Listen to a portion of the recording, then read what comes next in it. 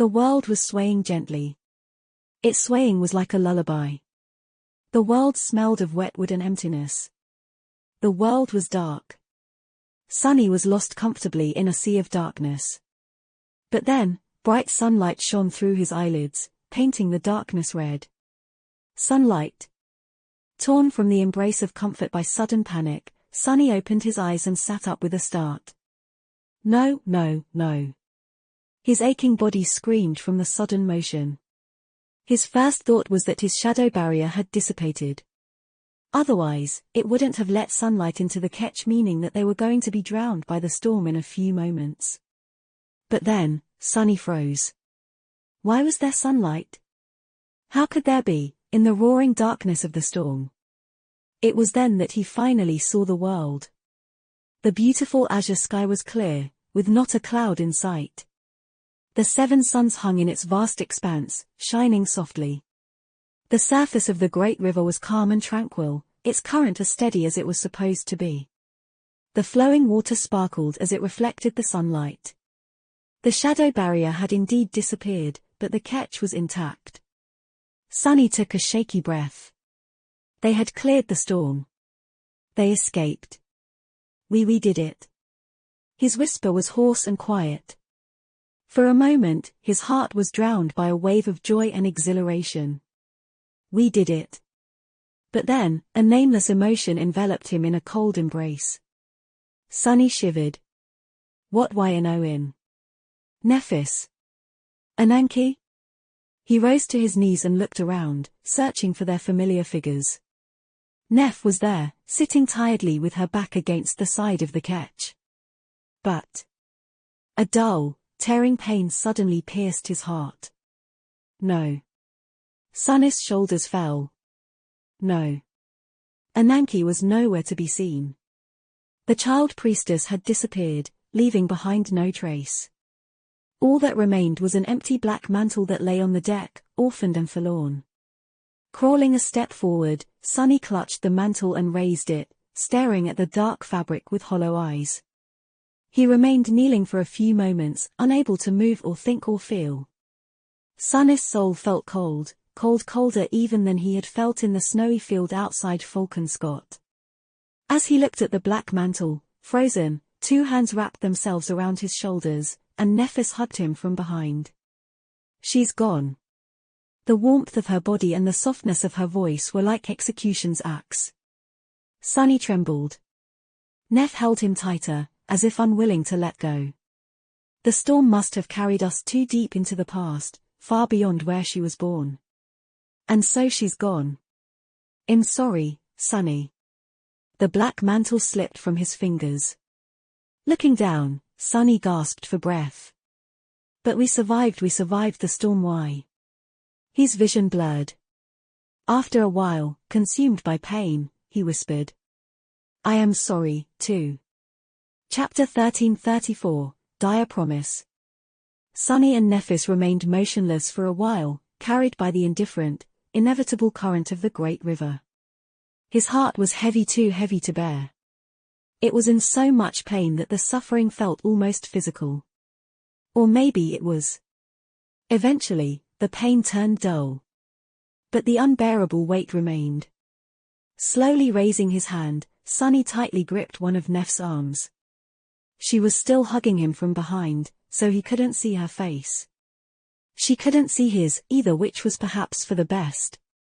When Sunny spoke, his even voice was low and full of torment. Neph. He raised his eyes to the distant blue sky. Why can't we protect anyone? There was no answer for a while. Eventually, Nephis let out a quiet sigh. Because that is not the world we were born into. She lingered for a moment, her body still pressed against his. Then, she added. You and I, and everyone we know, we were born to destroy things, not save them. Sunny lowered his head, thinking that maybe she was right. The world they lived in, both of the worlds, really needed killers more than it needed builders. That was the sign of the dire times they belonged to. But what was the point of slaying nightmare creatures and conquering the trials of the spell if there was nothing to return to except regret and ruin? A few moments later, he heard Neff's voice again. Holding him, she said in a hesitant tone. I don't know if it helps, but Ananke never intended to return to Weave. She knew that she wouldn't be coming back all along. Sunnis' eyes trembled. Shifting slightly, he turned his head and finally looked at Neff. What? She sighed. What kind of future would it have been, to return and spend the rest of her limitless life alone in the graveyard of everything she loved? She had only held out for that long because of a dream about the children of Weaver us needing her help. Once we were gone, her last reason to remain would have been gone, too. Nephis looked away. That was why the supplies we gathered in Weave were only meant for 2 people, not 3. And why she wanted to tell us about its past so much. Her voice grew forced and heavy. That was why she took us to the House of Parting, as well. Where the Riverborn come to leave on their last journey. To have a feast with their loved ones before saying farewell.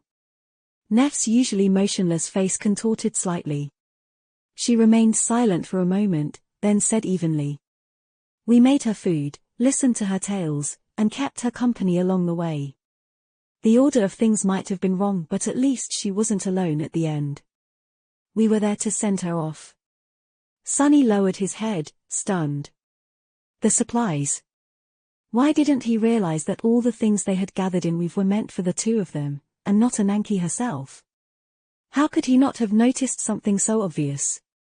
N.1n. Perhaps it was because, deep down, Sunny had always known the hideous truth. He had just closed his eyes to it, not wanting to bear its weight, and found solace in convincing himself that they would think of something later even though there was nothing they could do to change the bitter outcome. Ananke was gone. He stared at the wooden boards of the deck, trying uselessly to console himself. He told himself that the woman they knew was not the real Ananke. Of course, it didn't help. He told himself that everything had happened according to her wishes, that disappearing in the embrace of the children of Weaver was the best death a priestess of the nightmare spell could have hoped for. Of course, it didn't help, either.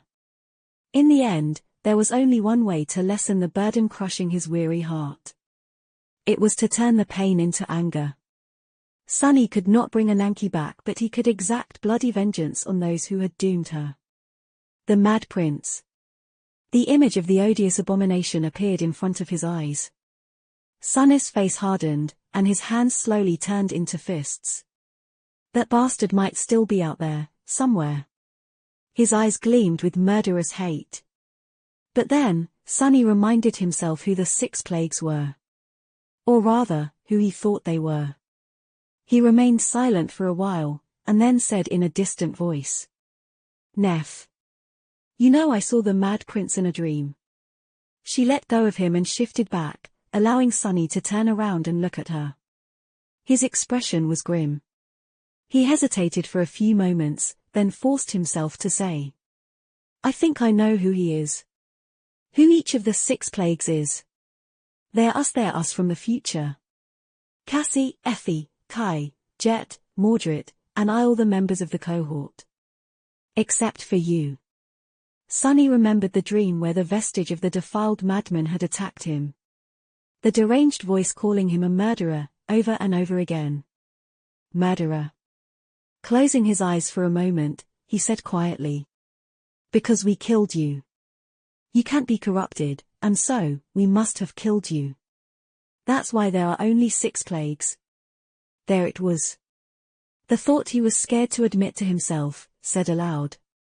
Sunny struggled to keep his emotions suppressed and looked at Nephis, not knowing what her reaction would be. Her face was motionless, and her beautiful grey eyes were calm like always. Sunny could usually read the true emotions hiding behind her expressionless mask, but he failed to decipher them this time. Was she confused? Unbelieving? Angry? Frightened? Nephis remained silent for a long time. Then, she looked him in the eyes and said calmly. That's great, then. Sunny blinked. That was not the reaction he had expected. Confused, he frowned and asked, making sure that he had heard right. Great? Nephis nodded, as if confirming something obvious. Of course. If the six plagues are really us from the future, then we know all about them. We know all their strengths, and all their weaknesses. We even know their flaws. She smiled slightly out of the corner of her mouth. I was worried about having to face them before, but if what you said is true, well, then it changes things. If you know the enemy and know yourself, you need not fear the result of 100 battles. If the enemy is yourself, though, everything becomes much simpler, doesn't it? Sunny stared at her, stunned. Indeed. Indeed, she was right. His eyes widened a little. If the Mad Prince was truly a future version of himself, a vile apparition from a future where Nephis was dead, then all it took to kill the bastard was to speak their true name aloud. If the devouring beast was truly a future version of Effie, then killing her would be as easy as isolating the fearsome plague and denying her access to sustenance. Before too long, the defiled abomination would weaken, and her body would consume itself. If Undying Slaughter was truly the future version of Jet, then they simply had to engage her in a battle for an extended period of time, not allowing the wretched thing to slay anyone and absorb their essence. Eventually, her soul would collapse by itself. If Torment was truly the future version of Cassie, then her strength lay in her prophetic powers and an incredibly high affinity to revelations and fate. She could not be too formidable physically, so Weaver's mask would render her defenseless. There were the other two, of course. Mordred's flaw was unknown, and Sunny doubted that he would share it freely. However, the Prince of Nothing would be able to deal with the Soul Stealer personally without revealing his secrets. Kai's flaw, meanwhile, was not something that could be exploited to bring him down in battle. Still, knowing how to kill 5 out of the 6 plagues was already a brilliant result. It was much better, by far, than facing 6 harrowing abominations blind. Sunny had been so shaken and revolted by the dreadful possibility of turning into the hateful Mad Prince that he failed to consider its hidden benefits. His eyes gleamed darkly. Looking up, Sunny stared at Nephis silently for a few long, poignant moments.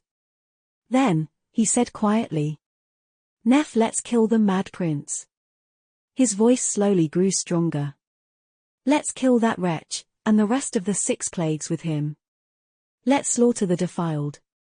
Let's burn Verge to the ground." He gritted his teeth and leaned forward, his eyes burning with dark murderous intent. "Let's conquer this horrid nightmare." Sunny's words hung in the air for a moment, and were then carried away by the wind. Nephis remained silent for a while. Then, she smiled, white flames igniting in her eyes. "It's a promise." End of Part 1. Currents of Time. Chapter 1335, After the Storm. The great river was like it had always been, vast, dreamlike, and ceaseless. Its current gently carried the ketch forward, as if the harrowing storm had never happened. The 7 suns slowly traveled across the azure sky, which was painted lilac in the east and vibrant crimson in the west. For a while, Nephis and Sunny remained idle. Their bodies were still reeling from the terrible battle against the raging elements, and so were their minds. The invasive violence of broken time had left them drained and fragile. Their hearts felt hollow, too. Sunny silently lay on the wooden deck, staring at the sky. His head was empty, full of nothing but the sensation of a dull ache that radiated from all across his battered body. It was good to hurt. Pain reminded him that he was alive. There was the smell of wet wood, the peaceful sound of waves splashing against the sides of the ketch, and the warm sunlight. Most noteworthy of all, there was time. He had never been aware of just how important the sense of time was before experiencing its absence. And why would he? People did not usually pay attention to immutable things, simply taking them for granted. But as it turned out, those things were not as absolute when higher beings were involved. Now that they had escaped the storm, the natural flow of time returned in all its glory. Its reliable presence felt reassuring. Time was at peace once again. Time flowed. Eventually, the dull ache permeating his body subsided. The pain in his heart grew duller, as well. New sensations took their place. Thirst, hunger, caution, determination. Sunny still felt numb, but his mind was slowly recovering. He lingered for a while longer, then sat up with a quiet sigh. The vista of the great river around them was exactly as before the storm, which posed a bit of a problem. Some time later, Sunny and Nephis were sitting at the bow of the ketch, looking soberly at several strange tools laying on the deck in front of them. One looked like a bronze astrolabe, another was akin to a sextant, and the third resembled a strange compass. All these had been gifted to them by Ananke, and were meant for navigating the great river. Of course, the first one was not really an astrolabe, since there were no stars in the tomb of Ariel. The second one could be considered a sextant, but the set of principles it was supposed to work on was entirely different from the waking world. The third one could indeed show direction, but it was between past, future, dawn, and dusk instead of north, south, east, and west. Sunny and Nephis had learned a fair deal about how to use these tools, but not about why they worked. The great river was not a sphere, like Earth was, and it didn't revolve around a star. Instead, 7 artificial suns revolved around the river. Nevertheless, there seemed to be some sort of curvature to it, which neither of them could explain. It was all a mystery. Before, Ananke had been their navigator, but now that she was gone, Sunny and Nephis had to chart the course themselves. Hence, the somber expressions. Nephis sighed. It doesn't make sense. According to this, we are much further downstream than we were supposed to be, weeks' worth of sailing away from the lower house. Sunny scratched the back of his head.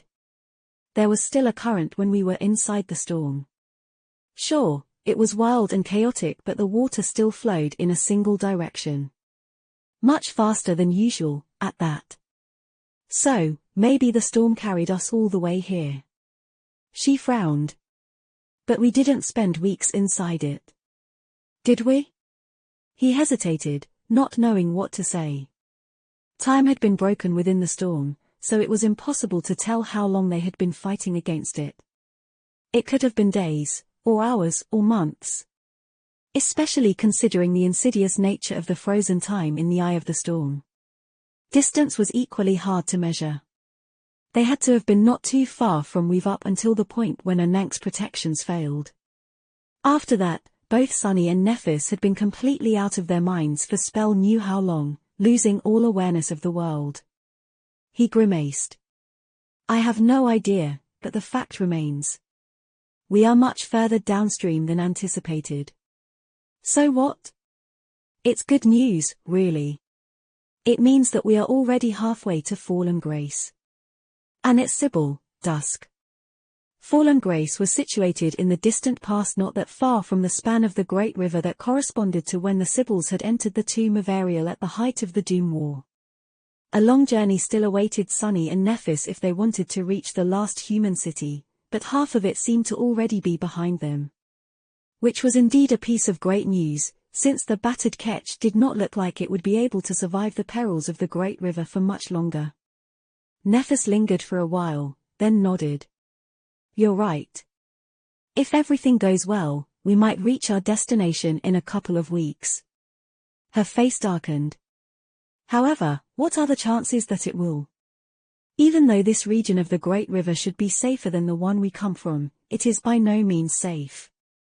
Enin. Without Ananke, they were not going to be able to mask the presence of the ketch from the dwellers of the depths as efficiently. There were battles ahead of them, without a doubt, and while the abominations were supposed to be less powerful downstream, the chances of stumbling onto the defiled increased. Sunny looked at the wooden deck beneath him with a complicated expression. The ketch had endured a lot in the storm. Too much, really. The fact that it was still in one piece spoke volumes about the craftsmanship of the person who had built it. But would it survive a clash with a frenzied nightmare creature? What about one after that, and one after that? His face turned grim. I don't think it will. Nephis seemed to be thinking the same. They were both worried. However, there was nothing they could do. Their only choice was to set sail, and pray to the dead gods. Full of somber apprehension, Sunny and Nephis got to work without delay. They raised the 2 masts back into position and fastened the sails to them. The steering oar was gone, so they fashioned a new one from the repair materials stored inside the covetous coffer, affixing it at the stern of the ketch with the help of one of Neff's memories, the Dark Shaper. Then, she spoke the names taught to her by Ananke and summoned the winds. The ketch flew downstream once again, cutting the clear waters with its bow. Only now, there were 2 people inside of it instead of 3. Sunna's heart ached. The great river glistened as the 7 suns shone brightly on its vast expanse. Time slowly passed, the interior of the boat full of tense silence. While Nephis struggled to sustain the forward momentum of the ketch, Sunny stood at the bow and peered into the water, hoping to sense a potential attack before it was too late. However, they had not seen any nightmare creatures that day. Instead they saw something that made both Sunny and Nephis freeze, paralyzed by shock. Looking at the dark silhouette that appeared in the distance, floating aimlessly on the waves, they felt an eerie sense of rejection. As if the world surrounding them was nothing but a dream. Eventually, Sunny flinched and asked, his voice full of disbelief. What the hell is it doing here? Chapter 1336, Stench of Fate. The small dot that had appeared in the distance slowly drew closer as the ketch approached it, guided by Neff's firm hand. At some point, however, she silently released the names, allowing the boat to drift forward on its own. Her gaze was directed forward, a rare rattled expression apparent on her face. Sunny was no different. Paralyzed by shock, both of them froze.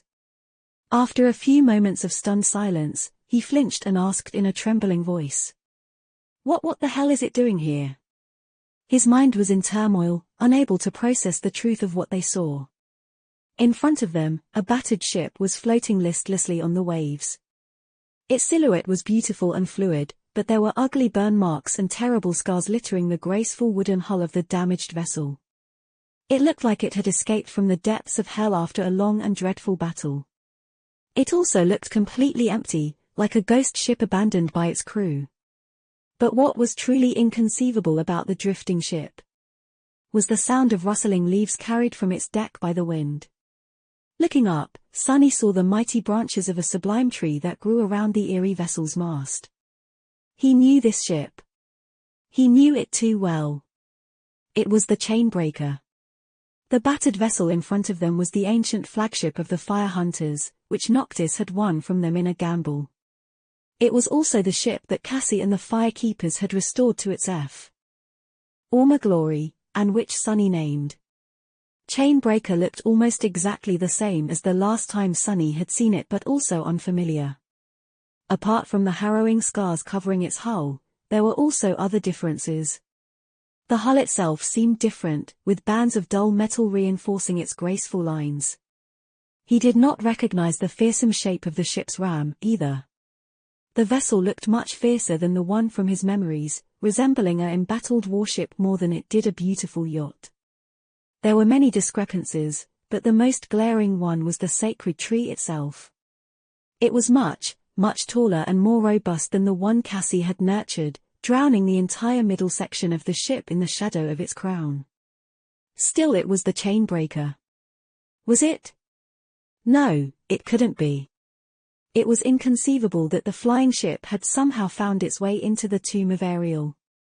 Sunny failed to understand how it could have appeared here. Seeing it felt simply too bizarre. Shaken, he tore his gaze away from the battered vessel and looked at Nephis. His mouth felt dry. How could it be here? She hesitated, just as rattled as he was. After a while, she shook her head. I don't know. Maybe it's a different ship. The people who built the Chainbreaker could have created more than one vessel. Maybe. Both of them knew that the probability of that being the case was extremely low. Noctis had owned the flying ship for the better part of 1,000 years, and modified it extensively over the centuries. He had been the one who planted a tree from the sacred grove of Heart God on the ship's deck and created the enchantments that connected the two into a single whole, as well. How could there be another ship like that? Nephis took a deep breath. Or maybe Noctis had visited the tomb of Ariel at some point in time. If he did, then his ship would have been carried into the nightmare by the spell, just like Daeron of the Twilight Sea was. Because the great river flows through time. She frowned. Does it look like how it had been when Noctis commanded it? It's different from how it is now. In the waking world, I mean. Her voice was full of doubt. Sunny frowned, then looked at the battered ship once more. After a while, he said with uncertainty. No, it doesn't look like either the past or the present version of Chainbreaker. It's different from both. N0 in. After a short pause, he added. Of course, I was with Noctis only at the very end of the 1,000 years he had spent in the Kingdom of Hope. The ship we traveled on might have looked different before. That guy, he surely rebuilt and modified it many times. The version we saw was only the last out of many. Was that the reason, then? The copy of the Chainbreaker was here because Noctis had visited the tomb of Ariel once upon a time, leaving an imprint for the spell to conjure back to life. If so, then where was the flamboyant sorcerer himself? Why was his ship drifting in the current of time, damaged and abandoned? That theory was the only one that made any kind of sense, but it was still tenuous at best. Sunny and Nephis looked at each other, both feeling a somber sense of unease. Eventually, he sighed. There's actually a different, more pressing question. She nodded slowly. What are the odds that in the endless vastness of the Great River, we would blindly arrive at the exact spot where this ship is located? The corner of Sunny's mouth twitched. Looking away, he remained silent for a while. His thoughts were grim. This situation smells, and it's a familiar smell. The stench of fate. He looked at the battered ship darkly. It can't be a coincidence. Just like Ananke finding us was not a coincidence. The person who had sent her a message through dreams must have intended for us to find the Chainbreaker. Sunny hesitated for a bit, and then added. In fact, I am willing to bet that this is where the dream told her to point us. Both of them remained silent for a while, disturbed. Was it Dusk, the Sibyl of fallen grace? Who else could have predicted the future so precisely? Someone who can see the strings of fate far better than I can, that's for sure. Nephis threw one more glance at the battered ship, unnerved, then shook her head. I guess we'll find out soon. For now we were both worried about the catch-in during the journey to fallen grace, weren't we? Now, there's a nearly indestructible ship in front of us. One that was built to endure a sea of divine flames, no less. It looks damaged, but since it hasn't sunk yet, the damage must not be too crippling. Sunny stared at her silently for a moment. You want to climb aboard? Are you sure? She met his gaze and shrugged. Why not? He remained silent for a bit. Then, Sunny chuckled wryly and looked away. Damnation.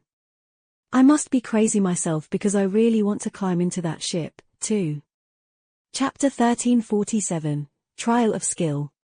The hypnotizing tapestry of the spellweave stretched in the darkness in front of him.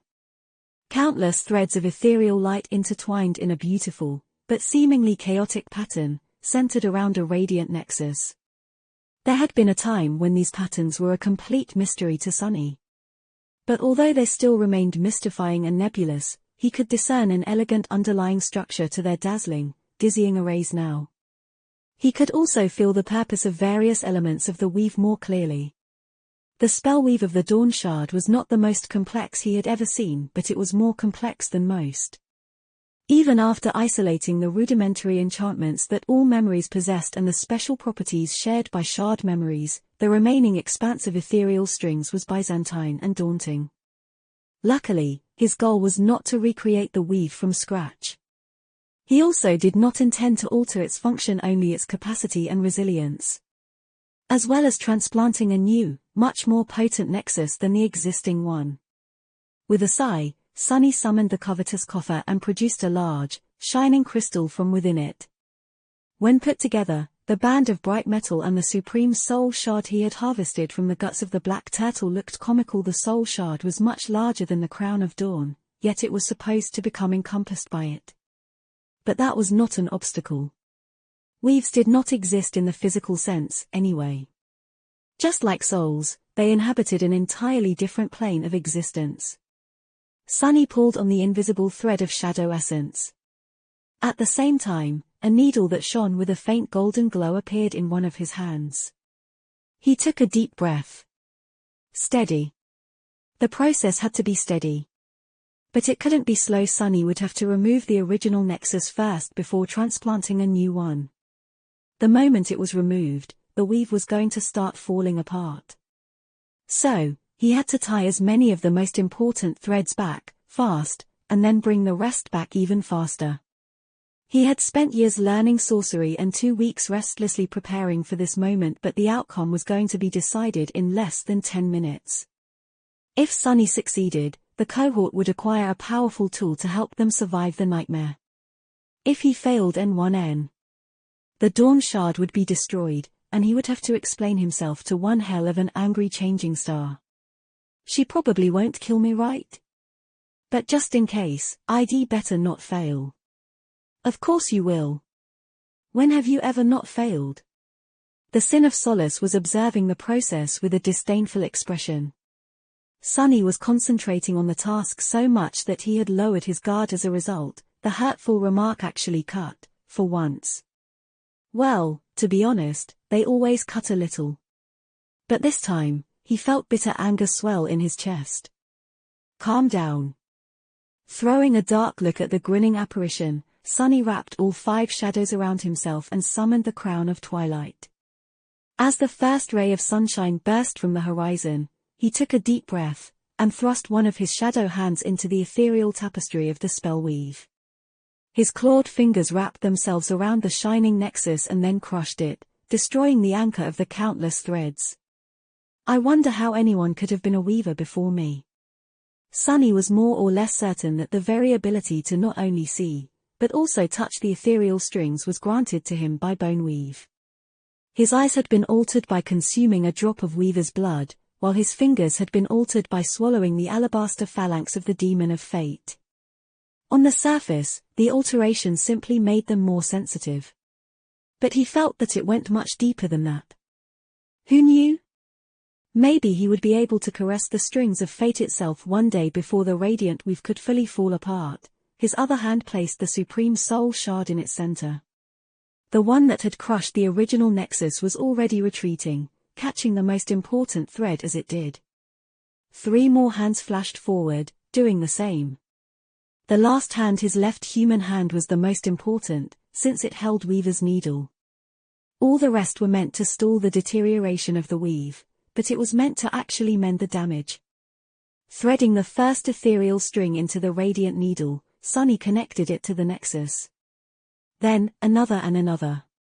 Faster. 5 of his hands danced, manipulating the dying weave into following their will.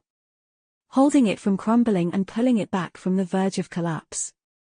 At the precise moment when the new nexus became connected to enough strings to hold it in place, the 6th joined them. What madness made me think that having only 5 fingers is enough? Damnation, I should have learned to have more. Time seemed to have slowed down. Sunny felt the same rush of adrenaline he did during furious battles. His perception subtly changed, turning the world stark and clear. Golden sparks glimmered in the depths of his dark eyes. For a few moments, everything was in a fragile balance. One wrong move, one slightest mistake, and the weave would have reached the point of no return. But Sunny did not make any mistakes.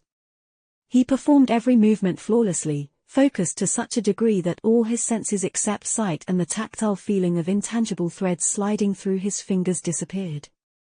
Finally, after something that felt both like a second and an eternity, that moment of fragility passed.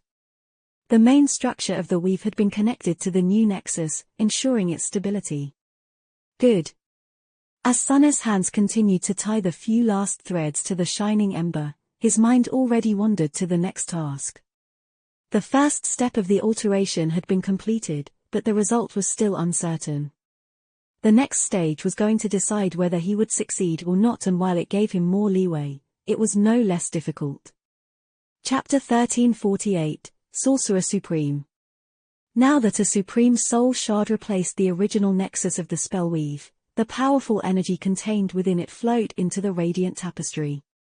The ethereal threads shone much brighter, reinforced by their own enchantment. Most of them held, but some of the more delicate patterns started to glow too intensely, as if a moment away from catching on fire and dissipating into blinding light. He had to reinforce these sections of the weave, and do it in a way that did not contradict the intricate patterns. Threading a string of shadow essence into Weaver's needle, he held himself back from hurrying too much, and started to weave new patterns, these ones black and lightless on top and through the radiant ones. The needle worked in the most pressing areas of the weave, while his other hands tackled less critical points.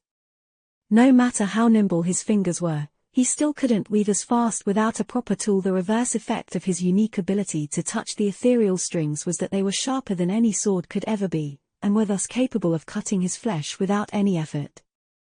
Losing a finger was as easy as applying the slightly wrong amount of pressure or missing the mark by a hair's breadth. That said, while his own fingers were indispensable, those of the shadow hands could be easily sacrificed. They weren't just as responsive as the real ones, but the fact that one or two could be lost with no consequence made up for the fact.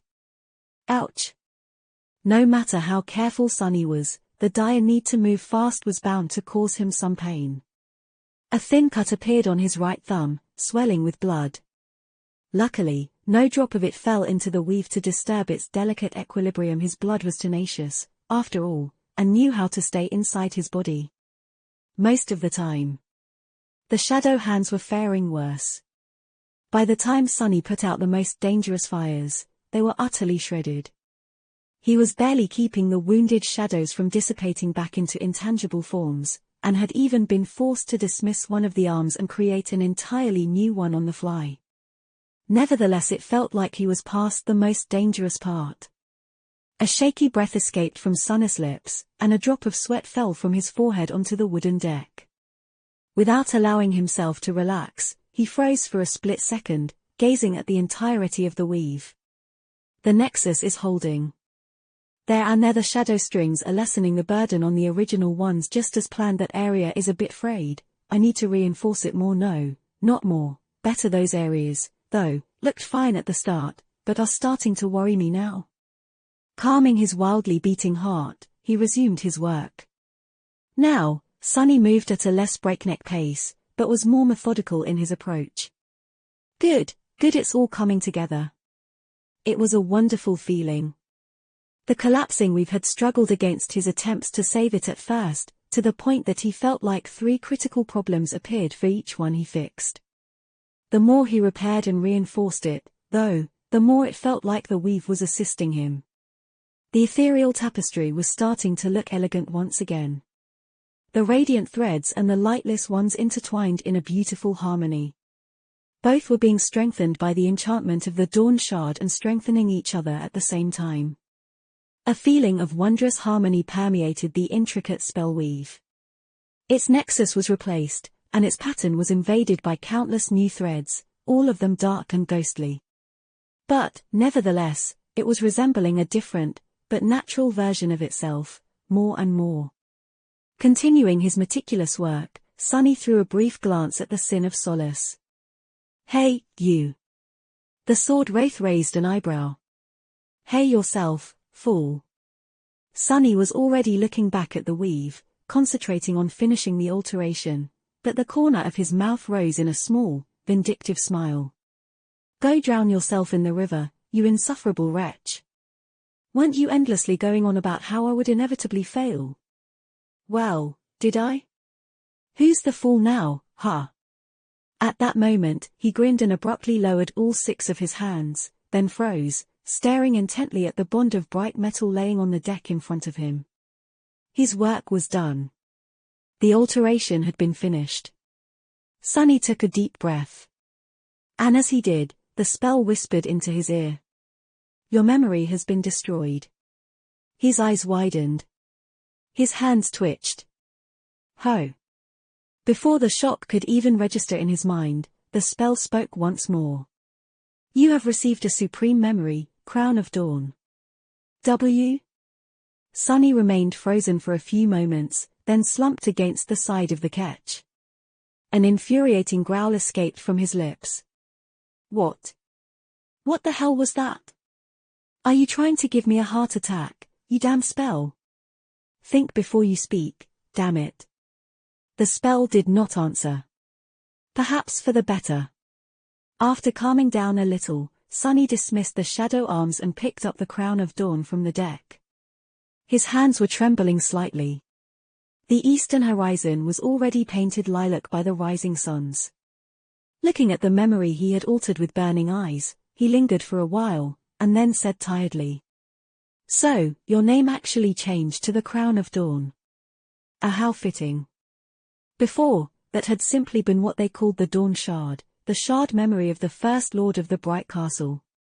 But it seemed that the spell decided that the alteration he had performed was significant enough to warrant a new name for the newly elevated memory. Was he mistaken, or had the single gemstone adorning the austere band of metal become brighter? Enjoying the view of the bright gem, Sunny inhaled deeply and summoned the runes. The runes read: Memory Crown of Dawn. Memory Rank Supreme. Chapter 1349, Crowning Achievement. Sunny remained motionless for a while, looking at the string of shimmering runes. A sense of profound relief and exhilaration washed over him. He suddenly felt refreshed and invigorated, as if his fatigue had receded a little, his mind clearing. No, not suddenly. Touching the smooth silk of the Shroud of Dusk, Sunny belatedly realized that it was already being augmented by the passive enchantment of the empowered Crown of Dawn. It's working. He closed his eyes for a moment, then took a look at the rest of the runes describing the band of bright metal. They were the same as before, only the rank of the memory had changed. Sunny had expected that. In fact, anything else would have been a cause for concern. The goal of the alteration was to strengthen the existing enchantment, after all, not change it. The Crown of Dawn would still be able to enhance all memories in a large area around it, with no limit to their number. It was just that the augmentation it provided had become much more potent. Most miraculous of all, that enchantment somehow remained a passive one. His eyes gleamed darkly. I think. Armed with that power, the cohort would be able to challenge enemies far beyond their own level of prowess. Which meant that they would have a much higher chance of conquering the nightmare and returning to the waking world alive. Just like they had conquered the forgotten shore and returned from its unforgiving expanse alive. He smiled, then dismissed the Crown of Dawn and rose. Heading to the stern of the ship, Sunny tried to contain his emotions. His face remained neutral, with only a faint smile playing on his lips. Soon, he saw Nephis. She threw a glance at him with the same calm expression she usually wore, then asked evenly. What was the shouting about? Sunny stumbled. Right, I did curse the spell out, didn't I? In hindsight, that was probably not wise. He wouldn't put it past the damn thing to know how to hold a grudge. The descriptions it made of him were already vaguely snide, so Sunny shuddered at the thought of what the next one was going to say. Whatever. That will happen later. Right now, though. Walking over to Nephis, he shrugged. Oh, it's nothing really. I just got a bit emotional and let the spell have it. Why, have you never yelled at the spell? She stared at him dubiously. Can't say that I have. Sunny coughed. Well, anyway. Give me your hand. Without waiting for permission, he grabbed it, lingered for a moment, and sent the Crown of Dawn from his soul into hers. Nephis turned her head slightly and stared into the distance, or rather, it seemed like she did. In truth, she must have been reading the runes. Oh. Its name has changed. Then, she suddenly froze. Sunny studied her face with rapt attention, registering every minute change.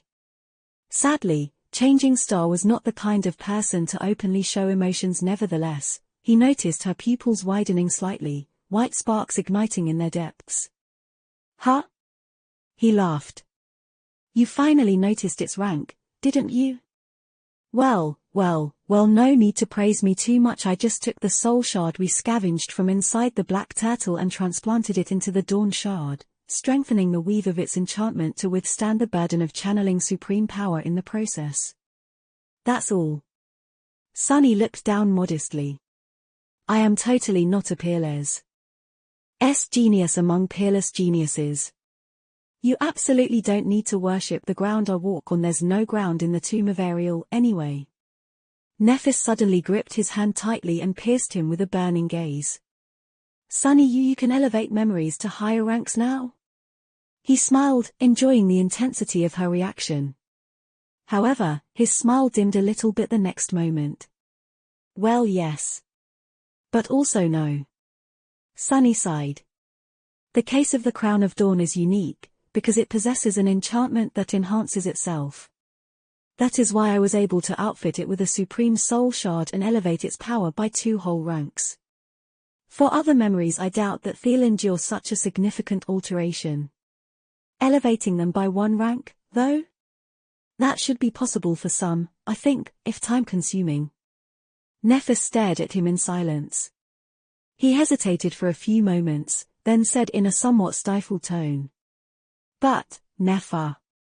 She raised an eyebrow slightly. Yes. Sunny coughed. Can you let go of my hand? You're sort of crushing it. Nephis looked down, blinked a couple of times, then hurriedly released her grip. Oh. Sunny shook his hand in the air. It didn't really hurt, but he had suddenly become painfully aware of how close they were standing. His face felt hot. Letting out an awkward chuckle, he shook his head and pointed to her head. Now, summon that thing. I came here right away, so I don't even know how powerful exactly it had become. Nephis nodded, and a whirlwind of radiant sparks appeared around her. Soon, a band of bright metal manifested itself from thin air, its single gem glistening in the light of the rising suns. Let's do this.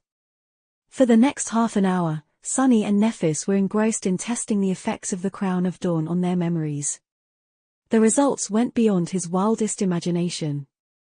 Sunny had thought that his makeshift alteration would cause a loss of potential, resulting in a memory that was a supreme one in name, but not in power. And there was some loss, inevitably, but so little that it could almost be disregarded. Before, the Dawn Shard had been capable of elevating the power of awakened memories to resemble that of ascended ones. It had also been capable of providing a significant boost to ascended memories, and a slight one to transcendent ones. The meaning of power in this context was an elusive one. The augmentation did not only empower the enchantments of the enhanced memories, but also the quality of the memories themselves. Swords would become sharper, armor would become more durable. There was also something else at play: the intangible, mystical quality that made magical materials different from the mundane ones was enhanced, as well, which was why the dreamers of the Dark City had been able to harm and slay enemies of higher ranks with their awakened weapons. The Crown of Dawn functioned in a similar fashion to its predecessor. However, its augmentation was much more powerful. An average awakened weapon was elevated to the level of a peak ascended one, while the most powerful awakened weapons could almost reach the realm of transcendence.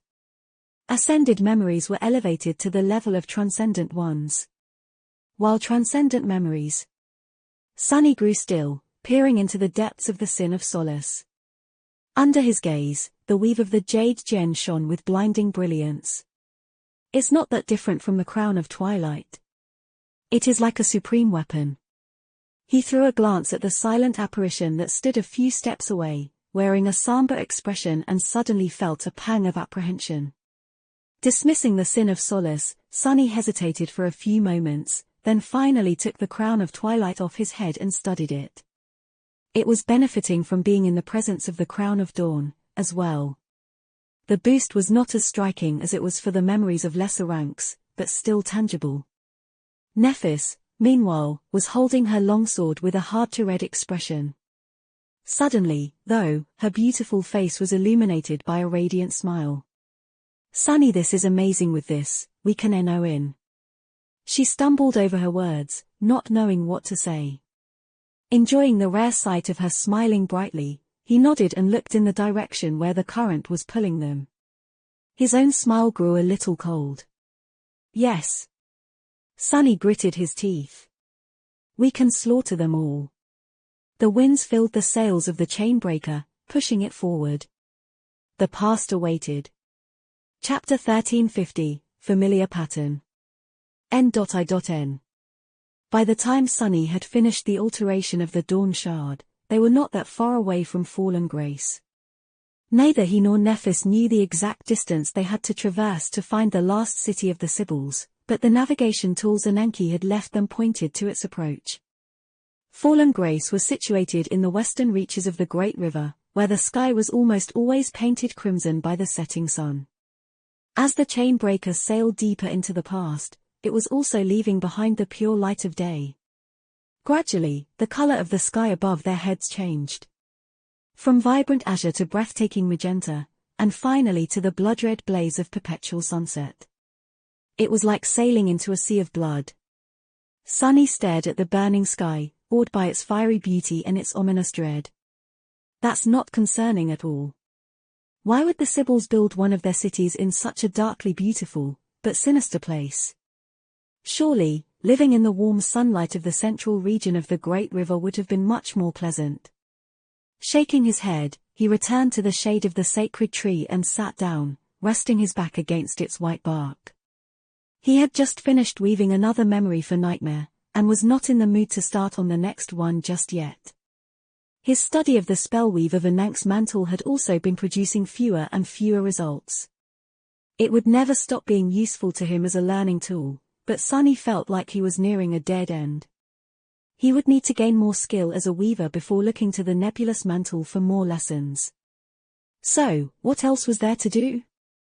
Feeling restless, he summoned the Estuary key out of habit. Staring into the weave of the mysterious memory had become like a ritual by now. Even though Sunny could not understand anything about it, the process itself was calming. However, he had not taken a glance at the key since before attempting the alteration of the Crown of Dawn. Who knew? Maybe passing such an important milestone on his path to becoming a proper sorcerer would change something. Are you playing with our favorite toy again? Why don't you toss it overboard and be done with it? The sword wraith stared at him disdainfully from the shadows of the tree.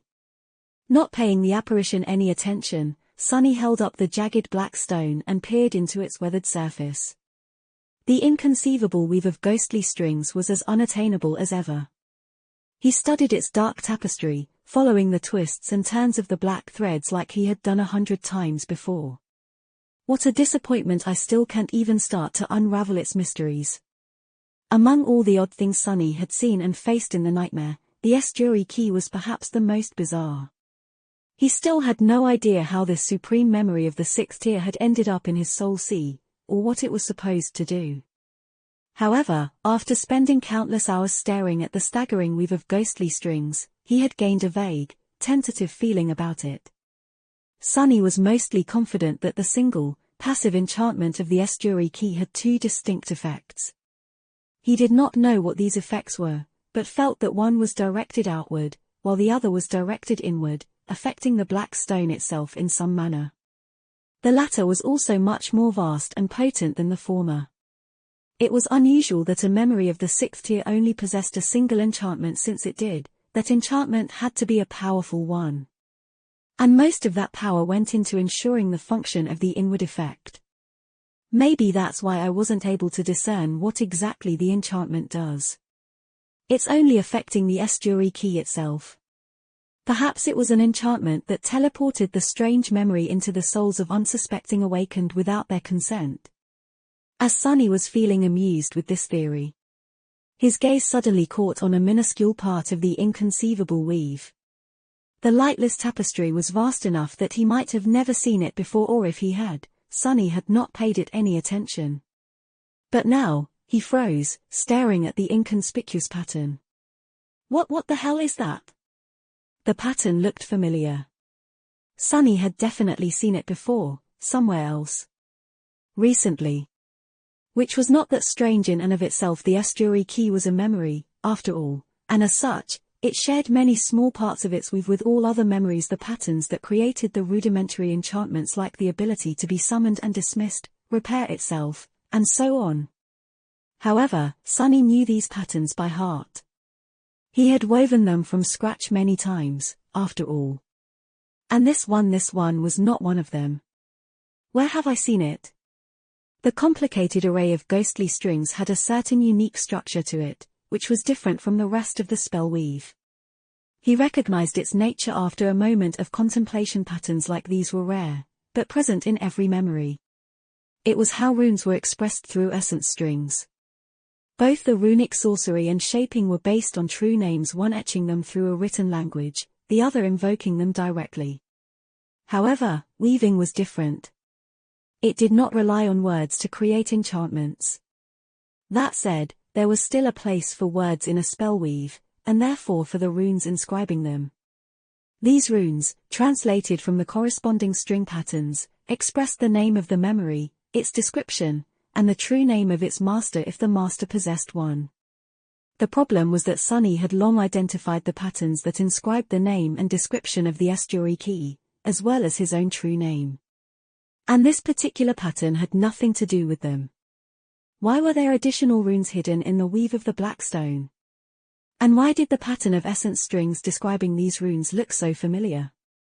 Sunny leaned forward with a frown and concentrated, trying to decipher the meaning of the pattern. It was not at all difficult. In fact, it was even easier than usual, as if he had read this exact pattern of essence strings many times before. His pupils narrowed. Sin of. Sunny suddenly straightened, a cold shiver running down his spine. Standing in the shadows, the apparition yawned and covered his mouth with a hand. What's the matter? Solace. The sin of Solace. Written in ghostly strings, the name of his cursed sword and the sword wraithborn from its curse was meticulously woven into the enchantment of the estuary key. Chapter 1351, Beware of future versions of yourself bearing gifts. The sin of Solace. These words were clearly a part of the ghostly spell weave of the estuary key. Sunny stared at them intently, feeling a strange mix of confusion, curiosity and dread. What the hell was the meaning of this?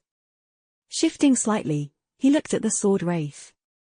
The apparition stood in the shadows, wearing a bored and resentful expression. Sunny had grown so accustomed to the company of the sin of Solace, first in the form of a disembodied voice, then of a vague figure, and finally of a perfect reflection of himself, that he rarely paid it much attention these days.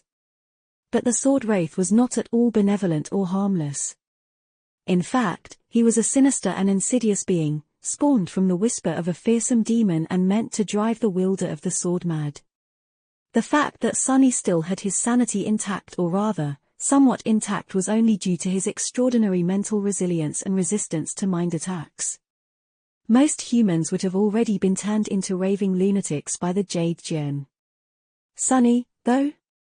Apart from looking like a madman from time to time due to an outwardly strange habit of talking to himself, he only found the presence of the sin of Solace frustrating, nothing more. Is there more to this damned curse? He knew that the apparition would never give an honest answer, but nevertheless asked. There's no reason your name would be etched into the weave of the estuary key, is there? The sword wraith gave him a disdainful look. I don't know.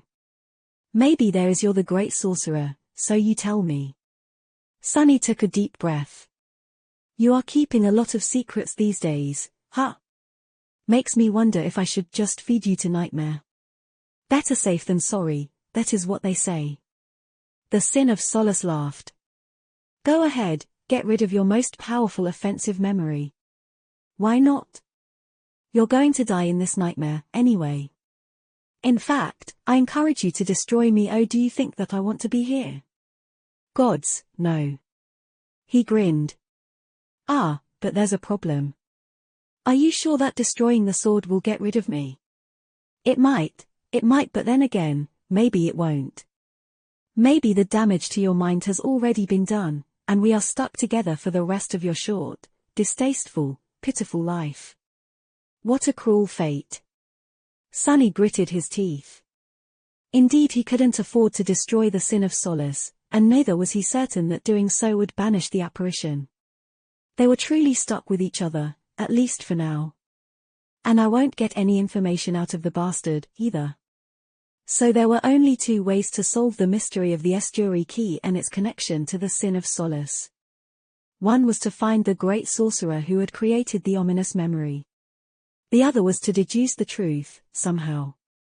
Sunny looked away with a somber expression. Now that I know that the Sin of Solace has something to do with the Esturi key. He suddenly felt cold. After entering the nightmare and discovering that he had somehow come into possession of a supreme memory, Sunny made several theories about how it could have ended up in his soul sea. One of them was that the soul serpent had slain a great nightmare creature out there in the real world. The other was that it was Sunny himself who had created the Esturi key far in the future, but somehow received it in the present due to the strange nature of the great river. And now that he had learned certain facts and knew that the name of the Sin of Solace was etched into the weave of the unexplainable memory, a chilling suspicion was getting harder and harder to deny. Looking down, Sunny slowly clenched his fists. It was him, the Mad Prince. He must be the one who created the Esturi key. Simply thinking these words made him shudder. But it was just too compelling of a theory to discard.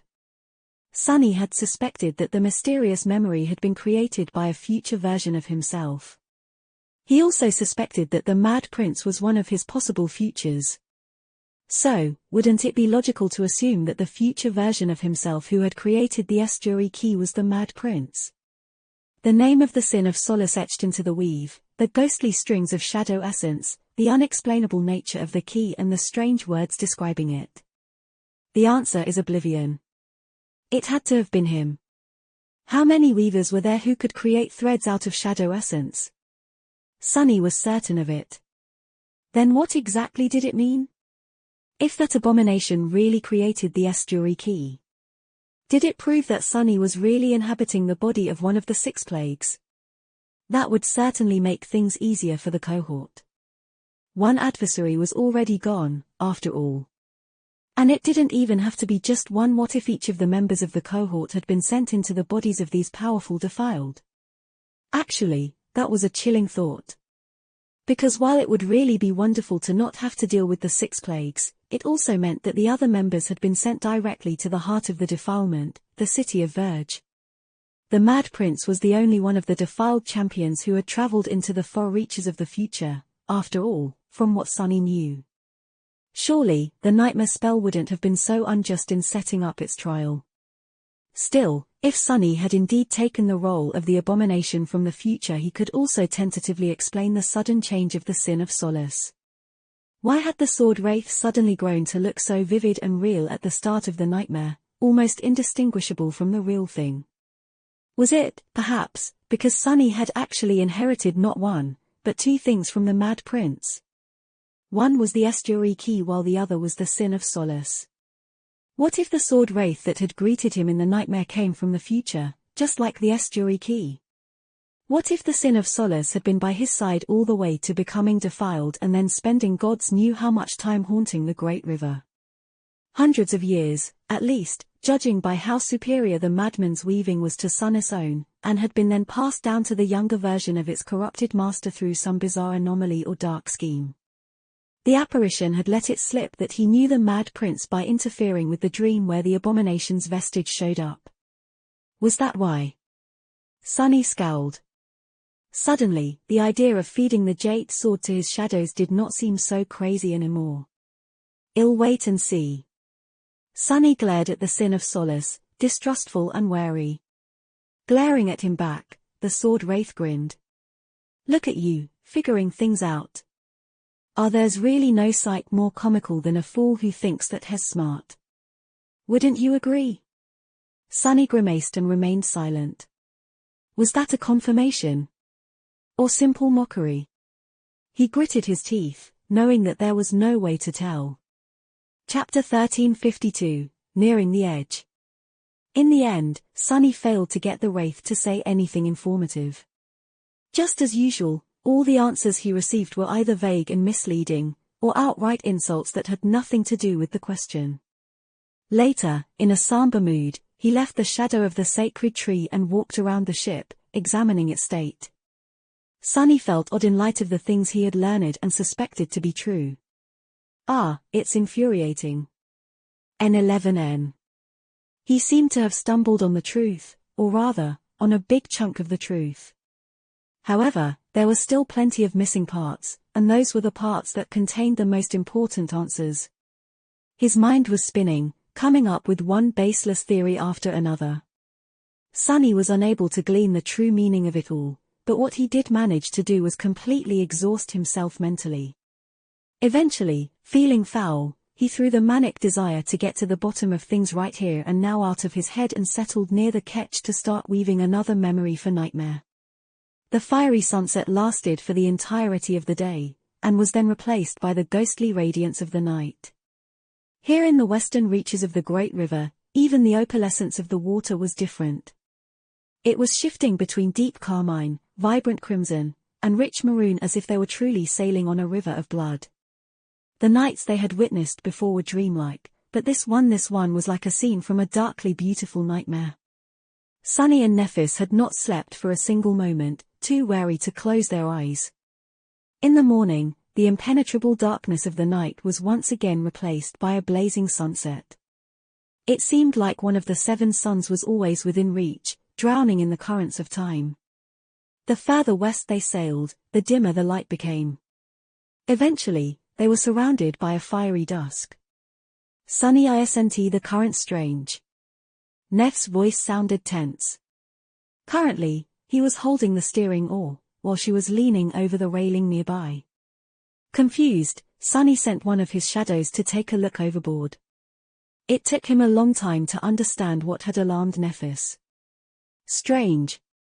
The current of the great river was changing. Ever since they entered the tomb of Ariel, it had always flowed in the same direction. But now, it seemed as if the currents were twisting, not only carrying the chain breaker forward, but also slightly pulling it to the side. In the direction of the setting sun. He gripped the oar tighter. We must be nearing the edge. The great river was vast and flowed endlessly, but it was not limitless. That was one of the first things they had asked Ananke, hoping that there was a shore somewhere in this inhospitable world. But there was no shore. Instead, the great river was limited from west and east from dusk and dawn, as the river people called these directions but a bottomless dark abyss.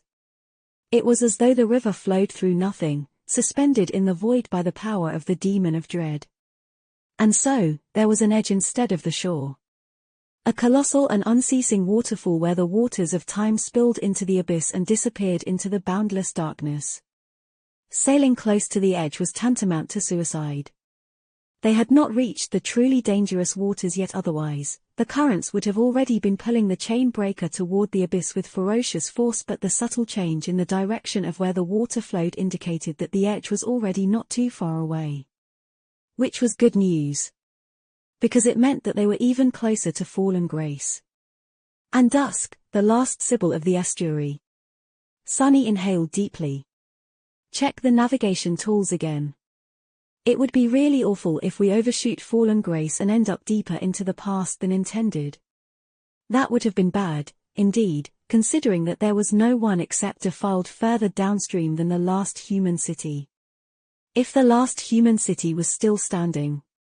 Sunny frowned, remembering the time storm. They did not really know how long they had spent fighting against its rage, and especially how long they had spent in the eerily tranquil eye of the roving cataclysm, trying their hardest not to look at the water. Who knew? Fallen grace might have been consumed by the defilement, already. Even if it wasn't, there was no telling whether dusk was friend or foe, let alone whether she was the one who had sent Ananke the message to find them through the dreams. They had to be ready for battle. While Nephis was trying to determine their location with the help of the navigation tools, Sunny silently gave his shadows a series of commands.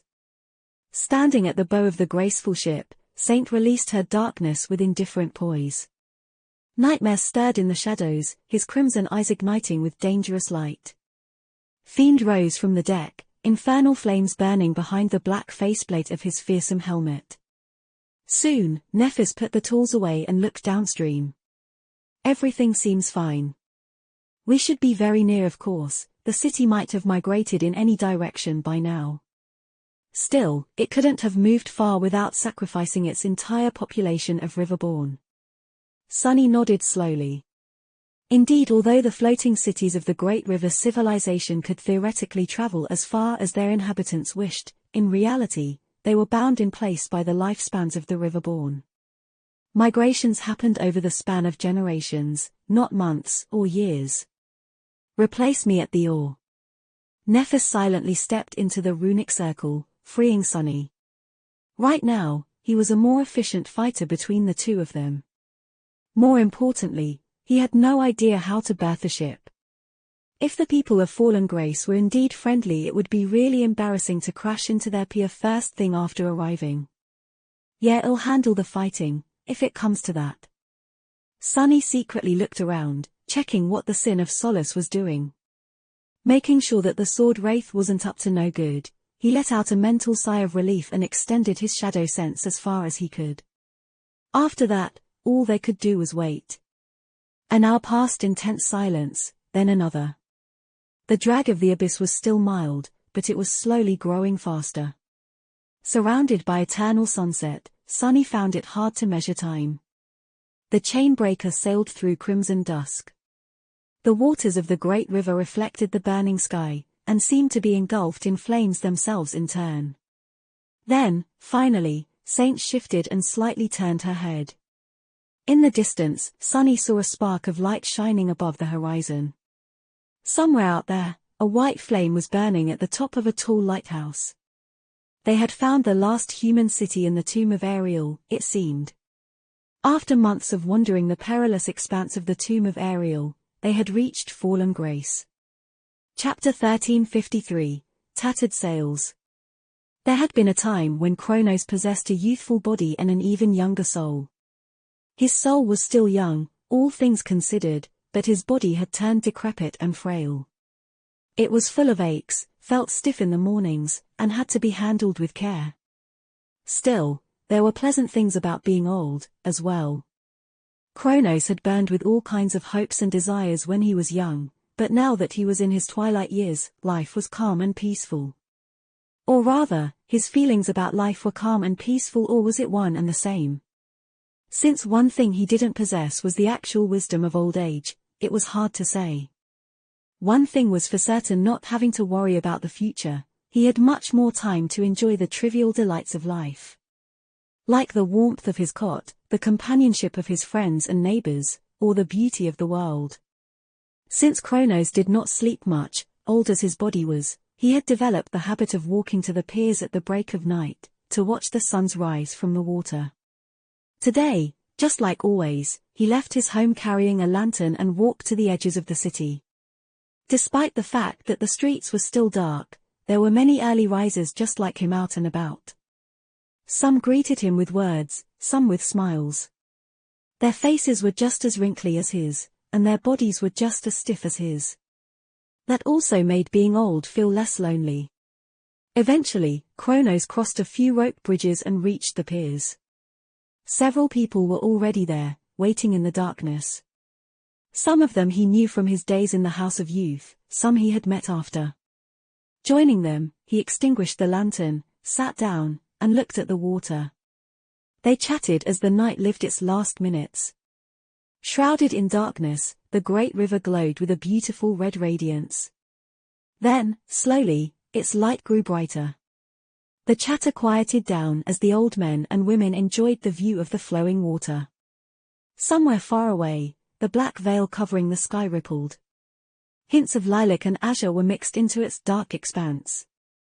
The river seemed to ignite, fiery colors spreading across its surface. Then, finally, the suns rose from the depths, painting the world in a million shades of scarlet. Reflected in the water, their light was like a spreading flame. Kronos sighed lightly. It's a new day. A cool breeze caressed their faces, and the world was at peace, or maybe it just seemed to be at peace. Of course, it was actually at war, but they did not have to worry about that today. Otherwise, the lady would have already warned the warriors of the city to prepare for battle. The group of old folks remained on the pier for a while, not in a hurry to leave. There was gossip to share and idle conversations to be had. As the youngest of the bunch, Kronos had not grown tired of hearing the same old stories over and over again yet, so he received a lot of attention. He listened and laughed, feeling a comfortable bliss. But then, a note of confusion entered that bliss. Still engrossed in a story told by an old woman who had left the House of Youth a few years before the rest of them fled, he glanced at the river and froze, stunned. There was a black spot on the horizon.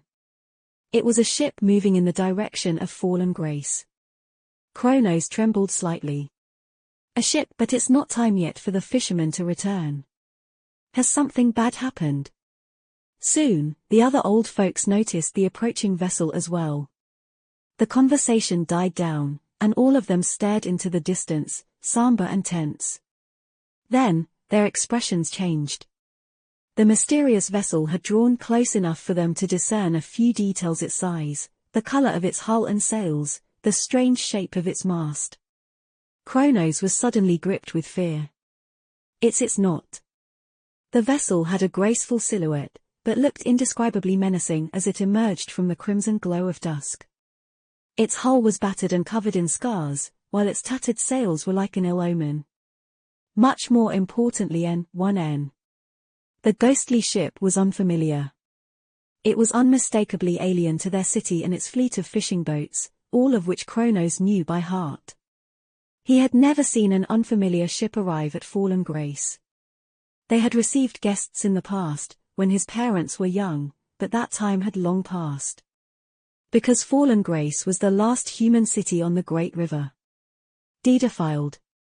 Someone's yell broke the silence, sending the old folks reeling. The Defiled did not have a habit of traversing the Great River on ships, but they were also sinister and unpredictable. The ominous ship might very well belong to the abominable monsters. But if it did, why had the lady not warned them of an approaching attack? Why was the light burning at the top of her palace still white? Icy dread grasped Kronos. Has the lady succumbed? No, impossible. His irreverent thoughts were interrupted by a loud scream. The observers staggered back, horrified by a dark shadow that moved below the water. Shocked, Kronos watched as the head of a colossal serpent rose from the waves near the approaching vessel. The beast's scales were onyx black, glistening with dark sanguine glow as they reflected the crimson light of dusk. Corrupted. People of Fallen Grace had all heard legends of the Serpent King as young kids, so seeing a similar abomination rise from the depths was like watching their childhood fears come alive. At that moment, the serpent's lightless eyes turned to the pier. Kronos felt his soul tremble, as if the creature was peering directly at him. And then, something unexplainable happened. The colossal body of the monstrous Leviathan suddenly rippled, becoming vague and indistinct. Then, it dissipated into a tide of darkness. Instead, a slender human figure appeared on the bow of the approaching ship. The dark figure was contoured against the burning sky, its mantle moving slightly in the wind. It seemed to belong to a young man with porcelain skin and raven black hair, his eyes as dark as night. The same lightless gaze swept across the pier, and then the sails of the ominous ship lowered themselves, as if by magic. Kronos took a shaky breath, staring at the ghostly vessel. A strange thought appeared in his mind. Is this the end? Or a new beginning? Chapter 1354, By Grace of Dusk. With its tattered sails lowered, the ominous vessel slowed down, eventually coming to a semblance of a halt. It drifted on the waves a few hundred meters away from the pier, carried by nothing except the current. Kronos had managed to regain some composure by then. He briefly thought about running away, but decided against it. His body was too old to run with any kind of significant speed, anyway. The watchers guarding the city must have noticed the ghostly ship and the terrifying onyx serpent, too. If the lady had truly not known about their arrival, warriors would already be on their way. For a few moments, everyone remained motionless, the old men and women gathered on the pier, and the dark figure standing on the bow of the graceful vessel, as well. The current was slowly pulling the ship closer. It was only a matter of minutes before it reached the pier. This is strangely exciting. Kronos should have been terrified, but he found himself awed and curious instead. All of them here in Fallen Grace lived with the knowledge that their lives would soon come to an end. Death was like an old friend, not an odious enemy. The arrival of a mysterious ship, however, was a novelty. How often did he get to experience something entirely unexpected? He had never seen anything like it, and would most likely never get a chance to witness something as wondrous again. So, he waited for the moment when the hull of the ship touched the pier with bated breath. Eventually, the graceful vessel drew close enough for them to see every terrible scar and every burn mark covering its battered hull. It seemed like the battered ship had escaped the depths of hell and survived all kinds of untold disasters. What terrible battles had it endured? What harrowing creatures had clawed its hull, unable to break through? What kind of beings dwelled within it, who had been able to survive all these ordeals? Were they, perhaps, more harrowing than the creatures that had left their marks on the ancient hull? Kronos and his fellows saw the deck of the ship, as well, stunned by the sight of a beautiful tree growing around the ship's main mast. That tree was vibrant and full of life, not at all like the grim vessel below it. It was much taller and robust than any tree growing in Fallen Grace. What is this craftsmanship? Kronos had never seen a vessel of such design, nor had he known of any shipbuilder who could have created it. The lines of the ghostly ship were elegant, but unfamiliar. The small details of its construction were unlike anything that the river people would have built. They were also entirely different from how the Twilight people had built things, back before they were wiped out by the Defiled. The ghostly ship looked ancient and mysterious, like all things passed down from the outsiders. Suddenly, Kronos felt joyous excitement. Are these people? The ship smoothly approached the pier and halted just beside it, its bow softly touching the mooring berth. As the humans of Fallen Grace watched in stunned silence, 4 figures jumped from its deck onto the weathered wood. There were 2 humans in front if they were really humans, and not deities. Kronos suddenly found it hard to breathe. The first one was the slender young man wearing a dark mantle, his porcelain face drowning in the shadows. His lightless eyes were like 2 pools of unfathomable darkness, cold and piercing. There was a crown of black metal resting on his head, shaped to resemble a twisting serpent. The other was a tall young woman with silver hair and calm grey eyes, wearing a white tunic. Her face was like that of a statue, beautiful and distant. She wore a crown, too, this one bright and adorned with a single radiant gem. When she appeared, it was as though the light of the 7 suns had grown a little brighter. Kronos felt something move in his heart, and for a moment, his soul was grasped by a deep and unexplainable longing. The 2 were like night and day, mysterious and beautiful. The other 2 were like monsters. One was a towering knight that seemed to have been carved from onyx, her graceful armor both intricate and fearsome. The other was like an ogre forged from black steel, with hungry flames burning in the depths of his ferocious eyes. There was something hiding in the shadows, too. A dreadful presence that felt both elusive and terrifying. Everyone stared at the strangers, feeling dread, awe, and wonder. After a few moments of silence, the young man wearing the serpent crown took a step forward and spoke in a familiar language, his voice resounding across the pier. We have come from the far reaches of the future in search of Fallen Grace, the last bastion of the river people. We mean no harm unless you do us harm. I am. At that moment, Kronos became sure of his suspicion. They must be. With his heart beating wildly, he stepped forward and asked in a trembling voice. My lord, are you the children of Weaver? The young man glanced at him, making Kronos shiver under that piercing gaze of his. A hint of surprise appeared in the lightless eyes, but then disappeared, replaced by something that resembled satisfaction. Indeed. We are Changing Star and Sunless, children of Weaver. His words were like an explosion for the old men and women gathered on the pier. Their fear disappeared, and instead, bright smiles illuminated their wrinkly faces. Of course. It's them. Just like the lady foretold. Praise the lady. Kronos couldn't keep the smile from appearing on his face, either. I must have gone senile. Why haven't I realized sooner? He hesitated for a moment, then bowed deeply and spoke, trying to make his voice sound solemn instead of amazed and excited. "It is our honor to meet you. We welcome you to Fallen Grace, esteemed guests." Then, he straightened and added reverently, "Lady Dusk has been awaiting you for a long, long time." Chapter 1355, Fallen Grace. No, I'm definitely not imagining it. These people are weird. The citizens of Fallen Grace were indeed looking at Sunny funny. The frail old man in front of him was smiling with an odd mix of joy and terror, just like the rest of the elderly folks that had met them on the pier. They were simultaneously far too excited and far too scared, like a bunch of teenagers who met an idol for the first time. He could vaguely understand why they would be delighted. It seemed that Dusk had already been waiting for Sunny and Nephis, after all. Which was potentially a piece of good news. But where had the awe and terror come from?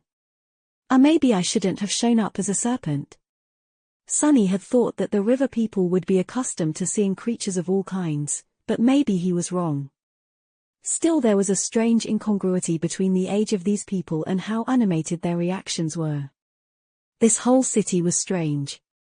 When Sunny and Nephis had first seen it, both were tense and wary. They had not known what kind of welcome to expect, and kept their guard up. Fallen Grace looked a lot like Weave, but also different. Painted by the crimson radiance of dusk, it floated on the waves, stretching as far as the eye could see. It was much larger than the forlorn city of the followers of Weaver, and also more developed, feeling like a place with much deeper roots. There were more island ships, most paved neatly with cobblestones and carrying graceful, picturesque buildings. The islands were connected by rope bridges, with wide canals below. Slender gondolas with intricate patterns carved into their pale wood moved through them. Unlike Weave, there were no wind catchers here. Instead, there were sails of vibrant scarlet fabric stretched between the taller buildings, making the city look like a grandiose flotilla. The buildings themselves were built from white stone and pale wood, with crimson accents added here and there to liven up their scenic facades. Fallen Grace was like a flower of pure, immaculate white drifting between the ominous crimson sky and the blood-red waters of the great river. However, it was a wilting flower. Although the beautiful buildings had been masterfully constructed, most of them were showing signs of deterioration. The newer ones did not seem nearly as picturesque either. The rope bridges were frayed and poorly maintained. The scarlet sails might have looked magnificent once, but now their fabric had faded, its surface covered in patches and signs of makeshift repairs. Most glaringly of all the streets of the city were too desolate. From what Sunny could tell, half of the buildings had no inhabitants, standing abandoned and empty. That felt deeply wrong. He had grown up in NQSC, after all. In a city surrounded by defensive barriers, space was deeply precious, and since there was not enough of it to go around, people like him were condemned to the outskirts. Even there, emptiness was not tolerated. Plus, the only people in sight were these old men and women. Where were the sailors? Where were the Soldai? RS? Where were the awakened? Why was the chain breaker allowed to approach the city without being met by its guardians? Sunny found the situation very strange. Well, at least they are not attacking us. That was a concern for Nephis and him, which was why he had dove into the water as a serpent. He stared at the old man, trying to understand why the locals seemed to be growing paler and paler with each passing moment. Then, mentally shaking his head, he sighed and said, "That's good, then. We've been anticipating meeting Lady Dusk a great deal, too. Maybe they would finally receive some answers from the last Sibyl of the estuary." Sunny hesitated for a moment, then asked bluntly, "Your city defenses seem awfully lacking. Where are the warriors? Why hasn't anyone prevented our ship from entering your waters?" N. The old man let out a nervous chuckle. "Oh, why would they? The lady would have warned us if there was danger. Since she didn't, there must be no danger. So."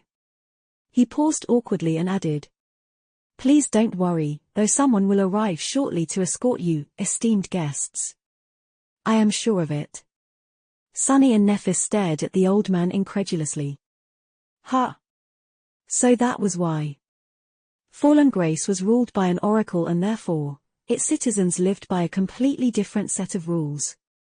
Why post watchmen if any attack could be foretold in advance? It was something like that, perhaps. He wasn't sure he could really comprehend how drastic of a change such a life would be.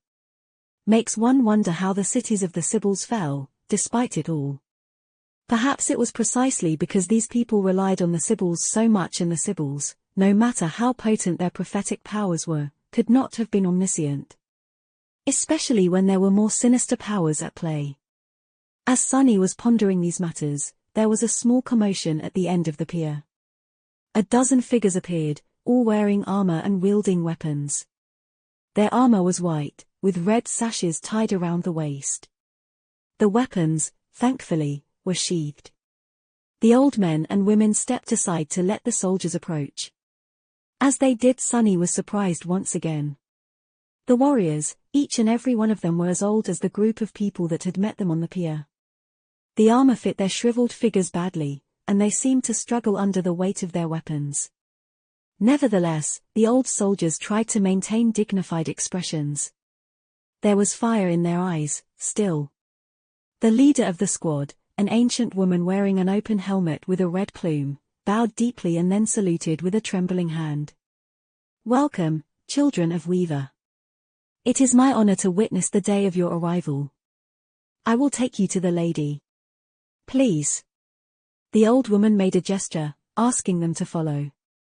Chapter 1356, The Last Sibyl. Sunny studied the old woman's armor, hesitated for a few moments, then looked at the chain breaker with doubt. He felt rather impatient to meet Dusk of Fallen Grace, but reminded himself to keep calm and take it one step at a time. "We've yet to moor our ship." The old warrior bowed again. "Everything will be taken care of." How convenient. These ancient soldiers did not seem like much of a threat. The old woman was an awakened, but the rest were mundanes. Sunny had no doubt that he would be able to escape any ambush or trap they could potentially lure him into, and it didn't even seem like there would be a trap. Still, he didn't like the idea of leaving their only means of escaping Fallen Grace behind. That said, if Dusk had really anticipated their arrival, wouldn't she have also anticipated his reluctance? If she knew that he would be wary of a trap, wouldn't she have been able to construct a trap insidious enough to fool Sunny? Suddenly, he was full of apprehension. Damnation. Sunny had mostly been blessed by finding himself on the right side of people with prophetic powers.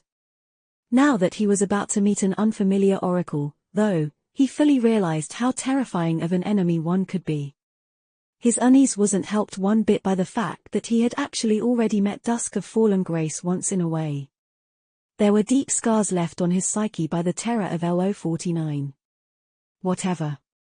"What else can we do? Demand that she comes to meet us here on the pier?"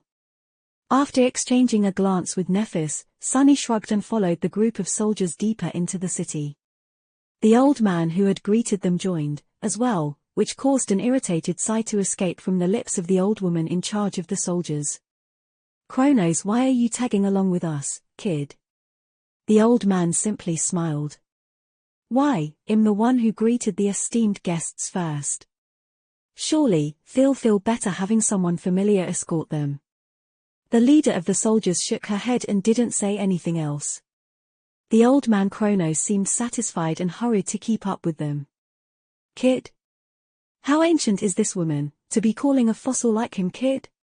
As Sunny was escorted through Fallen Grace, he couldn't help but look around with a somber expression. Everywhere they went they were only met by old people. Ranging from elderly to ancient, the inhabitants of Fallen Grace all had white hair, wrinkled faces, and frail bodies of people living out the last of their twilight years. They went about their business with careful steps, and looked at Sunny and Nephis with amazed expressions. He thought that it was because of their status as guests in the city at first, but then realized that it was simply because they were young. Apart from Sunny and Nephis, there was not a single young person in sight. "They are all riverborn." Sunny frowned, pondering the implications of this simple realization. Riverborn did not age with the passage of time. Instead, they aged by moving upstream from the place of their birth. The process was supposed to be gradual, happening over the span of generations as the city migrated into the future to allow new families to be formed. Therefore, there had to be a mix of people of different ages on the streets, just like there would be in a normal city. So what did it mean if everyone here looked old? It meant that Fallen Grace had migrated far upstream for a reason other than ushering in a new generation, at some point. Killing the older population and thrusting everyone else into decrepit old bodies as a result. Sunny's face grew somber as he looked at Kronos, one more time. It might have been that the leader of the soldiers had called him a kid not because she was incredibly ancient, but because the old man was actually a child, or a youth no older than Sunny and Nephis at least. He hesitated for a few moments, then asked cautiously. Kronos, was it? Say, how old are you? The old man smiled, his face turning into a labyrinth of deep wrinkles. Oh, I am 17, my lord. I'll be 17 in a few days, to be precise. But who's counting? Sunny inhaled deeply, disturbed by the cheerful tone of that answer. Nephis seemed to have figured out the reason for why everyone in Fallen Grace looked so old, as well. Hearing Kronos confirm it, she frowned. Then why aren't you at the House of Youth? As the words left her lips, the face of the old woman leading the soldiers darkened. While Kronos lingered, she answered in his stead. It's because we lost them. We lost the entire downstream half of the city during those dark days. And if it wasn't for the lady, we would have lost the other half, as well. At the mention of dusk, an expression of deep reverence and love appeared on the faces of Kronos and the old soldiers. But there was also something else, hiding behind the devotion. A hint of sorrow. Fear? Guilt? It was at that moment that they reached the point that should have been the center of the city. However, it was its edge instead. There was nothing but empty water where countless island ships should have been. The rope bridges leading to them had been cut, their remnants singed and floating aimlessly in the water. The closest buildings to the edge bore scars and burn marks, some of them tilting sideways or laying in piles of mostly disassembled wreckage. It was as if the whole city had been dissected into two halves, one still drifting on the crimson waves, the other long gone, lost to the unceasing pull of the past. So that's how it is. Fallen Grace had indeed migrated upstream, escaping an attack. A large part of it had been lost in the process, both in terms of island ships and people. Sunny looked away with a grim expression. Was it because of the defiled? The old woman chewed on her lips, then nodded with a strange darkness hiding in her eyes. Yes, a defiled. Something like that. After that, she remained silent. Soon, they reached an island ship that floated a small distance away from the rest of the city. It carried a beautiful palace built of white stone, with tall columns and a spire that rose high into the scarlet sky, crowned by a pyre of pure flame. That was the source of the white spark they had seen from a distance. Crossing the expanse of crimson water, Sunny and Nephis ascended the wide stairs leading to the gates of the palace and were welcomed by rows of soldiers just like the ones who had escorted them here, wearing white armor with red sashes, decrepit and old. All of them bowed deeply as the small procession passed them. Finally, the gates of the temple opened in front of them. Sunny felt an old fear grip his heart. He was finally going to meet Dusk Face again. Soon, they were led to a grand hall filled with white marble, flowing water, and tranquil silence. There was a tall dais in the center of it, with an elegant stone throne standing on it. Dusk of Fallen Grace, the last Sibyl of the estuary, was sitting on that throne. Sunny froze. The first thing he registered was that Dusk looked young, very young. She was the first young woman they saw in Fallen Grace. She was also enthralling, with a petite figure and an exquisitely beautiful, delicate face. Her hair was like pale gold, and her stunning eyes were pure blue. Those stunning eyes looked upon the world but didn't see anything, because the beautiful young woman was blind. Of course, Sunny knew her well. Stunned, he raised a hand and asked in a trembling voice. Cassie? Chapter 1357. Long, long time. In front of them, sitting on the throne of fallen grace was none other than Cassie. The delicate blind girl who had been their companion since the dire trial of the Forgotten Shore, and whom both Sunny and Nephis knew better than anyone else in the world did. There could be no mistake. Cassie had not changed much since the last time Sunny had seen her. She was still the same, with golden hair and beautiful blue eyes. The soft features of her lovely face were just as he remembered them. But there was something different about her, too. There was an obvious change, of course. Unlike how she was in the Nightmare Desert, Cassie looked hale and refreshed. Gone were the feverish gauntness, dark bruises, and cracked lips. Instead, her striking beauty had bloomed once more, soft and quiet yet making it impossible to look away. She was also wearing an unfamiliar red peplos, its thin flowing fabric draped gracefully around her supple figure and decorated with white accents. But there was also a deeper, less obvious change to her. Sunny just couldn't put his finger on what it was, exactly. Most importantly, Cassie was not Dusk of Fallen Grace. Or was she? He suddenly felt a chill. Cassie? At the sound of his voice, the blind girl slowly turned her head and looked down from her throne. Even Nephis, who rarely allowed surprise to show on her face, seemed dazed. She stared at the young woman who was, or at least looked like their friend, silently, a storm of emotions hiding in her usually calm eyes. The next moment, however, tension drained from her gaze, replaced by profound relief. It was because Cassie smiled. Her wide, radiant smile set their hearts at ease. It was a smile they knew. Sunny? Neph? You are finally here. Sick about the members of the cohort, and especially Cassie, since she was not as fierce of a warrior as the rest of them and more vulnerable than most. Even though the familiar sound and cadence of her familiar voice were just as they had been before, as well. Sunny slowly exhaled and felt a strong desire to lean on something. He had been both anticipating and dreading meeting Dusk. He had also been worried sick about the members of the cohort, and especially Cassie, since she was not as fierce of a warrior as the rest of them and more vulnerable than most. Even though Sunny had been suppressing these worries, they gnawed at his soul. Now that the moment he had been dreading was replaced by an unexpected and joyous reunion, alleviating the gnawing worry, Sunny momentarily felt unbalanced. Then, a million questions flooded his mind. Wait, why is Cassie here? Where is Dusk? Could Cassie have taken the role of Dusk in the nightmare? Wait, then what about Torment? Why was she sent so much further downstream than Nephis and I were? How long has she been here? Where are the others? How, sensing that he was on the verge of spiraling, Sunny forcefully put those questions aside.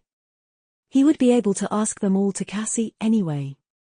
As soon as they were able to talk freely. As if reading his thoughts, the blind girl turned slightly and smiled at the soldiers who had escorted them into the temple. They looked at her with intense devotion, then lowered their gazes and bowed. Cassie lingered for a moment, then spoke softly. The children of Weaver are here. Please, leave. There are important matters I must discuss with them alone. The old woman leading the soldiers looked up in protest. But, my lady, it might not be safe. The blind girl chuckled. I know, child. I know more than most, remember. Enin. The elderly soldier looked away in embarrassment, recalling who she was talking to. She hesitated for a moment, then bowed her head. Forgive me, my lady. I acted out of line. Cassie shook her head. No need to apologize. You only spoke out of sincere concern for me. Go and feel at ease. I also know these two. They will not harm me. She paused for a moment and added. Oh, and you, Kronos. Don't think I don't know you're hiding behind a column, brat. You go as well. An awkward cough resounded from somewhere behind, and the elderly teenager appeared in sight, scratching the back of his head. I was just enjoying the splendor of the temple. Sorry, my lady, I seem to have gotten carried away. Under Cassie's unseeing gaze, Kronos and the soldiers backed away and left the three of them alone, or so it seemed. After the initial shock of the unexpected meeting receded, Sunny noticed two people standing in the shadows of the throne. Both of them ascended. They were an old man and an old woman, dressed in ceremonial robes. The woman wielded an unsheathed greatsword, while the man held a crimson silk cord in his hands. Tracing his gaze, Cassie let out a quiet sigh. "These are my guards. Don't mind them, they are deaf, and won't hear us." Sunny was strangely disturbed by these words. Why did Cassie have two deaf guards? The whole situation somehow seemed eerie. At that moment, Nephis finally spoke. "Is that old woman a teenager, as well? Are all your troops composed of children?" The blind girl blinked a couple of times, bewildered, then shook her head. "No. She is a few hundred years old." Sunny tilted his head, stumped. "What? Then why did you call her a child?" Cassie remained motionless for a while, then sighed deeply and lowered her head. Her voice sounded strangely hollow when she spoke, the words echoing across the White Hall. "It is because I've been waiting for you two for a long, long time." In the silence that followed, both Sunny and Nephis froze. The terrible implication of what Cassie had said slowly seeped into their minds, making them realize that. At that moment, the blind girl's shoulders trembled, and she suddenly exploded into bright laughter. Oh gods. Sorry, I just couldn't help myself. I really did wait for a while, about a year, I think. I imagined this day a lot, and so I just couldn't resist making this joke." Sunny and Nephis stared at her, stunned. What the hell? Who makes a joke at a moment like that? His eye twitched. Wait. Did she say a year? It had been less than 3 months since Sunny and Nephis entered the nightmare. So, the time storm did indeed mess up their perception of time. Just not as direly as they had feared. Cassie, meanwhile, had gotten such a good laugh at their expense that tears appeared in the corners of her eyes. Her hands had been laying on her knees before now, she raised them to wipe the tears away. And when she did, Sunny heard a familiar sound. It was the rattling of chains. There were golden shackles wrapped around Cassie's slender wrists, and a golden chain connected them. Wiping off her tears, the blind girl looked up with a smile and blinked. It seemed that she had noticed their confusion. Cassie frowned a little, then touched her shackles and sighed. "Oh, you guys don't know much about the Sibyls, yet. Right. I should explain." She lingered for a moment, then glanced briefly at the two deaf masters behind her. One held an unsheathed sword, the other a silk cord. Her expression remained calm and relaxed. "When I said that these two are my guards, I didn't mean that they guard me against danger. Instead, they are guarding the city against me." Chapter 1358, Beautiful Chains. Nothing about the situation made sense. Sunny and Nephis tentatively came to terms with the fact that Cassie had replaced Dusk of Fallen Grace, but now they were struck by yet another revelation. Sunny did not know why the blind girl was shackled yet, but his mind had already entered a state of battle readiness just in case. Not showing any emotions, he briefly glanced at the two deaf guards. The sword and the cord they wielded was suddenly much more sinister. If the guards were meant to protect the city from Cassie, then the sword was meant to cut her down, while the cord was meant to strangle her. How strong can these old masters be? Sunny was mentally calculating the swiftest way to kill them guards when a sudden thought sent a chill running down his spine. His first impulse had been dictated by the deeply ingrained desire to protect Cassie, but why were the guards there, in the first place? Looking at the beautiful young woman sitting on the white throne, wearing golden shackles, Sunny had to wonder if he should be thinking of a way to protect himself from her, instead. She sighed. "You don't have to worry. I'm not in danger, nor do I represent danger. It's just that, well, it's a long story. I'll explain. But first." Standing up, Cassie smiled and descended from the dais. "Let me climb off that throne. It feels really odd to be looking down on you from up high." She approached them with light steps. Her delicate figure was accentuated by the vibrant red fabric of the archaic dress, which contrasted starkly against the white marble of the grand hall. Her movements were swift and graceful. Before Sunny could really decide whether he should be on guard or not, Cassie was already near. She raised her shackled hands and gave Nephis a tight hug. The golden chain rattled quietly. "I'm so glad that you're here. I missed you. I really missed you guys a lot." She held Neph in an embrace for a few moments, then sighed and let go. A bright smile bloomed on Cassie's face. Turning to Sunny, she hesitated a bit, then gently gripped his arm with both hands. The golden chain rattled quietly. "I'm so glad that you're here." He froze, then awkwardly patted her on the hand. "What, I don't get a hug?" "No one N." But then again, that was not the kind of relationship he had with Cassie. What kind of relationship did they have, then? Sunny was really not sure. If he had to describe it with one word, though, it would be complicated. Still, she seemed to be sincerely happy to see him. He felt the same way, too. "We're glad to be here, as well. But do you mind explaining what is going on? Starting with why you are chained, please." Cassie's smile dimmed a little. She hesitated for a moment, then nodded and turned away. "Sure. But not here. This hall is too oppressive. Follow me." After exchanging a glance, Sunny and Nephis followed the blind girl out of the great hall and into the depths of the White Temple. The two old guards did not seem concerned by the fact that their ward was moving around freely. They simply walked behind them silently, carrying the sinister sword and the silk cord. The presence was rather ominous, but Cassie did not seem to mind. Together, the five of them entered a grand staircase, which led them to a smaller one. The blind girl was navigating the maze-like interior of the temple with practiced ease, which wasn't that surprising, considering that she must have spent a whole year here.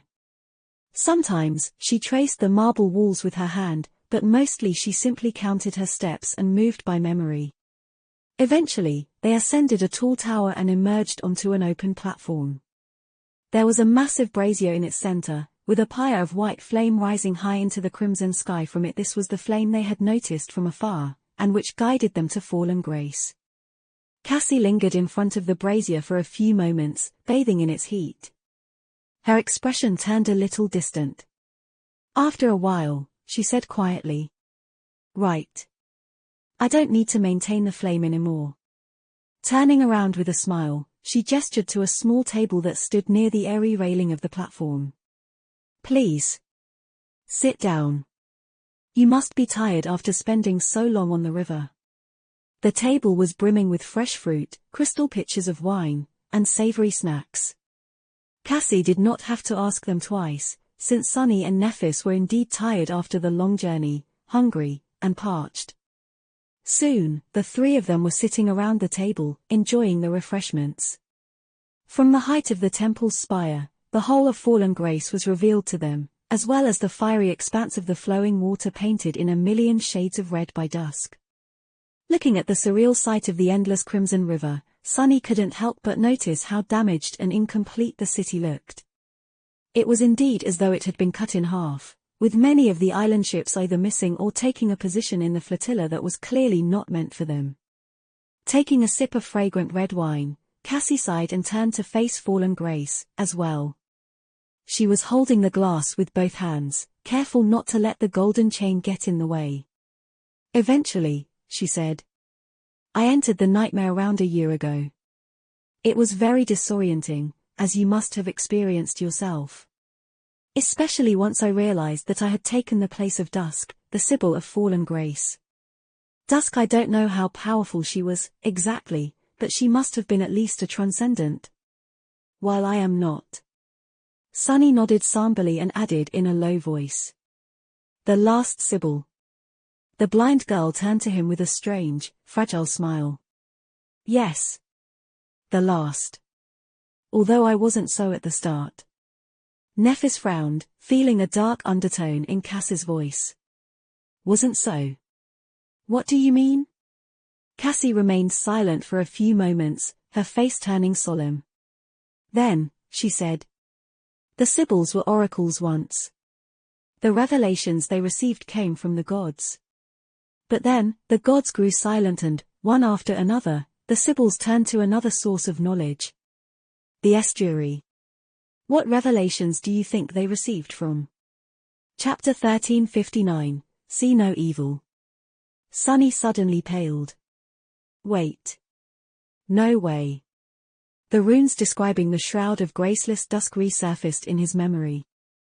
There, they found solace, safety, and shelter. In time, the voices of the gods grew silent one after another, leaving behind only a vast and dreadful silence. That was how the Sibyls embraced the estuary, and that was how they fell. He looked at Cassie somberly and said, his voice slightly hoarse. "The defilement." The blind girl nodded sadly. Yes. The defilement spread from the estuary, consuming Verge, the city of the Seekers. And from there, the defiled slowly moved upstream, threatening to devour all other settlements on the Great River. The Sibyls and their people waged a war against them for a long time. Eventually, most of their cities fell. Some fell to the defiled, but not all. Her beautiful face looked forlorn for a moment. Cassie sighed. The Sibyls were truly formidable at the height of their power. It was no coincidence that they had managed to guide their people through the horrors of the Doom War and enter the tomb of Ariel unharmed. Even the defiled found it difficult to conquer the cities reigned by the Sibyls. How would they not, if the defenders knew the secrets of the future? She paused for a moment and took a small sip of the wine. But the very thing that gave the Sibyls power ended up becoming their undoing. The most stalwart cities, they fell to the Sibyls themselves. Because they were corrupted by the glimpses of the estuary and succumbed to the defilement, letting the rot spread from within. The blind girl sighed again, then shook her head. A year ago, there were 3 Sibyls in fallen grace. One was already defiled, and entombed in her temple. Of the other 2, Dusk was the junior. The senior Sibyl, she had hidden the signs of corruption from everyone until it was too late. The day she much more terrifying creature than the other one. All I could do was abandon the lost control was the day I took Dusk's place. She lingered for a moment and gestured to the city below. This is what I managed to preserve. I was able to rally the defenders of fallen grace and slay the defiled Sibyl. But, by then, much of the city had already been lost. Much worse, the seals containing the other defiled had been broken.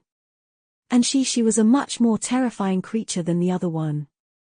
All I could do was abandon the contested island ships and evacuate the remaining ones as far upstream as I could. Cassie smiled faintly and raised her hands, allowing the golden chain to ring. Hence, these shackles. And the death guards.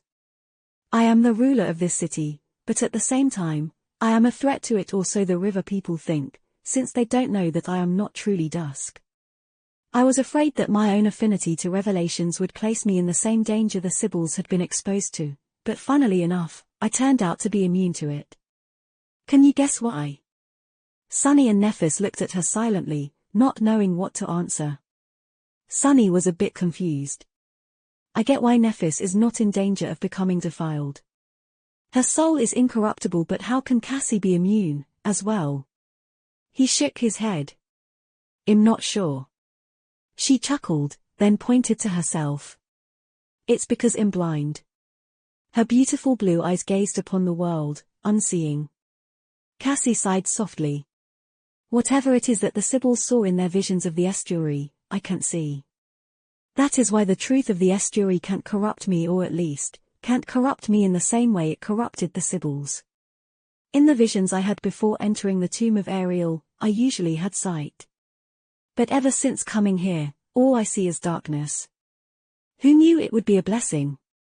She smiled and moved her hand slightly, allowing the golden chain to fall back onto her lap. Anyway, I knew that you would arrive eventually, but I did not know how long it would take.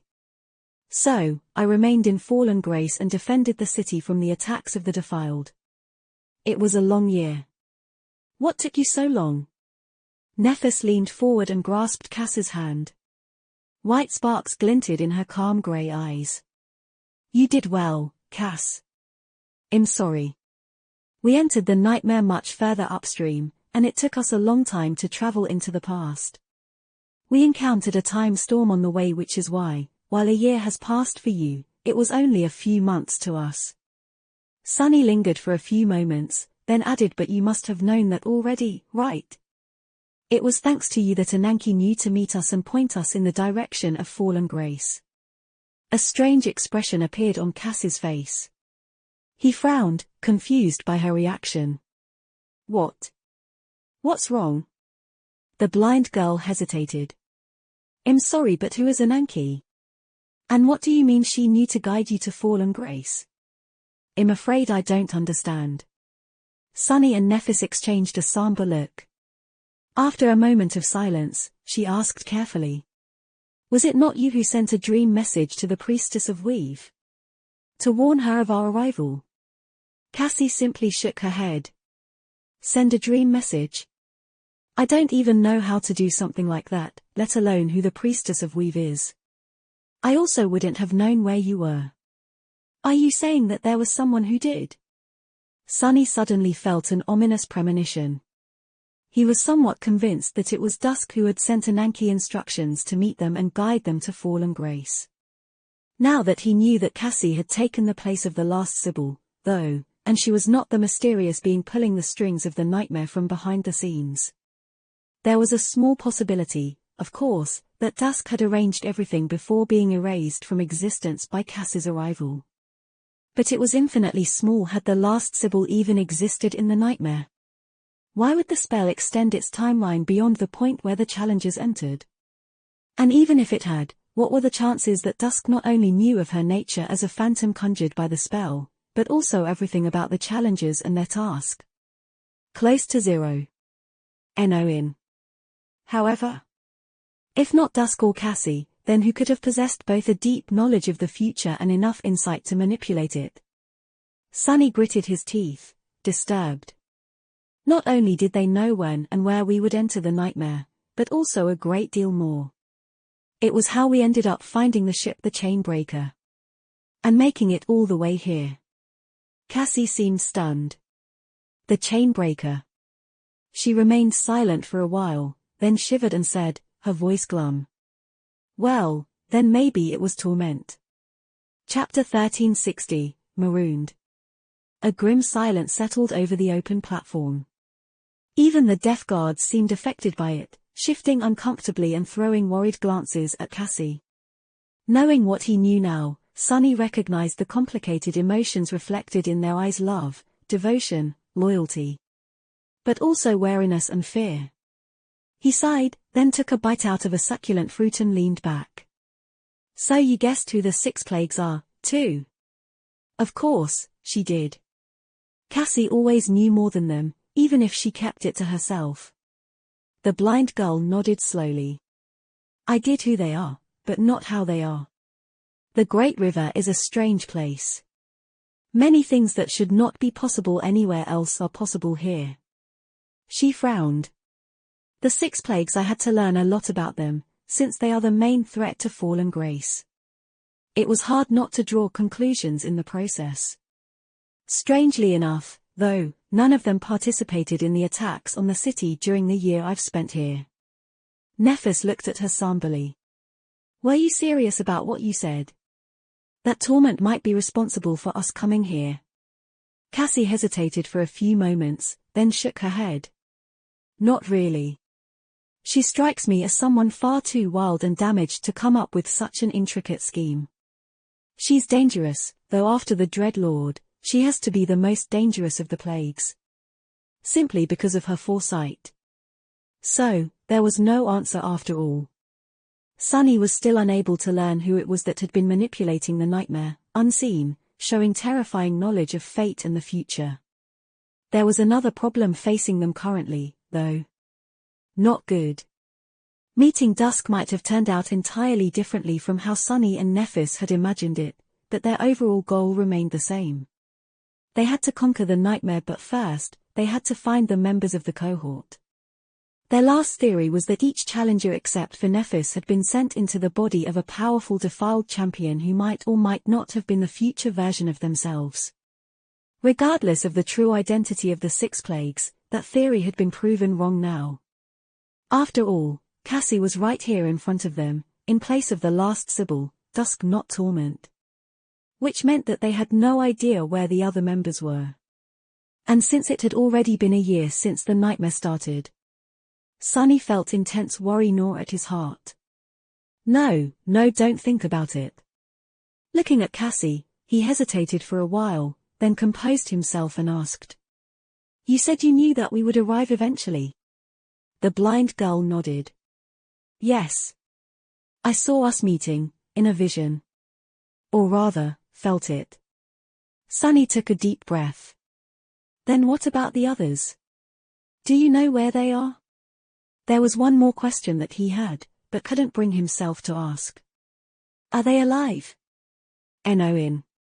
Cassie suddenly smiled. The melancholy shrouding her features was vanquished, her face illuminated by that smile. Yes, of course. She froze, then coughed awkwardly. They are alive, I mean. Sorry. Right. I should remember who I'm talking to. The blind girl was more than capable of answering questions that had not been asked yet. Her smile dimmed a little, and Cassie sighed. I haven't wasted the whole year doing nothing, you know. Apart from making sure that fallen grace is not conquered by the defilement, I also tried to learn as much as I could. About the world, the tomb. I also tried to find the others, of course. Nephis leaned forward, a hint of excitement in her eyes. And? The blind girl hesitated. I managed to determine their locations. Effie and Jet are together. Here it is. Suddenly, a small shadow fell on the platform, and a familiar crow landed on Cassie's shoulder. It stared at Sunny with an aggrieved expression, and then cawed loudly. Sani. It was Jet's crow echo. Staring at the bird with excitement, he asked. They're here, in fallen grace? The crow suddenly looked crestfallen. It shook its beak slightly, then cawed sadly. Stuck. Both Sunny and Nephis looked at Cassie, worry apparent in their eyes. She sighed. They are alive, and together. But they are caught in a dangerous zone of the Great River, unable to escape. I spent a lot of time trying to locate the exact coordinates of where they are marooned, but only succeeded after this echo found me. I would have tried to rescue them myself, but Dusk is I am the only outsider left in fallen grace. I couldn't leave before you arrived. Sunny nodded, both relieved and concerned. It was good that Effie and Jet were together, and it was even better that Cassie had determined their exact location. The existence of the crow echo also proved that at least one of them was still alive. And yet, how could he not worry when he had just learned that they were stuck in some bizarre hazardous zone of the Great River? Nephis inhaled deeply, then asked. What about Kai and Mordred? Anvil's son? The blind girl frowned. They are also together. However, their situation is worse. She lingered for a few moments and said darkly. They are in Twilight. Sunny and Nephis glanced at each other, confused. He suppressed the impulse to touch the crown of Twilight and asked. Twilight? The city of the Serpent King? Wasn't it destroyed? Cassie remained silent for a while. Eventually, she shrugged with uncertainty. It is lost, but it is not destroyed. The legends say that it was devoured by time. I am not sure what it means. In fact, I am not sure about anything that has to do with King Daeron and his people. Sunny raised an eyebrow. Oh? Why is that? A deep frown appeared on the blind girl's face. She pursed her lips, then said hesitantly. Everything about them is odd. They were not Riverborn, but they weren't refugees from the Dream Realm either. They appeared within the tomb much later than the Sibyls and the Seekers, when the River People civilization had already been established and the defilement had already spread. Cassie lingered for a bit, and then added. If not for the fact that they simply can't be from Earth, I would have said that they were challengers just like us, each and every one of them. Chapter 1361, Devoured by Time. Challengers just like us, each and every one of them. Sunny remained silent for a while, a complicated expression on his face. He was remembering the very beginning of the nightmare, and the strange words the spell had spoken. 13,700,077 brave ones welcome to the nightmare. Back then, he had been understandably stunned and confused. There was no explanation for that number, considering that there were not even 1,000,000 awakened in the waking world. The start of the nightmare had been abnormal in more than one way, though, and so he tentatively attributed these words to an error made by the spell. However, Sunny had never been truly convinced that the spell was even capable of being mistaken. So, what if it had been correct? He slowly exhaled. They are. Cassie turned her head slightly, confused. How can it be? Sunny lingered for a few moments, then shrugged. I'm not sure. But I know for a fact that the people of Twilight were challengers. It is because we've met King Daeron, Nephis and I. It was written in the description of the Crown of Twilight thus, the valiant king became a guide who guarded his people in their nightmares. That had been Daeron's entire plan, to enter the tomb of Ariel so that a phantom of him would be conjured by the spell to guide his people when they challenged the nightmare. It had already seemed strange when Sunny first read the runes. However, back then, he had not met Ananke yet and therefore, had not learned that there were no nightmares in the ancient past of the dream realm. So where had the Serpent King and his people come from? You've met the Serpent King? Cass's voice trembled a little. Out of nowhere just when they were needed, it was very much like the fairy tale of astonishing adventures that Ananke had told him. And yet, it was all true, of course. Sunny and Nephis glanced at each other, and then briefly described their long journey into the past. With each sentence Sunny spoke, the story sounded more and more implausible. Great nightmare creatures, furious storms of broken time, ghost ships that appeared out of nowhere just when they were needed. It was very much like the fairy tale of astonishing adventures that Ananke had told him. And yet, it was all true, of course. Because Sunny was the one telling it. And so, we repaired the ship as best we could and set sail in search of fallen Grace. There were many battles on the way, but as you can see, we are both in one piece. He paused for a moment, and then added somberly. None of the nightmare creatures we faced was as terrible as the Azure Serpent had been, though. As Daeron of the Twilight Sea had been. Cassie frowned. I've heard that Twilight had its own culture and was an independent city, not at all similar to the ones established by the Sibyls. I also heard that they were tremendously powerful and even laid siege to Verge, at one point, which ended in disaster. Many of the Twilight people were outsiders, maybe even all of them. But challengers? Where could they have come from? Sunny slumped in his chair, thinking. Eventually, he said with doubt. Maybe they came from the future of the waking world. Either that, or they were the last remnants of the dream realm humans, from the time of extinction after the Doom War had ended. Seeds of nightmares should have first appeared sometime between when the Sibyls entered the tomb and when the spell infected our world.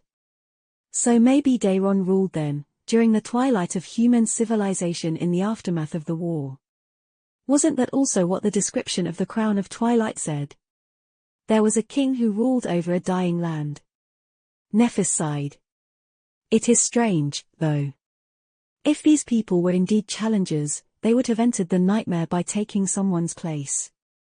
Were there 13 million humans inhabiting the Great River, even? I doubt it. She lingered for a few moments, then added somberly. There is one thing that concerns me much more, though. Cassie, you said that Twilight was not destroyed, but lost, devoured by time. None of us knows what it means, exactly, but we do know that the Serpent King at least managed to escape. He was a demented beast when we met him, his soul consumed by corruption. So will we find millions of powerful nightmare creatures when we reach Twilight? Is that lost city an even bigger threat than Verge? Sunny suddenly felt cold. As he considered her dreadful words, Cassie said in a cautious tone. There is such a possibility. The inhabitants of Twilight can also be long dead. Lastly, there is also a possibility that we will find millions of powerful awakened warriors, not abominations, when we reach Twilight. He blinked. She's right. Twilight could turn out to be a dire threat, but it could also be hiding an army of allies they sorely needed to destroy Verge and conquer the nightmare. There was no point in guessing, either way. Sunny sighed. We'll find out when we get there. And we do need to get there, we can't leave Kai behind. We also need Mordred and his power to take on Verge, and his knowledge to eliminate the Soul Stealer. He looked at Nephis, then at Cassie. There are no objections, right? Nephis shook her head. Our goal remains the same. Gather the cohort and eliminate the first Seeker who is far downstream, in the city of Verge. Under the protection of the 6 plagues. She frowned slightly. Although the task does seem too perilous. There has to be a way to accomplish it, or the spell wouldn't have sent us here. So, we must be lacking some key piece of information or an important advantage, still. Twilight might very well be the place where that secret is hidden. Sunny nodded. So, we're in agreement then? Let's go fetch Effie and Jet first, then sail to Twilight to retrieve Kai and Mordred. When everyone is gathered and we had learned everything there is to learn, we'll attack Verge. Cassie remained silent for a few moments, then said quietly. I agree. However, we must not forget one crucial detail. Her beautiful face turned solemn. I doubt that the 6 plagues will just remain idle and allow us to gather forces. If they are truly the future versions of ourselves, they must already know what our next steps will be. It would be easy for them to try and stop us. Sunny didn't even want to think about the paradoxical mess of having his future defiled self hunting him down. However, he wasn't opposed to it. Imagining the vile, scarred face of the Mad Prince, he grinned darkly. Let them come, I would love to meet the bastards, too. Chapter 1362, No Other Choice. Some time later, the 3 of them were walking across the pier, followed by an excited crowd. The 2 guards were not far behind, either they never left Cass's side. The golden chain was ringing softly with each step she took. The elderly citizens of Fallen Grace were overflowing with joy at the sight of their young and beautiful priestess, though, seemingly oblivious to the ominous meaning behind the golden shackles. The news of the arrival of 2 outsiders had spread throughout the city, as well. The mood was festive. Sunny studied their faces through the shadows, then turned to Cassie and said silently. You seem to be very popular. They absolutely adore you. A faint smile appeared on her face. It's dusk, not me. And how could they not? She was a wise and benevolent ruler, not to mention a champion of the city. It was because of the Sibyls that the river people could defend themselves against the defilement. Most importantly, I am both the most powerful awakened and the only outsider left in Fallen Grace. If they lose their faith in me and their love for me, then all they'll have left will be despair. She let out a wistful sigh. They only love me because they have no other choice. Sunny remained silent for a few moments, somewhat stunned by how cynical that statement sounded. It bothered him a great deal, for some reason. Then, he shook his head. Still, you must have done a lot to earn their trust. Surviving a year in the 3rd nightmare could not have been easy. Especially alone. He had already seen Fallen Grace and its people. They were not the kind of force he had hoped to find, and while Cassie had not gone into detail when describing her attempts to defend the city against the attacking defiled, it was easy to surmise that protecting it was more of a burden than a boon. Her days must have been filled with countless battles and narrow victories. It was a miracle that Fallen Grace still stood. She smiled. Oh well, yes. After the initial chaos, I led the remaining warriors into battle many times, and killed many abominations. It was indeed not easy. But I wasn't really alone. Cassie gestured to the crowd following them at a respectful distance, as well as at the 2 silent guards. The people of Fallen Grace might have grown weak, but they are valiant and brave. I also had several echoes to assist me. Right. Neff had once brought back a powerful echo from the Nightmare Desert, a fallen demon with 6 arms. That echo had been given to one of the Fire Keepers before his cohorts challenged a Seed of Nightmare. She would have arranged for a powerful bodyguard or 2 for Cassie, as well. Sunny tilted his head. How strong are your echoes, exactly? The blind girl remained silent for a moment. You already know the quiet dancer. Her power is augmented by a special memory I received from Vela, albeit not by much. There is also an artificial echo Neff procured for me from the clan, as well, equal in power to a fallen monster. And there is an echo I earned here in the tomb of Ariel myself. A transcendent beast, of sorts. He raised an eyebrow. Of sorts. Cassie let out a quiet sigh. It's the echo of the senior Sibyl I killed. I try not to summon her where the citizens of Fallen Grace can see. Sunny flinched a little. After a few moments of silence, Nephis suddenly spoke, her voice even. You alone should be enough to deal with 2 masters. With a transcendent echo, those guards of yours stand no chance whatsoever. What is the point of them following you around? Cassie smiled sadly. Yes. There's no real point. I can easily kill them, and I can easily break out of these chains. They know it perfectly well. But they are loyal and devoted to their duty, and so, I remain in chains out of respect for their devotion. Isn't it sad? The fact that I am only guarded by 2 masters should tell you everything you need to know about how desperate Fallen Grace's situation is. Unless we act, it will be swallowed by the defilement soon enough. Becoming the vessel of a corrupted terror. Sunny sighed, trying to imagine what had happened to the real Fallen Grace and real Dusk. He knew that the last Sibyl had been buried at sea, her body eventually becoming the vessel of a corrupted terror.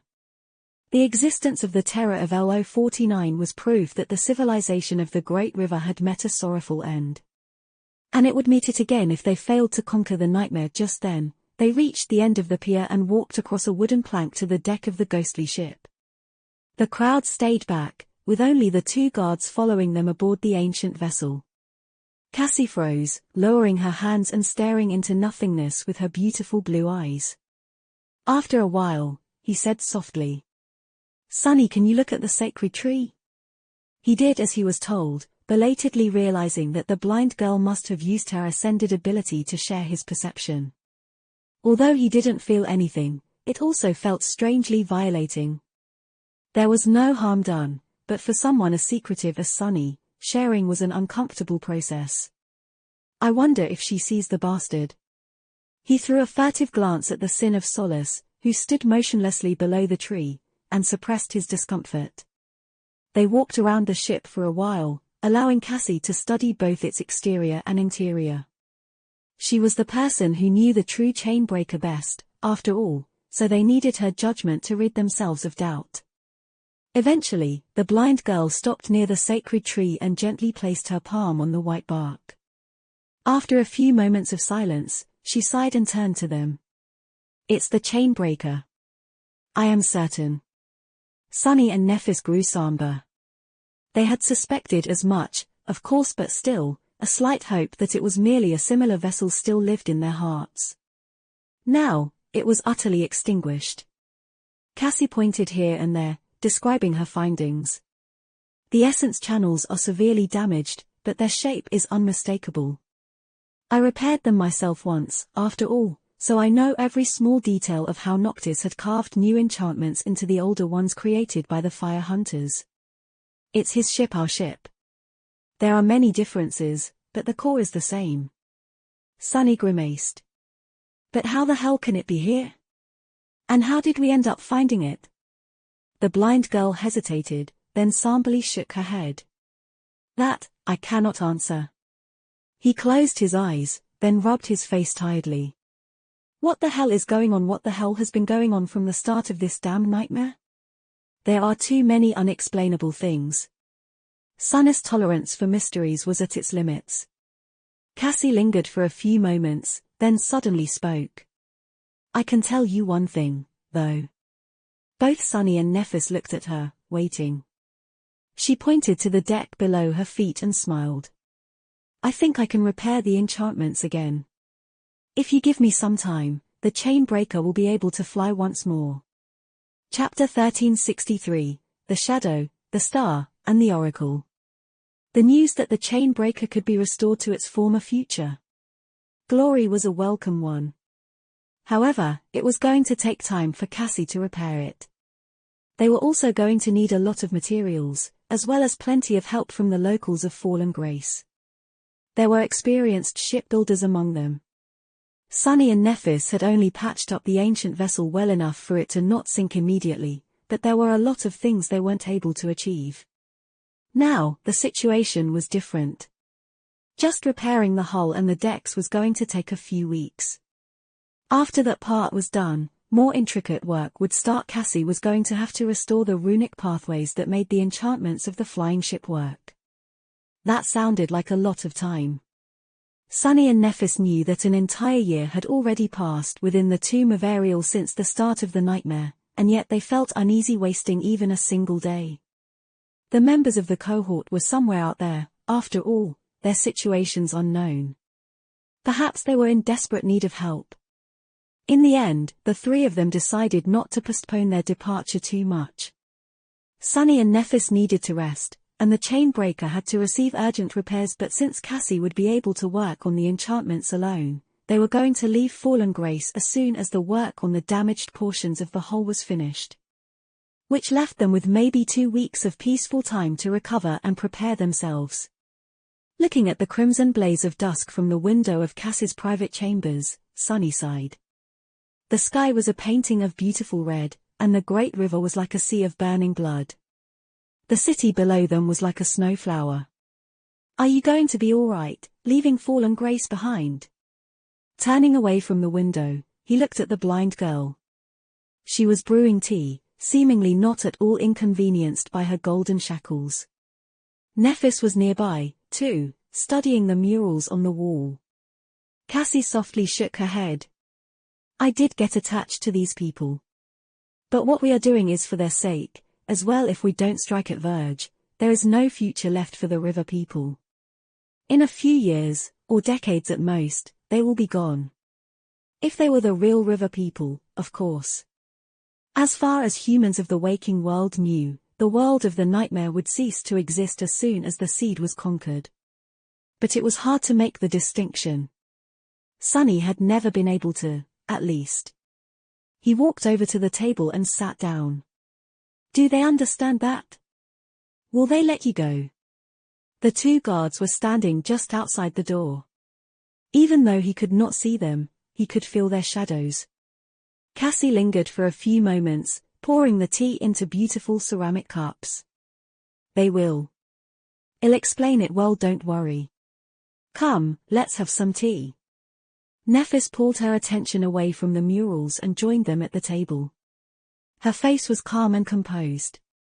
Raising her cup, she hesitated for a bit, then said in an even tone. I haven't had a chance to say it. But I missed you too.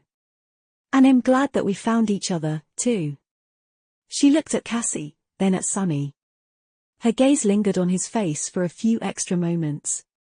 Then, Nephis took a sip of the fragrant amber liquid and smiled faintly. It's like the good old times.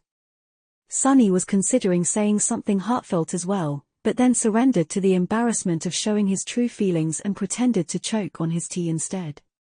Good? Which times exactly are you calling good?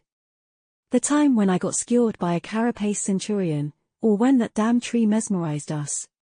Or when we were attacked by that depth dweller while crossing the dark sea at night? Nephis remained silent for a few moments, then nodded. Yes. He stared. If that's her idea of a good time, will be damned, that actually explains a lot. Sunny felt sorry for the guy who would take Changing Star on a date one day. As he did, the sin of Solace laughed derisively. Self-pity, huh? Shut the hell up. He threw an angry glance at the sword wraith, then shook his head. Who was he kidding? Sunny had felt nostalgic about the simple days of surviving on the forgotten shore many times. The hell of it had also been like a dark paradise, for him. Looking through a shadow, he studied the three of them: Nephis, Cassie, and himself. Gods. Each one of them had changed so much. They were practically unrecognizable, and it wasn't even because of how much their appearance had been transformed by the awakening and the ascension. Back then Sunny had been a powerless street rat who only cared about himself and how to keep his secret. Cassie had been a sweet, but helpless girl, broken by the severity of her crippling flaw. Nephis had been an isolated young woman who didn't know much about the world, except for the fact that she was going to burn it to the ground. Look at us now. The scrawny kid from the outskirts was gone, replaced by a fair young man with eyes so cold and dark that it was easy to cut yourself on their chilling gaze. The helpless girl was now a beautiful young woman whose softness concealed unwavering will and ominous power. Nephis had changed the most, perhaps, learning too many bitter lessons. Their names were known across the world, and they had long lost count of all the powerful abominations cut down by their blades. Fallen, corrupted, even great. Devils, terrors, even titans. N.1n. There had been humans, two awakened, masters, and even saints. Who would have thought that three teenagers that had met in the Crimson Labyrinth would be drinking tea in a hidden world created by a demon one day, resting before setting sail to wage war on an entire city of nightmare creatures? Sunny took a sip of his tea and shook his head. Life is sure funny sometimes. Still, it was damn good tea. He hesitated for a while, and then said awkwardly, I might have missed you, too. I'm glad that the three of us are once again together. Chapter 1364, Creating New Memories Together. The great river flowed endlessly.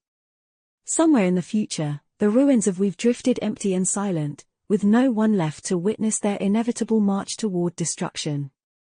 Somewhere in the past, the city of Verge stood, harboring the hidden horrors of the defilement.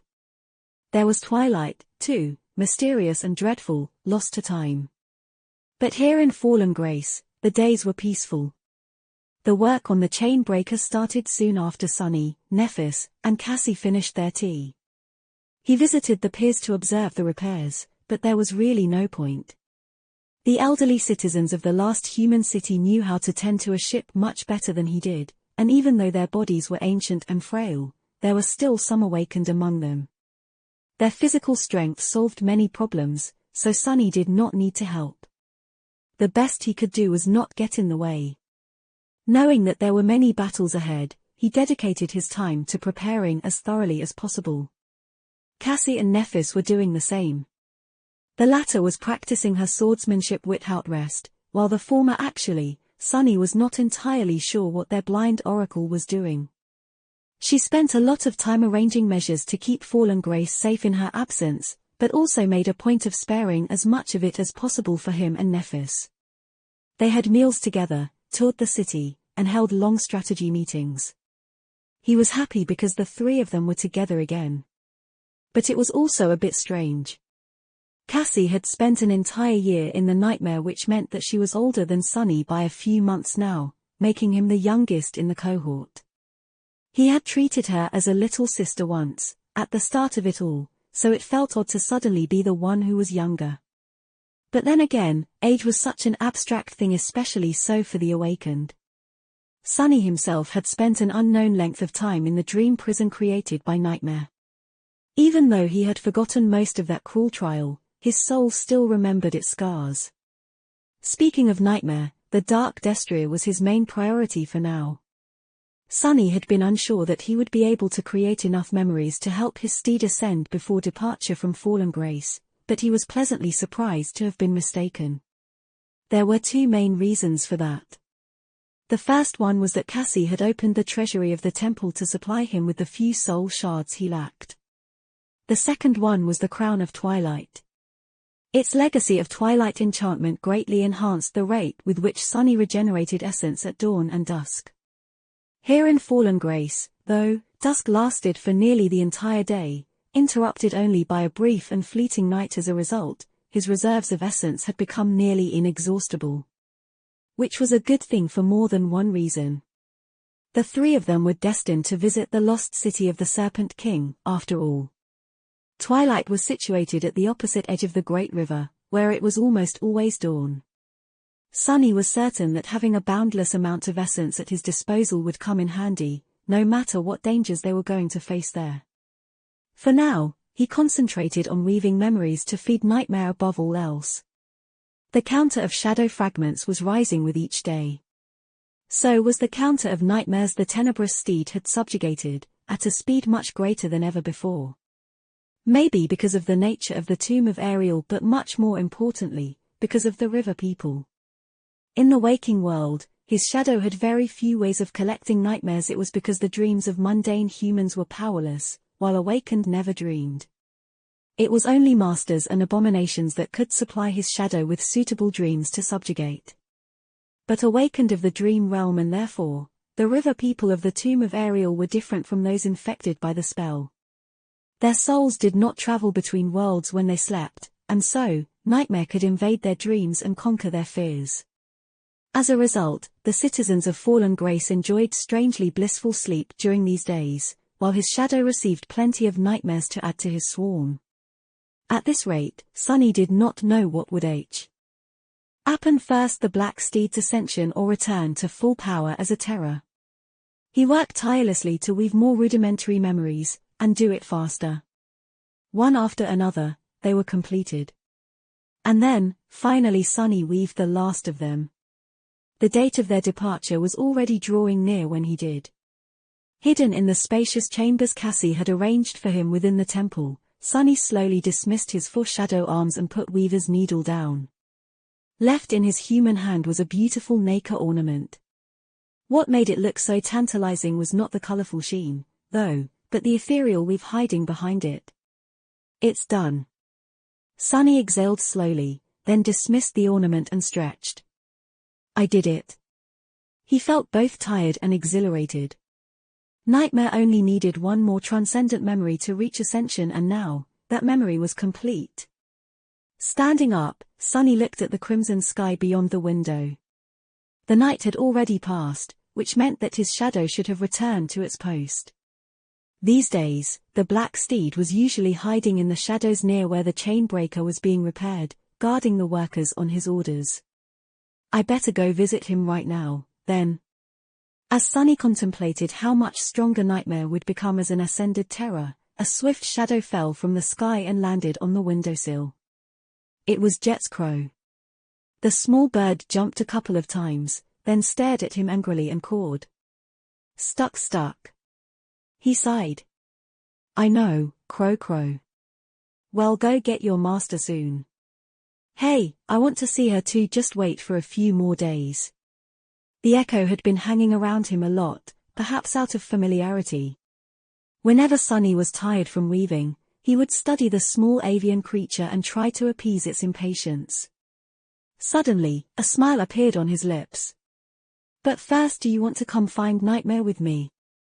The bird tilted its head and stared at him with its round eyes. Then, it opened its beak and cawed. Horse. Sunny chuckled. Yes.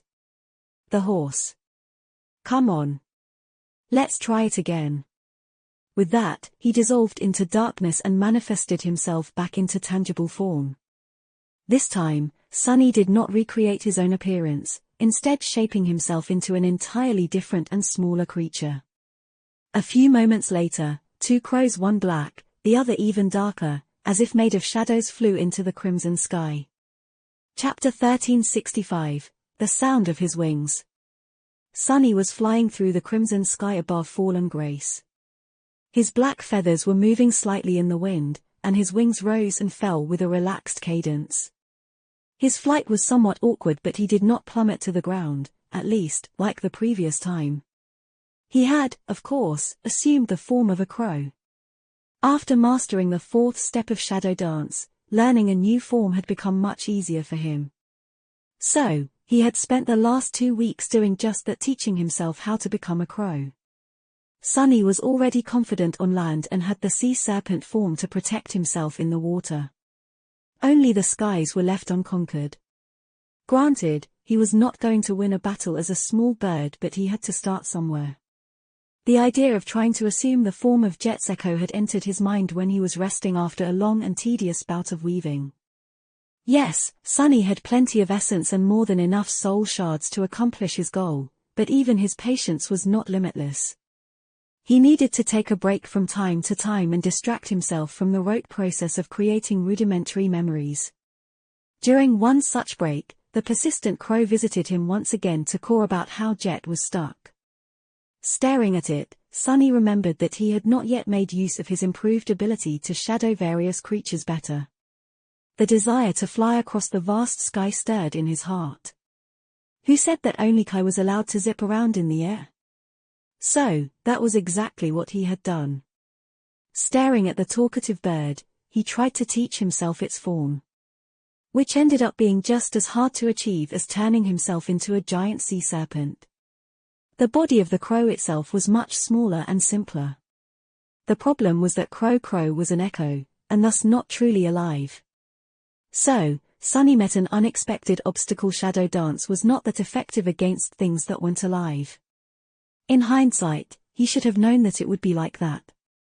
Thinking back to how he created the form of the onyx serpent, and even further into the past, to the days of learning battle styles from his adversaries, Sunny realized that there were two components to shadow dance. One was purely physical, the other was much deeper and more fundamental, concerning the essence of a being.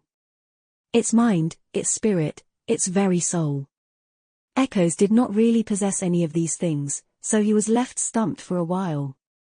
In the end, though, Sunny still managed to turn himself into a copy of the crow. It had just taken him much more time and effort than he would have expected, and he did not stop having trouble with the new form after mastering it. Possessing the body of a bird was one thing, but actually moving like a bird was an entirely different issue. Since Sunny had never flown without the help of enchantments before, he had to learn everything from scratch. The first time he turned into a crow, he proceeded to fall on his beak after the simplest hop a few dozen times in a row, all under the perplexed gaze of the befuddled echo. Nevertheless, he was flying right now. It was a rather exhilarating feeling. It was so exhilarating, in fact, that Sunny opened his beak and cawed. Fly, fly. Then, he got embarrassed and almost lost control of his wings. Now why the hell did I say it twice? Shaking his head slightly, Sunny looked at the dry dock where the chain breaker stood, being repaired by a large number of craftsmen, and cautiously descended toward it. He did not fall until the last second. Jet's echo landed with natural ease and hopped a couple of times in excitement, but Sunny gracelessly sprawled on the cobblestones after rolling a couple of times. Ouch! There's still room for improvement. Sighing internally, he let the form of the crow dissolve into a formless shadow, then emerged from it as his human self. Being a human felt cumbersome and boring. But he was also slightly shocked by the ferocious strength hiding in his slender, pale body. Damn. I've only been a crow for a minute. Looking around, Sunny tried to find the shadow in which Nightmare was hiding.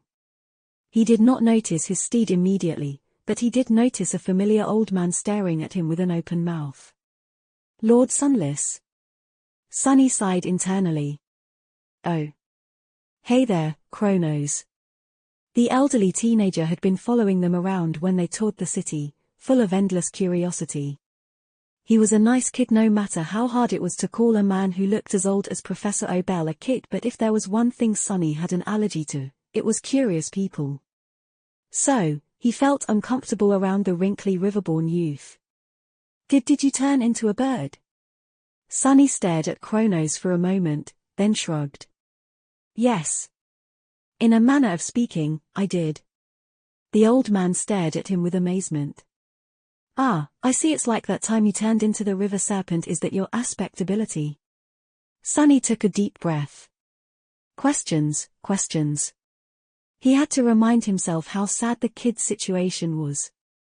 Not even because Cronos had turned into an old man before becoming an adult, but because he was starved for excitement and interesting things. His whole life was limited to a city that would have been considered tiny in the waking world and, worse than that, that city was the last one there was, with not even news of distant events ever reaching it. Of course he was endlessly excited by the two unexpected visitors. Sunny remained silent for a moment.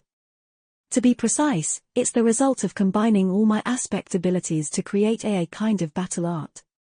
Kronos nodded a couple of times, showing that he understood, and said thoughtfully, "Oh, I have no idea what you mean, Lord Sunless." Then, he smiled. "Are you here to check on your ship?" The crow echo looked at the young man with disdain and flapped its wings impatiently. "Horse, horse." Sunny nodded. "No, I'm here to feed my horse." Chapter 1366, Terror of the Earth. The crow hopped on Sunny's shoulder, and they headed toward where Nightmare was hiding. Kronos, annoyingly, followed them with an excited smile. That said, Sunny couldn't remain annoyed for long because of the worshipful gaze the old man was giving him. "Lord Sunless, if I may ask." He rolled his eyes and sighed. "What?" Kronos hesitated for a moment. "What is a horse?" That almost caused Sunny to stumble. "What the hell, why does it sound like something I would say?" He shrugged. "It's a large animal that runs really well. People used to ride them to get around. Of course, my horse is no ordinary horse, has a real menace, that beast." The old man frowned in contemplation. "But why wouldn't they just use a boat?" Sunny suppressed the desire to grind his teeth and answered in an even tone. "The world outside the tomb is not all water, remember. Most people live on land. Horses are land animals." Kronos looked into the distance, confusion written all over his face. "Oh, I see, I see. Are there no land boats? That seems strange." The barrage of questions continued. By the time they reached the deep shadows where Nightmare was hiding, Sunny felt a bit tired. Yes, Earth does sometimes shake, spew fire, and swallow entire towns. Not too often, though. Mostly when a volcano erupts. Oh, a volcano is just a fire-breathing mountain. And a mountain is basically a big sharp rock, tall enough to reach the clouds. There's ice and snow on top, but not enough air to breathe well. Rather, there's plenty of air, but you can't breathe it without dying. The old man's eyes grew wide. How bizarre, I would never want to live on land, it sounds terrifying. Sunny stared at him wildly. What the hell do you mean, terrifying? You live on an endless river that falls into a bottomless abyss, plagued by roving time storms and defiled monsters from the future. He shook his head, then said in a stifled voice. Nightmare, come out. Two scarlet flames ignited in the darkness, and the shadows surged, forming into the shape of a dreadful black steed. Light glistened on Nightmare's steel fangs and sharp horns, tinted red by the blazing sunset. Kronos yelped. A horse. His wrinkly face grew pale, and he took a couple steps back.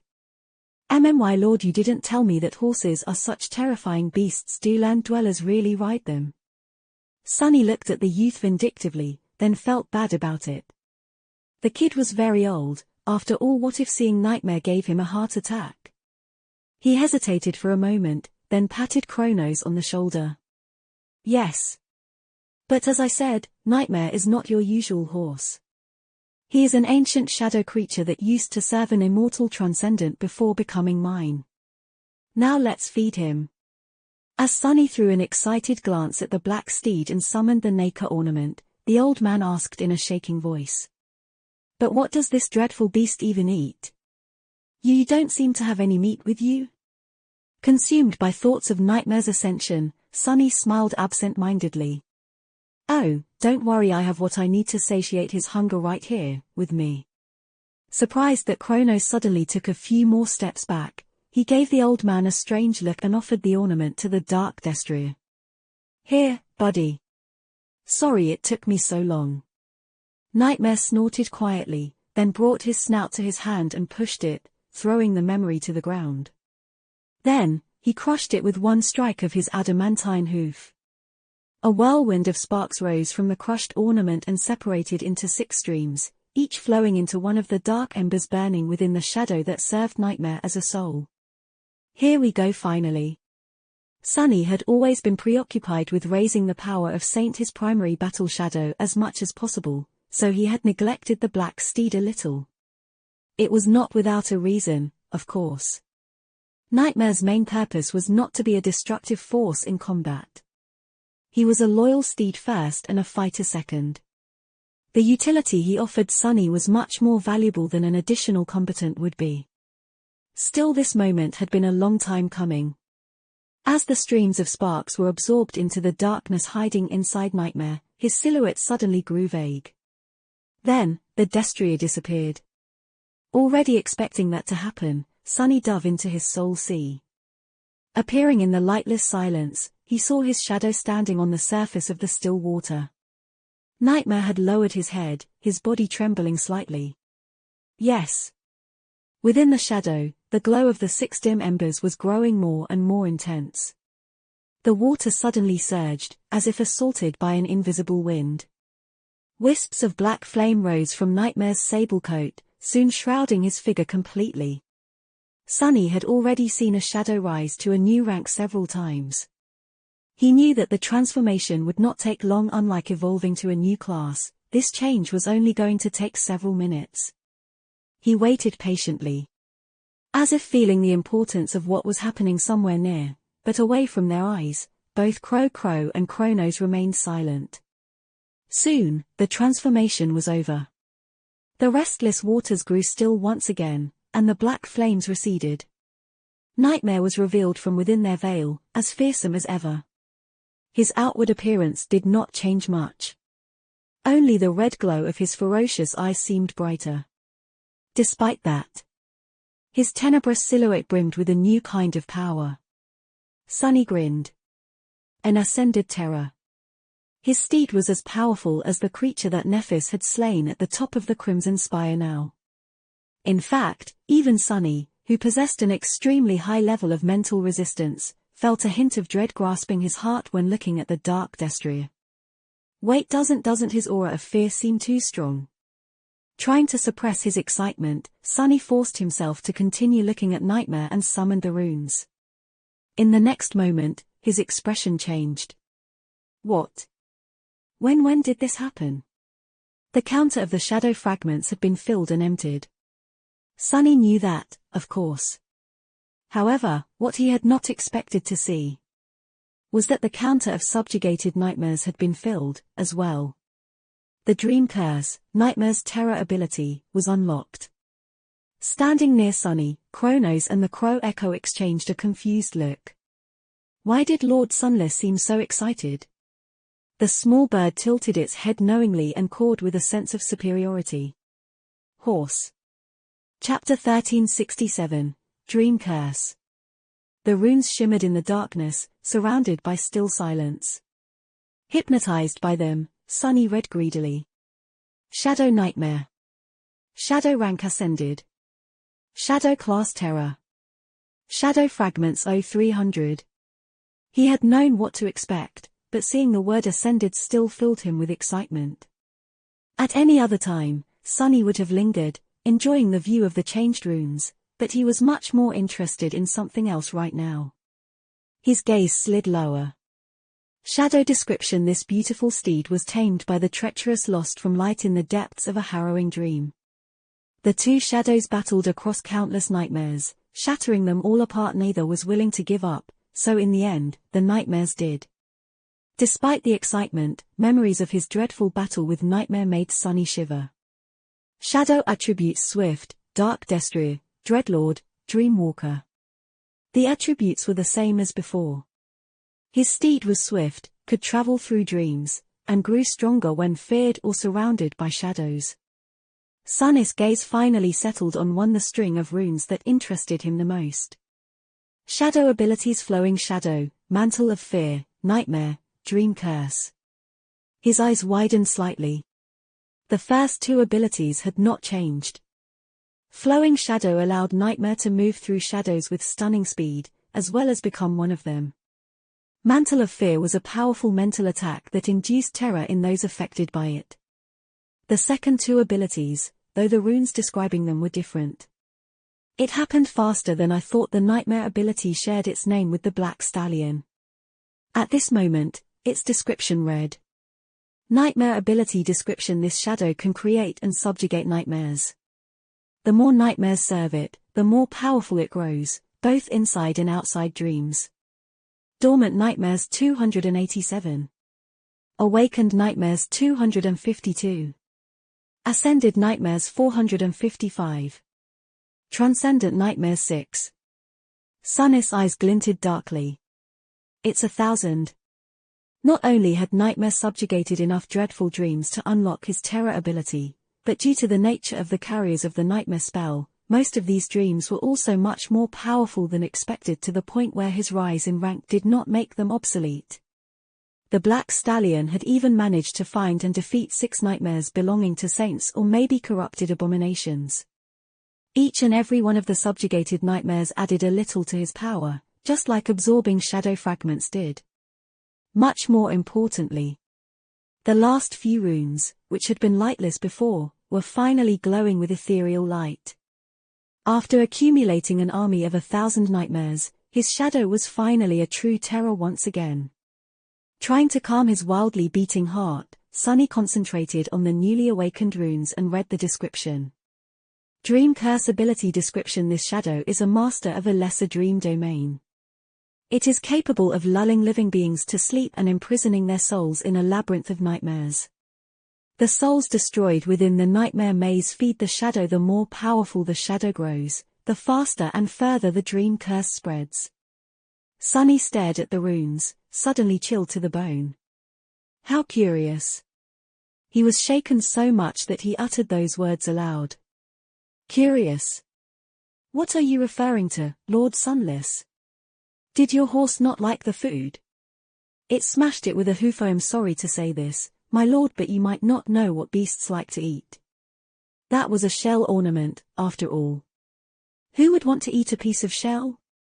You should try fish next time. Sunny lingered for a moment, then turned his head and stared at Kronos wordlessly. The old man trembled. Right. Hess still here.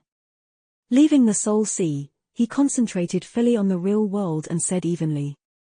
I was referring to how similar an ability of my steed is to some other things. He did like the food. It was much more preferable than fish. Kronos looked at him with doubt, but Sunny ignored the youth and turned away. Maze of Nightmares. It was truly an insidious and dreadful ability, one worthy of a terror.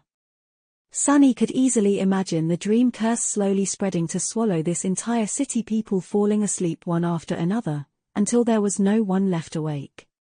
All of them dying, their souls devoured by the hungry shadow. He could also imagine the horror of their death. Sunny had experienced the dream maze himself, after all. What would have happened if he had broken down and given up? His soul would have been torn apart by the torment of endless nightmares, and his body would have turned into a hollow husk. The most frightening part of it all was the measure of control Nightmare had over the dream labyrinth, and the fact that the more his victims were terrified by it, the stronger he would be. There was a limit to the power of the dream curse, of course. After all, Sunny had broken free of it by destroying each and every one of the dreadful dreams. It had not spread to all the Kingdom of Hope, either, because its reach was limited by Nightmare's own strength. As an awakened terror, the dreadful steed could only influence one castle and its surroundings. As an ascended terror, though, that reach would have become greater. Who knew how far the dream curse would be able to spread in the future? But all of that was not why Sunny felt cold. Why would he? Power of his shadow was his own power.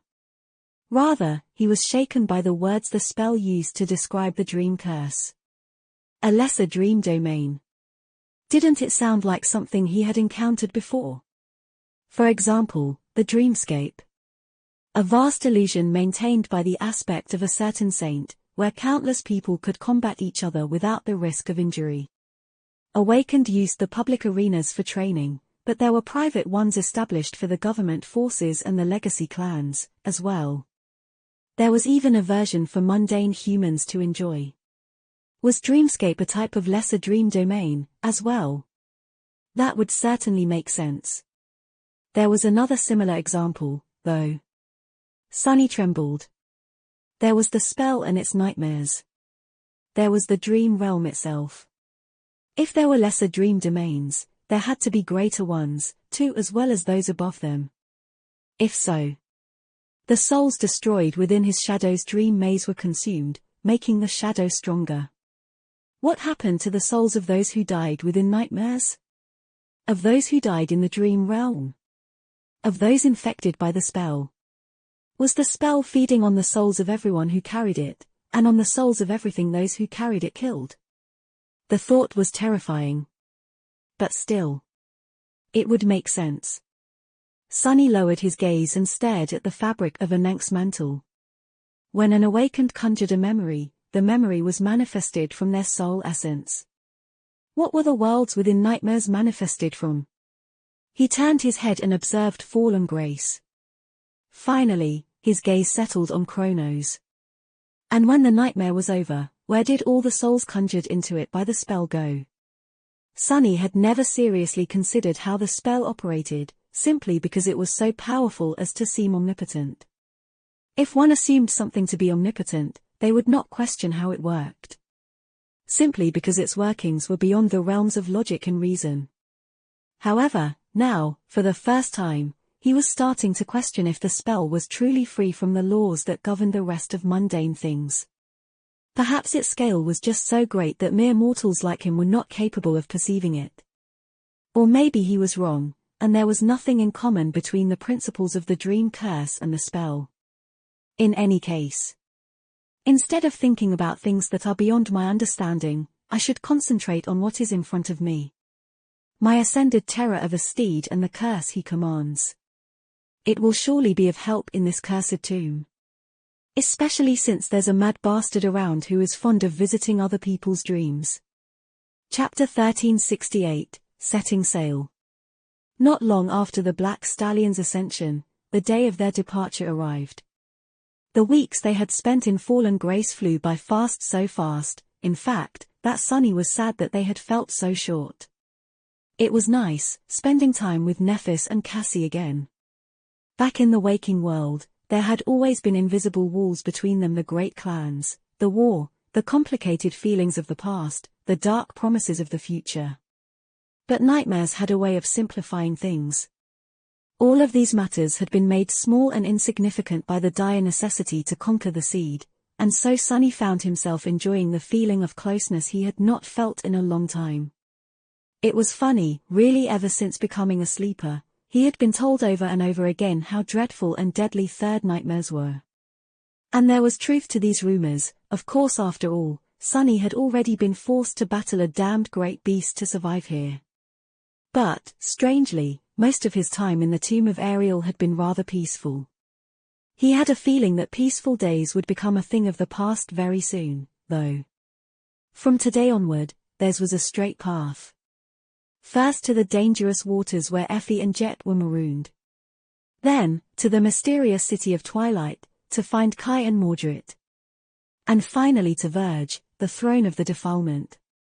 To burn it down and conquer the nightmare. Of course, the Chainbreaker was going to return to Fallen Grace between each step to resupply, receive repairs, and give its crew an opportunity to recover. But those stops would be brief and far between. For the remainder of the nightmare, Sunny and his companions would be going from one dire battle to another. Looking at the dreamlike view of the last city of the river people from the height of the temple's tower, Sunny sighed and looked at Cassie and Nephis. The suns had just risen, and the whole world was drowned in countless shades of red. Illuminated by the crimson blaze, both of them looked solemn and ready. He lingered for a moment, then asked, "Is it time?" Cassie nodded slowly. "It's time. Let's go." Together, they descended from the tower, past the grand hall of the temple, and walked outside. The blind girls' guards were following them from behind, just like always, but today, many more people had come to bid their Sibyl farewell. Soldiers, artisans, and citizens of all kinds. Thousands of gaunt old men and women were crowding the streets, looking at the beautiful young woman with golden shackles wrapped around her wrists. Their frail figures and wrinkly faces were like a sea. Their eyes. Sunny did not know how to describe the emotion that shone in them. Was it pride? Sorrow? Fear? Love? Guilt? Or all of it, fused together? Human beings were not that simple, after all. They rarely felt only one thing. Most of the time, their hearts were an irrational and contradictory mess of clashing and conflicting emotions. Will we manage to save these people? Or are they all doomed? Sunny knew that this was not the real fallen Grace, and yet, he also knew that the shadows of living beings he killed in the nightmares were still within his soul, indistinguishable from the shadows that belonged to the inhabitants of both the dream realm and the waking world. So what exactly was the difference? They passed through the crowded streets and approached the piers. The chain breaker rested on the water, freshly repaired and refurbished. Its tattered sails were replaced by new ones, each of a gorgeous, vibrant scarlet color. There wasn't much ceremony. Sunny, Cassie, and Nephis climbed aboard. The two deaf guards remained on the pier. But before they left, Cassie turned to the crowd of elderly Riverborn and smiled. Her smile was like a ray of pure sunlight in this land of eternal dusk. My people. Her voice echoed above the water, reaching far and wide. The inhabitants of fallen Grace, the last humans in the tomb of Ariel, listened with rapt attention, catching every word. Sunny gazed at the crowd and soon noticed a familiar figure. Kronos was also here, looking at the graceful ship with awe and longing. Cassie waited for a moment, then continued. I have to apologize. Usually, I would have taken you all to the House of Parting to celebrate and enjoy a delicious feast. Sadly, the lower house is no more, and so, I have no food to offer. A wave of murmurs rose from the crowd as many people chuckled. Someone yelled. It's all right, my lady, feed us when you return. The blind girl remained motionless for a few moments. Still, today is not a day for sadness. It is a day for celebration. This journey I am leaving on is not my last. Instead, it is the beginning of a new era, a better era. An era of grace and freedom. She raised her hands and pulled them apart, easily breaking the golden chain. The shattered links fell into the water. Cassie smiled again. Lady Changing Star, Lord Sunless, and we are leaving to gather powerful outsiders and vanquish the defilement, once and for all. Our victory is assured. I know. It would have been an empty proclamation if anyone else had said it. However, for the people of fallen Grace, Cassie was Dusk, the last Sibyl, the oracle who had guided their people for many generations, and who knew the secrets of both the past and the future. Hearing her, they stared with wide eyes. In the next moment, a joyous roar rose from the crowd. Our Lady knows. She saw it. Victory, our victory is assured. Staring at the celebrating old men, their sorrow gone, Sunny leaned slightly and asked in a whisper. You know? Did you receive a vision of fate? Cassie froze, then shuddered slightly. A moment later, she turned to him, her smile turning brittle. Her beautiful blue eyes were shining with the reflection of the crimson sky. She lingered for a bit, then answered. Who cares about fate? If fate is against us, well, break it. Sunny stared at her, befuddled. The corner of his mouth twitched. Do you think it's easy to break fate? The blind girl lowered her head slightly and turned back to the crowd. Her quiet answer was almost drowned out by the joyous cries. No, it's not easy. It's not easy at all. Soon, the sails of the chain breaker were filled with wind. The graceful vessel moved slowly, leaving the voices of the crowd behind. The people of fallen Grace watched as it sailed away, waving and wishing their lady good fortune in the days to come. But then, they disappeared from view, obscured by the crimson haze. There was nothing but a vast expanse of water left in front of them. The first of the many battles was approaching. Chapter 1369, Lost Library. Their first goal was to find Jet and Effie. Cassie had been able to determine the general area where they were marooned, but not why. She was also not sure what dangers awaited the Chainbreaker in that hazardous region of the Great River. However, she did have a lead. The problem was that this lead was buried in one of the lost temples of Fallen Grace, the palace where a defiled Sibyl had once been entombed alive. During the battle for the city, the temple had been unsealed, and the island ships that could not be saved were abandoned. Cut free, they had been left to the currents. The rest of the flotilla fled upstream, where it remained to this day. Nevertheless, the Chainbreaker was moving into the past once more, searching for the lost districts. Sunny, Nephis, and Cassie were going to find the lost temple, slay the defiled Sibyl if the creature was still dwelling there, and sift through the temple's library in search of information about the place Effie and Jet were trapped in. Breathing heavily, Sunny leaned on the side of the ketch and cursed quietly. The ketch had been patched up and repaired, as well.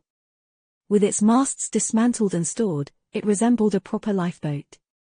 The craftsmen of Fallen Grace had also constructed an actual nest for it, with ropes and pulleys to lower the ketch into the water and hoist it back up again when needed. Nephis was at the stern, controlling the ship, while Cassie was examining the damaged essence lines of the ancient vessel nearby.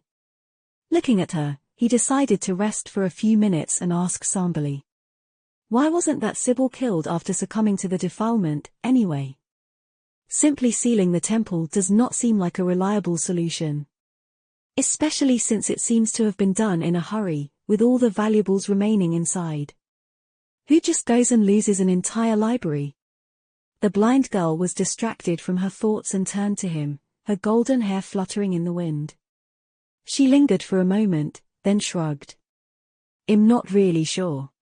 It happened long before we entered the nightmare, so perhaps the people of Fallen Grace simply couldn't bring themselves to kill one of their Sibyls. You saw how conflicted they are about us. Perhaps sealing her inside and turning the temple into a mausoleum was simply safer." She sighed and shook his head. "I agree, though. It was a mistake. When I entered the nightmare, we could have preserved the entire city if not for their misguided ways. There were 2 Sibyls left in Fallen Grace back then, and one of them had just succumbed to the defilement. She was still new to her unholy powers, though.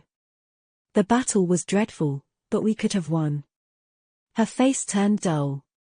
It was not until the seal of the old temple came undone that disaster struck. Once that thing got out, there was no stopping it. Sunny raised an eyebrow with a dubious expression. "And yet you want us to seek her out?" Cassie sighed, then smiled lightly. "Well, I alone was not enough to both battle the creature and prevent the city from sinking. But the 3 of us together, that is a completely different story. I don't think we'll have too much of a problem dealing with her.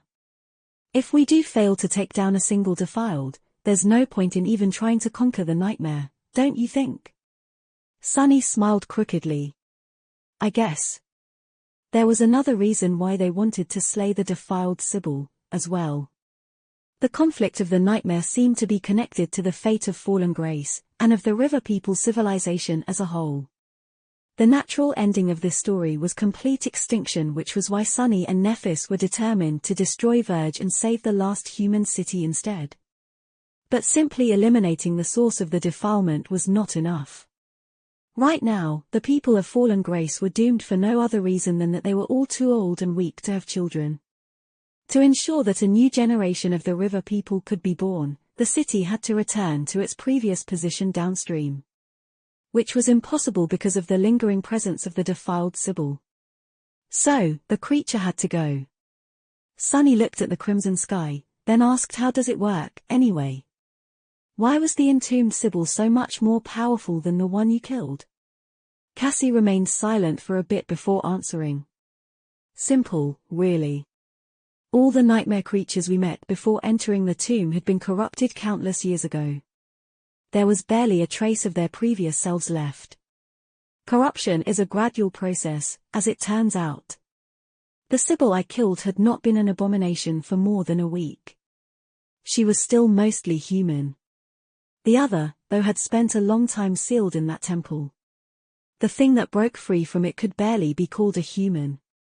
Its powers were greater, and it was much more used to them, as well. Sunny sighed. It made sense. With his curiosity satisfied, he decided that it was time to get back to the arduous practice. He was trying to master the sorcery of names. Sadly, Sunny was making zero progress. Learning the names themselves was not too hard, at least not the simple ones Nephis had done her best to teach him. Even though those names were eerily odd, barely fitting into his mind and constantly fading from his memory, he possessed enough mental discipline to hold on to the knowledge of them. The problem was actually trying to speak them. In that regard, Sunny was failing miserably. It was as Ananke had said, people needed an innate talent to master the words. And it seemed that he severely lacked it. Curse it. Perhaps Sunny was being greedy by wishing to learn an entire new system of sorcery, but he still wanted to master the fundamentals of shaping. Today, his attempts to summon the wind were going even worse than usual. He was tired and drained, but there was no result whatsoever. Damned wind, come on, blow. When Sunny's irritation reached a boiling point, Cassie suddenly straightened and turned her head slightly. There was a frown on her face. Something is wrong.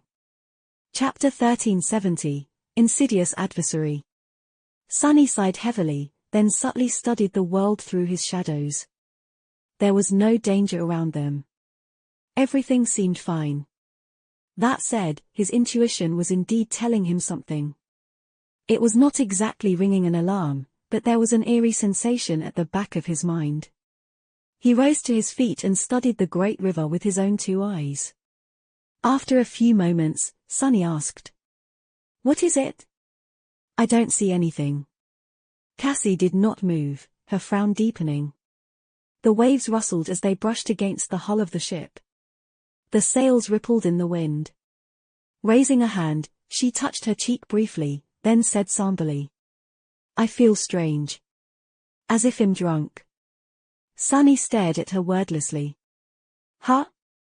The blind girl grimaced. "It's like I'm seeing double. Only, of course, it's not my sight that is blurry. Rather, it's my aspect ability. The one that allows me to sense what will happen a few seconds into the future." He remained silent for a few moments. The shadows across the chain breaker moved, stirring. "So, what you're saying is that something is wrong with the future?" Cassie hesitated a little. "Or at least with my ability to perceive the future." That was a rather terrifying thing to hear. Sunny looked around once more, noting how peaceful their surroundings looked. The sky was burning beautifully with countless shades of red, with not a cloud in sight. The surface of the flowing river was spotless, with nothing hiding beneath it. And yet, there was something sinister happening to the world, unseen and imperceptible. If not for the keen senses of the oracle, none of them would have known that something was wrong. "Let's go." Taking Cassie by the wrist, Sunny guided her to the stern of the ship, where Nephis was holding the steering oar.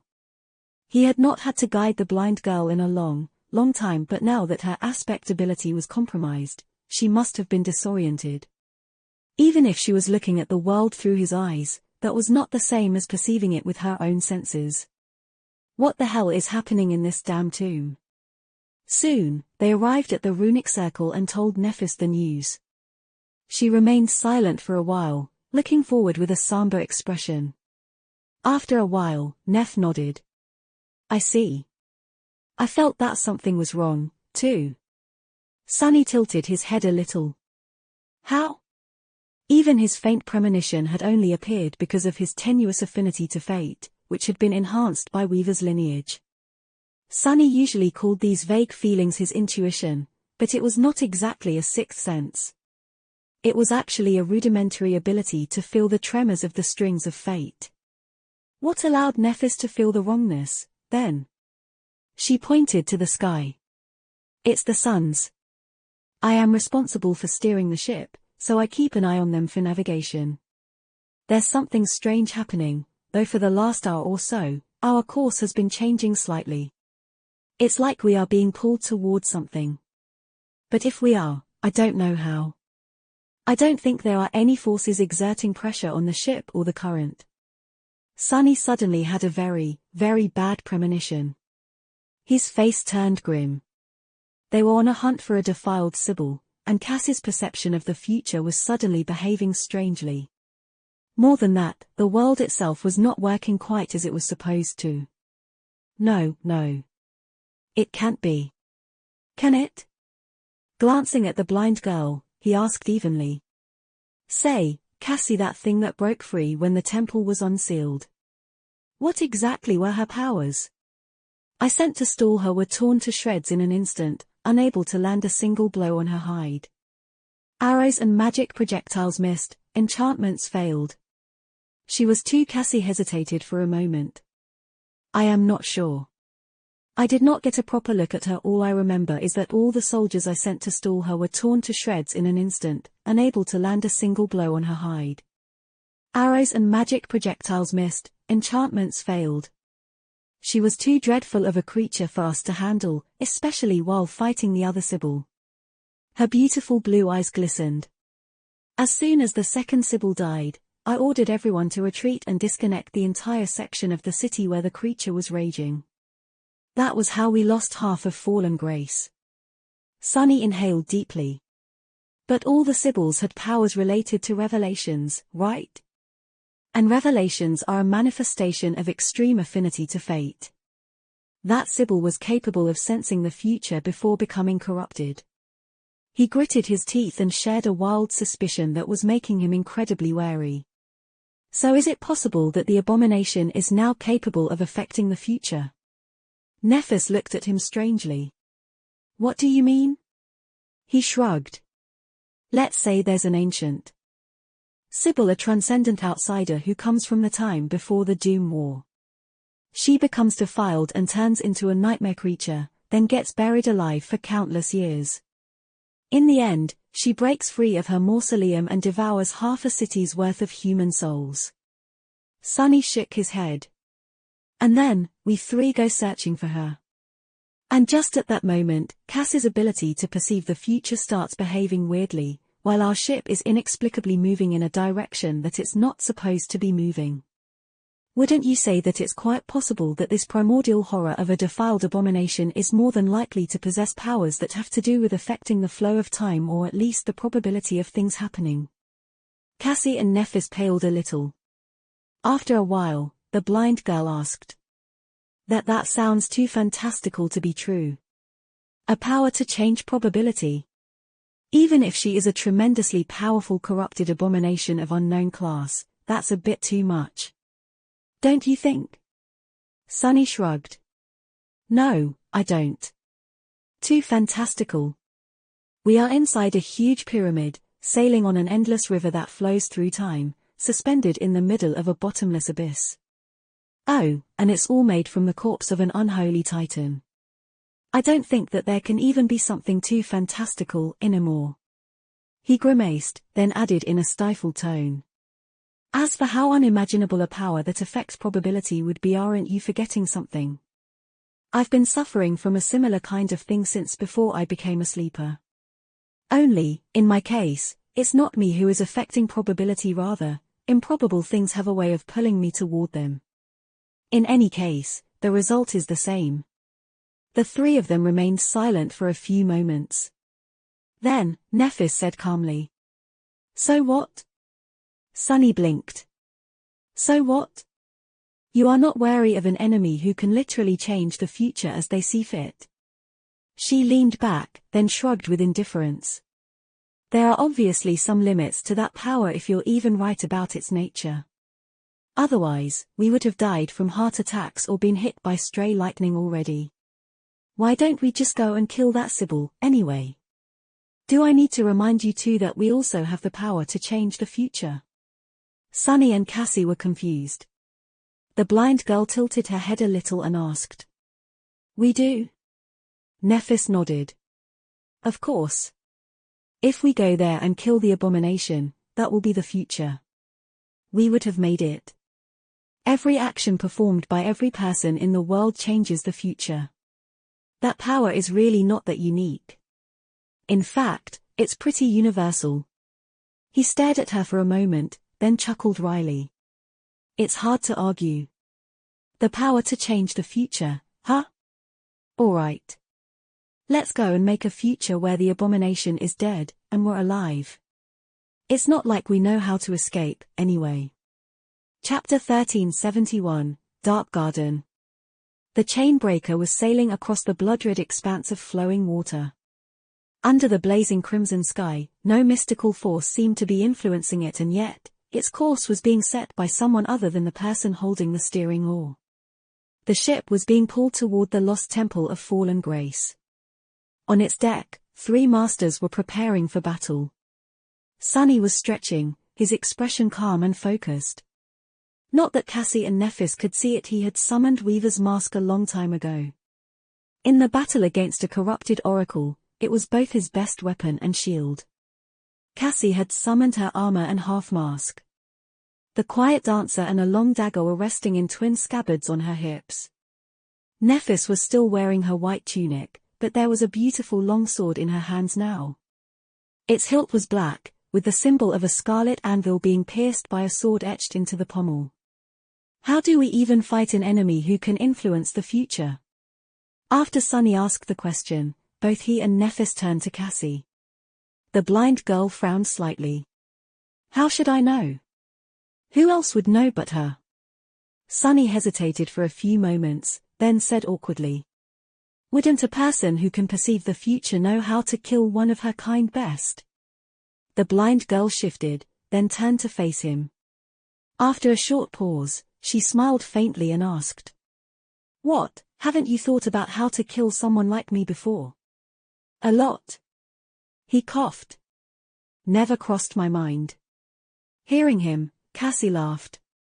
It's like Nephis said, her power has to have a limit. Say she can alter the path of 1 arrow, then hit her with 2. If she can alter the path of 100 arrows, hit her with 101. Sunny nodded.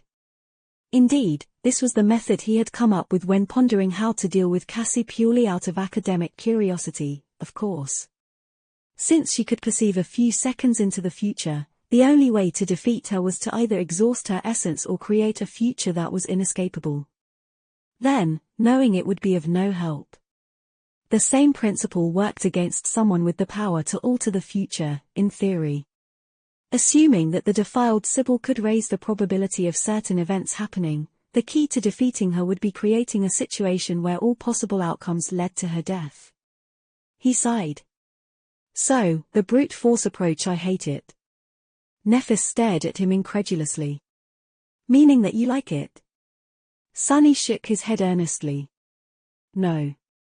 She hesitated for a few moments, then let out a quiet sigh. This mask is confusing. Was it? Sunny did not think that it was that confusing. All it did was reverse his flaw, making it so that he could only tell lies. As it turned out, always lying was much more liberating than always telling the truth. That was because there were countless lies, but only one truth. That said, he wouldn't want to live while always wearing Weaver's mask. Lies might be liberating, but he did not think that a person who only deceived could be a part of a community, at least not in any kind of meaningful way. And no one survived in the dream realm alone. But, much more importantly, being cursed to always tell the truth had landed him in hot water more than once, but looking back at his life up until now, Sunny clearly saw how it had benefited him, as well. Without the flaw, he would have continued to lie and deceive, remaining isolated and untrusting. The mindset that had saved his life countless times in the outskirts would have become the end of him in the perilous world of the spell. He would not have grown close to anyone, and would not have made precious friends. And that, most likely, would have led to him dying in some ditch, miserable and alone. Sunny still had plenty of chances to die in a ditch, but at least his death was not going to be quite as bitter.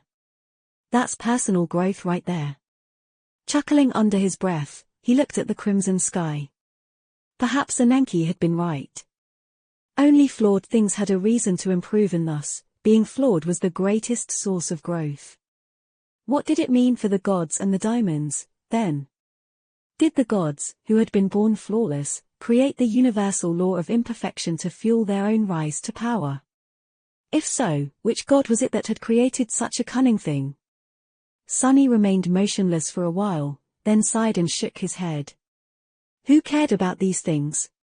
The gods were dead, anyway. And he was going to be dead, too, if the three of them failed to kill the defiled Sibyl. I don't see anything. Nephis raised an eyebrow, then suddenly tensed. Meaning you do see something.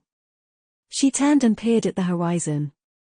There, a dark shape was slowly appearing from the scarlet glow. A crooked temple was rising from the water, most of it hidden from view and drowned. Its walls, once white and beautiful, were covered by cracks and overgrown with moss. Dark vines were crawling up the broken facade like a burial shroud, blooming with beautiful black flowers. The artificial island the temple had once stood upon was broken and partially submerged. What little of it remained above the waves was like a wild garden, its dark expanse brimming with thorns. The sky itself seemed to dim as the chain breaker drew closer to the drifting derelict. The eerie sensation at the back of Sunnis' mind grew stronger. Just relax. I'm sure there's nothing to worry about. He threw a grim look at the Sin of Solace, then commanded the manifested shadows to lower the sails. At the same time, his own shadows moved, gliding across the deck toward their master. Cassie unsheathed her rapier and dagger. Nephis silently raised her sword and rested its blade against her shoulder. She remained silent for a while, then suddenly let out a long sigh and covered her face with a palm. Sunny gave her a glance. Huh? Wait, don't tell me that you're actually worried. Neph avoided looking at him, lingered for a bit, and shook her head. No, I'm just realizing the meaning of everything Lord Mongol said. Her voice sounded strangely aggrieved. Was Sunny seeing things, or had her cheeks become slightly pink? He stared for a bit, then coughed awkwardly. Ah, well, I meant every single word. With that, he headed to the bow of the chain breaker. Soon, the ship slowed down.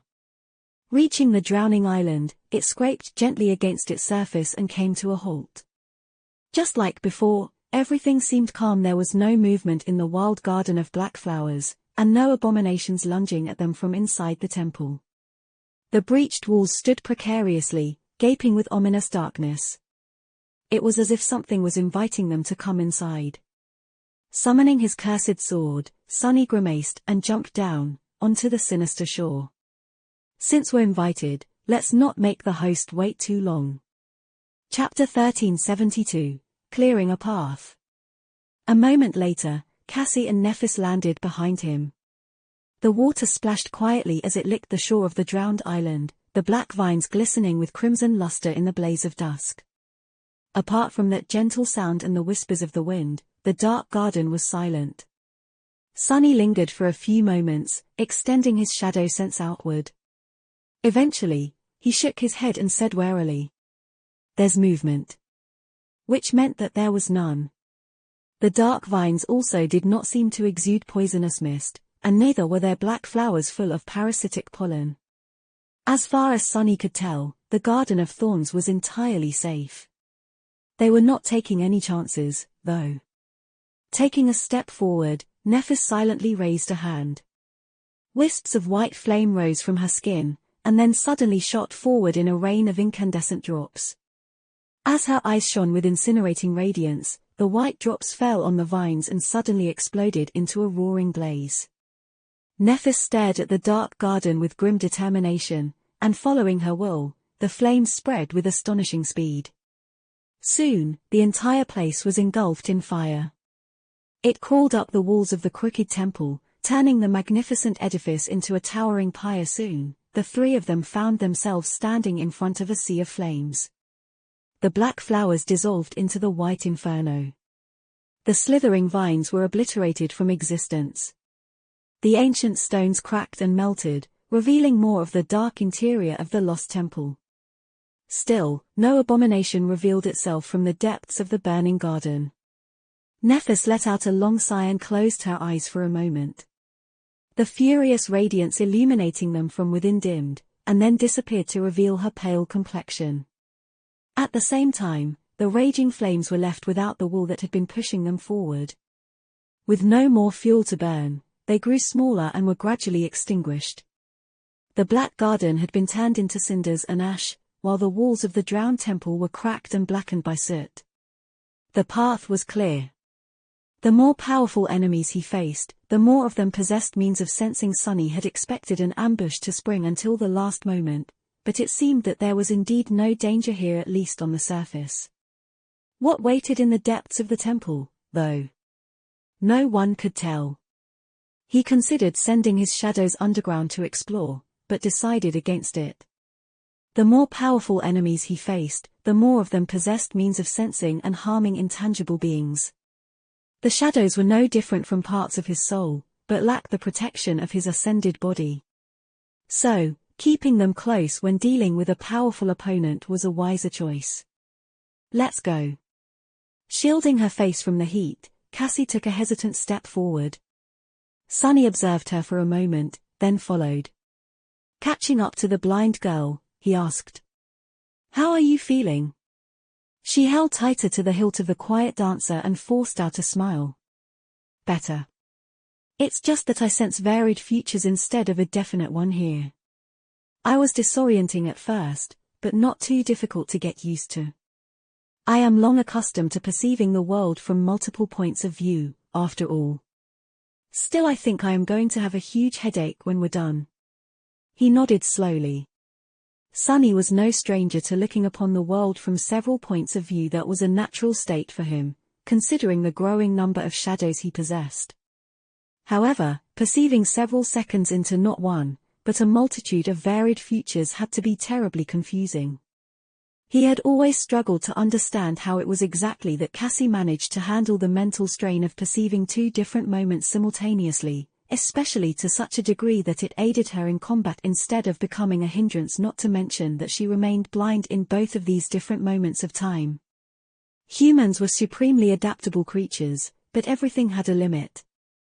Maybe it was because Sunny had been slow to realize how abnormal his own talents were that he rarely considered how exceptional his companions were, as well. Cassie was usually quiet and unassuming, so it was easy to overlook her inconspicuous, but exceptional mental prowess. In truth, it was rather astounding. Sunny glanced at the blind girl again and frowned slightly. "It's all right for everyone else to overlook her, but why do I always make the same mistake? I should really know better." Perhaps it was because deep inside, he still saw Cassie as the helpless girl that had desperately needed his assistance on the forgotten shore. Both of them had changed drastically since then, but that first impression was so deeply ingrained that erasing it was simply too difficult. If so, Sunny wondered what image of him was ingrained deep inside Cassie's heart. However, he only allowed his thoughts to wander for a brief moment. They were in the enemy territory, after all. It was no time for idle thoughts. Do you even have to ask the question? The image of a deceitful, selfish scumbag who outright told Nephis that she was a fool for dragging deadweight around, and that it would be better for the two of you to leave the useless blind girl for dead. Oh, what? You think that Cassie really did not hear that conversation? Sunny threw a hateful glance at the Sin of Solace, who was walking a step behind with a contemptuous grin on his face. Did Cassie's shoulders tremble a little at the sound of the Sword Wraith's voice? He wasn't sure. Sunny hesitated for a moment, but remained silent in the end. He didn't really want to answer, and didn't really know what to say. There had indeed been a conversation like that, soon after their first meeting on the Forgotten Shore. The blind girl had been fast asleep back then, though most likely. She had never indicated otherwise. Stop. At the sound of Cassie's voice, Sunny tensed up. What is it? Had she really heard the Sin of Solace? The blind girl remained motionless for a moment, then took a step forward and leaned down. Her hand disappeared into the ash, and pulled out the singed remains of a crude spear from beneath it. Her face turned somber. Dropping the spear back to the ground, she sighed and said darkly, "It's the drowned." Chapter 1373, Counting Echoes. The word hung in the air, both ominous and strangely familiar. Sunny frowned and studied the remains of the crude weapon. Finally, he asked. The drowned. We have never met abominations like that. Which, of course, meant that they had. Nephis nodded. Yes. A group of them attacked the Chainbreaker once drowned outcasts, that was what the spell called them. They weren't too powerful, apart from the Depth Dweller that arrived with them. Cassie shook her head somberly. The outcasts are the dregs of their kind. Most drowned are much more dangerous.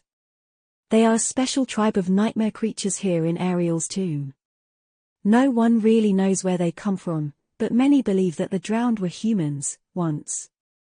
They hunt in groups and herd true horrors of the depths to use as war beasts.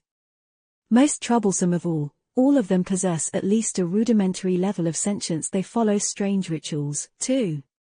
Nephis frowned. I'm sure we will manage. Unless there are titans or great ones among them, the three of us should be enough to deal with these drowned. The blind girl remained silent for a few moments. That is true. Although the trace of the drowned is bad news, they are nothing we can't handle. I am concerned about what their presence here represents, though.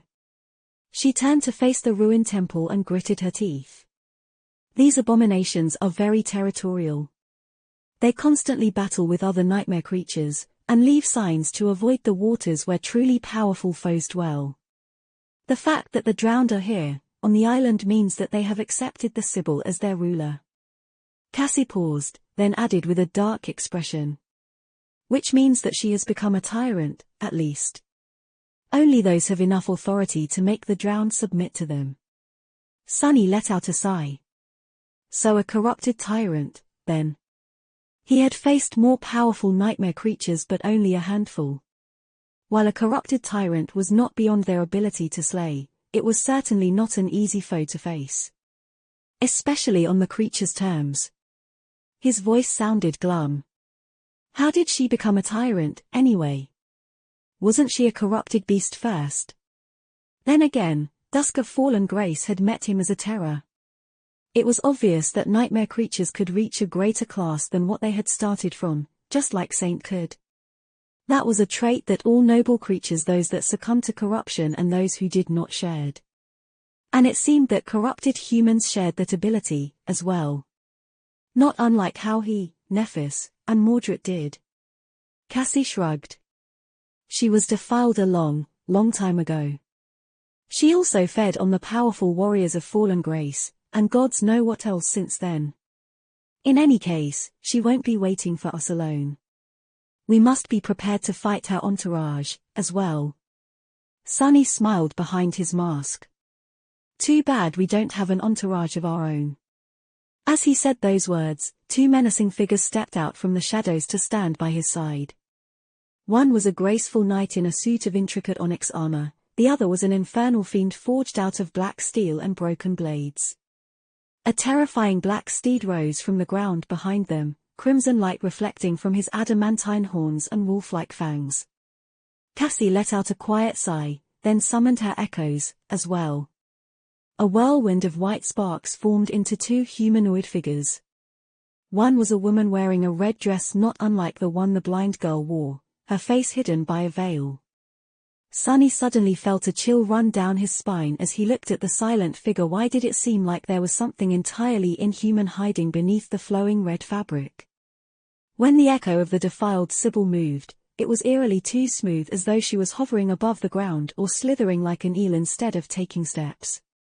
He thought he saw a glimpse of a glistening black tentacle appearing for a split second from beneath the hem of her crimson skirt. The most unnerving part, however, was her empty gaze. Sunny had never felt comfortable around human echoes, and he did not feel comfortable around an echo of a former human, either. Cass's second echo was less disturbing, but just as curious. It was a tall steel mannequin with 4 arms, each holding a sharp blade. The artificial echo, an ascended monster, looked like a clockwork man. His movements were somewhat awkward, but possessed the distinctive sharpness of a trained fighter. Sunny was reminded of something when looking at the mannequin, as well. The creature was vaguely similar in appearance to the steel mount that Morgan rode sometimes. So, that echo must have been created by the enchanters of Valor, too. I wonder how they do it. The complexity must be on an entirely different level. He was distracted from his thoughts by a disdainful grunt. Turning his head, Sunny glanced at Fiend with surprise. The steel ogre was staring down the clockwork swordsman with an obvious air of superiority. Was the fool sticking his chest out?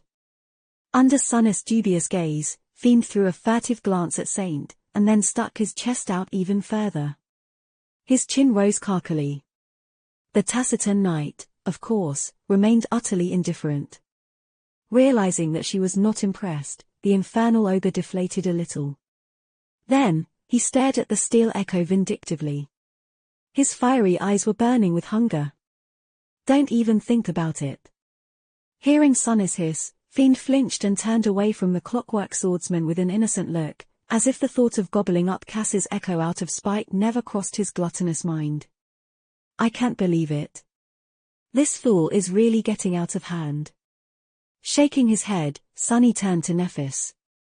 She was the only one of them who did have anything to summon, of course. That was only because Changing Star had always given the echoes she earned away to someone else. Even now, 2 of Cass's 3 had come from Neph. It was a bit sad, though, for her to look like an impoverished noble when compared to Sunny and Cassie. Feeling his gaze, Nephis shifted slightly and stared back. What? Sunny shook his head. No, nothing.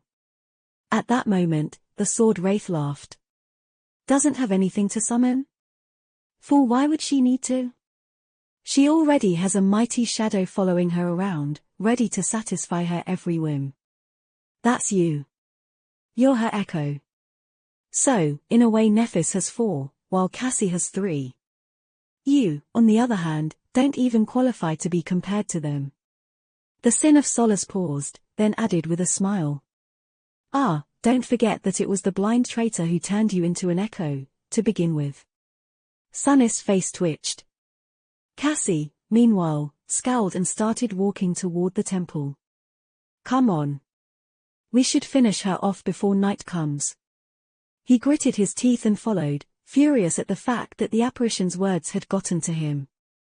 Approaching the breach in the wall of the crooked temple, the small, but extremely powerful cohort of masters, shadows, and echoes dove into the sinister darkness. Chapter 1374, Drowned Temple. Damned sword. Making his way into the ruined interior of the temple, Sunny was seething with dark emotions. What did the Sin of Solace even want? One moment, he was fanning the flames of guilt Sunny might have felt about how he treated Cassie in the past. The next moment, the wraith was reminding him of what had happened, and of how cruelly she had betrayed his trust. Well, it was perfectly clear what the apparition wanted. The bastard wanted to drive him mad. And Sunny was mad. No matter how much he understood why Cassie had done what she did, and no matter how many times he told himself that her actions had ended up saving Rain from being killed by nightmare creatures, and him from dying in the nightmare desert or becoming Mordred's slave, no matter how many things they had gone through together after the Forgotten Shore and how much their relationship had improved and deepened. At the bottom of it all, Sunny was still hurt, resentful, and angry at Cassie, while at the same time caring deeply about her. It was a proper mess. What else is new? It had been for a while. This place is not creepy at all. Jumping down from a pile of rubble, Sunny landed in shallow water. The interior of the lost temple was drowned both by stale water and darkness. Since the island ship was tilted and partially submerged beneath the waves, the long corridors with high ceilings were tilted as well. The 3 of them had to walk awkwardly, stepping on the walls with one foot and the cracked floor with the other. Not to mention that there was rubble everywhere, forcing them to jump or climb over the natural barricades obstructing their path. If there was one good thing about the situation, it was that none of them was oppressed by the darkness. Sunny could see in it perfectly fine. Cassie did not need sight at all, while Nephis was capable of lighting her own path. I think he is trying to say that this place is really creepy. Nephis looked at him and smiled with satisfaction, proud to have understood his meaning. Sunny stared at her incredulously. What? Why does she look so smug? It's really not that hard to understand. Neff was such a weirdo sometimes. Shaking his head, he turned away and continued to make his way deeper into the temple. Cassie was walking at the front, protected by her echoes. Nephis and Sunny were in the middle, with his shadows following them from behind. The layout of the temple seemed different from the one the blind girl had lived in, but she seemed to know the way. They were moving deeper and deeper into the labyrinth of half-collapsed corridors. Sunny felt that they had descended far enough to be underwater by now. Nevertheless, the ancient temple must have retained some structural integrity, considering that it was not fully flooded. Their surroundings, however, were rather ominous. It was not even because of the darkness, the stale water sloshing at their knees, and the eerie feeling of something influencing the future. It was because this place had served as a prison for the defiled Sibyl for a long time before being cut from the rest of the city and ending up half-drowned. From time to time, Sunny noticed strange marks on the cracked walls, as if someone had clawed at them in fury. Other times, there was dried blood smeared across the old stone. The whole temple seemed strange and sinister, like a ruin haunted by an unspeakable evil. Of course, Sunny was not afraid of ghosts. He had slain enough ghosts to treat them with indifference. What he was afraid of, however, were the Sibyls. Even though Sunny did not want to admit it to himself, he still shuddered when remembering the cold despair of LO49, and the horror of facing its butcher in the depths of the ocean. He had been with Neve and Bloodwave back then.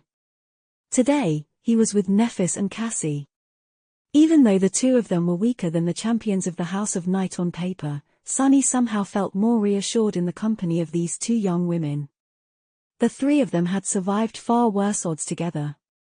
It's all right to be afraid. He was sure that he'll feel better after putting down another one of these defiled oracles with his own two hands. We are getting closer. Cassie's words were sobering. Soon, they arrived in front of a huge, intricately engraved door. Its wood was wet and rotten, with illegible runes covering the dark surface. Sunny suspected that these runes were a part of a sorcerer's seal once now, however, they were damaged beyond recognition and lifeless, devoid of any kind of power. For a moment, he considered turning around and leaving the sinister temple the way he had come. But of course, he wouldn't. The defiled Sibyl had to die both for the future of fallen Grace and for the sake of Effie and Jet. Sunny took a deep breath and wondered if his resolve to slay the abomination was the result of the creature manipulating the future, as well. Had she pulled forward only those of the possible futures where the three humans were adamant on arriving in front of the ancient door, with not a slither of hesitation in their minds? The thought made him shiver. To hell with this. Gritting his teeth, Sunny glared at the door, and then delivered a devastating kick to it. Turning into a rain of rotten debris, the massive gate flew off its hinges and cluttered down, into the dark expanse of a partially flooded hall. It was then that he felt it, a massive shadow stirring underwater, its slumber broken by the sound of the breaking door. There were countless smaller shadows hiding in the darkness of the drowned hall, too. And at the far end of it, an especially elusive one.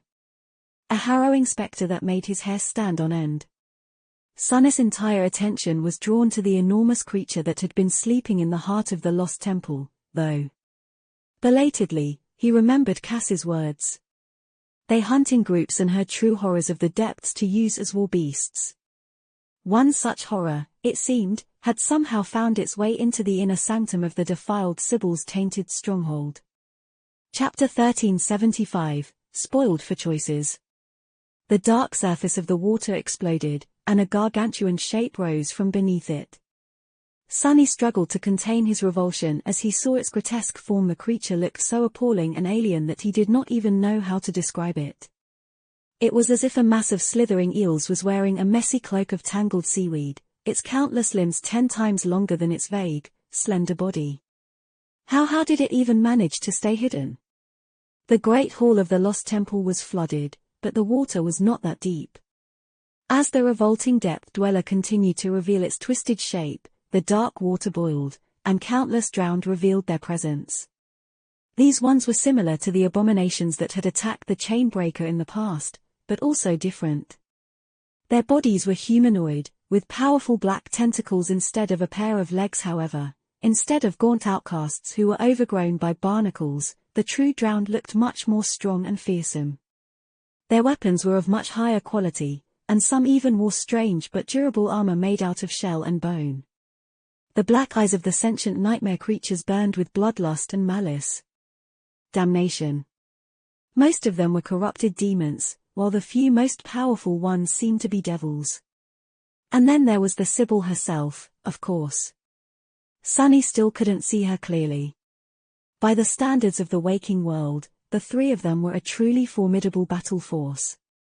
Sunny was pretty sure that he and Nephis were among the most powerful ascended humans to have ever lived, with Cassie trailing not far behind them. They were accompanied by two transcendent devils, a transcendent beast, an ascended terror, and an ascended monster. Their memories were also empowered by a supreme memory, the Crown of Dawn. Still, this battle was not going to be easy.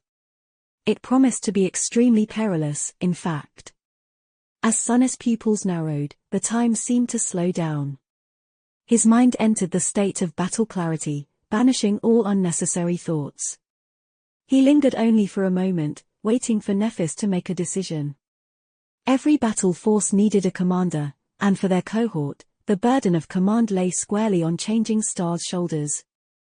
"I'll handle the Depth Dweller. Sunny, if you will slaughter these drowned. Cassie, you will have to occupy the Sibyl." Sunny was already moving, the blade of the Sin of Solace slashing through the air. As he did, though, a transient thought entered his mind. This was it.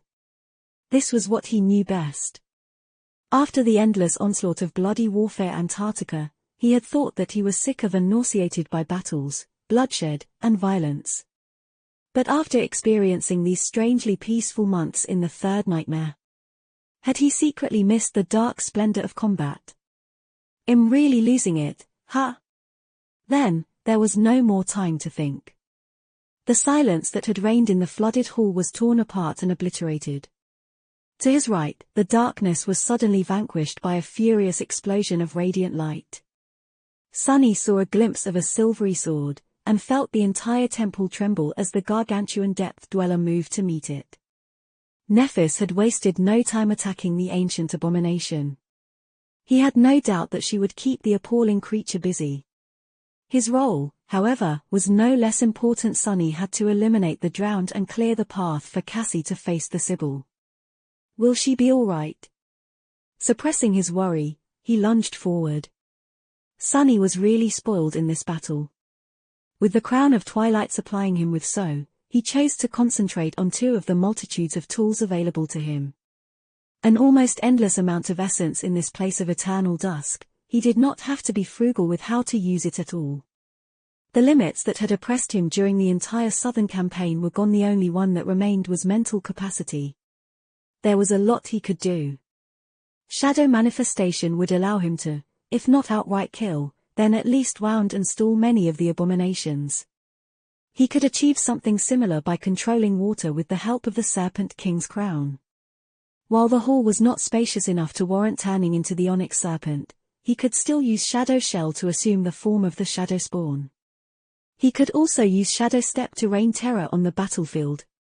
The problem was that his mind was not potent enough to handle all of these tasks at the same time. The enemies were also more powerful than any group he had faced in Antarctica. Corrupted demons and devils were not new enemies for him, but Sunny had never faced so many of them at the same time. What made sentient abominations so dangerous was their intelligence, and the drowned seemed more than smart enough to fight as a single force instead of a group of powerful, but uncoordinated creatures. Many of the strategies he had used to slaughter weaker enemies were not going to work as effectively against them. So, he chose to concentrate on two of the multitudes of tools available to him. The first was the Crown of Twilight and the rudimentary control over water it gifted him. Although the Great Hall was not entirely flooded, it still gave an advantage to the drowned, who could move with equal ease on land and in water. Terrain advantage was of utmost importance in any battle, so Sunny was going to try and turn the tables on his enemies. The second was the Sin of Solace. Currently, all memories Sunny had summoned were augmented by the Crown of Dawn, including his already fearsome Jian. Its long jade blade was more than powerful enough to cut through both the corrupted abominations and their armor, and therefore, augmenting his strength even further with Shadow Shell was simply unnecessary. The best decision Sunny could make was to fully concentrate on his swordsmanship, cutting out all things except for those that were in service of it. Let's show them. Landing on a toppled column, he moved fluidly and delivered a lethal slash to the neck of an attacking abomination. However, from just that first strike, Sunny realized that this battle was going to be much more deadly than he had ever thought. Chapter 1376, Fighting the Future. The Sin of Solace flashed through the air, moving with stunning speed. Considering how insidiously sharp the cursed blade was, there was no way for the drowned to survive the strike. Sunny was so confident that he would see the abomination's head flying away in a rain of blood that he did not even slow down to consider other possibilities. And yet, something entirely different happened. He missed. At the last moment, the nightmare creature lowered itself deeper into the water, and the jade sword whistled safely above its head. What? It had been a very long time since Sunny made such an egregious mistake. His swordsmanship was not flawless, since nothing really was. He was a lesser swordsman than Nephis was, true, but who wasn't? Compared to almost every other living human, Sunny was an absolute master.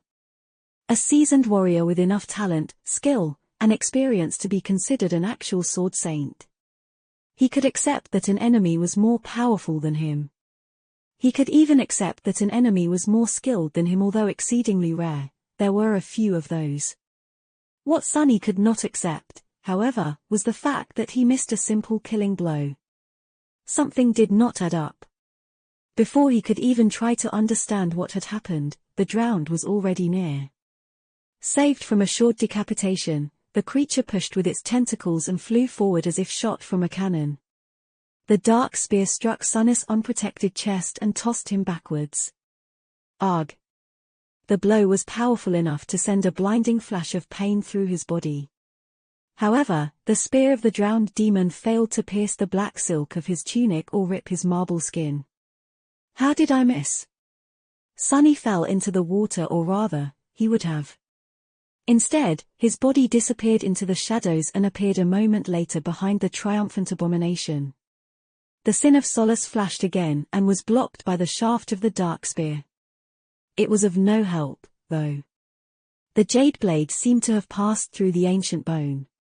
A moment later, a thin line appeared on the shaft of the dark spear, and it split into two halves.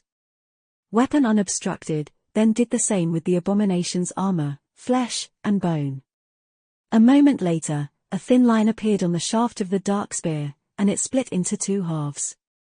The same happened to the drowned, who had been cleanly and savagely cut in two. You have slain a corrupted demon, drowned warrior. Your shadow grows stronger. Sunny heard the whispers of the spell. But he was not celebrating. Instead, a dark expression distorted the lines of his pale face for a brief, fleeting moment. How did that thing block my strike? Sunny felt uneasy. Yes, the spear of the corrupted abomination had failed to stop the cursed sword, but how had the drowned managed to predict and block his sneak attack, in the first place? No, it had not been quite like that. Replaying the moment of the strike in his memory, Sunny realized that the nightmare creature had not possessed exalted battle skill or supernatural power of premonition. Instead, it had ended up in a perfect position to react in time due to sheer luck. Just like it had ended up lowering itself to avoid being decapitated by sheer luck. Was it really luck, though? Sunny suddenly felt cold. Was it luck, or was it that out of all possible outcomes, those that benefited the nightmare creatures the most had suddenly become the most probable to happen? Was the damned Sibyl exerting its influence on the future to support her minions and obstruct her enemies? If so, he sensed the numerous shadows of the drowned rushing to rip him apart, and shuddered. Curse it! For a moment, Sunny almost panicked. Fighting a swarm of corrupted demons was already deadly enough, but fighting against the future itself. How was he supposed to defeat that? Then, however, his mind settled. There was a mutilated corpse of one of these demons floating in the water right in front of him, after all. He had defeated that one abomination, so he was going to slaughter the rest in the same way. It was just going to be much, much harder. If one strike failed to kill the enemy, he was going to deliver 2. If 100 strikes failed to kill the enemy, he was going to deliver 101. Everything that could go wrong was going to go wrong, but hadn't Sunny always lived by that principle, anyway? Considering his fated attribute, he was perhaps the one person in the 2 worlds who was perfectly suited to fight a battle like this. Swiftly turning around, he brandished the Sin of Solace and jumped down from the toppled column into the dark water. Instead of plunging into it, however, Sunny landed on the slick surface as if it was solid. This feat wasn't too hard to accomplish by combining the Feather of Truth trait of High's shell with the Royal Promise enchantment of the Crown of Twilight. Without pausing even for a second, Sunny dashed forward, running across water as if it was land. A part of his mind was preoccupied with controlling the treacherous surface under his feet to support his weight.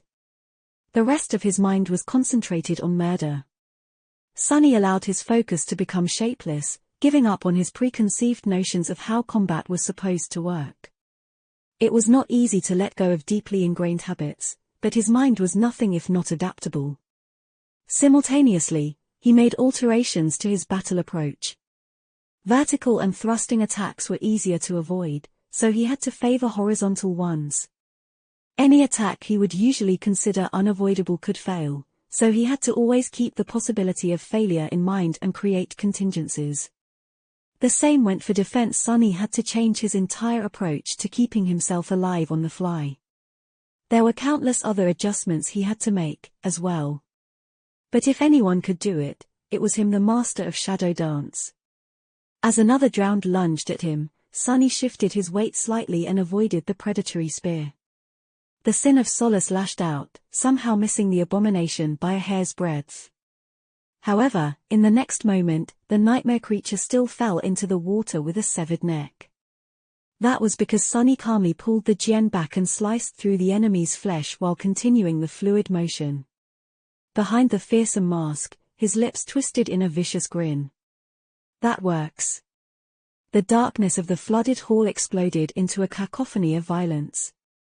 Chapter 1377, Battle in the Shallows. The ancient temple was quaking from the furious clash between the monstrous dweller of the depths and Nephis. Flashes of blinding white light and waves of incinerating heat tore the darkness apart, sending the deep shadows drowning the dark expanse of the flooded hall into a demented dance. Sunny danced with the shadows like a spectre of death. Wreathed in a billowing black mantle, his figure had turned vague and elusive. He moved across the restless surface of the black water with stunning speed, no different from how he would have moved on solid ground. Sunny's attacks were lethal, unpredictable, and almost impossible to trace. It was as if he was nowhere and everywhere at once.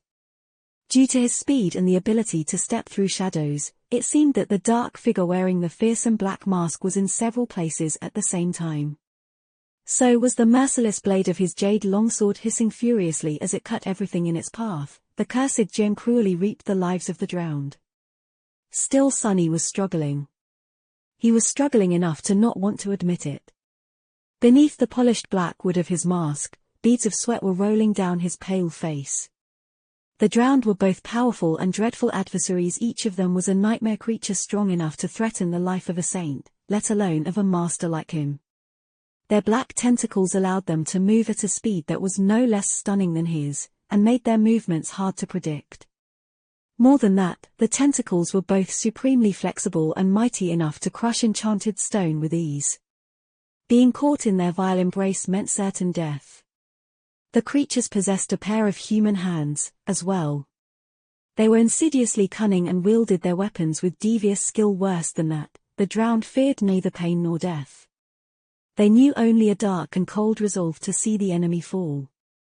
A foe like that was the worst nightmare of an awakened, especially when there were so many of them. And that was without even considering the eerie power of the Sibyl who was twisting the future in favor of the abominations. It was because of her influence that Sunny felt like he was not even one mistake away from dying, but rather one step behind staying alive. Damnation.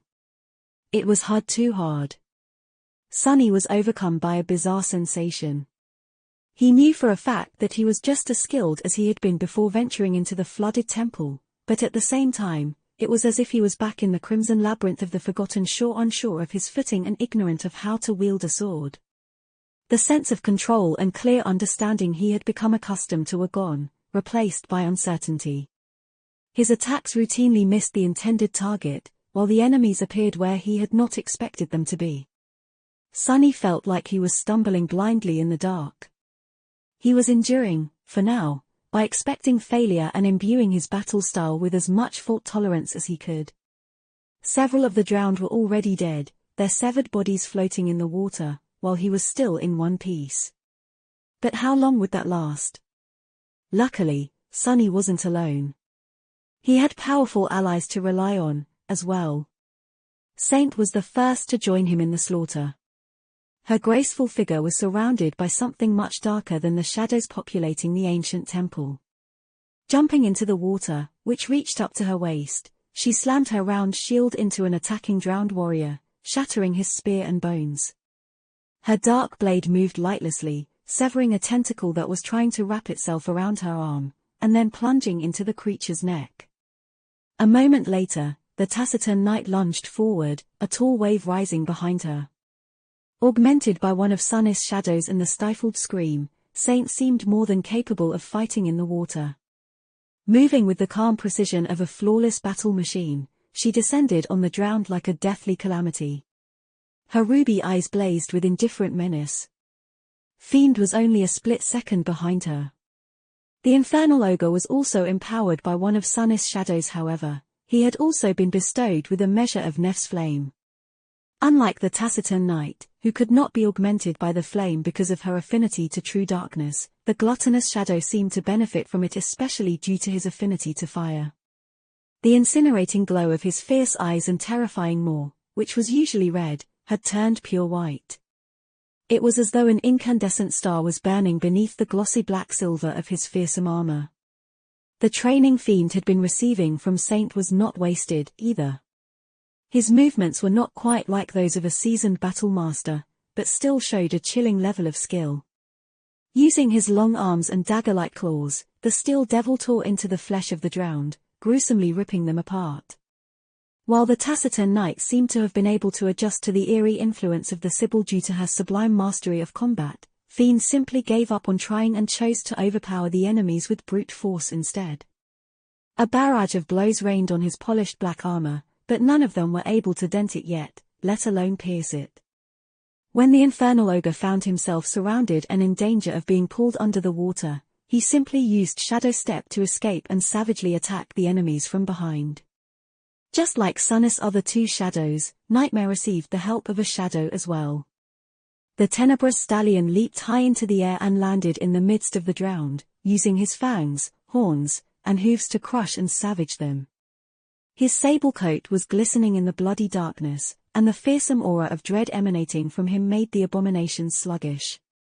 The drowned were a whole rank above the Dark Destrier but several classes below him. Empowered by the shadow, the darkness shrouding the flooded hall, the fear of his enemies, and the army of nightmares residing in the lightless abyss that served him as a soul, the dreadful stallion was more than capable of holding his own in this fight. That said, Nightmare was not a creature suited best for direct combat. He was mostly relying on his speed and agility to stay ahead of the enemy while savaging them with his attacks. It was also not easy for him to lull enemies of a higher rank into slumber. While insidious and terribly destructive, his dream curse required time to infect its victims. Nevertheless, it seemed that all the drowned in the temple were suffering from the initial stages of its effect. It was as though they were all slightly drowsy, their movements lacking full force and precision. Nightmare was helping not only himself, but also everyone else fighting against the defiled Sibyl and her minions.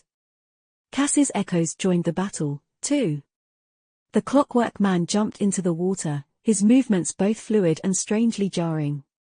The four blades held by the artificial echo spun, slicing and dicing the flesh of the enemies.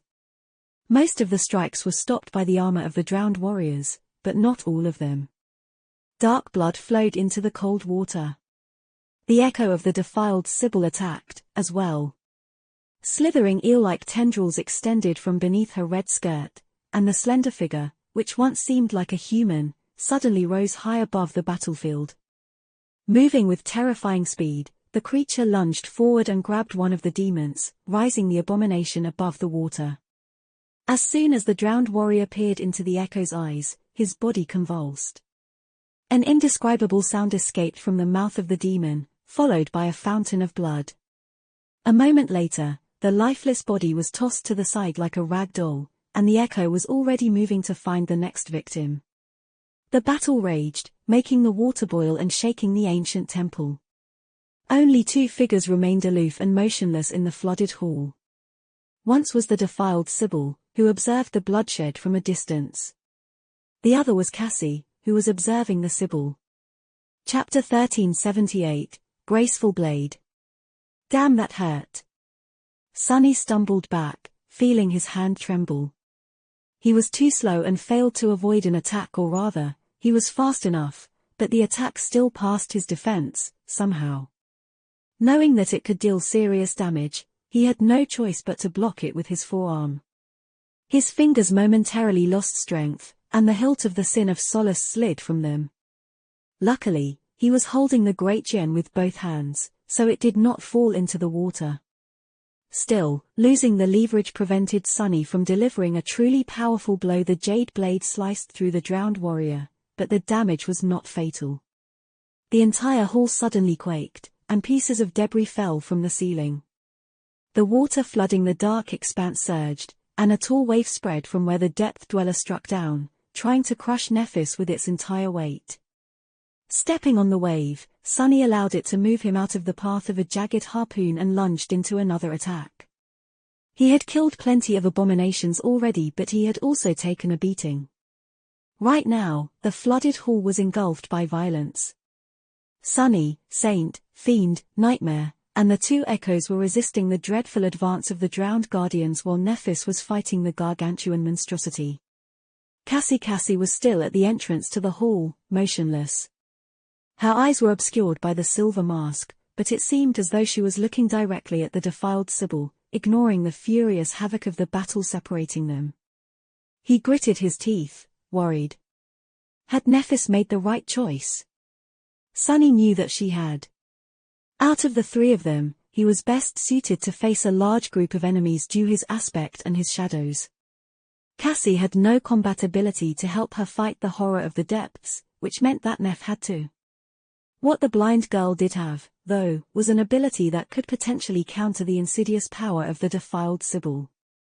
Unlike the Depth Dweller who possessed overwhelming physical might, the true ruler of the flooded temple mostly relied on mystical authority over the future. Cassie had a good chance of being able to face her. So, while Neph's decision was not exactly right, it was the best one in this dire situation. She assigned each of them a role suiting their capabilities. Still, the defiled priestess was a corrupted tyrant.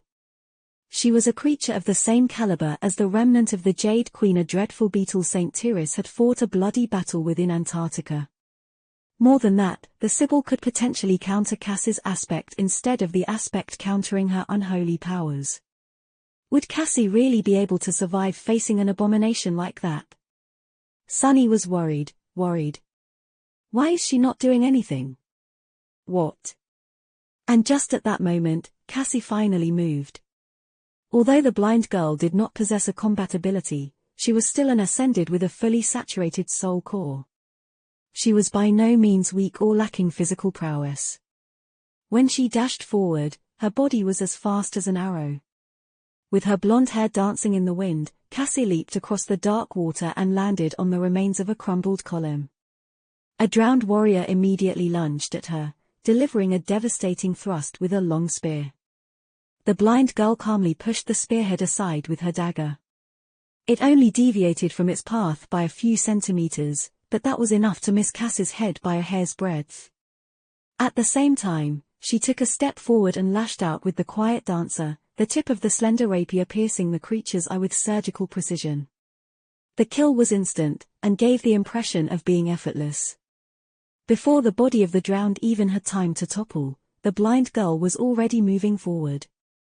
She danced between the attacking abominations, elusive like a ghost. Her movements were swift, but not hurried. They even seemed a little slow. It was just that she was never where the enemy weapons struck, while her dagger and rapier never seemed to miss. Every step she took was precise and calculated. Every blow she dealt was fatal. Every motion she made was perfectly efficient. It was flawless. Cassie gracefully moved across the battlefield, leaving several corpses in her wake. She did not seek out the drowned to kill. Instead, she avoided as many as she could, only crossing blades with those who barred her path. Even then, each clash ended in only one exchange. It was only then that Sunny got a good look at the corrupted tyrant, as if a veil obscuring her had been lifted. Of course, she was able to do so because most of the abominations were distracted by Sunny, his shadows, and the echoes. The horror of the depths, meanwhile, was tied down by Nephis. Nevertheless, her swift and seemingly effortless advance looked eerily inevitable. Before the drowned could react and stop her, she was already past the mass of them. Pushing herself off a pile of rubble, Cassie soared high into the air and landed noiselessly on the raised dais where the defiled Sibyl stood, observing the battle. It was only then that Sunny got a good look at the corrupted tyrant, as if a veil obscuring her had been lifted. The Sibyl was vaguely humanoid, if just barely. Her towering body was gaunt and appalling, covered by the remains of a rotten crimson dress. Her moist skin was like tar, pitch black and glossy. Her limbs had been transformed into sprawling tentacles, while her head had become bestial and terrifying, split apart by a wide maw. Sunny couldn't quite believe that this creature had been human once. The defiled Sibyl and Cassie froze, separated by no more than a dozen meters. The tyrant towered above the delicate young woman, who was like a red flower blooming in front of a mass of abyssal darkness.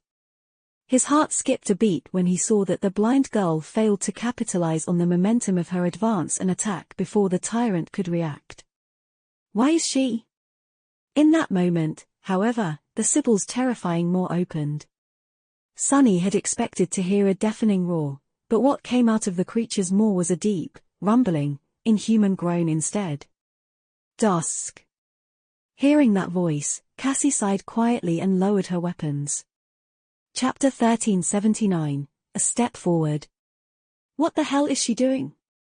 Sunny dodged a fearsome attack, feeling the wind raised by the abomination's spear throw his hair into disarray. As a chill crept up his spine, he sidestepped a black tentacle that insidiously shot at him from beneath the water, and prepared to dive into the shadows to come to Cass's aid. However, he did not get a chance to.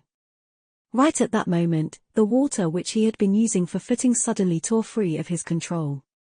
With no time to react, Sunny plunged into its cold embrace. This section of the dark hall was not flooded too terribly, but still, a moment later he was submerged up to his chest. Curse it! Sunny did not have to look around to know what had happened. One of the corrupted devils leading the drowned was targeting him, using some profane power to wrestle the dark waters from his control.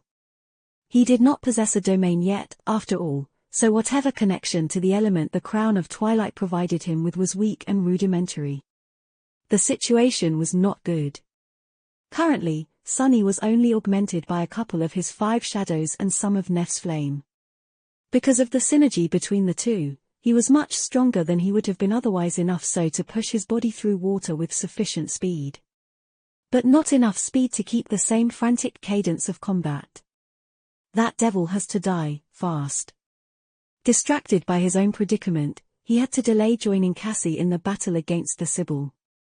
Up on the dais overseeing the flooded hall, meanwhile, the defiled creature and the blind seer continued to stand opposite of each other without movement. Only the Sibyl's appalling tentacles were swaying subtly, her monstrous figure reflected in the polished metal of Cass's light cuirass. Despite their inaction, the air between the two was swelling with an invisible tension. It was as though something utterly dark and dreadful was seething, unseen, beneath the fabric of the world, ready to explode and engulf the expanse of the flooded hall. Cassie stood with her weapons lowered, her silver mask directed straight at the defiled monstrosity.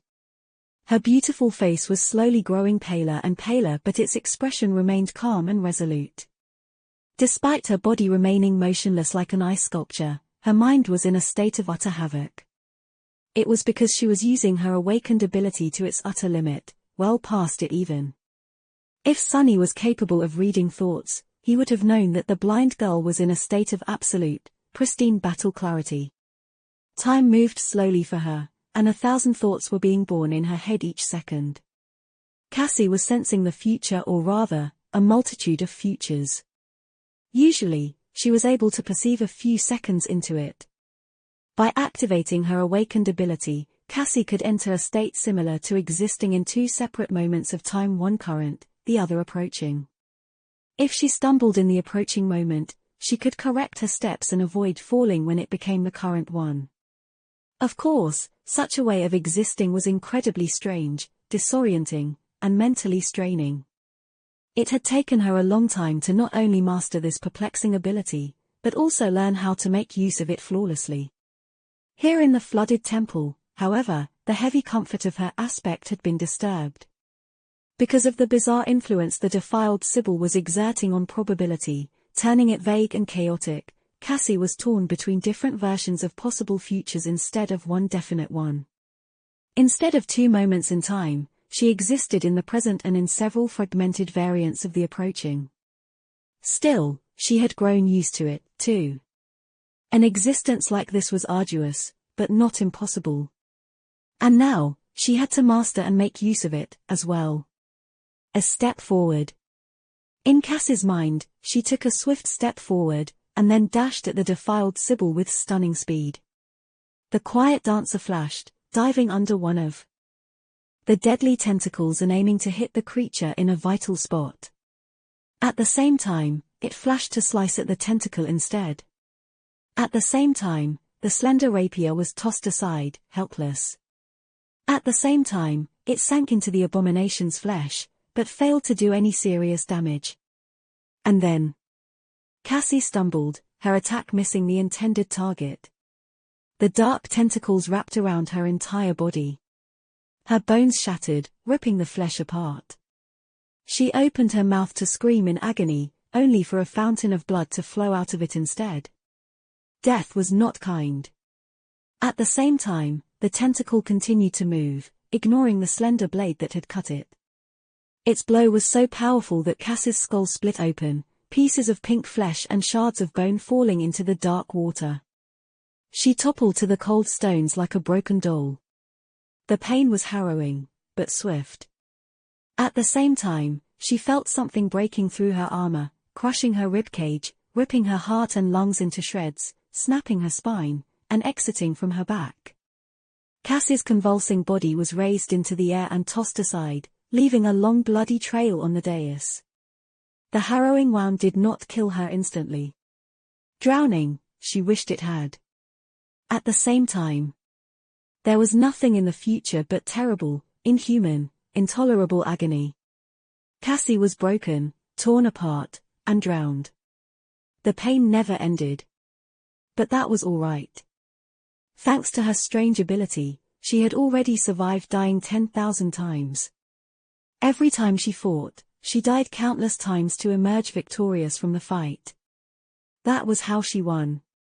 Back in the present, no more than a split second passed. She was still standing motionlessly, a calm expression on her face. A step to the left, then. In Cassie's mind, she took a swift step to the left. Chapter 1380, Cage of Futures. In the darkness of the Flood Temple, a second passed. Sunny was still falling into the water. During that second, Cassie had lost count of how many times her slender body was broken and mutilated by the monstrous Sibyl. A thought was much faster than a blade, but it had the same effect on the future as an action. Every time she mentally changed her plan of action, the immediate future changed, as well, and currently, Cassie was thinking with stunning speed. A step to the right. A step forward, high attack. A step forward, low attack. A half step. She imagined a future and suffered the consequences again and again. The Sibyl was too powerful, too sinister, too vile, but not insurmountably so. Another moment passed, and finally, Cassie imagined the future where she did not die. Found it. In the approaching moment of time, she managed to evade the fury of harrowing tentacles unscathed and deliver a fatal strike. The quiet dancer whistled melodiously as she cut the air and plunged into the Sibyl's neck. Cassie prepared to move. But then, the fragmented future turned vague, disappearing. Instead, there was more pain, more defeat, and more horror. Of course, thought so. She did not lose her composure because that was what she had been expecting. Cassie was not the only one oracle in this temple, after all. The Sibyl had just as much control over the future as she did much more of it, even. Just as Cassie finally found one path that led to her victory, the defiled abomination destroyed it, pulling over other outcomes from the abyss of possibilities. Instantly, whatever chance the graceful young woman facing her had was gone.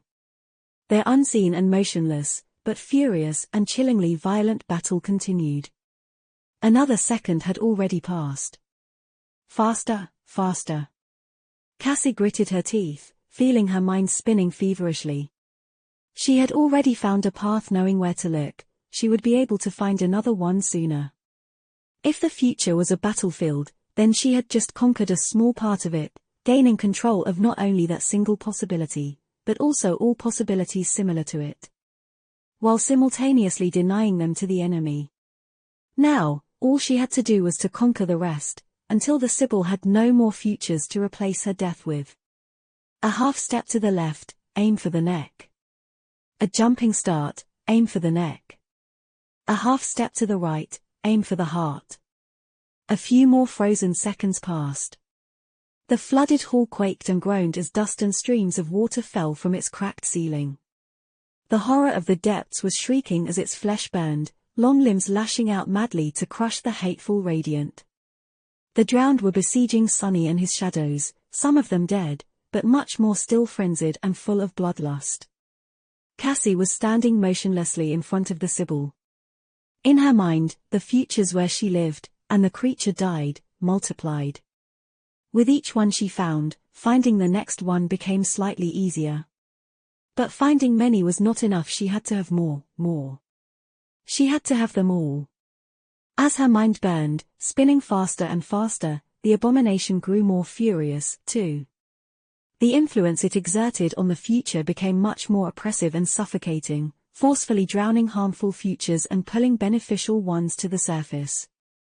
And yet, despite that, Cassie was slowly usurping small areas of the invisible battlefield, one after another. Although both the blind seer and the defiled Sibyl remained still, as if frozen, the air between them was crackling with pressure. The darkness boiled, failing to contain the gruesome violence of their clash. It felt as if the stone surface of the dais would crack and shatter from the aftershocks of the ruthless confrontation. But, of course, it did not. Because the countless futures where the battle was taking place never happened. Cassie was conquering these unborn futures. The Sibyl was able to manipulate probability to make only those outcomes that benefited her come true, so Cassie had to disarm the creature. She had to surround her enemy with only those outcomes that ended in the enemy's death. She had to make the future into a cage. A lunge, followed by a feint, followed by a sidestep, followed by a thrust. A false lunge, release the quiet dancer, simultaneous thrust and flanking attack. A step forward, release the quiet dancer, dagger parry turning into a slash, backstab. Cassie died, and died, and died, each death more gruesome than the previous one. But slowly, more and more fragments of the future she perceived allowed her to live. The Sibyl was surrounded more and more by the outcomes that ended in death. Her cage was growing smaller. And smaller. And smaller. And smaller still. Down in the water, Sunny used the convulsing body of the corrupted devil to push himself to the surface and shot into the air. Landing on a pile of rubble, he tossed the fiend's severed head at an approaching abomination and followed up with a strike of the Sin of Solace, piercing the creature's heart. After that, he had a second to breathe. Turning swiftly, Sunny looked at the dais where Cassie was facing the Sibyl. He was both surprised and intensely relieved to realize that neither of them had moved, still. Strange. Spreading his shadow sense through the battlefield, he allowed himself a split second to evaluate the situation. Nephis and the horror of the depths seemed to be in a stalemate. The abomination's body was too alien and vast for her to deal fatal damage to it, while the abomination itself was not smart enough to catch the supremely skilled and calculating human with a devastating strike. His shadows were in the middle of a furious battle. Neither saint nor fiend was seriously injured, although there were several dents on the infernal ogre's armor. Nightmare had avoided being seriously wounded due to his speed and agility, for now, but there was already blood on the tenebrous stallion's sable coat. The two echoes were mostly intact, as well. The Sibyl was cruelly vivisecting a drowned champion, while the four-armed mannequin had lost one of his 4 blades. The latter echo was struggling. No choice. Sunny had to help Cassie, even if it meant abandoning the battle with the drowned and throwing more pressure at his subordinates. A moment later, he was already leaning to step through the shadows and appear on the dais. But at that same moment, Cassie finally moved. A split second before, she had been frozen like an ice sculpture, but then, abruptly, she was already in motion. Dashing forward with stunning speed, the blind girl danced between the surging tentacles, somehow avoiding each inescapable and lethal strike. Before Sunny could even blink, the blade of the quiet dancer flashed once, and Cassie was suddenly behind the monstrous tyrant. The Sibyl swayed slightly. Her tentacles grew still. Then, a thin stream of crimson blood flowed from a small hole in her neck. As the invisible ripple spread through the flooded hall, the defiled oracle swayed once more and toppled into the seething black water. Chapter 1381, Cleaning Up. As soon as the Sibyl fell, it was as though an invisible ripple spread through the darkness of the flooded temple. Sunny did not see anything, nor did he sense the change, but the gnawing feeling of something being subtly wrong with the world was suddenly gone, allowing him to breathe freely. Cassie killed her. Stunned, he froze for a split second. The grotesque body of the defiled plunged into the water and disappeared beneath its dark surface. Sunny had no doubt that the creature would emerge from the restless depths to deliver its furious retribution the next moment, but the moment passed, and it had not. The glossy black surface remained unbroken. She did. Sunny was momentarily astounded. Yes, Nephis had chosen Cassie to face the Sibyl but not to slay her. The blind girl had been meant to occupy the defiled until one or both of them finished wiping out their share of enemies and reached the dais. When had Cassie become so strong?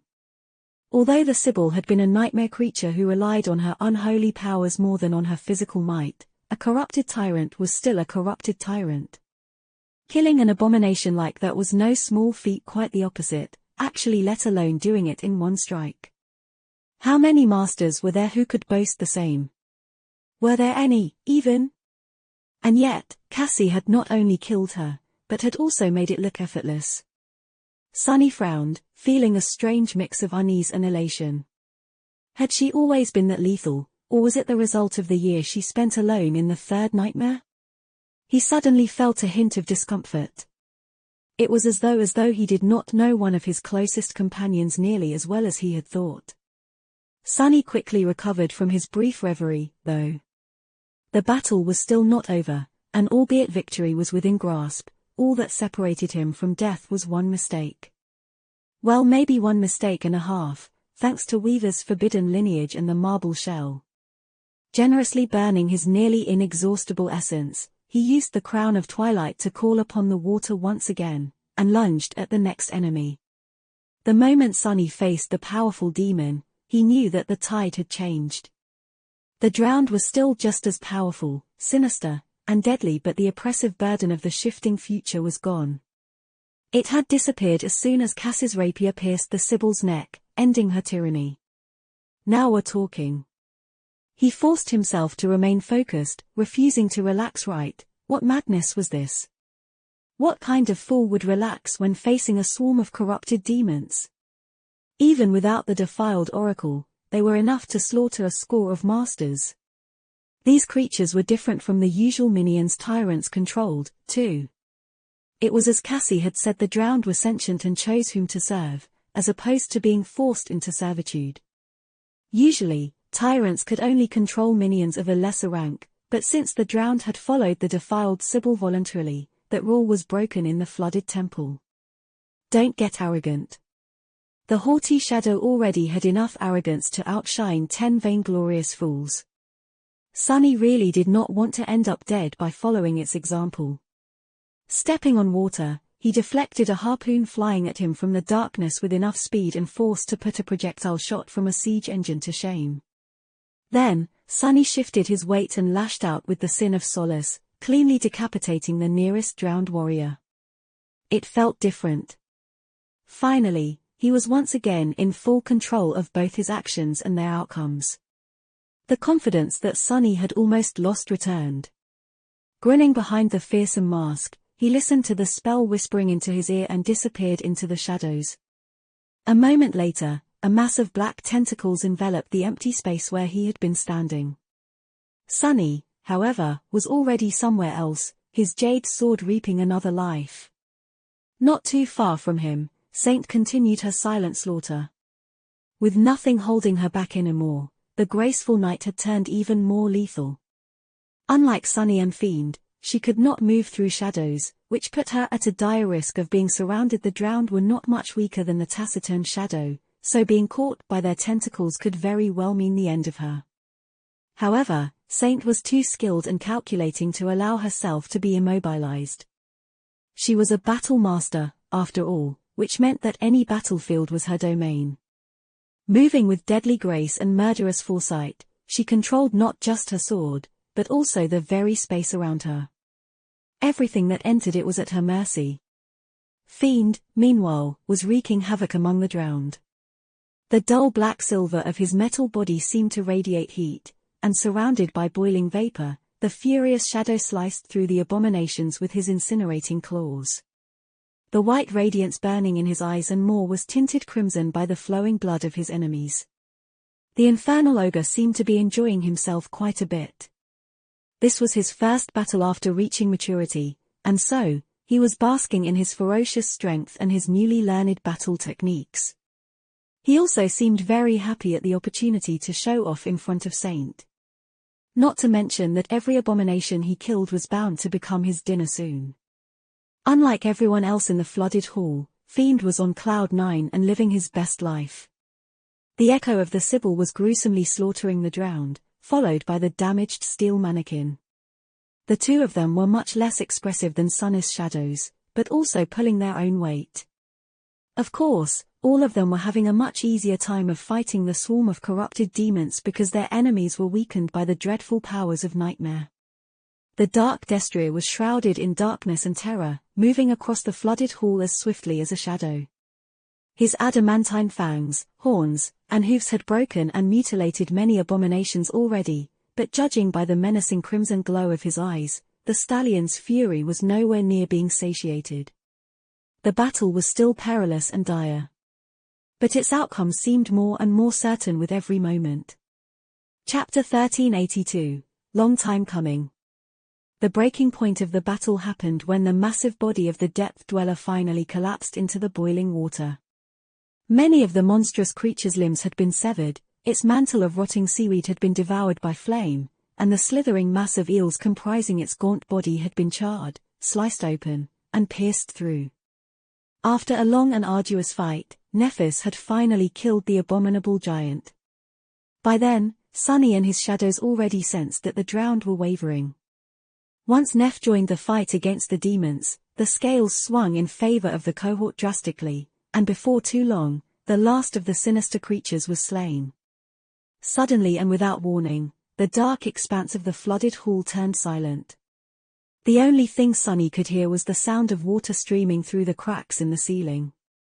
He looked up. This place is not going to collapse, is it?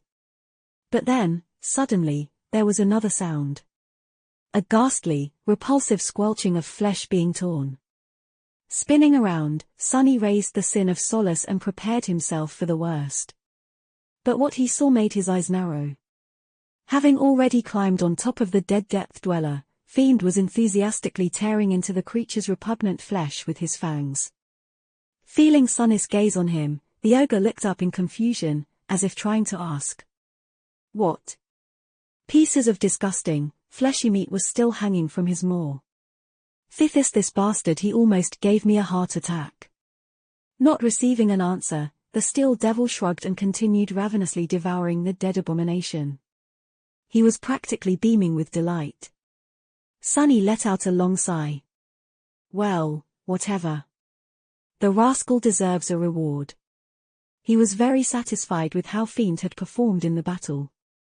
It seemed that Sunny's efforts were paying off. The decision to only feed the gluttonous shadow enchanted metals until his primary attributes were set had turned him not only extremely durable, but also effortlessly lethal. It was as though Fiend was made from both armor plates and steel blades, with infernal flames enhancing both the former and the latter. The steel ogre did not even need to use weapons, because he was a living weapon himself. He's so gluttonous, though. At this point, Sunny was really not sure how much Fiend was going to have to eat to evolve once again. It was probably going to take veritable mountains of food.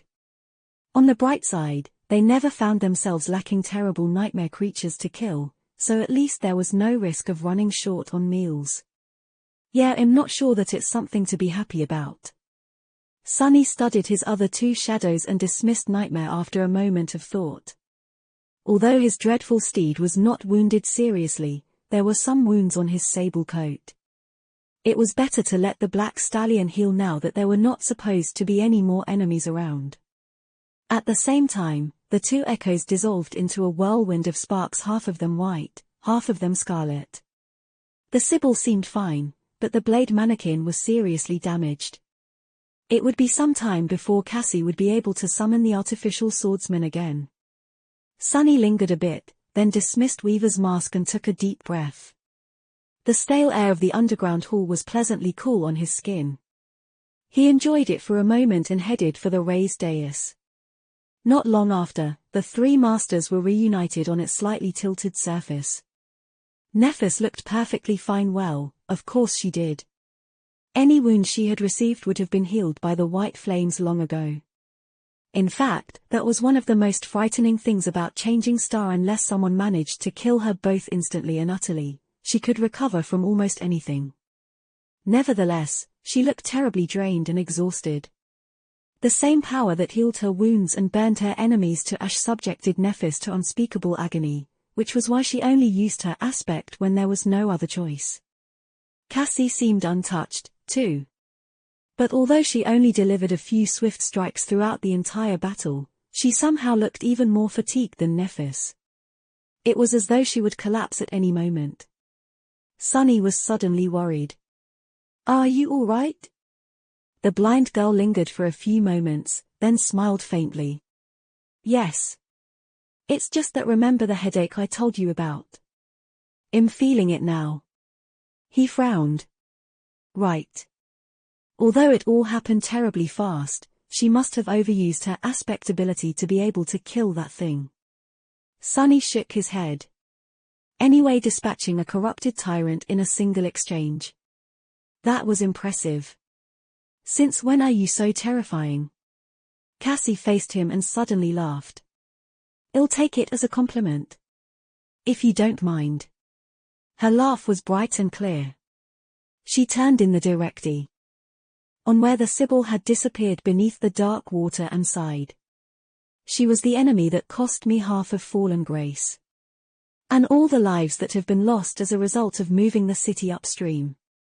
I've been preparing for this fight for a very long time, so don't be too surprised." Sunny coughed and looked away. The defiled Sibyl had been a dangerous adversary to him, but to Cassie, she was something more. He knew all too well the shame of losing people you were responsible for to an overwhelming enemy. It's good that Cassie got some payback. He hoped that he would be able to slaughter the winter beast one day, too. Sunny hesitated for a moment, thinking if he should pat the blind girl on the back. Or maybe grip her shoulder. What was one supposed to do in these situations? Before he could decide, though, Nephis took a few steps forward and took Cassie into a gentle embrace. She did not say anything, but there seemed to be no need for words. The blind girl smiled. Thank you anyway, the temple should be safe now. I don't think it will collapse any time soon, either. Still, we shouldn't linger. How about we rest a little, gather our spoils, and then do what we came here to do? Sunny nodded. Accomplishing their goal as soon as possible sounded like a good plan. Gathering plentiful spoils sounded even better. But the most enticing thing Cassie suggested, by far, was to rest. Great idea. Without wasting any time, Sunny plopped on the ground and summoned the covetous coffer. Fiend was not the only one who had worked up quite an appetite during the tiresome battle. Chapter 1383, A Pile of Soul Shards. Sunny, Nephis, and Cassie spent a while resting on the dais of the flooded hall. They were surrounded by the stench of blood and death, but none of them minded. It was too familiar of a smell, after almost awakened would not lose appetite because of it. The three of them needed to refuel their exhausted bodies, regardless. Without speaking much, they consumed a hearty meal and spent some time catching their breaths. There was mental fatigue to deal with, as well the mind was not as quick to recover from the strain of the battle as the body. Sunny, it seemed, was in a better shape than Nephis and Cassie. After spending some time in a comfortable daze, his thoughts started to wander. Curious, he checked his runes. No luck. Despite the large number of enemies he and his shadows had slaughtered, there were no new memories, not to mention echoes. Sunny was not too discouraged, though mostly because his shadow fragment counter was showing 19445,000. I've earned almost 500 fragments in a single battle. That was a truly stunning amount. Sunny struggled to remember if he had ever earned that much, that fast considering that the nightmare promised to be quite intense from this point onward. There was a good chance that he would emerge from it as a terror. Just 6 battles of similar scope would do the trick. Of course, it was uncertain if he would survive the nightmare at all. Still, every fragment he absorbed made him a tiny bit stronger. So, earning hundreds of them in the span of a few minutes was a boon. After a while, the three of them reluctantly got to work. By then, Fiend was mostly done with devouring the gargantuan corpse of the Depth Dweller once again. Sunny was flabbergasted by how much meat could fit inside the gluttonous shadow's bottomless belly. The monstrous abomination had been at least 10 times larger than the Steel Devil, and yet, there was barely anything left of it. Does he have some sort of an endless spatial storage instead of a stomach? Shaking his head, Sunny called both Fiend and Saint over. Then, the 5 of them started the gruesome job of recovering the soul shards from the drowned. After a while, they were back on the dais, sitting on the cold stones. All 3 humans had a somewhat strange look on their faces, their eyes reflecting the beautiful glow of a sizable pile of radiant crystals that lay between them. Unable to control himself, Sunny trembled. So much money. There were no less than 300 transcended soul shards in the pile. 300 in the waking world, they would have sold for enough money to buy the entire terrace district where his home was located. Even then, he would be left with enough credits to. What do I even spend it on? Sunny lingered for a few moments, then scratched his head. I don't know about you great legacies, but this just seems too extravagant. I knew that third nightmares were something else, but still. Cassie and Nephis turned to him. After a few moments of silence, the blind girl shook her head. No, that's a bit much even for us. Clan Vela was rich beyond imagination, but its expenditures were equally enormous. It took a lot of resources to maintain an army of awakened and keep a great citadel safe, while people who could slay corrupted nightmare creatures were few and burdened with other responsibilities. Sunny glanced at the mesmerizing pile of soul shards and sighed. Damn it, why can't I absorb shards? He remained silent for a while, then said in a stifled voice, well times a was tin. Come on, Neff. Chop chop. She gave him a confused look. Huh? Sunny swallowed his tears and smiled. Cassie has already saturated her core, so you're the only one who can make use of these shards. Leave me a few for weaving, and absorb the rest. Nephis remained silent for a few moments. But I only killed the depth dweller and a dozen drowned. You and Cassie deserve these shards much more. He shrugged. The sooner we make you a titan, the better.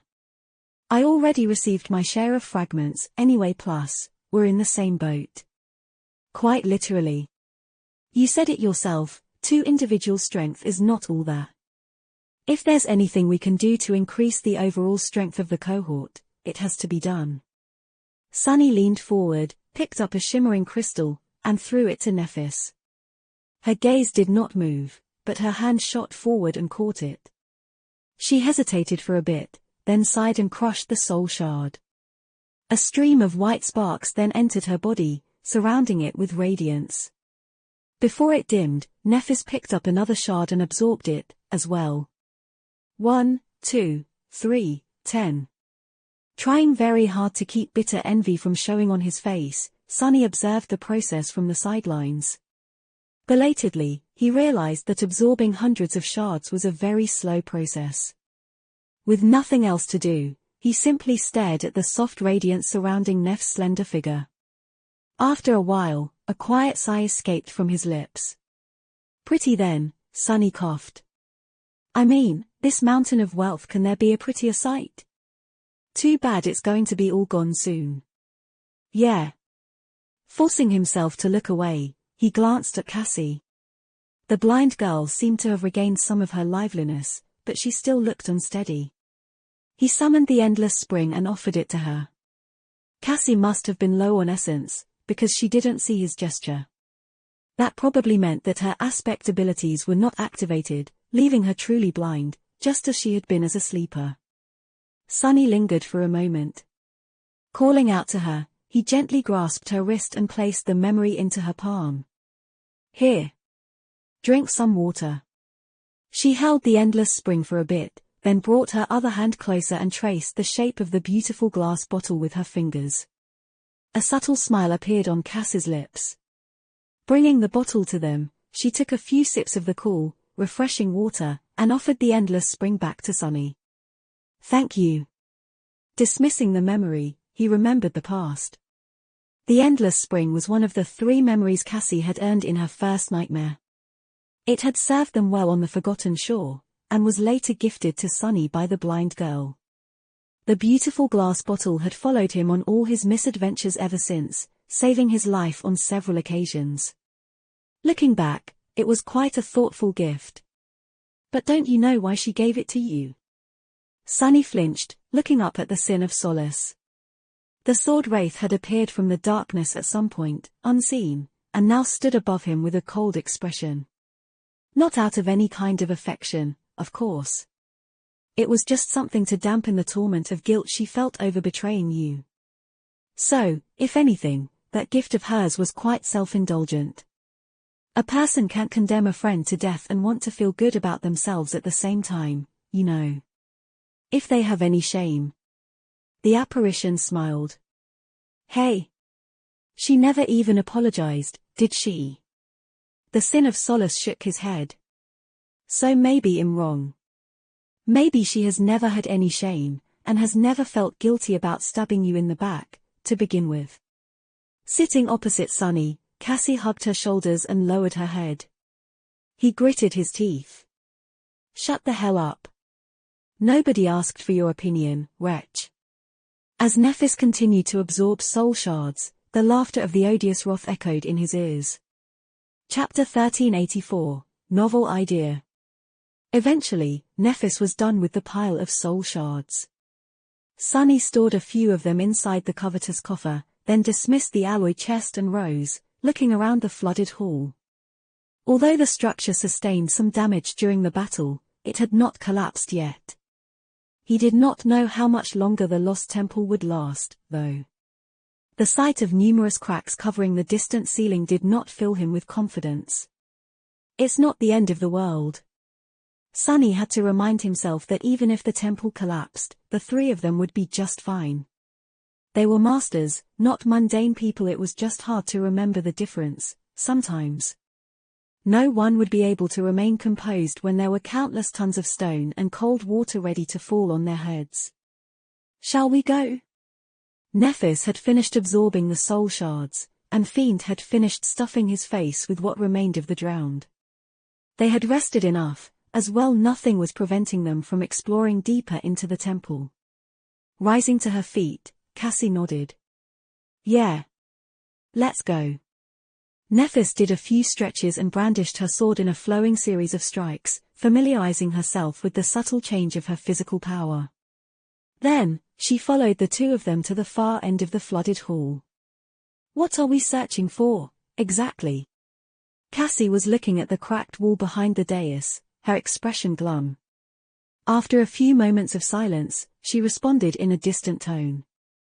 This temple used to be dedicated to knowledge.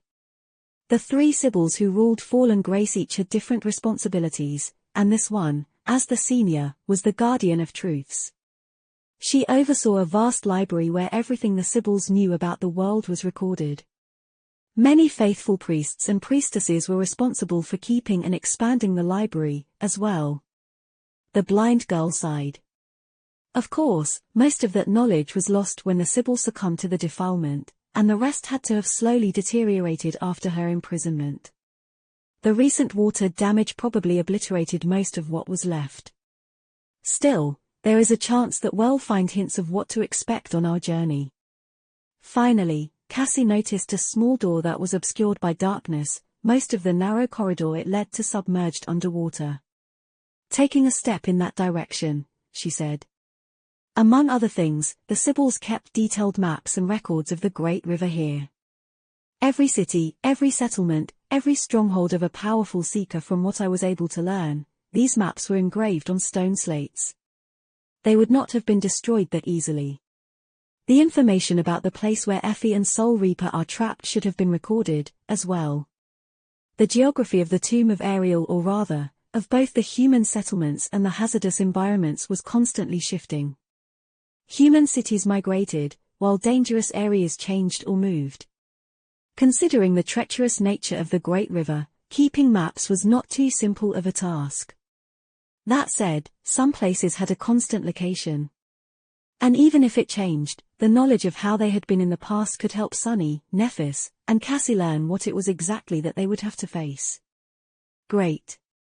Usually, Sunny would have preserved his essence, but since the battle was behind them, and he was being spoiled by the crown of twilight, he simply commanded the water to part instead of jumping into its cold embrace.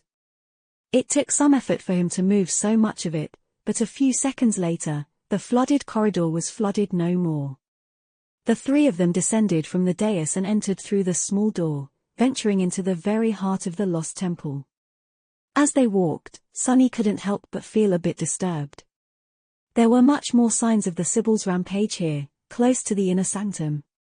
Even though the defiled abomination was dead now, the marks she had left on the ancient walls remained as eerie and ominous as ever. Cassie opened her mouth to say something, but remained silent in the end. A grim expression settled on her exquisite face. The bright glimmer of her beautiful eyes dimmed, replaced by somber darkness. He frowned, worried that they should have given the blind girl more time to rest.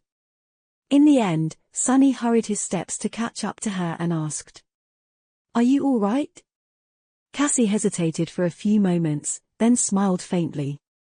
"Yes, sure. Why wouldn't I be?" Then, she traced the frightening marks left on the wall by the fury of the imprisoned Sibyl. "I was just thinking what it must have felt like, to be buried here alive."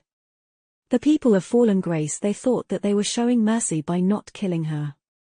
Or reverence and devotion, perhaps. But she sighed and shook her head. Wouldn't it have been better to just die? Sunny lingered for a while, not knowing what to answer. It was just a curious question to him, but to Cassie, who had lived an entire year playing the role of a Sibyl, it had to be much more personal. Eventually, he shrugged. "I'd rather die, yes." The blind girl smiled. "Yeah. That just goes to show that good intentions often produce the most cruel of results. Don't you think?"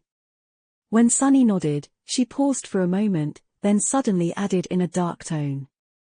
"However, personally, I disagree. I'd rather live, no matter what." He looked at her with surprise, slightly confused by the contradiction. "Why?" Cassie remained silent for a few moments. It seemed as though she was considering his question seriously. Eventually, she chuckled. "Honestly, I'm not quite sure. Pride, maybe. The world is trying to kill us so hard. It just feels like such a shame to let it have its way." Sunny stared at her with an incredulous expression. What the hell? Wasn't it basically the same thing he had told Hero all those years ago, in the first nightmare? It was like listening to a more refined and eloquent version of himself. Was it such a surprise, though? Although he and Cassie came from entirely different backgrounds, they were more alike than anyone would think, simply because they both shared an affinity to fate, and knew better than most how tyrannical fate was. He kept quiet for a bit, then scoffed. Before Sunny could respond, though, Nephis spoke from behind them. "Well, then, what's the problem? Just make sure not to die." "There, problem solved." He nodded with a grin. "Exactly.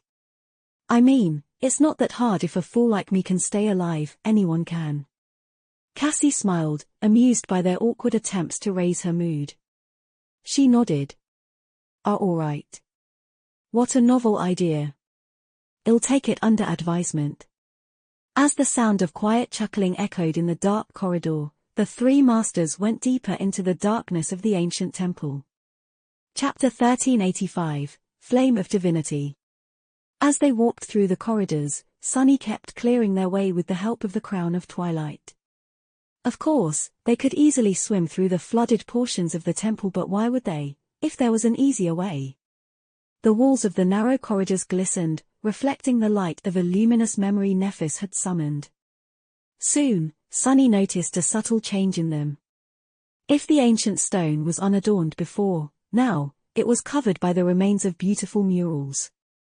He couldn't quite understand what was depicted on them, though partially because the murals were heavily damaged, partially because the images were quite strange. They were more symbolic than descriptive, at least that was the conclusion he made. "What's that?" Noticing that Nephis seemed to be interested in the murals as well, Sunny finally gave voice to his curiosity. She hesitated for a few moments, then shook her head. "I'm not sure." In front of them was an image depicting a vast black field that looked strangely terrifying. In the middle of it, a massive golden flame was burning, illuminating the darkness with its radiance. Cassie slowed her steps and turned slightly, facing the mural. After a moment of silence, she said matter-of-factly, "It's the myth of creation." The two of them looked at her with some confusion. Feeling their gazes, the blind girl sighed, then smiled lightly. The inhabitants of the dream realm had a myth of how the world came to be, of course. Actually, many of them. Most shared common points, though. She pointed to the mural. In the beginning, there was only the boundless void of chaos. Sunny tilted his head a little, remembering the description of a memory he once possessed, the memory of a drop of Shadow God's blood. The runes he had read told the same. Of course, Cassie was slightly altering the meaning due to the difference between the language of the waking world and the runic language the spell used. There was no void of chaos because the words void and chaos meant the same thing. Come to think of it, it had been the same in the human language once, as well. These days, when someone said chaos, they wanted to describe some sort of a huge mess. But the initial meaning of that word simply meant emptiness, the void. So, saying that there was only the void meant the same thing as saying there was only chaos. It was the dark abyss that Weaver had apparently visited, and where the gods had come from. Cassie, meanwhile, continued. The void was everlasting and ever-changing. Terrible beings dwelled within the void, as well. But then came desire, and with it came direction. She pointed to the golden flame. Sunny raised his eyebrow.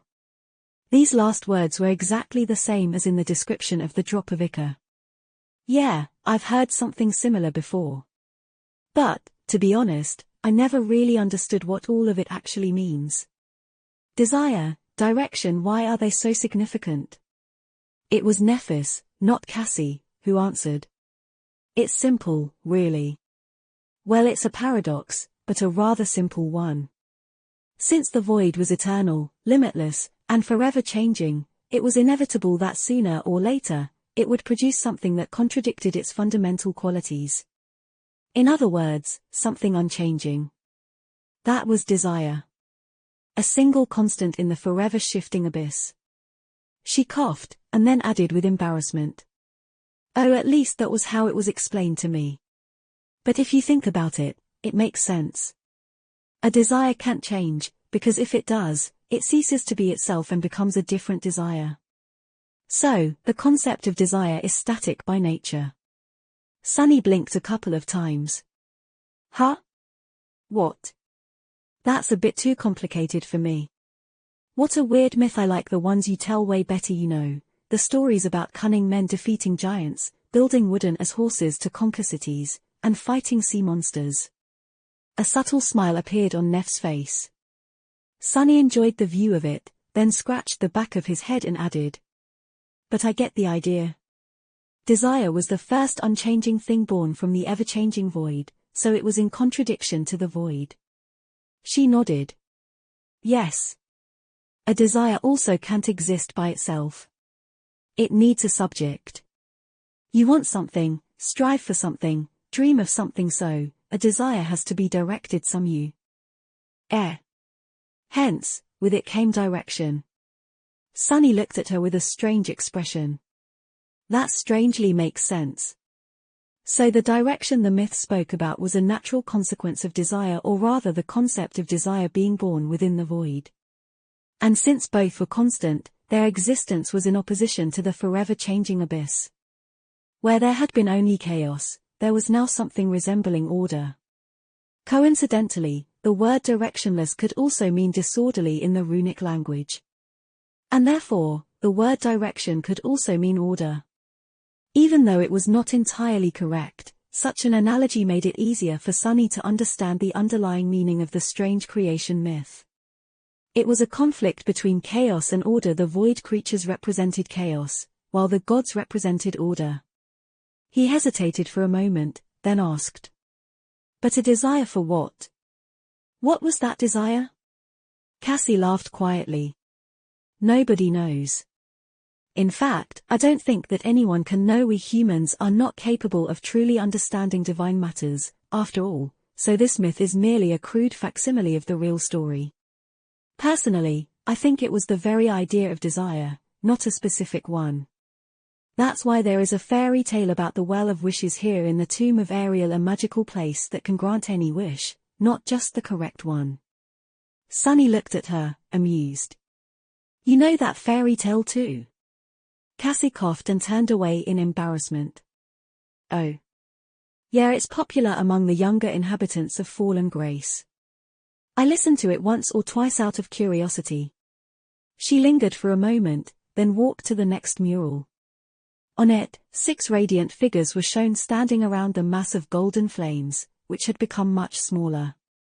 Vague, but terrifying shapes could be seen in the surrounding darkness, swarming them. The blind girl pointed at the image. The gods were born from desire. Then, they waged a terrible war on the old ones, the creatures of the void.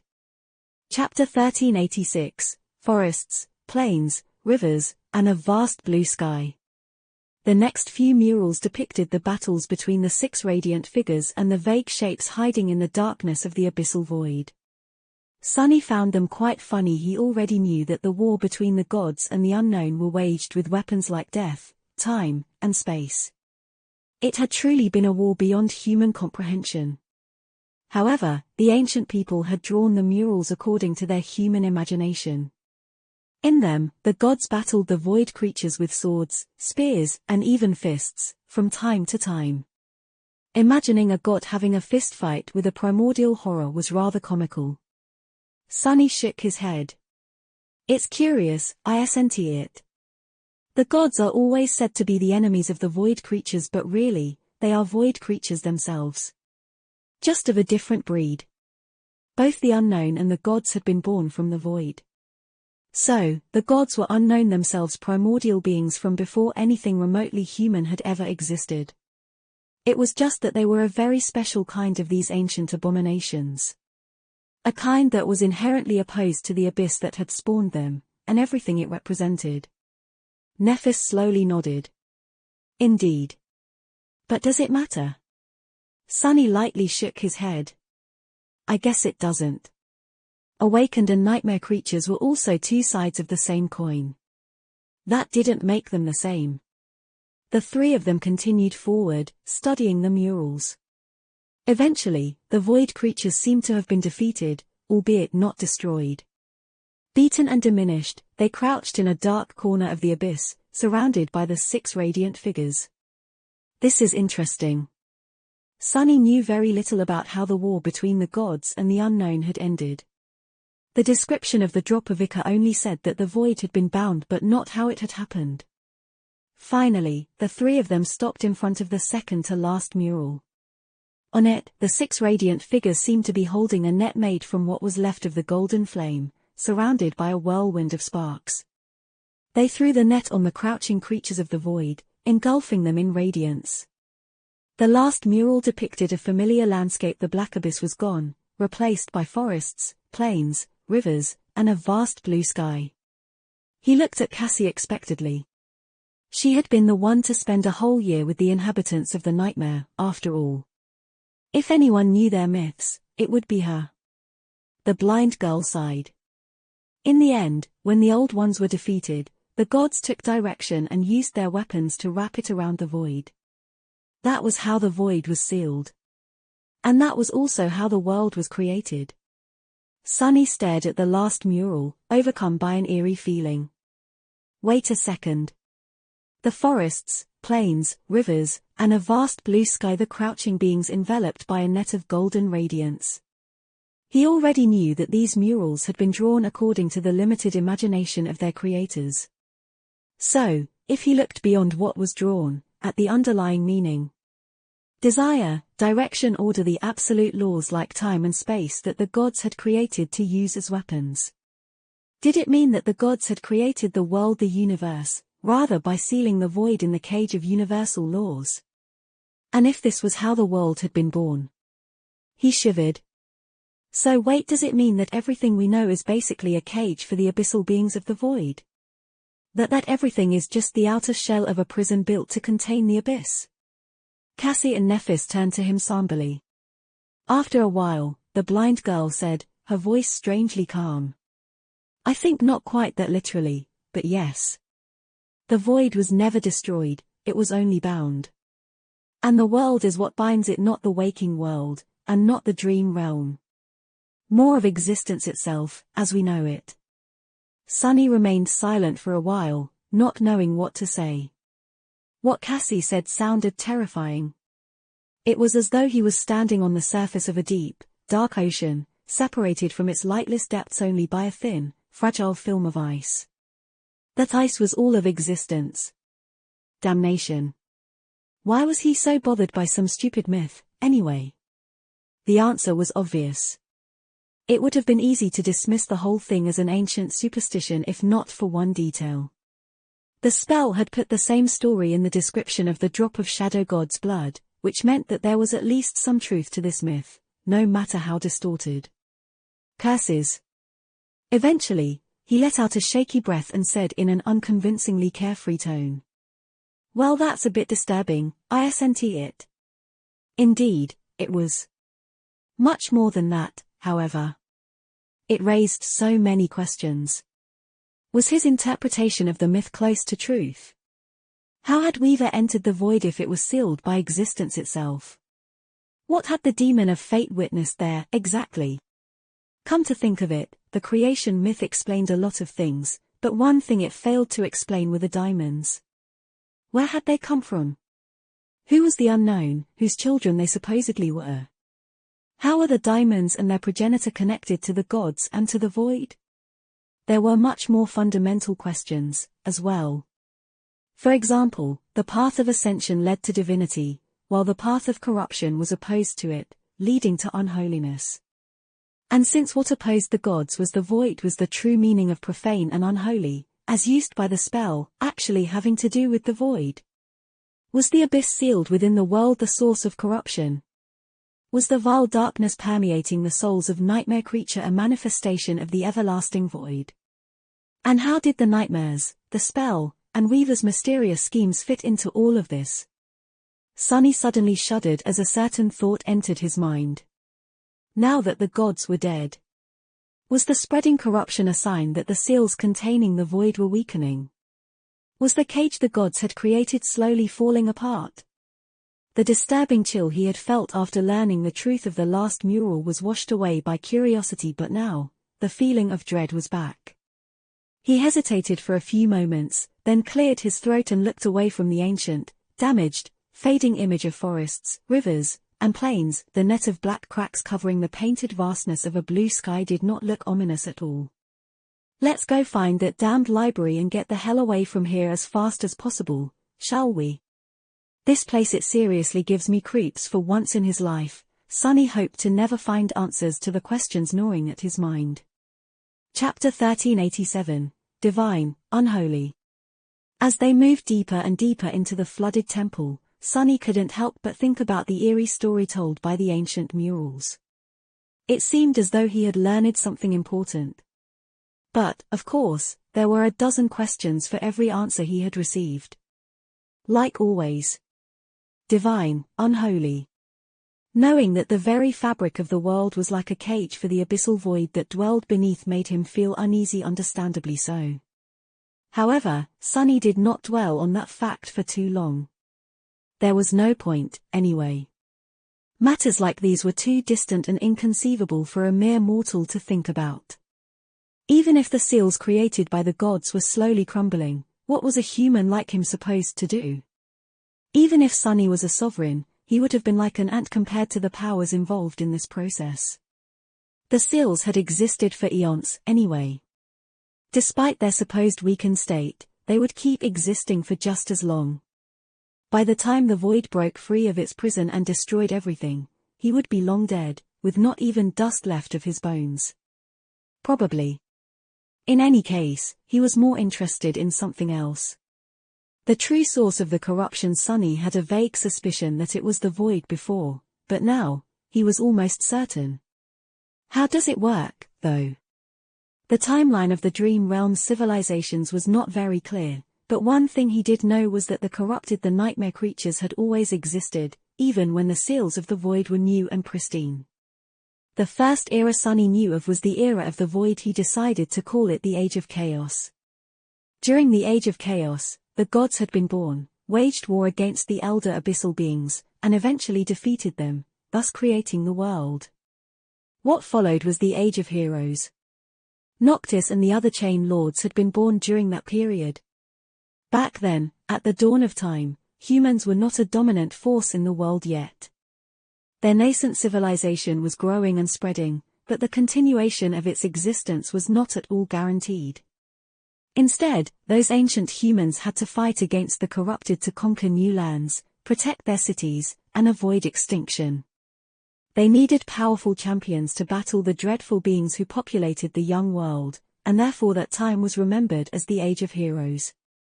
More importantly, the nightmare creatures already existed back then, when the gods were alive and the seals of the void were undamaged. How? Sunny frowned. I guess the gods did not imprison all of the void in every void being when creating the prison. It was easy to imagine that some remnants of the abyss slipped through their fingers and came to exist in the newly created world. Noctis had told him once that the gods and the diamonds fought side by side as allies in the battles of the ancient past. Therefore, it was easy to conclude that the war against the Abyss did not end as soon as the Abyss itself was sealed. There had to have been dire battles at the dawn of the New World, resulting in these abyssal remnants being exterminated. Come to think of it, Nephis had told him that a terrible creature was slain by the gods once, at the dawn of time, and that its blood seeped into the ground, becoming true darkness. The place where the creature fell was now known as the Hollow Mountains, beneath which lay the darkness of the underworld. That creature had to have been a void being. That proved that at least some of them had walked the world of the gods after its creation. What are void beings, though? Sunny felt as though he was on the precipice of an important discovery. The gods he had thought once that they were simply divine titans. Now, however, Sunny was inclined to believe that the gods were beyond ranks and classes altogether. Similarly, void creatures would not have been unholy titans just like the gods, they had to have been creatures of an entirely different order. More importantly, they were simply different. These abyssal horrors were beings from before time, space, death, and every other law that comprised the fabric of reality. These existences were completely alien to the reality familiar to Sunny, opposed to it, even. And if Sunny knew one thing about creatures of great power, it was that they exerted influence on the world. Saints and powerful masters had a mystical presence to them. Nightmare creatures of higher classes spread their influence across vast territories. Sovereigns ruled over grand domains. Void beings were without a doubt immensely powerful, so what kind of influence would they exert on a world that was inherently alien to their nature? Would the fabric of reality and the very laws comprising it start to rot and come undone around them? Sunny felt his heart skipping a beat.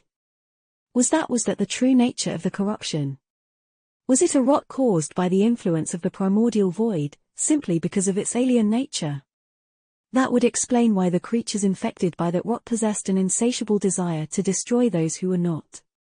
Why they all seemed mad, revolting, and alien, appallingly wrong in some strange and sinister way.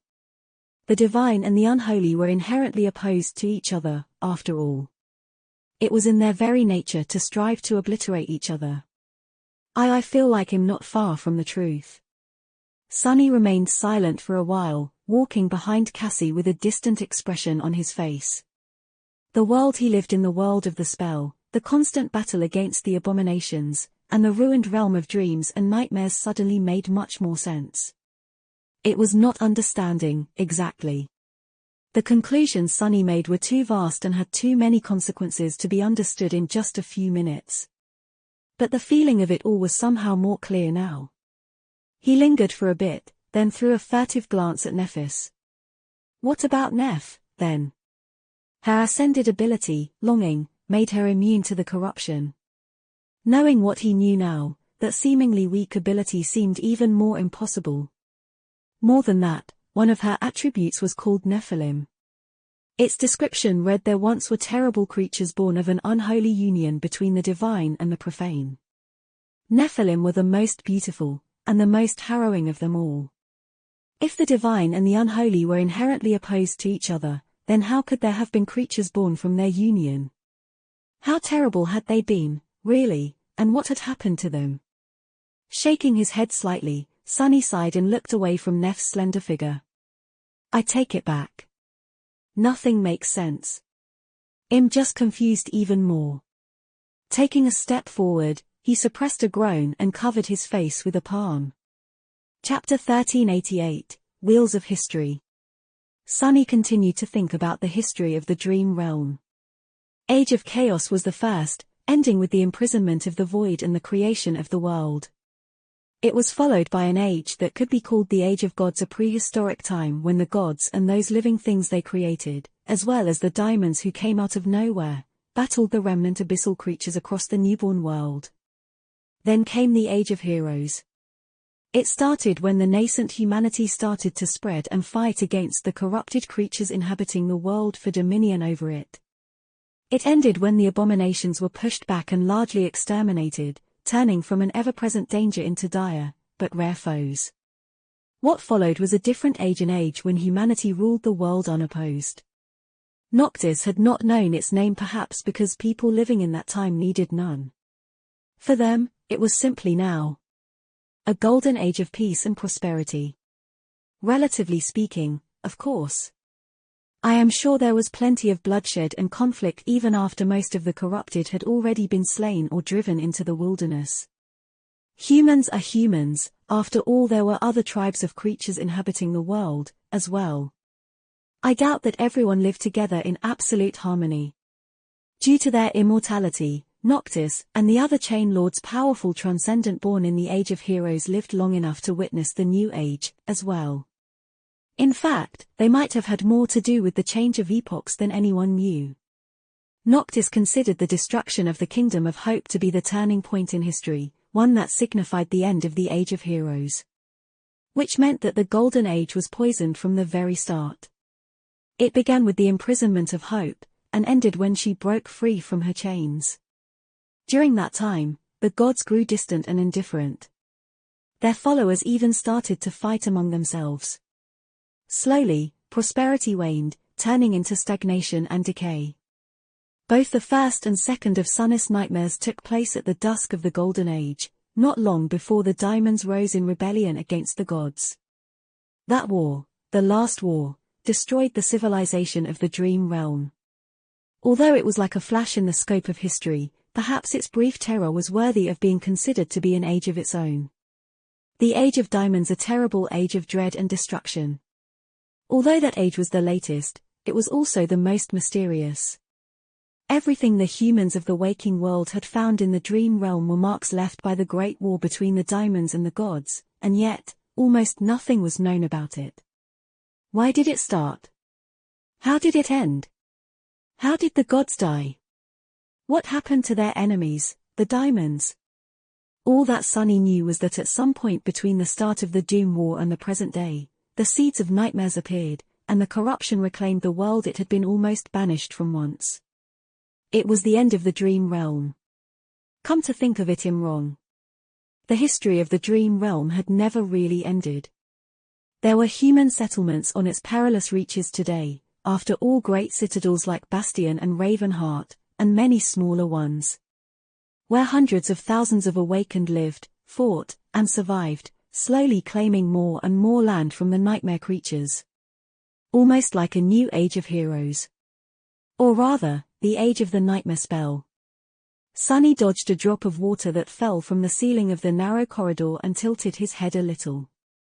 Ha! Viewed from this perspective, it almost seemed as if the purpose of the Nightmare Spell was to repopulate the Dream Realm, which had been turned to lifeless hell by the Doom War, and breathe new life into it. To push the wheels of history that had stopped spinning a long time ago and make them revolve again, carrying the once desolate world into the future. It's almost like Weaver is some kind of a noble hero. Of course, that change had come at the expense of countless deaths and immeasurable misery among the inhabitants of the waking world. And Sunny did not really buy that the demon of fate had been any kind of hero, let alone a noble one. Still, the implications seemed too sensible to be discarded completely.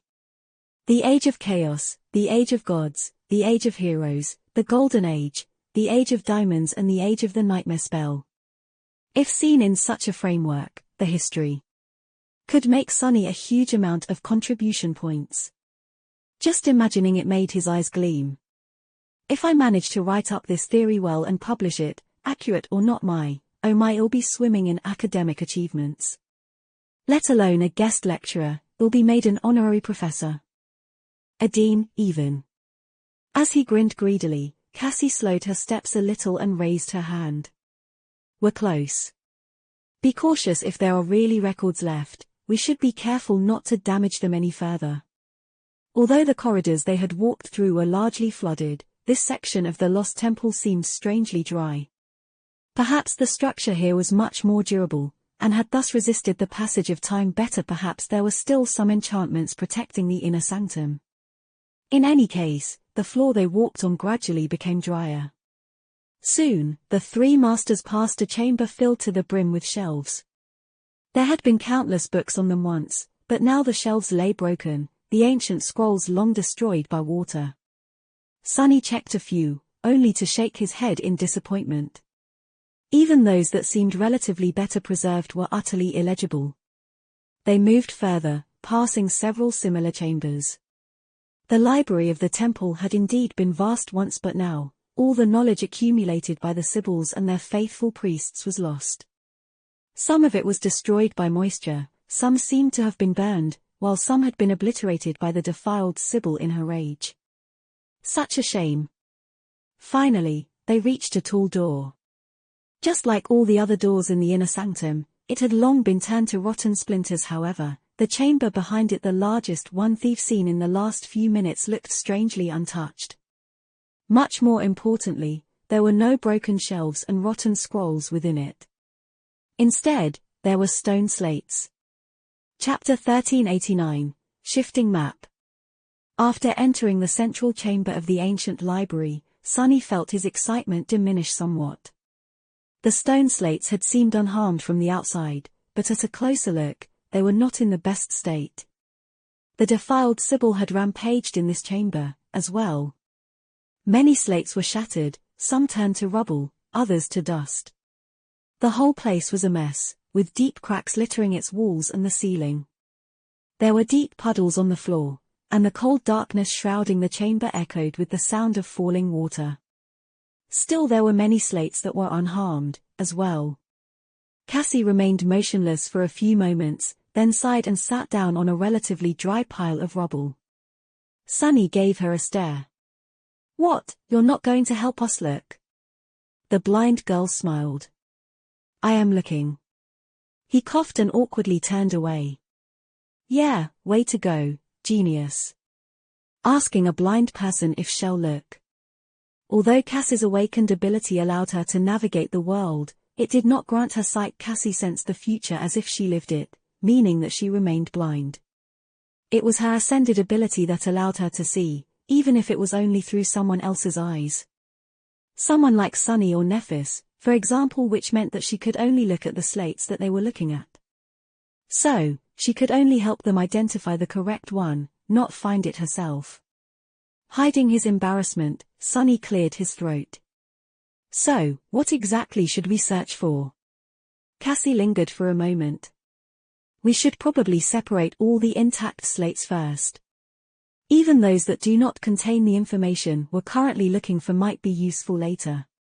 Indeed, rescuing Effie and Jet was not going to be their last stop on the Great River. They would have to travel to Twilight as well, and then journey all the way to the dawn of time to attack Verge. There was no telling what kind of dangers hid beneath the surface of the endless river. Even though the information recorded by the Sibyls was outdated by now, it was still immensely valuable. Cassie tilted her head a little.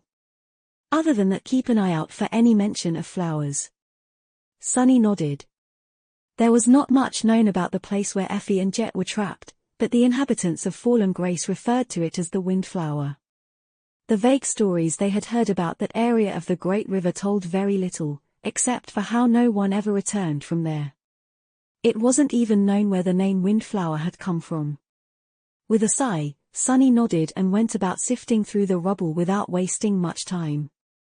Soon, he and Nephis were crawling through the debris, separating those slates that were only lightly damaged from those that were completely destroyed.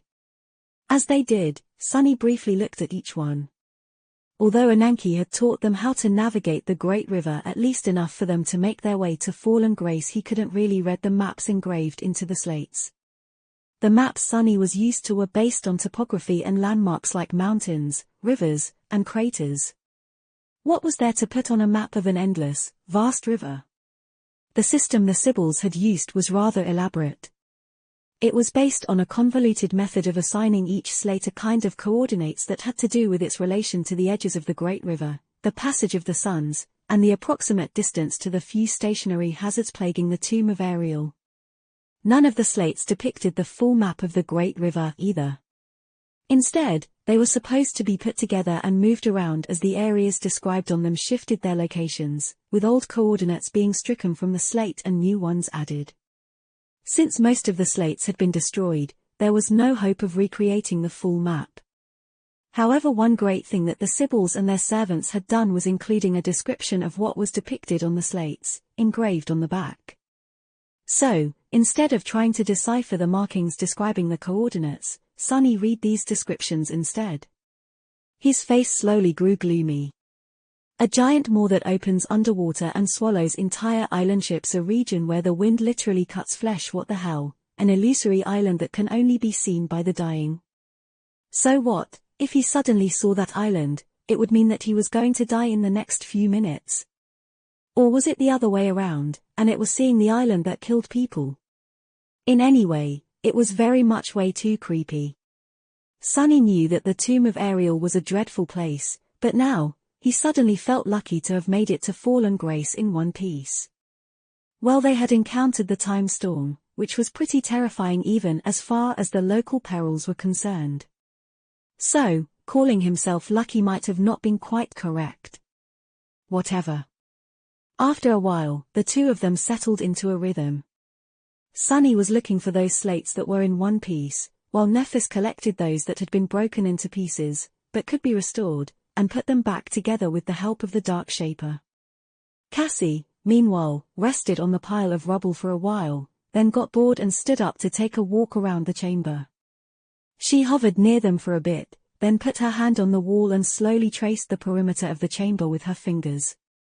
Since there was rubble everywhere, it took her a long time to complete the circle and get back to the entrance. Actually, hadn't she been gone for too long? Suddenly worried, Sunny pulled his attention away from the slates and concentrated on his shadow sense. It only took him a split second. To his relief, he could still clearly feel Cassie's shadow. Turning around, he looked at the far end of the chamber and saw her delicate figure there, standing in front of the cracked wall. She seemed deep in thought. Frowning slightly, Sunny called out to her. "Hey, is that wall very interesting? Come here and keep us company." Perhaps it was foolish, considering that Cassie could sense the future, but Sunny was not absolutely sure that the flooded temple was safe now, and having the blind girl outside his immediate reach made him feel uncomfortable. What would happen if they were suddenly attacked? Hearing his voice, Cassie hesitated for a few moments, then turned to face them and pointed to the wall. "Actually, it is interesting."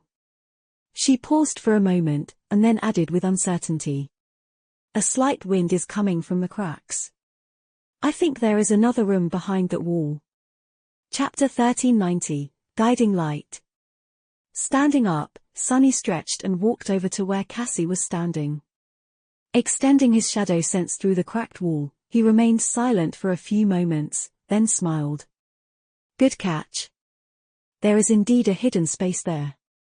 To think that he had almost missed it. The blind girl stared at him for a bit, which gave Sunny a hint to look around. Damn, it's still creepy, to know that she's riding my senses. Can't she ask, at least? That ability of hers is not limited to sight, so I don't even want to think what kinds of things she can sense me sensing. Suddenly feeling hot, Sunny glanced at Cassie and asked in a stifled tone. "What are you looking for?" The blind girl lingered. "If there's a secret space, there has to be a mechanism to unlock it. Some kind of lever, perhaps. Oh, and give me some credit, all right? I am polite enough to know when not to use my ability." He suppressed an impulse to jump back. "What, you can read thoughts now, too?" Cassie took a deep breath, then patiently shook her head. "No. It was just written all over your face." Sunny let out a sigh of relief, then trembled. "Wait, she's looking through my eyes, so how can she see my face?" At that moment, Neffs patted him on the shoulder. "Because she looked through mine." Honestly, Sunny, for someone who claims to have never used his shadow to do perverted things at the academy dormitory, you sure think of weird stuff often. He stared at her in disbelief. "What do you mean, claims to?" "I absolutely did not, you know I can't lie." Nephis looked at Cassie with a hint of a smile on her lips. Notice that he said did not instead of have not. Sunny remained silent, his mouth open. "Oh, I see what's going on." Scoffing, he turned away. "Yeah, and until I say will not, you better behave. Who knows what weird stuff he'll think of." There were a few moments of silence, and then Nephis said a bit awkwardly from behind him. So, whatever mechanism there was to unlock the door, it has to have broken a long time ago. He grinned and watched as she stepped forward and delivered a swift punch to the cracked wall. The ancient stone shattered and collapsed, revealing a dark space beyond. Sunny shielded his face from the cloud of stone dust and peered inside. Hidden behind a false wall was a small circular chamber. There was an altar in its center, with something laying on it. As Nephis raised her torch, its light reflected from a polished metal surface. He suddenly felt the shadows shift slightly, and widened his eyes in disbelief. That glow. There was a staff of pristine white wood laying on the altar, untouched by dust or dirt. Both its ends were encased in a beautiful weave of bands of polished gold, with a single radiant gem, a crystal crowning the top. The rough crystal was easy to identify as a soul shard of a rather high rank. Supreme, perhaps, or even higher. What made Sunny instinctively hold his breath, however, was something else. The white staff was emanating an ethereal golden glow, the kind that Sunny could only see because his eyes had been altered by Weaver's lineage. The familiar and unmistakable shine that the things having to do with divinity possessed. As he was looking at the beautiful staff, stunned, Cassie approached the altar and lowered her head. Her expression was more perplexed than shocked. She remained silent for a few moments, then said quietly, "How curious. I did not know that it was here." Both Sunny and Nephis looked at her with surprise. Throwing another glance at the staff, he asked, "You know what this thing is?" The blind girl lingered for a bit, then nodded. "Yes, I think I do. It fits the description of one of the holy relics that the Sibyls brought into the tomb of Ariel from the outside world. Supposedly, it was a gift from one of the gods, bestowed to a priestess of their temple in the distant past." Sunny's eyes widened. "Wait. Are you telling me that this thing is a divine artifact?" His heart was beating wildly. Cassie smiled. "Yes, in a sense, meaning that it is rumored to have been created by a god. However, it is not a divine rank artifact, if that is what you're asking. Although it does have some mystical qualities, its power is actually not that great." She remained silent for a bit, and then added, "Actually, that can be said about most divine relics, and therefore about most divine memories created in their image, not that there's many of those around. We humans perceive memories as something that grants us power, but for the gods and the lesser deities, they themselves were the power. So, any relic they created would have been a mere tool of convenience, not something meant to empower them." Sunny thought about his own 2 divine memories. That description fit them perfectly. Both Weaver's mask and the shadow lantern allowed him to do astonishing things, and yet, there were indeed memories in his arsenal that empowered him much more. There was no doubt that his divine memories were infinitely more powerful, and yet, they did not make him much more powerful. He had considered this paradoxical situation plenty of times, and the conclusions he made were similar to what Cassie said. The gods did not need external sources of power, and so, the tools they left behind served specific purposes, astonishing and wondrous, but not necessarily helpful to a human.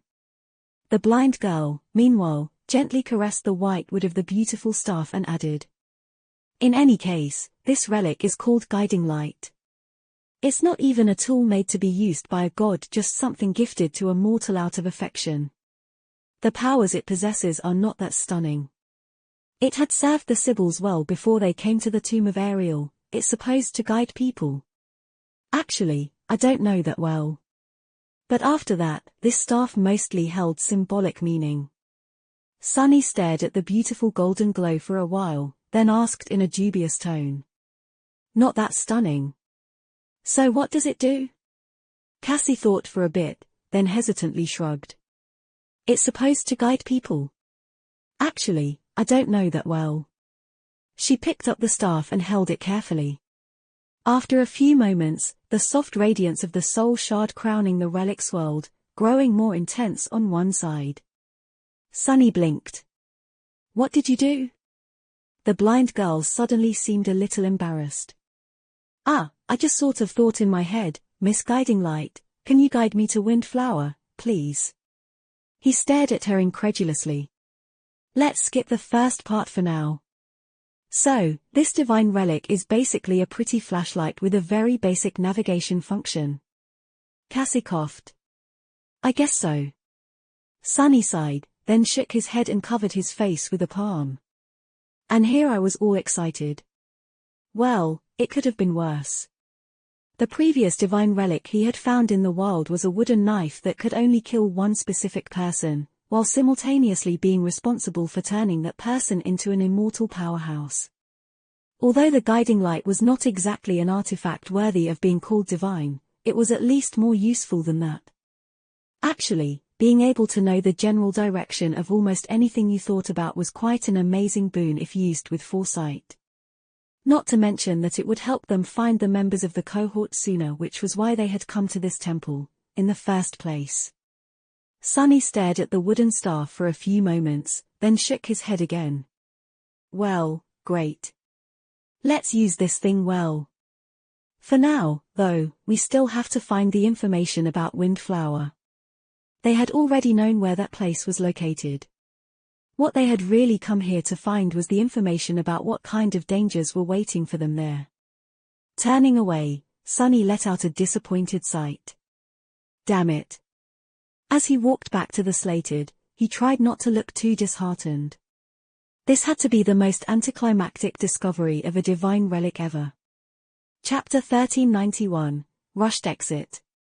Sunny had wanted to get back to the slates, but as he left the secret room, he suddenly felt uneasy. Something about the chamber had changed. He couldn't quite put a finger on it, but it was as if the shadows populating it were moving. Hold on to something.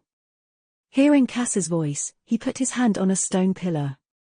In the next moment, the floor beneath him violently shook.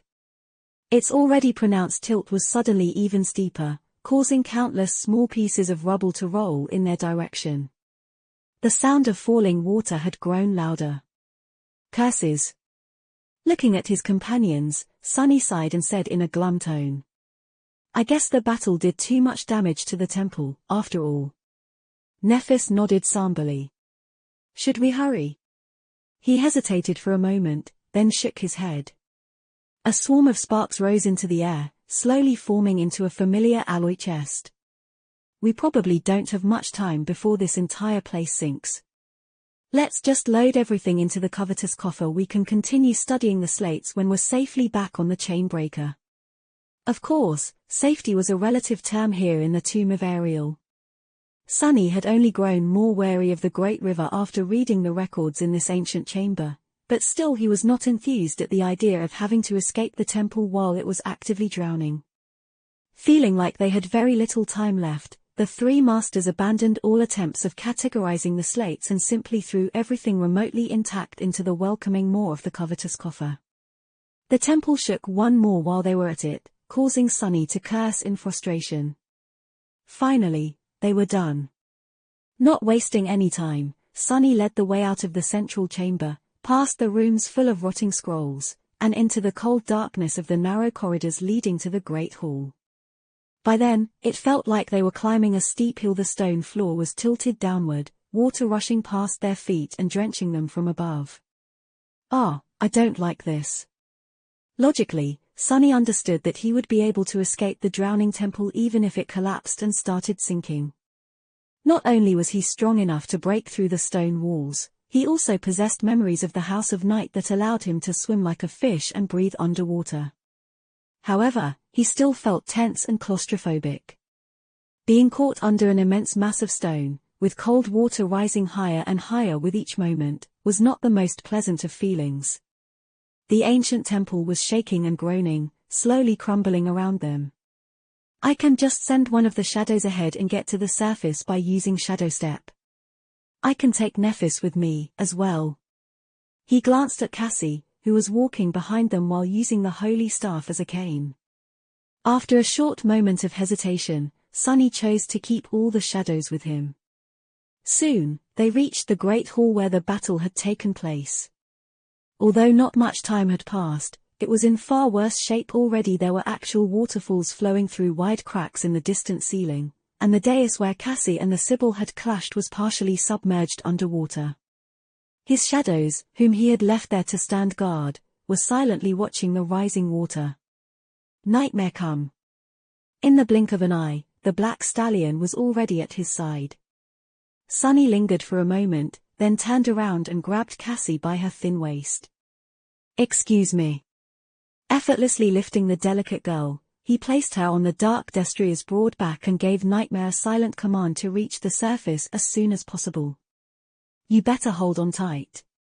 Cassie remained motionless for a split second, then suddenly paled and grabbed onto the dreadful steed's mane tightly. She opened her mouth to say something, but a moment later, both of them were gone in a burst of wind. All that could be heard was the sound of adamantine hooves ringing on stone in the distance, and a short shriek. Now, then. No matter how fast Sunny and his shadows were, Nightmare was many times faster. And since one of those shadows had been accompanying the black stallion, the three of them, the shadow, and the blind seer, reached the surface much sooner than Sunny would have. By the time he and Nephis reached the edge of the dais, he could already see the sunlight briefly blinding both. Crimson blaze of the twilight sky. Just at that moment, the temple shuddered in another violent quake.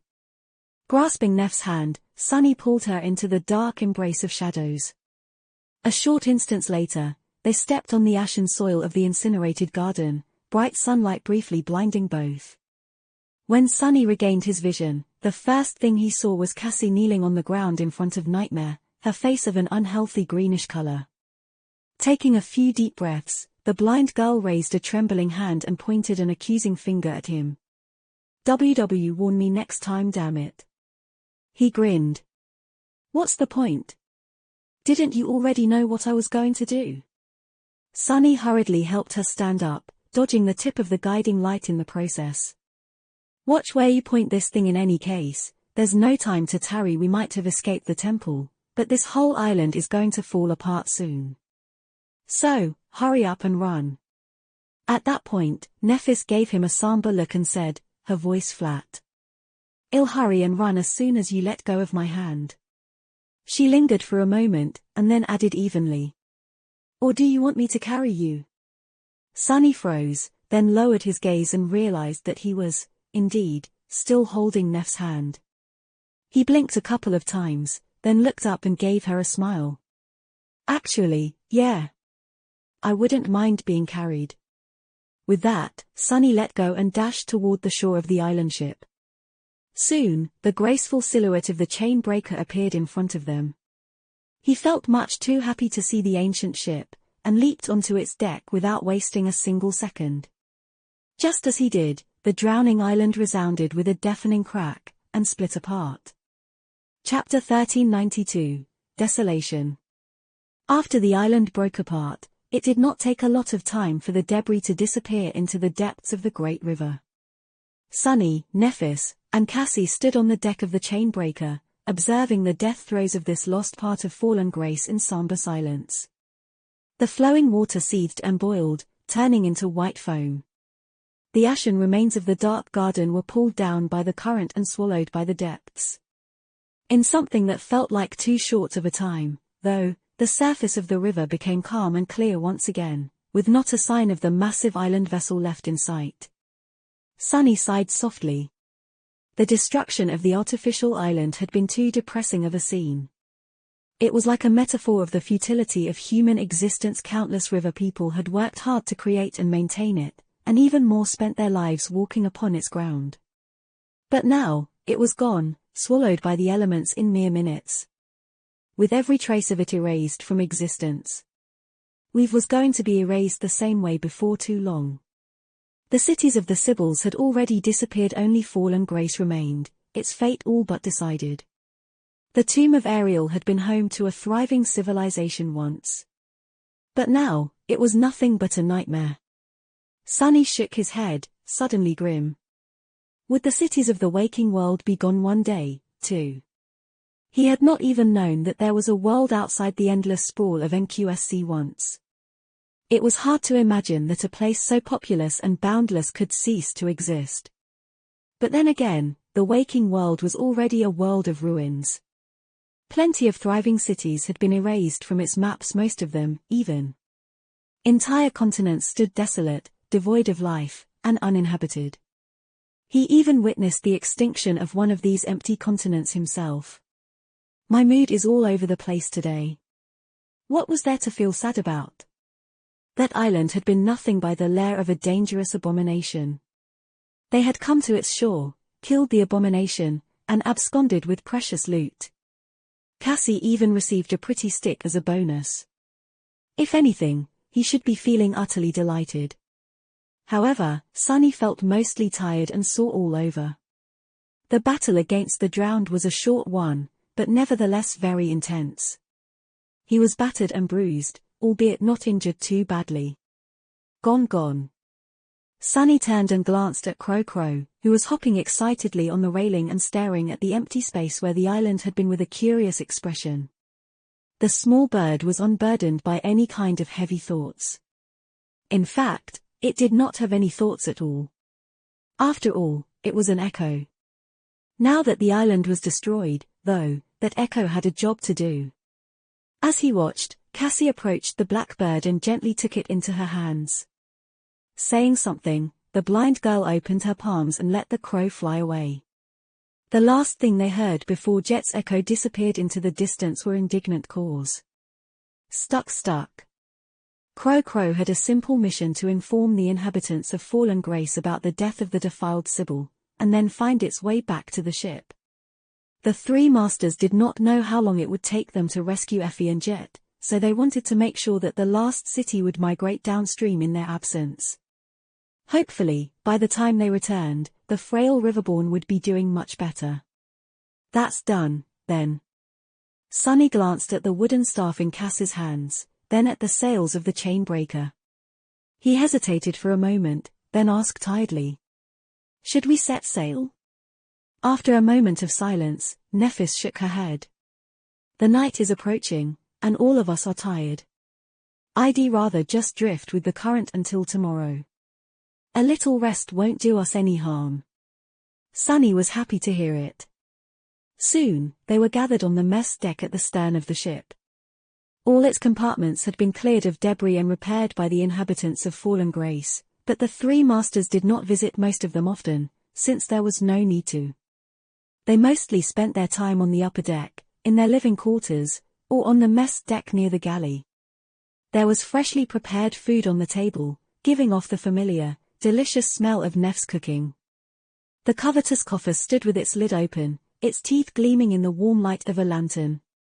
Sunny was cradling a cup of tea in his hands, glancing at the several slates laid down in front of him. Honestly, though, he was in no mood to study their mysteries. He just wanted to fill his belly and rest. With a sigh, he pushed the slates away and pulled his plate closer.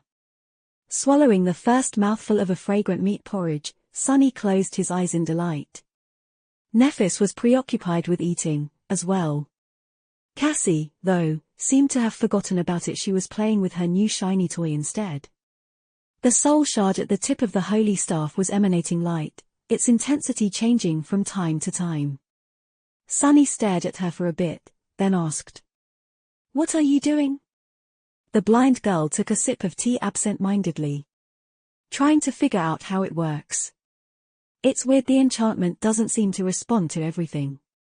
It points to you, Nephis, Effie, and Kai, but not Jet or that person, Mordred. Or Fallen Grace, for that matter. It does respond to Windflower, though." Sunny raised an eyebrow, then shifted his perception and gazed beneath the surface of the guiding light. Just as he had expected, there was no weave there. There were no runes, either, just a field of blinding radiance. He had seen something similar when looking at the knives created by Sun God. Within each, there was nothing but a radiant ocean of something soul essence, perhaps a soul string of fate, bound onto itself and looping endlessly. Such was the sorcery of gods, entirely unreasonable and void of any kind of logic he could understand. Looping endlessly. His tired mind got caught on these words, but he was distracted just then by Neff's strangely muffled voice. "Found it." Shaking awake from his reverie, Sunny turned and looked at her. Nephis had a spoon in her mouth, holding one of the slates he had pushed away in shaking awake from his reverie. Sunny turned and looked at her. Nephis had a spoon in her mouth, holding one of the slates he had pushed away in both hands. Sunny was rather amused by that sight. "What did you find?" She blinked a couple of times, then awkwardly removed the spoon from her mouth and pointed it at the slate. "Windflower. Oh, it's described right here." Chapter 1393, Vortex. Soon, all three of them were sitting side by side, with the slate resting on the table in front of them. Cassie was tracing her fingers across the stone surface, a focused look on her face. After a while, she slowly nodded. "The coordinates match. It is indeed the right place." The blind girl was much more proficient in navigating the great river, considering how much longer she had spent here than Sunny and Nephis. She was also the one who had learned the transcript system of the Sibyls and pinned down where Effie and Jet were trapped, in the first place. "Windflower, huh?" Sunny looked at the slate. There were neat columns of symbols engraved on it, as well as an image of a messy circle with frayed edges. It resembled a vortex more than anything, or maybe a cyclone. After studying it for a few moments, he reached out and turned the slate over. Familiar runes covered its reverse side. Without wasting any time, the three masters read them. Pretty soon, Sunny's expression darkened. "The currents of the river are twisted and treacherous near Windflower. Strong gales violently assaulted our ship, as if trying to push it back. Desperate to escape our pursuers, we persisted, entering deeper into the mist. The surrounding waters moved in the wrong direction and with unnatural speed. It was as if we had lost our way and found ourselves near the edge. At some point, we were not struggling against the repelling winds anymore. Instead, overcome by fear, we were battling the raging tide that pulled us deeper and deeper, toward the source of the wind." The first part of the text engraved into the reverse side of the slate was an excerpt from a report made by one of the outsiders who had lived in Fallen Grace. He ventured on a long journey with a small fleet, hoping to find out the fate of a different city, one of the last with which Fallen Grace still maintained a connection until the visitors and merchant ship from that city had stopped coming, as well. The fleet managed to learn that the city had been destroyed, but on their way back, they were attacked by powerful defiled abominations. After a furious battle, only 3 ships managed to escape. Pursued by the enemies, they were forced to enter the dangerous waters around Windflower. For a few moments, the mist cleared, allowing me to glimpse the true nature of the tide. We were hopelessly caught inside a whirlpool of titanic proportions, which spun around a bottomless and dark abyss. There was an island hovering above the darkness, with a tall and magnificent tower rising above the misty cliffs. Terror grasped our hearts when we realized that the tide was pulling us into the darkness. Desperate to save our lives, we tried to escape. In the end, only one of the 3 ships managed to fight its way out. The other 2 were swallowed by the vortex, never to be seen again. Sunny remained silent for a few moments, then sighed. "So it's a giant whirlpool. Something like that would explain how Effie and Jet had ended up stranded. If the vessel they were traveling on had been pulled into the monstrous vortex and destroyed, they would have no way of getting out again, or rather, no way of getting out again without some great luck. It seemed that they had reached the flying island at the center instead of being crushed in the depths, at least. The fact that Crow was around to deliver messages proved that." Cassie silently shook her head. "Not just a giant whirlpool. Don't forget that the Great River is a river of time. Any anomaly of its current is not a mundane one. There has to be something strange going on at Windflower, as well." Nephis nodded. "But what?" Since none of them knew the answer, they turned back to the slate. The rest of the runes on its reverse side contained notes made by the priests and priestesses who had served the Sibyls. The information they had recorded was not too helpful, though, due to the fact that almost no one returned from Windflower alive. That, however, was valuable knowledge in and of itself. The place called Windflower had not always been known by that name. Its previous one, however, was long lost. The magnificent tower the outsider from the fallen Grace mentioned had been a stronghold of a powerful seeker once. There had been plenty of them throughout the tomb of Ariel before the foundation of Verge. It was unknown whether the seeker had left the citadel to challenge the estuary, still resided there, or perished a long time ago. All that the Sibyls of fallen Grace knew was that, at some point, no one could approach the citadel anymore. There was only one exception that they had heard of. A familiar name. The Serpent King. It was rumored that the Serpent King Daeron of the Twilight Sea had reached the stronghold and spent some time there, then returned to lead his people in the war against the defilement. Sunny stared at the runes with a thoughtful expression. They had not learned all the secrets of Windflower from the slate, exactly. But they had learned two crucial pieces of information. First, that it was possible to brave its danger and come back in one piece. The Serpent King had proved it.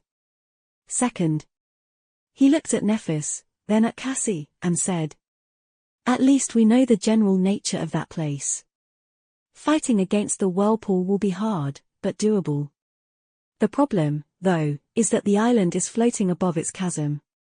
So, if we don't want to be pulled into the depths and killed, the Chainbreaker has to be able to fly by the time we reach Windflower. Cassie, can you repair it in time?" The blind girl frowned and remained silent for a few long moments. Eventually, she slowly shook her head. "No, there is not enough time, nor is there enough resources to fully restore the enchantments of the ship by then." As Sunny's expression grew somber, she hesitated a bit, and added, "However, I think there is something I can do." Cassie stood up and paced for about a minute, thinking about something furiously. Yes, that can work, 2'll need to." Finally, she stopped and spoke again. "I can't restore the connection between the sacred tree and the enchantment circle in time, but I can repair the circle itself, I think." Nephis raised an eyebrow. "What would it mean?" The blinded girl pointed to the deck. "It means that the sorcery that allows the ship to fly will be fully functional. It's just that it would not have a source of power. But we can use our own essence to fuel the enchantment, limited as it is. The Chainbreaker won't stay in the air for long, nor will it be fast, but it will carry us to that island and back." She scratched her head awkwardly, and then added in a small voice, "Probably." Sunny stared at her for a while, then let out an amused chuckle.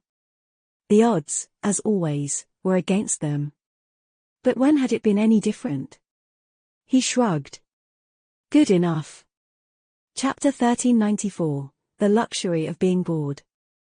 The Chainbreaker had set sail once again. This time, they had to travel back to the middle area of the Great River, where the sky was azure. They also had to travel some distance into the past, not enough to bring them anywhere near Verge, but deeper than any of the three had ever ventured. Sunny spent the first morning lazing in bed and staring at the ceiling. He was thinking about Windflower. The strong winds, the twisted currents, the colossal whirlpool that pulled ships to their doom, and the island flying above the dark abyss, all of it sounded rather nasty. There was the fact that the tower standing on the island had once belonged to a powerful seeker, as well. The Seekers of Truth were people who had entered the tomb of Ariel at the same time as the Sibyls, or even earlier than them, but for an entirely different reason. The Seekers had not been searching for salvation from the devastation of the Doomsday War. Instead, they had braved the Nightmare Desert and found their way into the tomb built by the Demon of Dread due to their thirst for knowledge. Out of curiosity, basically. They had not been a unified group of people, either, but rather disparate individuals united only by the similarity of their obsession with knowledge. Bunch of weirdos. Who would climb into a dreadful tomb simply to satiate their curiosity? Sunny would never. Well, he had entered plenty of dangerous ruins to satiate his desire to explore the dream realm. But that was an entirely different matter. Firstly, he received contribution points for his exploits, from time to time. Secondly, none of those ruins had been left behind by terrifying deities. Come to think of it, a couple of them were. Like the Ebony Tower. But he had not ended up there out of curiosity. He had ended up there out of greed. That was a much better reason, so he was not like those weird seekers at all. In any case, Sunny was not excited to visit the stronghold of a powerful seeker. Not even considering the fact their desire to learn Ariel's truth had caused the birth of the defilement, these people did not seem trustworthy at all. A hidden island where a mysterious seeker had lived before disappearing without a trace, surrounded by a nearly impassable barrier of water, wind, and twisted time. Yes, that did not sound ominous at all. Damnation. Of course, they did not really have a choice. Effie and Jet were there, so Sunny, Nephis, and Cassie couldn't turn back. People fear the unknown the most. If the Slate had told them that there was a great nightmare creature living at Windflower, he would have been reluctantly, but calmly coming up with plans to defeat it. But it was the not knowing what waited for them at the center of the whirlpool that made Sunny feel nervous. In the end, tired of being anxious, he decided to distract himself by doing something useful. Climbing out of his bed with a sigh, Sunny finally left his cabin and went to the upper deck. Saint, Fiend, and Nightmare were standing guard at the bow, middle section, and the stern of the ship. Nephis was holding the steering oar, while Cassie was making preparations to repair the sorceress circle of the ship. Sunny hesitated for a few moments, then approached the blind girl. "Hey! Can I take another look at the guiding light?" Looking up, Cassie smiled at him and pointed to the sacred tree. The beautiful staff stood there, propped against its trunk. "Thanks." Grabbing the sacred relic of the Sibyls, Sunny went to his usual spot in the shade of the ketch and sat down on the deck. "Let's start, then." He spent some time weaving the basic enchantments around a transcendent soul shard. His goal was simple: to turn the guiding light into a memory, so that it was easier to use and could be taken back into the waking world. After hours of focused work, however, Sunny was left staring at the wooden staff with a deadpan expression. His eye was twitching slightly. Damn it. It was all a waste. The moment he tried to place the rudimentary weave inside the relic, the lightless strings of shadow essence dissolved in the blinding radiance hidden within the white wood. It was as if they were incinerated from simply touching divine sorcery. All that work, for nothing. Uttering a quiet curse, he stood up and put the guiding light back under the sacred tree. Somewhat disheartened, Sunny went to switch with Nephis at the steering wheel. He guided the ship as she practiced with her sword, dancing with it as the seven suns slowly traveled across the crims. On Sky. He enjoyed the view a great deal. Later, Sunny spent some time staring at the estuary key, not at all closer to solving its many memories. He had a meal with Nephis and Cassie. He created more essence strings to replace the ones that had been destroyed. And practiced his own swordsmanship, mentally going over the battle with the drowned and thinking of what he could have done better. After all that, Sunny had to admit to himself that he was bored. It was a rather strange and luxurious feeling. Sunny had very rarely received an opportunity to feel bored. Usually, there had always been something pressing for him to do, learn, or escape. It had been like that in the outskirts, and did not change at all after the awakening. But here in the third nightmare, brief moments of intense and unreasonable danger were separated by long stretches of calm. Of course, he knew that the calm would not last long. It would take them some time to reach Windflower, but they would certainly have to fight for their lives many times on the way. The Chainbreaker would be attacked by nightmare creatures maybe today, maybe tomorrow, or the day after that. There would be dangerous anomalies waiting for them under the waves, as well, perhaps some of those described on the stone slates. The Mad Prince could visit him in his dreams at any moment. The appearance of the other plagues went out of the question, either. But for now, at least, there seemed to be peace. So, Sunny decided to give himself a day off, for once, and enjoy that peace while it lasted. Walking back to the stern of the ship, he summoned a certain piece of furniture and placed it a few meters away from Nephis. Sitting down on his luxurious chair, he summoned the emerald flute and brought it to his lips. Nephis looked at him in confusion. "What are you doing?" Trying to raise the dead." "But there are no corpses on the ship." Sunny blinked a couple of times. "Who does she take me for?" Is it so hard to imagine that I'm just in the mood for music? Kai gave me a few lessons, you know. So I can carry a tune. He might have begged me to perform as a guest during one of Nightingale concerts, even. She smiled faintly. I noticed you said might have begged instead of begged. Then, her eyes widened slightly. Wait. Nightingale concerts. Are they planning a reunion? When? Is it going to be old material, or has Gail written a new album? What about new choreography? Who is? Sunny lowered the flute and stared at her sullenly. Ah. Here she goes again, barraging me with questions. Yes. I don't know, probably not.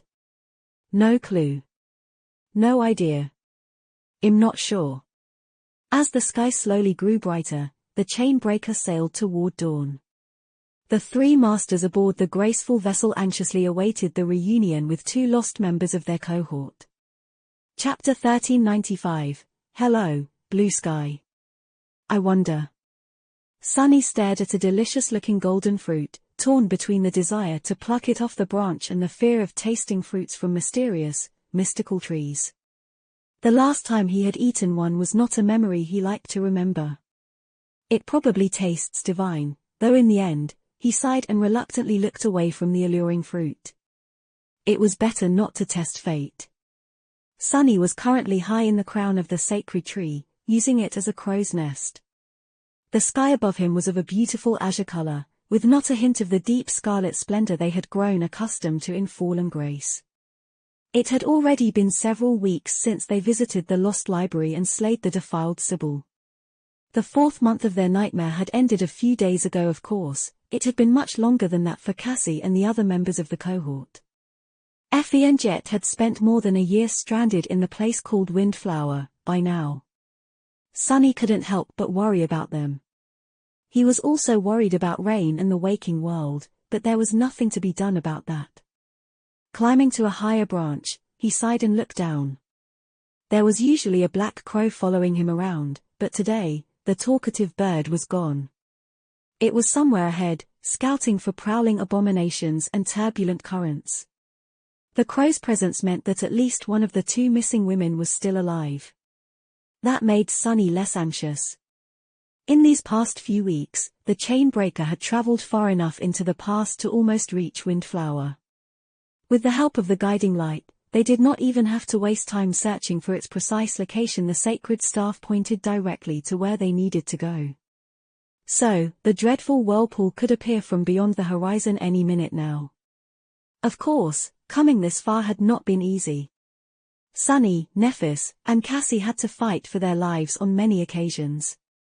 The graceful vessel had been attacked by swarms of nightmare creatures, grotesque giants from the deep, aerial horrors, and even heralds of the defilement. That last battle had been especially dire, since the defiled were both sentient and vile.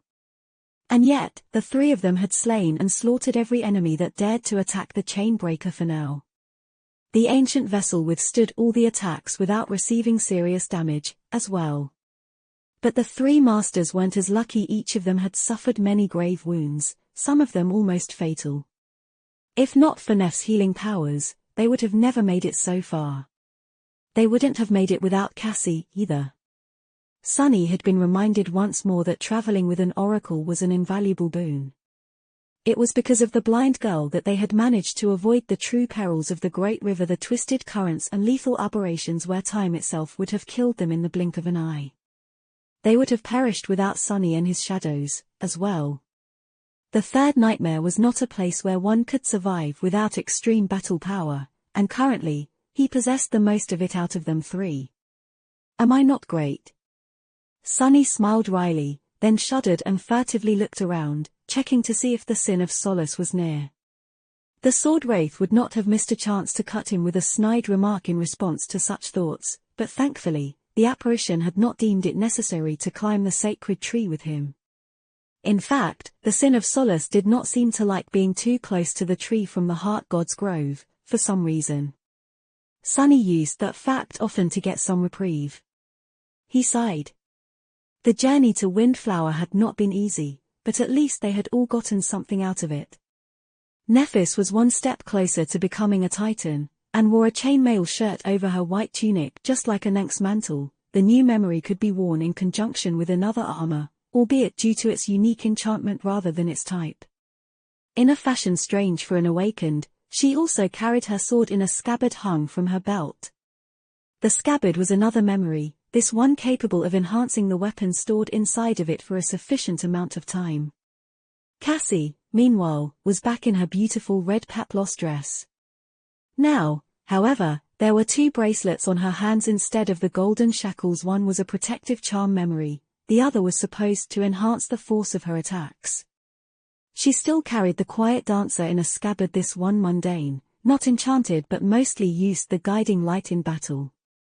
Although the white staff was not a memory, it did a good job of debilitating her enemies and crushing them into pulp. Sunny was not sure that using a sacred relic to split skulls was appropriate, but he wasn't going to complain. The gods were dead, anyway. As for himself, Sunny had earned another 500 shadow fragments on the way to Windflower, bringing him close to 2,500, half of the amount he needed to become a terror. His luck with memories, sadly, had been really bad. He had received a few, but none of them were good enough to add to his soul arsenal. They ended up being fed to his shadows. He had not woven a lot of new memories, either. In fact, Sunny had not done a lot of weaving in these past few weeks, not because there had been no time, but rather because he was currently interested in something else. That something was giving him a lot of trouble, to the point where he often found himself dejected and stupefied. And yet, Sunny persisted with this new interest. Chapter 1396, Approaching the Vortex. During the battle in the flooded temple, he had observed Cassie's artificial echo in action. Even though it did not seem that powerful, that was only because their enemies that time had been of both a higher rank and a higher class than the blade mannequin. Sunny would not have wanted to face that thing in battle as an awakened. The most impressive thing about it, though, was the very fact that it was artificial.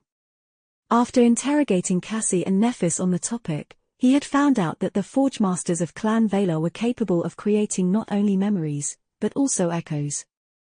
Making one was an extremely long process, though, and one that demanded a lot of precious resources. So, there were actually very few artificial echoes in existence, all of them belonging to the most valued members of the clan. Nevertheless, Sunny couldn't help but wonder if he would be capable of weaving echoes one day, as well. So, he had spent most of his free time studying the blade mannequin. It was not going well, for now, but Sunny wasn't disheartened. His attempts to learn the sorcery of names were not bearing any results, anyway. Although his horizons were somewhat expanded, being able to actually use this power seemed to be beyond him. If there was one consolation, it was that Cassie was having just as much trouble with it. Being talentless together was less of a bitter pill to swallow. Her mastery of runic sorcery, though, was slowly growing. In fact, there seemed to be a positive loop between the sorcery of names and the sorcery of runes. Both were founded on invoking the true names of things, after all, albeit in a different manner. So, Cassie and Nephis were able to help each other improve. As a result, the blind girl had indeed managed to restore some of the enchantments permeating the Chainbreaker. Just as she had told them, the graceful vessel was now once again capable of flight. It just couldn't fly for too long, or too fast. The strain of supplying the ancient ship with essence was dire enough to drain even Neff's reserves in less than a minute. It would have to be enough to carry them to the island at the center of Windflower. Now, all they needed was to actually find it. As Sunny stared at the horizon and tried not to feel too anxious, a swift shadow glided across the deck of the Chainbreaker. Then, a blackbird landed on the branch near him. Crow was back. Strangely, though, the echo seemed less grumpy than it had been recently. Instead, it looked excited. Sunny raised an eyebrow. "What is it?" The crow hopped a couple of times, and then cawed while spreading its wings. Jet. Jumping down from the tree, Sunny landed noiselessly on the deck and dissolved into the shadows. A split second later, he appeared on the bow of the ship, gazing tensely at the horizon.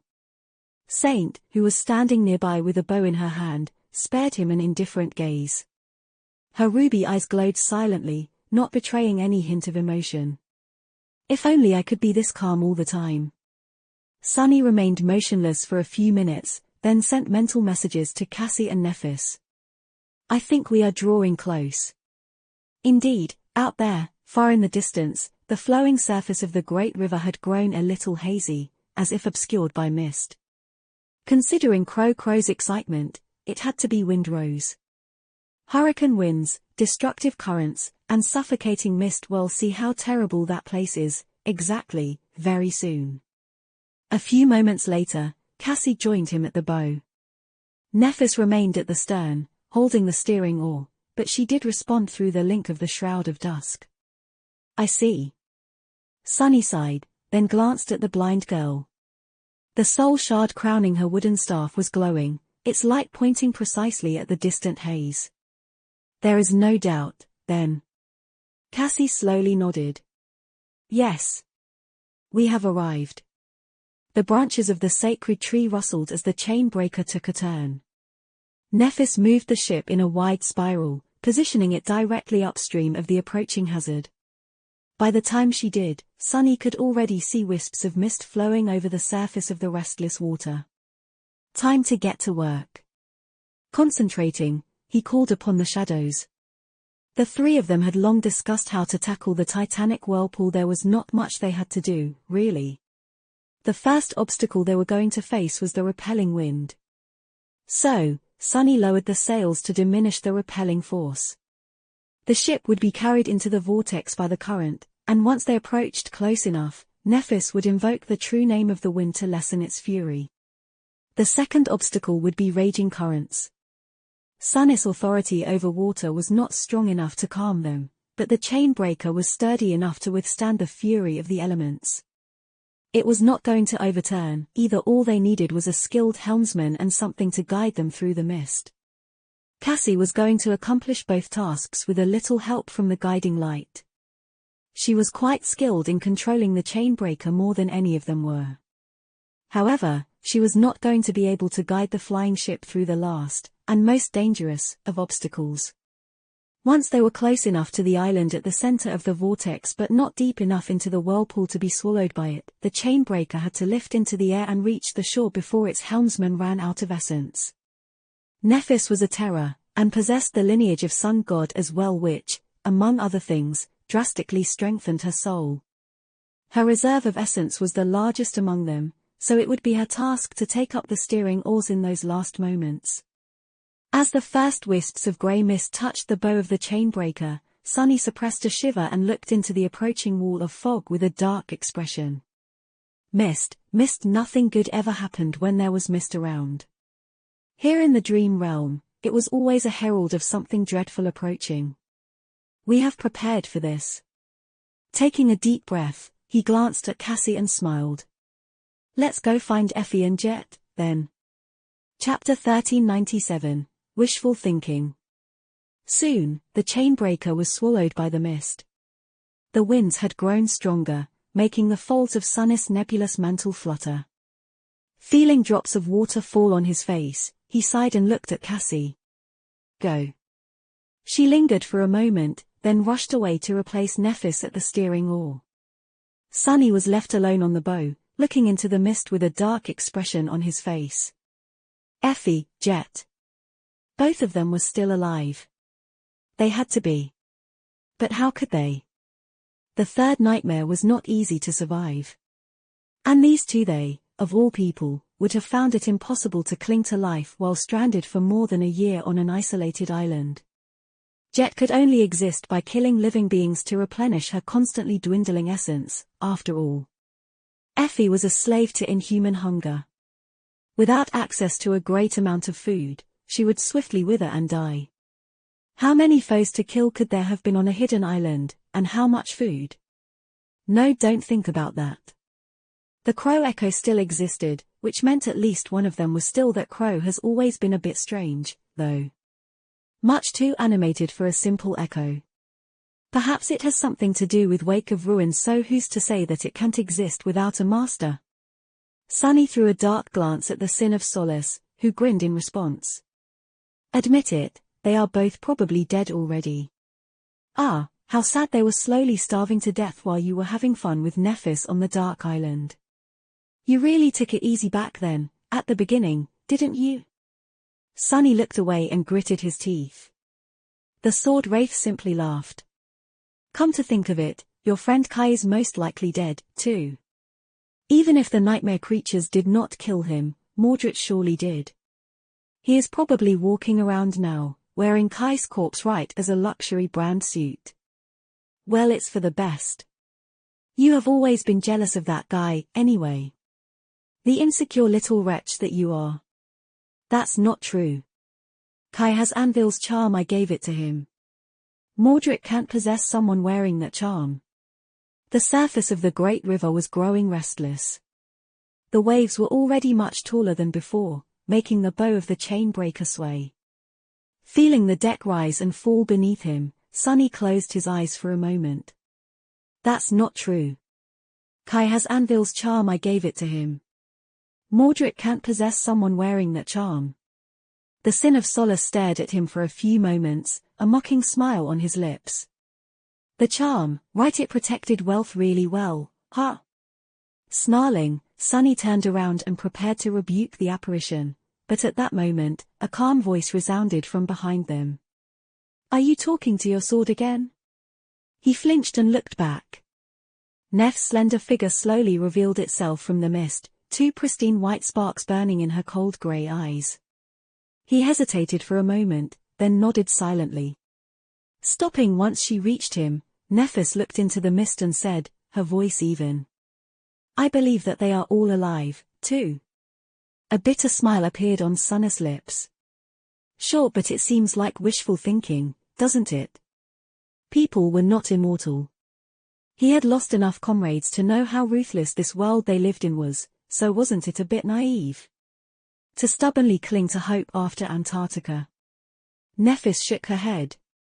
On the contrary. I think there is a valid and logical reason to believe that all members of the cohort are not dead yet. She put her hand on the hilt of her sword and said calmly. The 6 plagues exist. They are most likely the future versions of the 6 of you, therefore, none of you is likely to be dead in the present. Otherwise, their existence can't be explained. Sunny hesitated for a moment, then nodded. That is strangely reassuring, in a morbid kind of way. You can't die yet because you're destined to become a defiled monster, huh? What a paradox. Neph's logic assumed that the future was predetermined.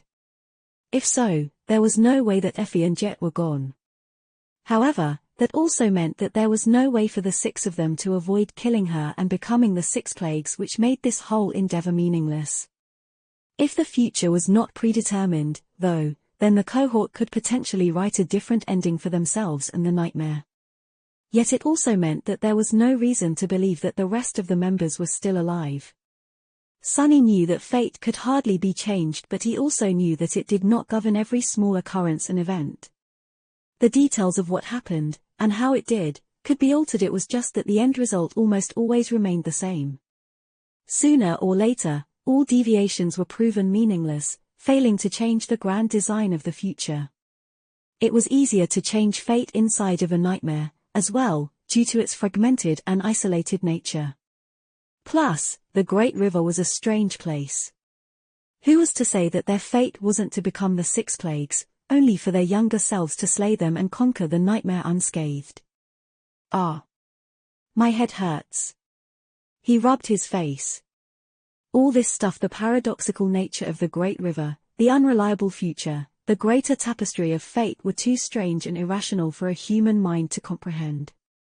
The best they could do was just try to do their best at the moment and strive to reach the desired outcome, ignoring the confusing reality of the tomb of Ariel as much as possible.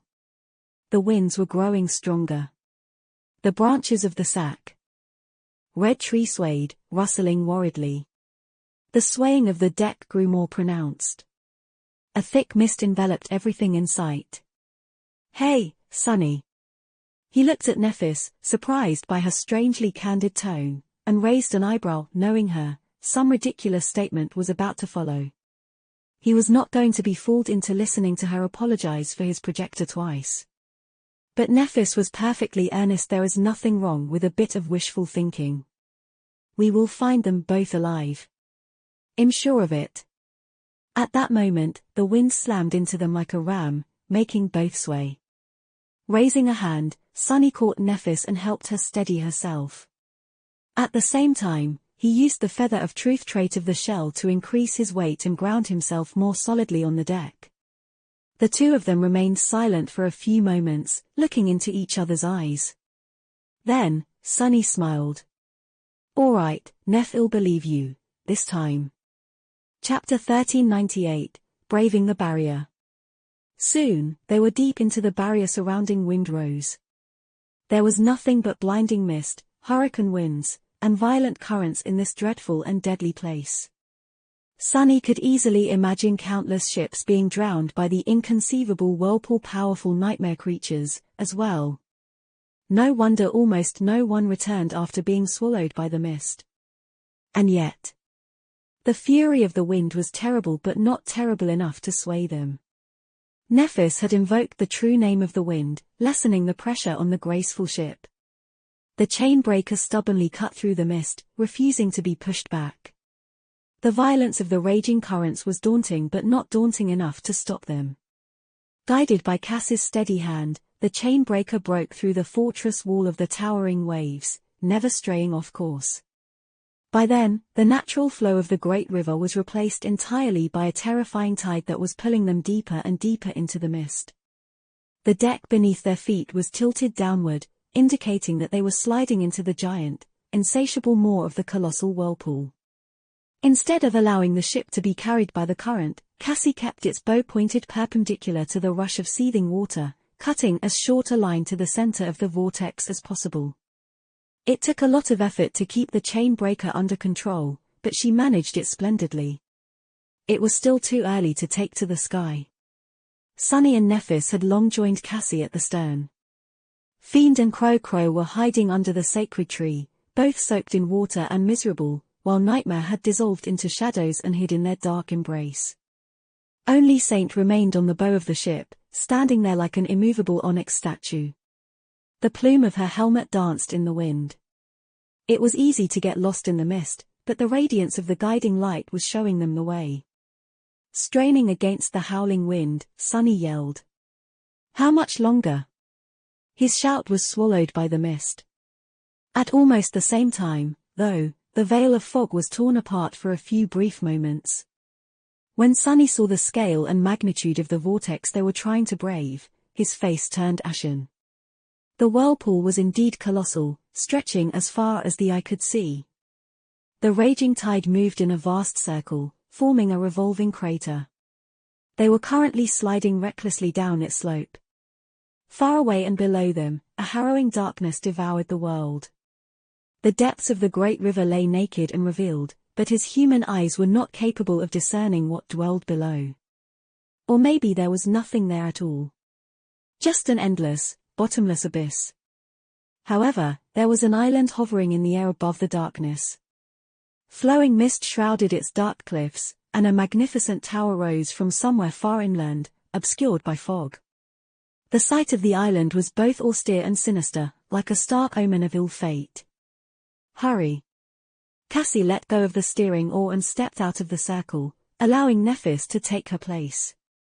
Neph was there a split second later. She took both steering oars and looked ahead, white flames dancing in her eyes. Then, her radiant essence poured into the runic circle, flooding the enchantments of the ancient vessel with incinerating power. Sunny yelped and grabbed a railing. In the next moment, the chain breaker shook slightly and soared into the air. It's working. The graceful vessel was not flying nearly as fast as it had been able to before, and its flight was not nearly as smooth. But they were indeed in the air, moving toward the distant island. When Cassie and the Firekeepers had restored the ancient flying ship to a shadow of its former glory, it had already been an incredible feat, but that had taken them almost a year, with dozens of people lending a hand.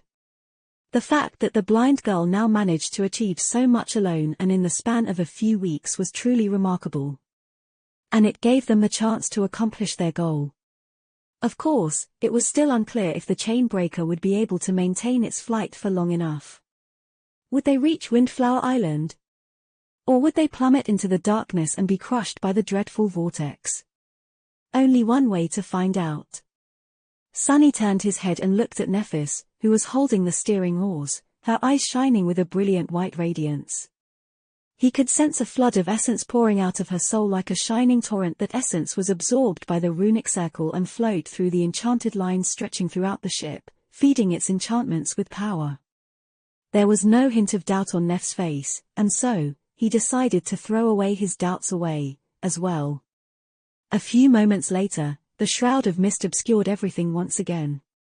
Only the glow of the guiding light was there to show them the way. The Chainbreaker sailed through the blinding fog, with only the rustle of countless leaves proving that the sacred tree still existed somewhere out there, near them, hidden from sight.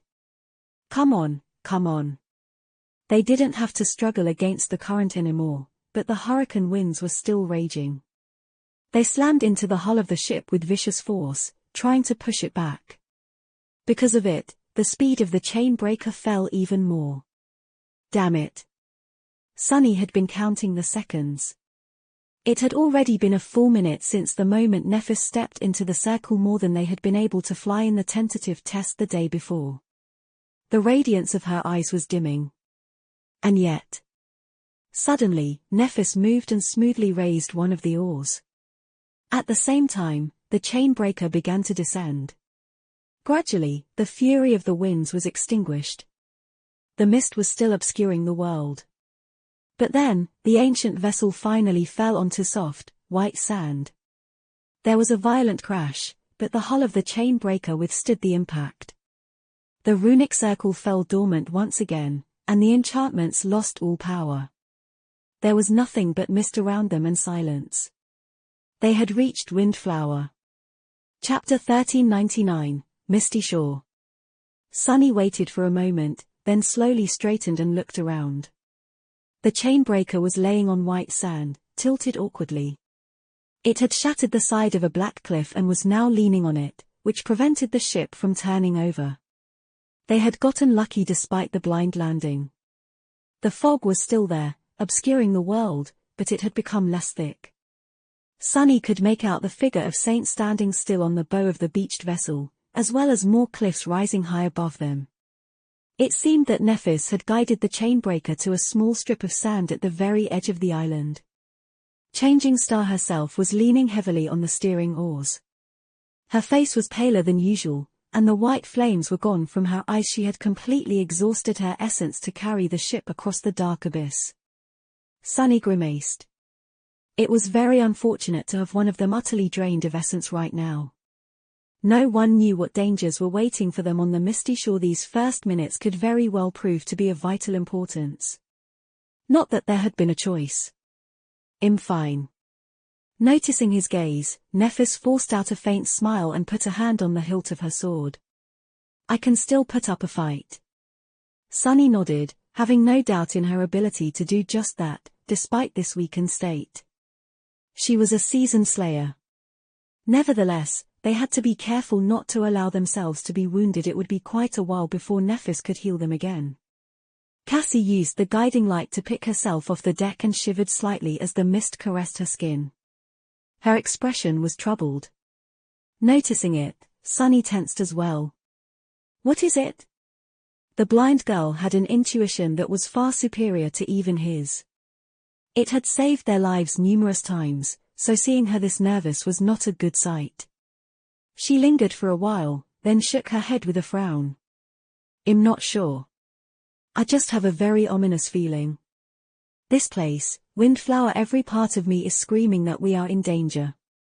Come to think of it, he felt it too. An invisible, dark pressure emanating from all around them. All his instincts were telling him one thing, that there were dreadful predators somewhere close. Much more dreadful than even he himself was. Sunny scowled. Aren't we always in danger? Despite saying those words nonchalantly, he summoned the Sin of Solace and called upon his shadows. Saint, Fiend, and Nightmare got closer, surrounding the three masters in a defensive formation. Nephis had walked to the edge of the deck and was now peering into the fog, her expression impassive. After a few moments of silence, she turned to Cassie and said, "Do it." They had discussed what to do a long time ago. The first thing, unless they were attacked immediately after landing, was to make use of the guiding light. None of them really understood how the divine relic worked, but they had established that it could point them in the direction of not only Windflower, but also Effie, or, at least, its tip lit up when the person holding the staff thought about her. However, it did not react the same way to Jet. That fact had been a source of many dark thoughts for Sunny. As Crow landed on his shoulder, Cassie gripped the wooden staff tighter. Then, she lingered for a moment. "How that's strange." Sunny glanced at the guiding light, which was still pointing to somewhere deep in the mist, and raised an eyebrow. "What?" "It seems to be working just fine." The blind girl shook her head. "No, nothing. It's just that I have not asked it to find Effie yet. The light should still be pointing to Windflower. I thought it would disappear once we reached it." She concentrated for a moment, and then the radiance of the enchanted crystal changed subtly. It was still pointing deeper inland, but at a different angle. Sunny secretly let out a sigh of relief. He did not know if the guiding light truly pointed to Effie, her lifeless body, or something else entirely. And yet, seeing it shine was a relief.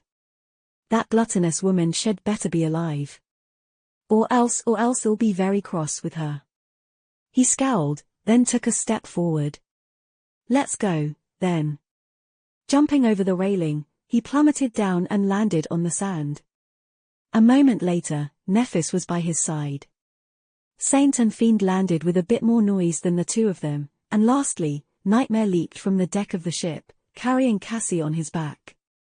The six of them remained motionless for a few moments, listening to the silence of Windflower. There were no sounds around them, no movement. Only the soft white sand and the black cliffs faintly visible in the fog. A piece of rock fell from the shattered crag and rolled down, the noise both dampened and made louder by the mist. It echoes, making them tense. Sunny took a deep breath. His vision was obstructed by the fog, and strangely enough, so was his shadow sense. It was not entirely gone, but the range was limited to about as far as he could see. Beyond that, the shadows felt vague and unreliable. He didn't like being that vulnerable at all. At least the fog itself did not feel dangerous. It was a nuisance, sure, but far from being as senselessly terrifying as the mists of the Hollow Mountains. Curse it all. Frowning, Sunny took a step forward. As he did, a human figure suddenly revealed itself from the murky veil of the fog. He flinched to tensed, ready to attack, but then froze. Black eyes, porcelain skin. The Sin of Solace was looking at him mockingly. "What, did I scare you? Ah, how tiresome." It was the damned apparition. Sunny gritted his teeth and walked past the sword wraith, heading straight for the cliffs.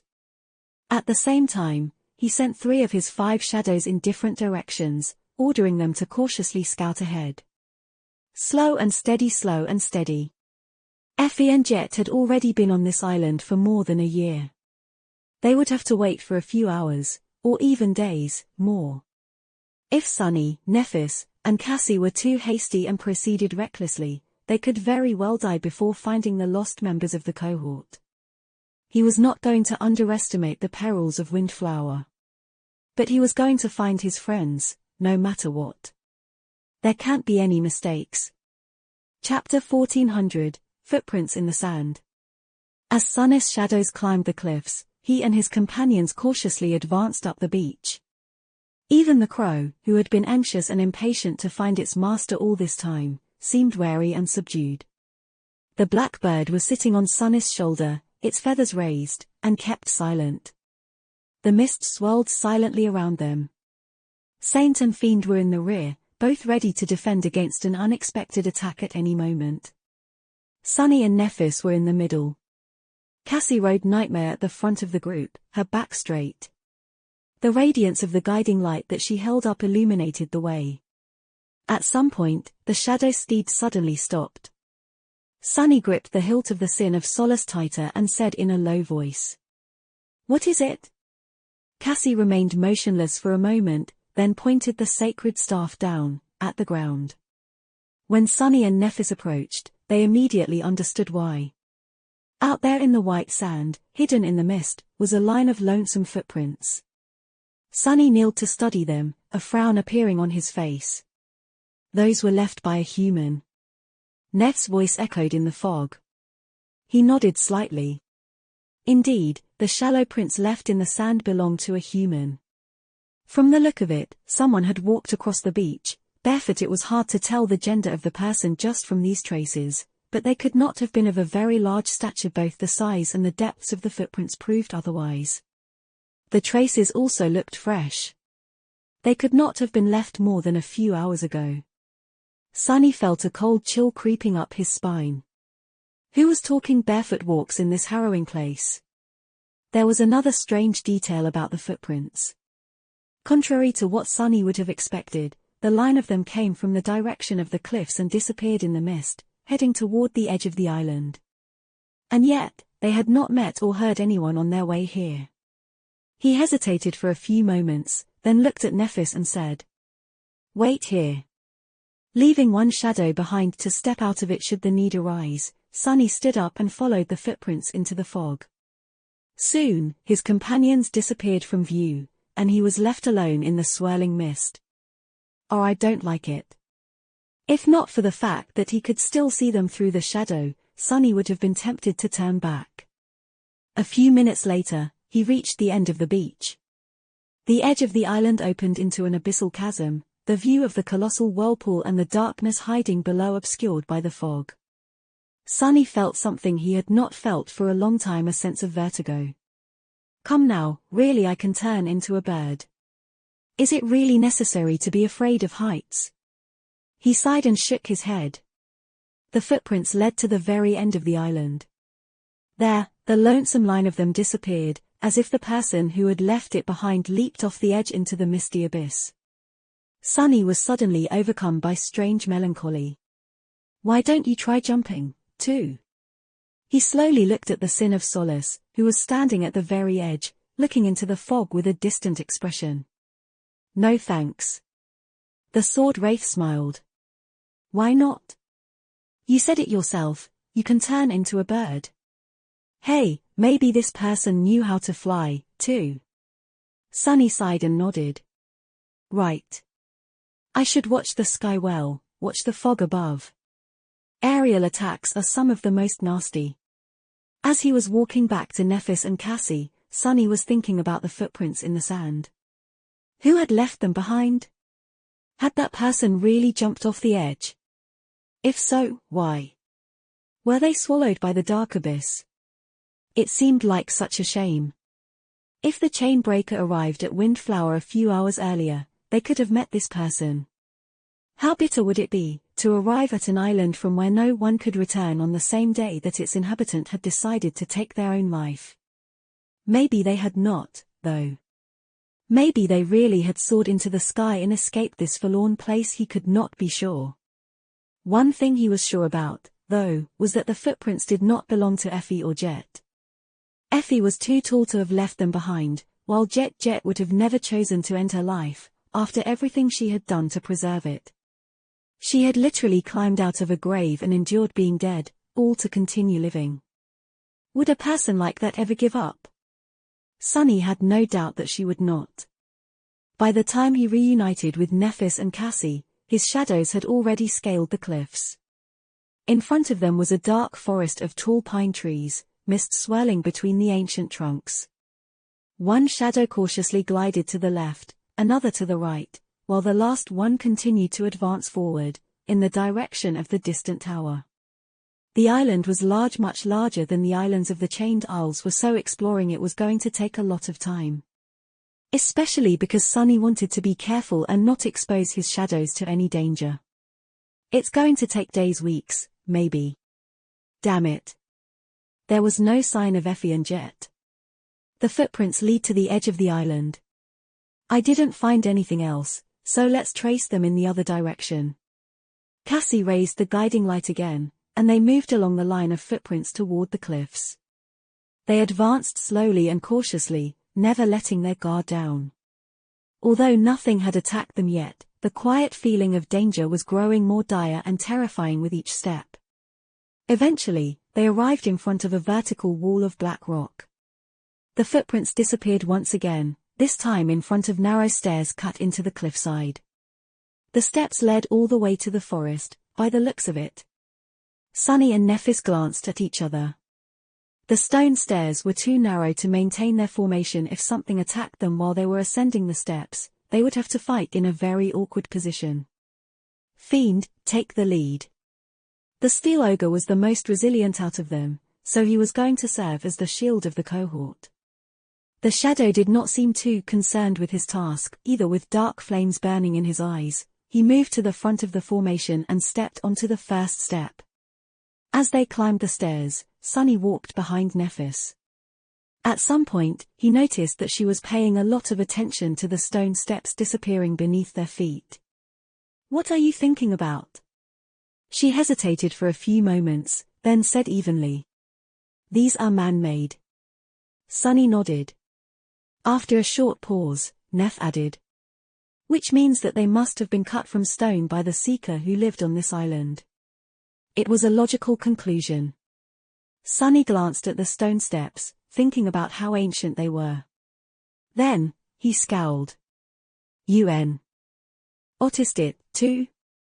Sunny lingered for a moment, then answered Neph's question with another nod. These stairs were strange. They were supposed to be ancient, and yet, there was no sign of corrosion on them. The steps were not weathered and ground down by the endless assault of the elements. Instead, they were perfectly preserved and sharp, as if someone had cut them just yesterday. Is this rock indestructible, or are there strange things happening to time on this island? Sunny wanted to examine this question further, but at that moment, he froze. Out there, far ahead, the shadow he had sent toward the tower heard a sound. Although it was muffled by the mist, Sunny would never fail to recognize it. It was the sound of steel clashing against steel, followed by a scream of pain. At the same moment, the crow that had been sitting silently on his shoulder suddenly jumped into the air and shot forward, instantly disappearing into the fog. Sunny's eyes widened. Jet. Chapter 1401, one of those situations. Sunny had recognized the voice. There was no doubt that the person screaming in pain in the depths of the forest was Jet. She was so close. And in danger. He hesitated for a moment.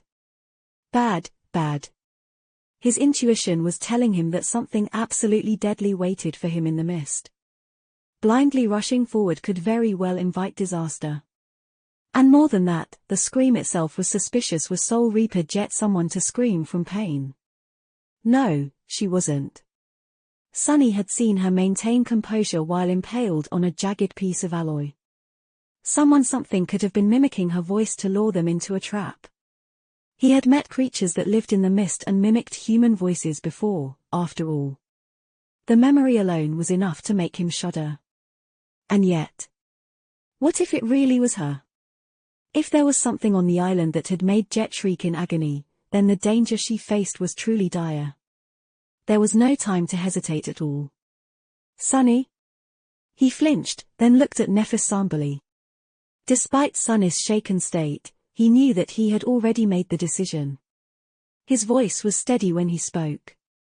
Someone is fighting in the forest, about 4 kilometers from the top of the stairs. It should be Jet. I'm going.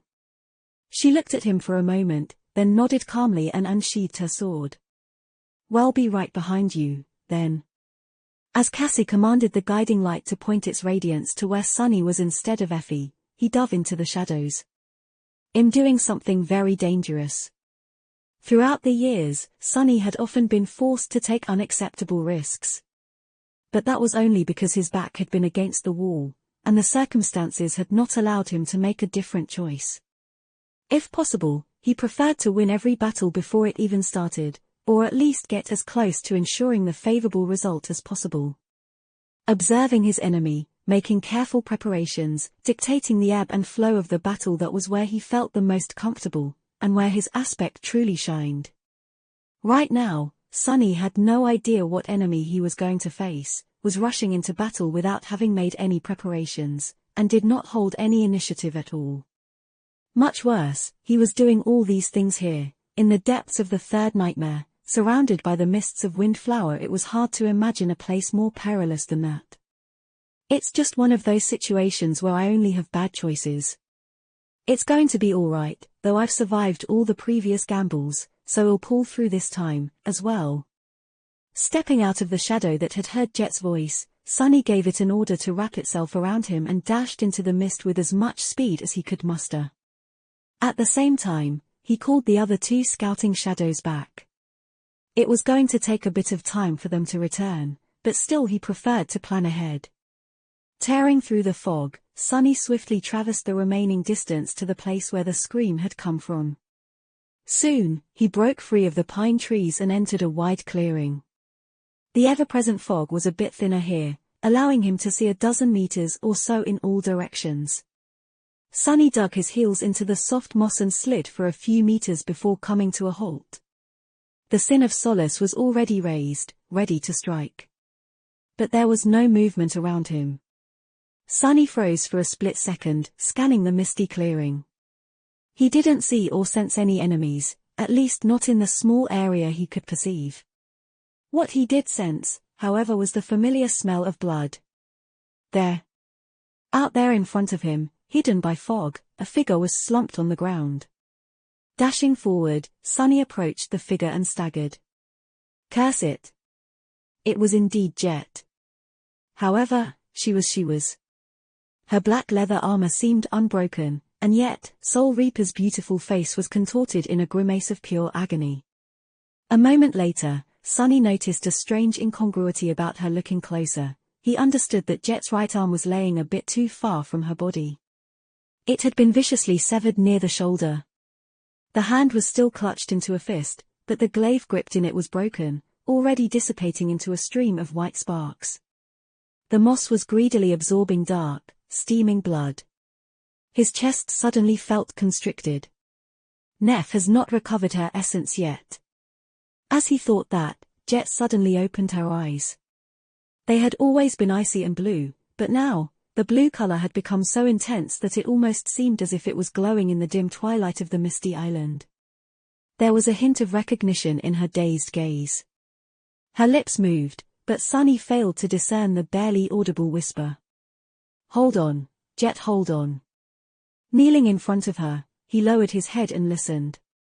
Jet's voice was weak and hoarse. Sunny, be behind you, fog. His eyes widened. A split second later, he was already moving. Jumping to his feet, Sunny spun and brandished the Sin of Solace. He only had enough time to notice a vague shape in the swirling mist, elusive and ethereal, as if made out of the fog itself. The world around him was suddenly terribly cold, the breath escaping from his mouth as steam. Got you. The jade blade of the cursed gem sliced through the ethereal figure without meeting any resistance. Sunny was used to the feeling of the flesh of his enemies parting before the white jade-like water, so he wasn't too surprised. However, something was wrong. Cursing, he jumped back, narrowly avoiding being grasped by the misty apparition. Cold sweat appeared on his face. Sunny had no reason to believe so, but he felt as if he had just avoided certain death. What the? His thoughts were moving quickly. The Sin of Solace had passed through the enemy, but the enemy easily shrugged off the attack. How could it be? Elusive, ethereal, seemingly woven out of fog, an incorporeal enemy. This was not the first time he had faced murderous wraiths and ghost-like abominations. Grimacing, Sunny let go of the hilt of his cursed sword and allowed it to fall to the ground. Luckily, he had a weapon perfectly capable of destroying intangible foes. The ghost blade enchantment of the cruel sight allowed it to do just that. Now, he just had to survive a few seconds until the Samba spear manifested itself. The problem was that he could not see the mist wraith anymore. After attacking once, it dissolved into the swirling fog, becoming utterly invisible. The next strike could come at any moment, from any direction. The gloomy and happy shadows were already approaching from two different directions. Very soon, they would reach the clearing and augment his speed even more. This battle was not going to be as hard then. Now, I just need to. Sunny. Jet's hoarse voice resounded from below, but he didn't allow himself to look down. All his focus was concentrated on the swirling mist, watching for the signs of the next attack. Be careful, Shees. Finally, the crawl sight appeared in his hand, instantly igniting with the radiance of divine flame. The fog around the silver blade seethed, evaporating. At almost the same time, the happy shadow reached the clearing and burst from the line of trees, flying toward him with incredible speed. The gloomy shadow was not far behind. The mist moved. Huh? Strangely enough, the wraith was not lunging at him. Instead, it was at the edge of the clearing, moving to intercept. No. Suddenly, harrowing pain tore through Sunnis' mind and body. Letting out a bestial wail, he fell to one knee, clutching at his chest. Arg-a-a-a-a. It was an agony unlike anything he had ever experienced. As Sunny watched with disbelieving eyes, his vision blurry, the happy shadow was out there, in front of him impaled on a ghostly blade. Once lively and joyful, it was now empty and hollow. Dead. The spell whispered solemnly into his ear. Your shadow has been destroyed. Your shadow core has been destroyed. Gloomy. Sunny was paralyzed by pain, but he tried to move nevertheless. However, it was too late. The mist wraith was suddenly on the opposite side of the clearing, and he was brought to the ground by another wave of unimaginable, killing torment. Your shadow has. Your core destroyed. His soul was severely damaged. Two of his shadow cores had shattered, and his soul was falling apart. No, no, no. Letting out a tortured howl, Sunny struggled to stand up. But all he managed was to rise to one knee. It was then that he felt a cold presence looming above him. Looking up, he saw it. Two icy blue eyes, looking down at him with inhuman coldness. Laying on the ground, Jet whispered in a voice that was like a dying flame. Me. Then, a ghostly blade pierced Sunnis' chest. It passed through the dark fabric of Anenk's mantle and the black silk of the Shroud of Dusk as if there were no obstacles at all. Neither marble shell nor bone weave offered it any resistance, either. The blade did not cut Sunnis' skin, nor did it sever his flesh. Instead, it struck directly at his lightless soul. Already damaged, it crumbled from that single strike. That was how Sunny had been slain by undying slaughter of the 6 plagues. For the first time. Chapter 1402, Sunny waited for a moment. Sunny waited for a moment, then slowly straightened and looked around. The chainbreaker was laying on white sand, tilted awkwardly. It had shattered the side of a black cliff and was now leaning on it, which prevented the ship from turning over. They had gotten lucky despite the blind landing. The fog was still there, obscuring the world, but it had become less thick. Sunny could make out the figure of Saint standing still on the bow of the grounded vessel, as well as more cliffs rising high above them. It seemed that Nephis had guided the chainbreaker to a small sand beach at the very edge of the island. Neph herself was leaning heavily on the steering oars, drained of essence. Sunny grimaced. It was inevitable, but we should be careful not to receive any serious wounds. She won't be able to heal us anytime soon. Nephis, meanwhile, had already regained her composure. I'm fine. I can still put up a fight. Well, of course you can. I have no doubt about that. After exchanging a few words with them, Cassie used the guiding light to make it point in the direction where Effie supposedly was. Or her lifeless body or something else entirely. Sunny couldn't suppress his anxiety anymore. He scowled and took a step forward, ready to leap down to the beach. That gluttonous woman should better be alive. Or else he'll be very cross with her. Jumping over the railing, he plummeted down and landed on the sand. A moment later, Nephis was by his side. Saint and Fiend landed with a bit more noise than the two of them, and lastly, Nightmare leaped from the deck of the ship, carrying Cassie on his back. The six of them remained motionless for a few moments, listening to the silence of Windflower. There were no sounds around them, no movement. Only the soft white sand and the black cliffs faintly visible in the fog. A piece of rock fell from the shattered crag and rolled down, the noise both dampened and made louder by the mist. It echoed, making them tense. Feeling very uncomfortable because of how suppressed both his vision and shadow sense were, Sunny took a step forward. As he did, a human figure suddenly revealed itself from the murky veil of the fog. He flinched and tensed, ready to attack, but then froze. Black eyes, porcelain skin. The Sin of Solace looked at him contemptuously and spat gods. This again, I'm so sick of it. Sunny gritted his teeth and walked past the damned sword wraith. But then he lingered for a moment. Suddenly, a strange sense of déjà vu overcame him. Ha! Why did he feel as if the Sin of Solace was supposed to say something else? Shaking his head, Sunny ignored the loathsome apparition and headed straight for the cliffs. Less than an hour later, he was writhing on the ground, overwhelmed by unbearable agony. His lightless soul was mutilated and slowly falling apart. As Sunny arduously rose to one knee, a cold gaze pierced him from above. No, no, no. Then, a ghostly blade pierced his chest. Sunny died. Sunny waited for a moment, then slowly straightened and looked around. The chainbreaker was laying on white sand, tilted awkwardly. Nephis was leaning heavily on the steering oars, utterly drained of essence. We should be careful not to get wounded until she recovers some essence. She straightened slowly and said in a tired voice. I'm fine. I can still put up a fight. Well, of course you can. You're Changing Star of the Immortal Flame Clan.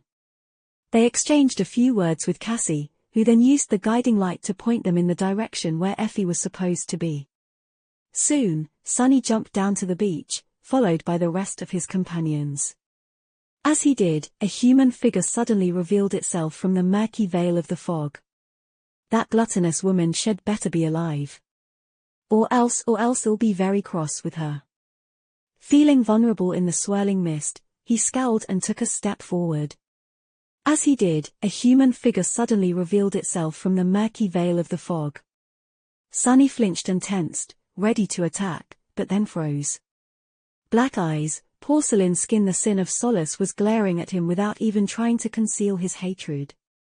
You are such a pathetic, odious, revolting coward. Just die already, die gods, this is unbearable. Sunny gritted his teeth and walked past the damned sword wraith, heading for the cliffs. He was suddenly overcome by a strange sense of déjà vu. Weird, what did that bastard say? Banishing the thought of the damnable sword wraith from his head, he continued forward. Soon after, a ghostly blade pierced his chest. Sunny died in agony. Sunny waited for a moment, then slowly straightened and looked around. The chainbreaker was laying on white sand, tilted awkwardly. Nephis was leaning on the steering oars, utterly drained of essence. A minute or two later, he jumped down to the beach and headed to the cliffs. As he did, a pale apparition suddenly appeared from the mist, scaring him. The Sin of Solace laughed. Damn, it was fun at the start, but now I've already lost count. Ignoring the odious wraith, Sunny continued walking. He was suddenly overwhelmed by a strange sense of déjà vu, but dismissed it. Not long after that, his soul was destroyed by the ruthless blade of undying slaughter. Sunny waited for a moment, then slowly straightened and looked around. Sunny waited for a moment, then slowly straightened and looked around. Sunny waited for a moment, then slowly straightened and looked around. He died in agony. He died in agony. He died in agony. He died. The chainbreaker was laying on white sand, tilted awkwardly. Nephis was leaning on the steering oars, utterly drained of essence. After Cassie used the guiding light to point them in the direction where Effie was supposed to be, Sunny jumped down to the beach and headed toward the cliffs. As he did, a pale apparition appeared from the mist and scared him. The Sin of Solace glared at him silently, not saying anything. "What is up with that bastard?" Ignoring the loathsome wraith, Sunny walked past and advanced cautiously through the fog. A strange sense of déjà vu suddenly overwhelmed him, but he dismissed it. Slow and steady, slow and steady. However, something was still gnawing on his mind. Scowling, Sunny stopped, lingered for a few moments, and turned around. "Hey, you. Weren't you going to say something?" Nephis looked at him with a hint of surprise. "Are you talking to your sword?" Sunny nodded and continued staring at the Sin of Solace, who silently glared at him back. "Why do I feel so strange?" He remained motionless for a while, his expression growing darker. Eventually, Sunny uttered a curse and shook his head. "Hold on. I think something is not right." Chapter 1403, Déjà Vu. Because of Sunny, they spent more time near the Chainbreaker than they had planned. However, he simply couldn't tell what it was that had made him feel so uncomfortable. After a while, there was no choice but to head for the cliffs. Cassie rode Nightmare at the front of the group, Sunny and Nephis followed, while Saint and Fiend were defending the rear. As they walked, Sunny remained silent, a deep frown on his face. I feel strange." It was as if he had taken these steps before. The white sand, the swirling mist, the black edifices of the tall cliffs, it all felt eerily familiar. What is going on? Eventually, they discovered a line of footprints in the sand. Sunny should have felt surprised and curious, but he barely paid the mysterious discovery any attention. As if it was only natural for the footprints to be there. Those were left by a human. He shivered slightly and looked at Nephis. How had he known that she would say these exact words? Sunny hesitated for a few moments, then said quietly, "Wait here." Why did he feel almost obligated to respond that way? Deeply disturbed, Sunny left one of his shadows behind and followed the line of footprints to the edge of the island. There were so many questions he should have been asking himself, like who had left these traces? Had that person really jumped into the abyssal chasm? Or had they survived and escaped the suffocating mist? But instead, Sunny was mostly thinking about why it felt as if he had already visited the edge of the island before. The Sin of Solace was there, as well, glaring at him silently. Why is he not saying anything? I feel like he should have said something already. Like encourage me to jump, too. Scowling, Sunny returned to Nephis and Cassie. The footprints lead to the edge of the island. I didn't find anything else, so let's trace them in the other direction.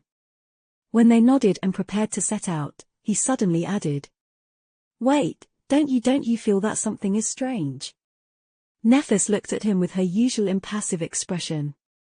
Everything here is strange. Sunny had no choice but to agree.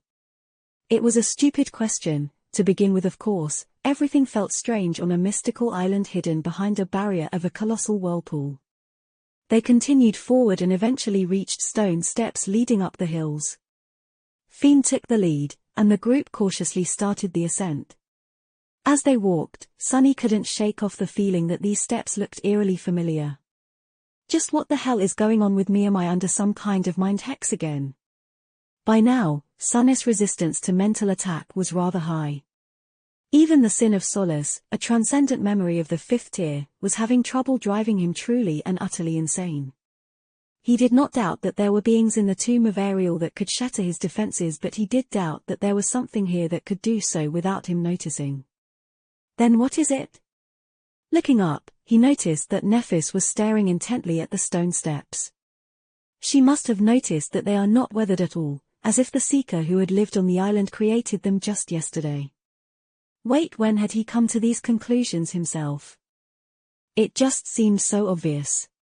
As Sunny froze, feeling very confused, one of the scouting shadows suddenly heard the sound of steel clashing against steel, followed by a pained scream. He didn't feel surprised at all, as if this was the most natural thing in the world.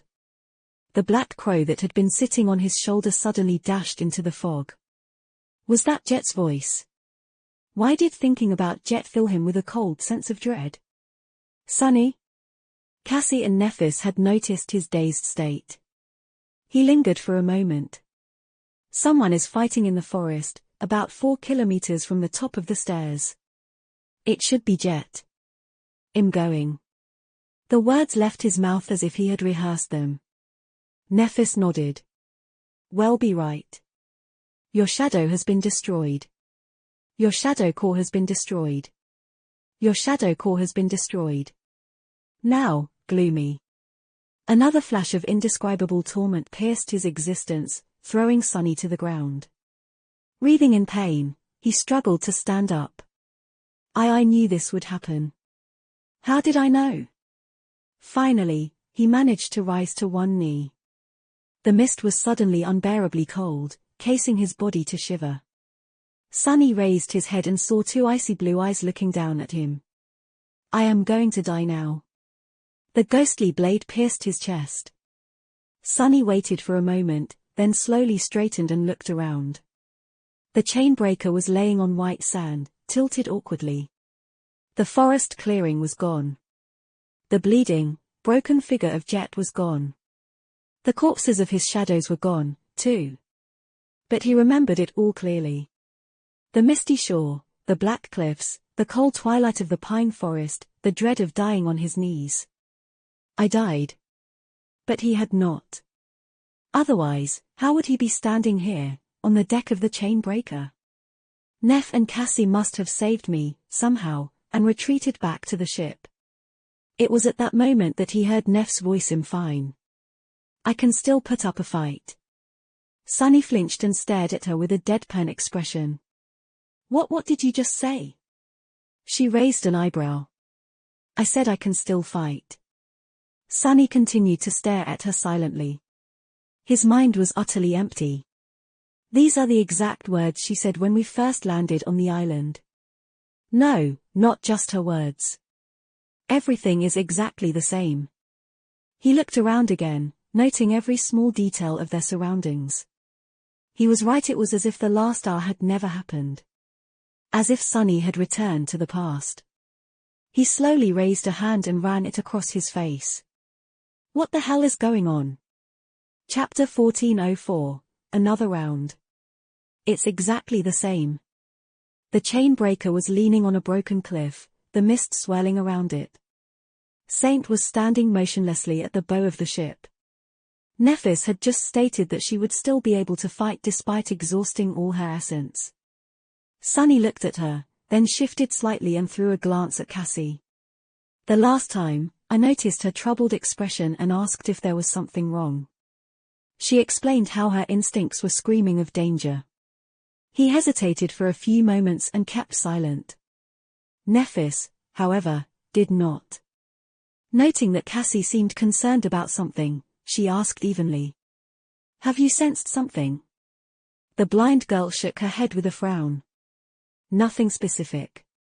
I just have a very ominous feeling. This place, Windflower, every part of me is screaming that we are in danger. Sunny's eyes widened slightly. The wording had changed a little, but it was almost exactly the same response. How? While Nephis and Cassie went about locating the direction where Effie supposedly was with the help of the guiding light, he observed them without saying anything. His mind was strangely split between 2 extremes. One part of it had turned cold and analytical, driven into a heightened state of utmost vigilance. How? While Nephis and Cassie went about locating the direction where Effie supposedly was with the help of the guiding light, he observed them without saying anything. His mind was strangely split between 2 extremes. One part of it had turned cold and analytical, driven into a heightened state of utmost vigilance. The other was shaken and distraught, still reeling from the agony of dying to the ghostly blade. The shock of remembering his harrowing demise was so visceral that Sunny wanted nothing more than to topple to the deck and curl into a shivering ball.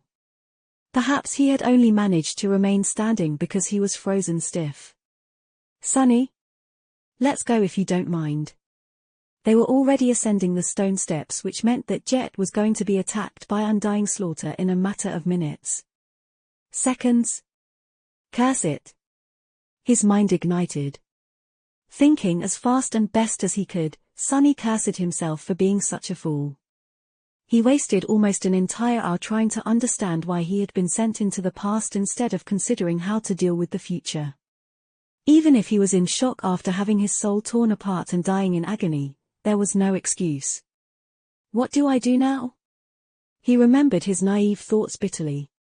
He would pull through again, somehow. It was just another gamble. It seems I have finally become arrogant. And paid a heavy price for it. The heaviest price there could be. Doesn't matter, there's no time to feel regret, I need to decide what to do now. A small, cowardly part of him instantly had an answer. The safest thing to do was to abandon Jet and save himself from having to face Undying Slaughter. He knew that he would die in that clearing, so why go there at all? But even knowing the danger, he couldn't let Jet die. Go there and fight, then. It was not such a foolish thought. The reason why Sunny had lost the last time around was because he had dove into the battle blind and without making any preparations. Now, however, he knew exactly what enemy he would be facing, and although there was very little time left before the clash, he could at least prepare a few things. I still don't know enough about Undying Slaughter. Fighting her now would be unwise. But he did not really need to. All he had to do was grab Jet and run. At that point, the shadow he had sent to scout ahead finally heard it. The sound of clashing steel, followed by Soul Reaper's pained scream. Sunny gritted his teeth. Let's do this. Chapter 1405, Undone. Dismissing the sin of solace, Sunny called upon the cruel sight and looked at Nephis. There was no time to explain everything, but he still had to warn them in advance. What to say? How would he even explain a situation like that? Not finding any good words, Sunny just said what came to mind. I found Jet. She is being attacked by a powerful enemy, a wraith-like creature capable of dealing damage directly to our souls. I'll try to get Jet and retreat. Prepare for battle.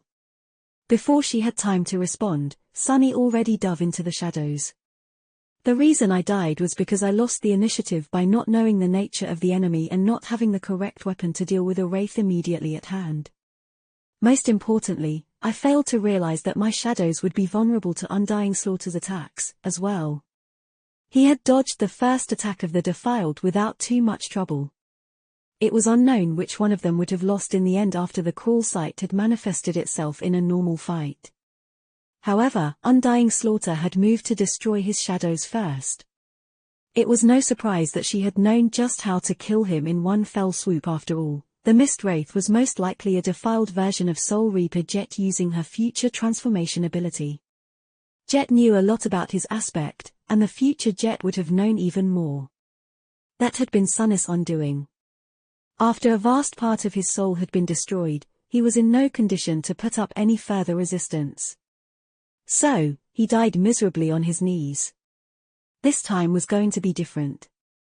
First, he had already summoned the cruel sight. Second, he would protect his shadows, and lastly, he knew a lot about Jet's aspect, as well.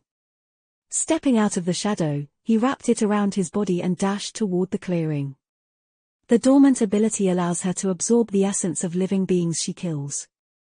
The awakened ability allows her to strike directly at the souls of her enemies, bypassing all forms of physical defense. The ascended ability allows her to increase the size and capacity of her shattered soul core, as well as removing the limit on how much essence she can use to enhance her body. Sunny did not know how ancient Undying Slaughter really was, how distant was the future she had come from. However, her Frankenstein's monster of a soul core would have already reached an enormous size, considering how many people the 6 plagues had slaughtered. She was powerful. He also did not know much about her transcendent ability. It was most likely how Undying Slaughter had attacked him in the form of a wraith, but the details of her transformation were unclear. I should be able to get through this, as long as I'm careful. Or not. Bursting from the line of trees, Sunny ignited the silver blade of the cruel sight with divine flames and dashed toward where Jet was laying on the ground, her blood pouring into the moss. As he kneeled in front of her, tense and ready to fight, she opened her icy blue eyes and looked at him weakly. Her lips moved. "Don't speak. I know. Now." Sunny did not have to kneel and show his back to the enemy. However, if he had the opportunity to fool Undying Slaughter into thinking that she had the upper hand, it would be criminal not to use it. Sensing an almost imperceptible disturbance in the mist, he shot to his feet and lashed out with the radiant blade of the cruel sight. There was a vague figure hidden in the fog, already moving to attack him. Caught by surprise, it had no chance to avoid the sudden strike. And yet, it did. Fast. Sunny pulled back his spear and froze, tensely observing the mist. Despite the fact that their roles had reversed, and he was the one to deliver an unexpected attack, the end result was the same. Undying Slaughter had dissipated into the fog, and he was left not knowing where the next blow would come from. Or he would have, if not for the fact that he knew the future. Wrong. Sunny knew what would have happened, not what would happen. Him changing the opening exchange of the battle could have changed what Undying Slaughter would do, as well. He still had to be careful. However, the next few seconds went just as they had before. The mist wraith did not attack him again, hiding and waiting until the happy shadow flew from behind the trees and rushed toward its master. Sunny remembered the harrowing agony of having his soul torn apart and felt his hair stand on end. The mist swirled, and the wraith hiding within it moved to intercept the swift shadow. Damn it, even knowing what was about to come, he couldn't suppress his fear. Undying Slaughter brought its ghostly blade down, but before it could plunge into the shadow, it was met by another blade. This one made of pure darkness. As two ruby flames ignited in the depths of his shadow, Saint deflected the wraith's blow and stepped into the clearing. Blade of Darkness ability description: the true darkness dwelling in this shadow's heart can be summoned in the form of a fearsome weapon, as long as the shadow has mastered the use of that weapon. The Blade of Darkness can slay those of flesh and those of spirit. It never dulls, never falters, and never breaks. Alternatively, the darkness can be summoned to augment a mundane weapon. Saint's dark sword could cut both tangible and intangible enemies, just like the cruel sight could. More than that, she was immune to soul damage, which made his taciturn shadow an almost perfect adversary for the hateful mist wraith. Even if Undying Slaughter was a defiled transcendent like the Mad Prince was, Saint was a transcendent devil. Their power, at least theoretically, was on par. Or so Sunny hoped. Faced with the dark blade, the mist wraith glided back. The next moment, a second shadow appeared in the clearing. Fiend jumped out of it, infernal flames burning in his eyes. The happy shadow wrapped itself around the graceful stone knight, while the gloomy one wrapped itself around the steel ogre. Sunny himself was augmented by the other three. Undying Slaughter was caught in the middle of a triangle formed by Saint, Fiend, and Sunny. Let's see who will die now. Forcing himself to grin, Sunny gripped the cruel sight tighter and dashed forward. Chapter 1406, Undying. Sunny waited for a moment, then slowly straightened and looked around. The chainbreaker was laying on white sand, tilted awkwardly. Damnation. His trembling fist collided with the railing and splintered the enchanted wood. He didn't feel the pain. Curse it all. Sunny? Are you all right? Sunny lingered for a moment, took a labored breath, then looked himself over and slowly turned to Nephis. His voice sounded hoarse. Yes. It seems that I am. In the end he still lost to Undying Slaughter. The odds seemed to be in his favor. He successfully avoided having his shadows destroyed, summoned Saint and Fiend, and managed to wrestle the initiative from the ghostly claws of the mist wraith. However, the battle did not go how he had hoped it would. It ended in disaster, just like the previous time. Sunny had been almost certain that Saint would be immune to Undying Slaughter's soul attacks. And it turned out to be true somewhat. It seemed that she could withstand much more damage than the rest of them, but even then, the ghostly blade was just as lethal to the taciturn knight as it was to Sunny and Fiend. The reason, as he belatedly realized, was the unique nature of Jet's aspect. Her attacks bypassed physical defenses and struck the soul, and yet, they were not true soul attacks.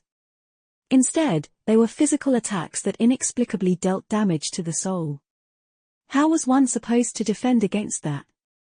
The mightier one's soul was, the more it took to destroy it. Other than enduring the damage or avoiding being hit entirely, there was no other way, at least none that he knew of. Sadly, it was easier said than done.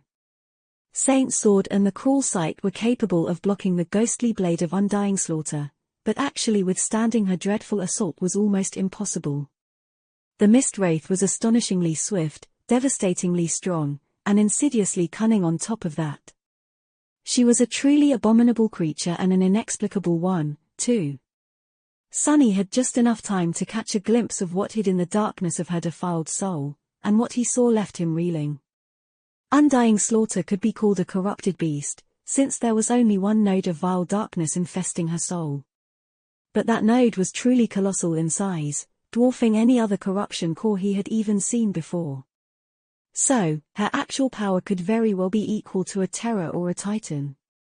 Still faced with Saint's resilient soul and two weapons that could both block and damage intangible beings, Undying Slaughter was at least forced to change tactics. After clashing with them a few times, the Mist Wraith silently discarded her ghostly form, turning back into a corporeal creature. If Sunny had ever had any doubt that the Six Plagues were the future version of the members of the cohort, they were instantly dispelled at that moment. Undying Slaughter looked more like a revenant, both dreadful and dreadfully beautiful, than a human being, but there was no way he could fail to recognize those icy blue eyes, that chilling presence, and the ruthless way in which she fought. She was truly Soul Reaper Jet, or rather, had been once. Undying Slaughter might have been Jet once, but there was nothing human left in her merciless, mad eyes anymore. Once she assumed a corporeal form, Sunny was thrown into despair. His plan to stall the abomination while Fiend retreated with the real Jet was shattered almost instantly.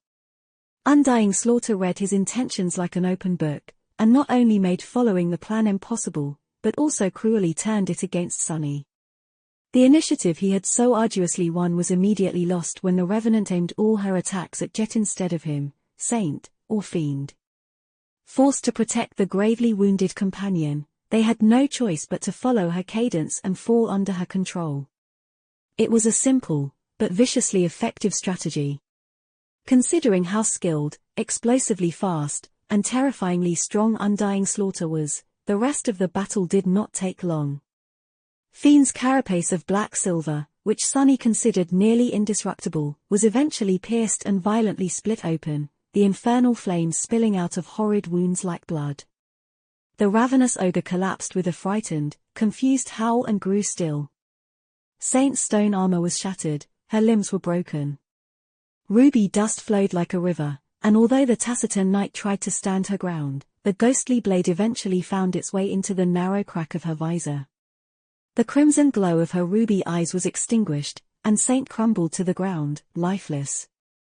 The spell announced her death mournfully.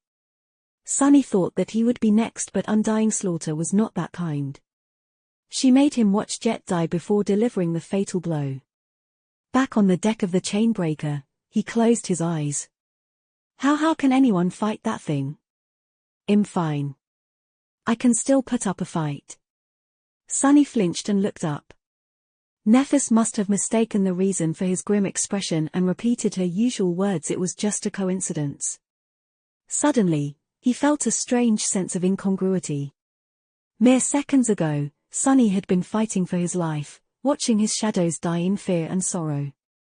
He had watched Jet die, as well. He had even died himself again. And yet, Nephis and Cassie were behaving as if nothing had happened.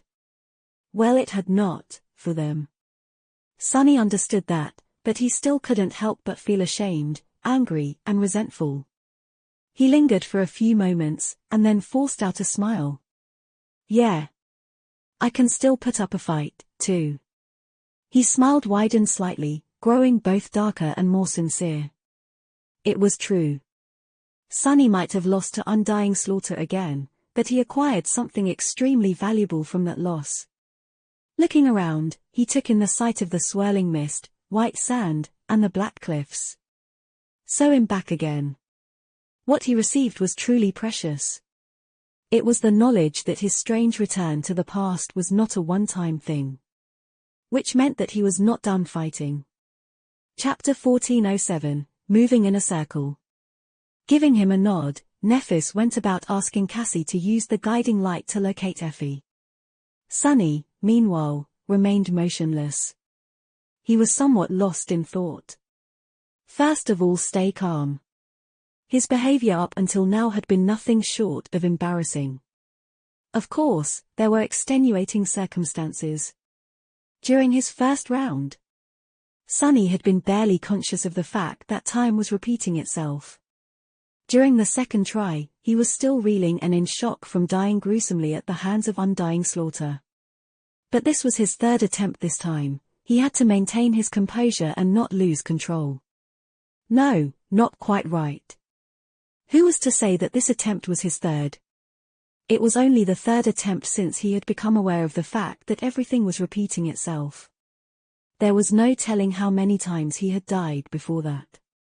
Still deep in thought, Sunny glanced at Nephis and Cassie. He remained motionless for a few moments, then silently walked over to Nightmare and adjusted the stirrups of the overpriced saddle to make it easier for the blind girl to mount.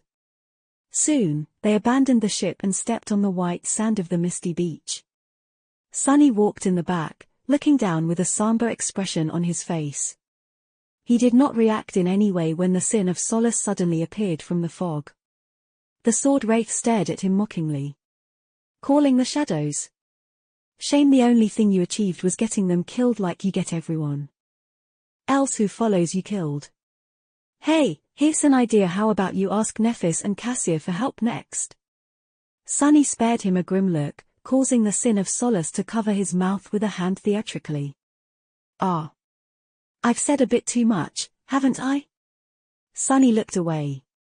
It is as I thought. It seemed that the sword wraith had become aware of the fact that time was repeating itself long before Sunny. What was it that the Sin of Solace had said the last time? I am actually starting to enjoy this. Let's go for another round, shall we? Back then, Sunny had only paid attention to the fact that the wraith was behaving differently from the past, unlike everyone else. But now, it was clear that the apparition had already known about the twisted nature of time on Windflower. Come to think of it.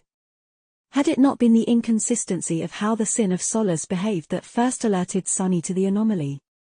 The wraith had stared at Sunny silently, and he turned to ask if the bastard was not going to say anything. The odd feeling that eventually allowed him to realize the truth started gnawing at him after that. The time is repeating itself. Sunny looked into the fog. A few moments later, he sighed deeply. I'm such a fool.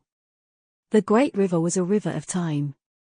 Windflower was surrounded by a mystical whirlpool, and what did whirlpools do? They spun. The water caught in them revolved in a circle. So, the time here must have revolved in a circle, too.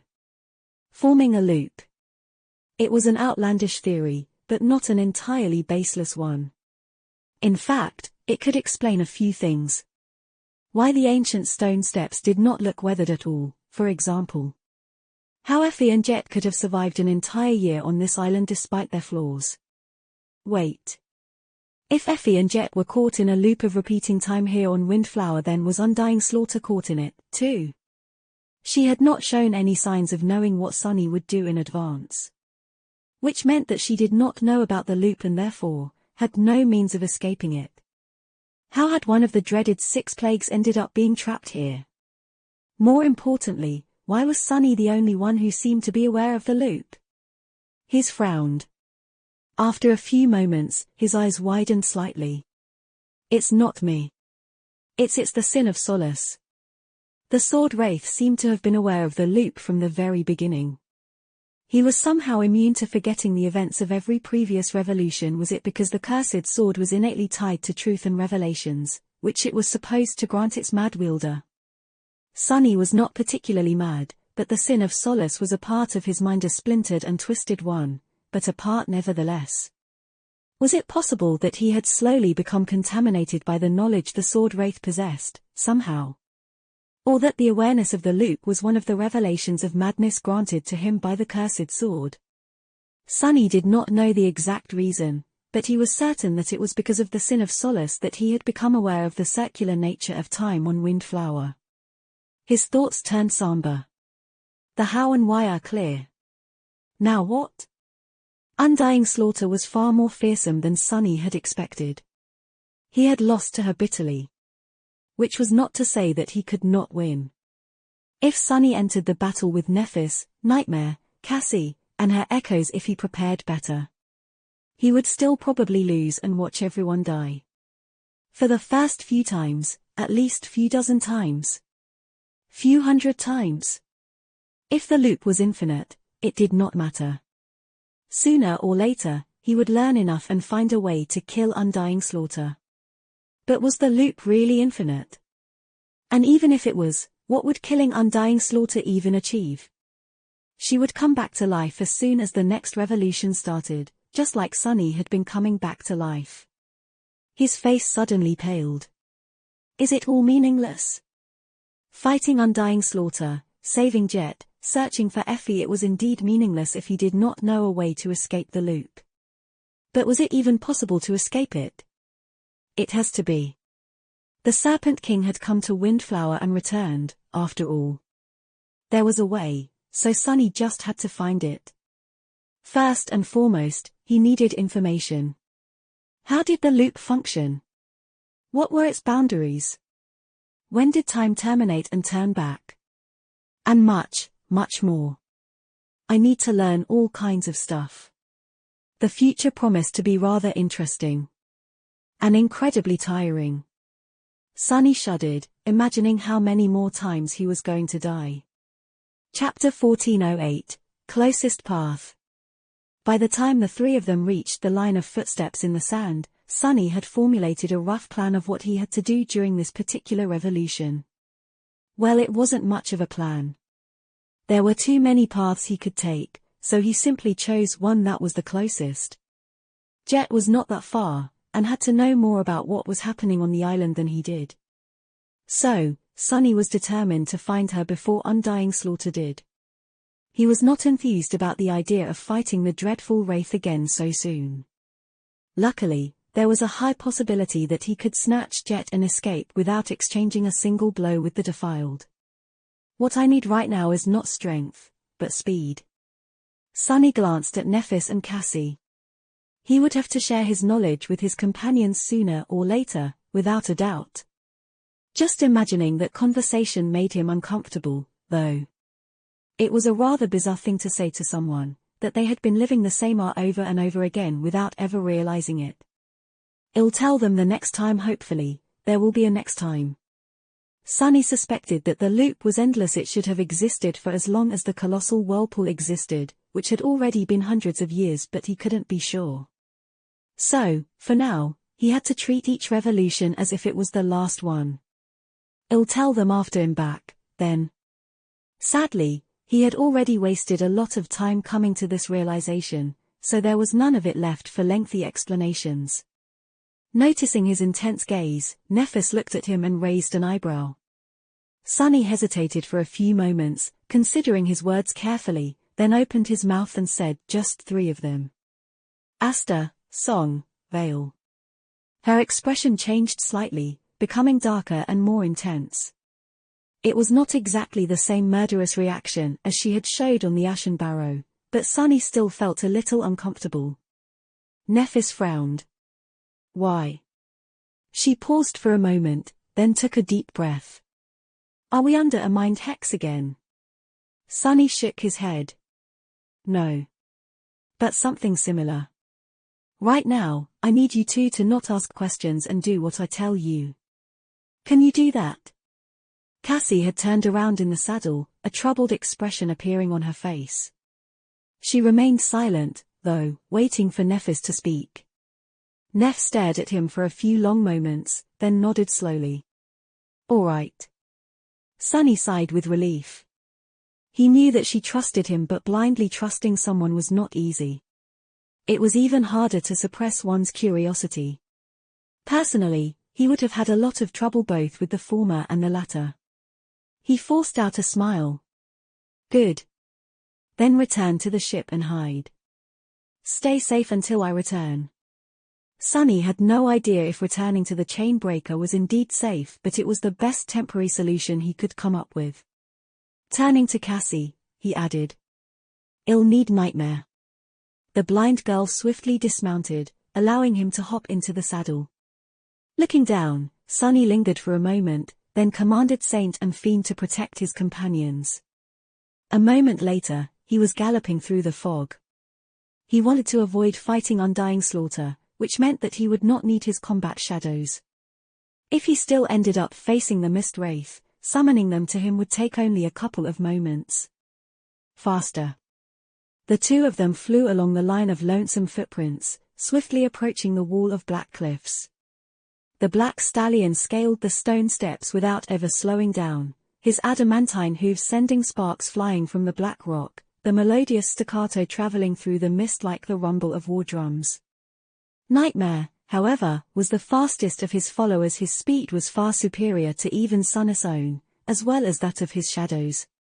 To find Jet and bring her away from the misty forest unscathed, Sunny would need his steed the most. He sent all 5 shadows to augment the dark destrier. The two of them flew along the line of lonesome footprints, swiftly approaching the wall of black cliffs.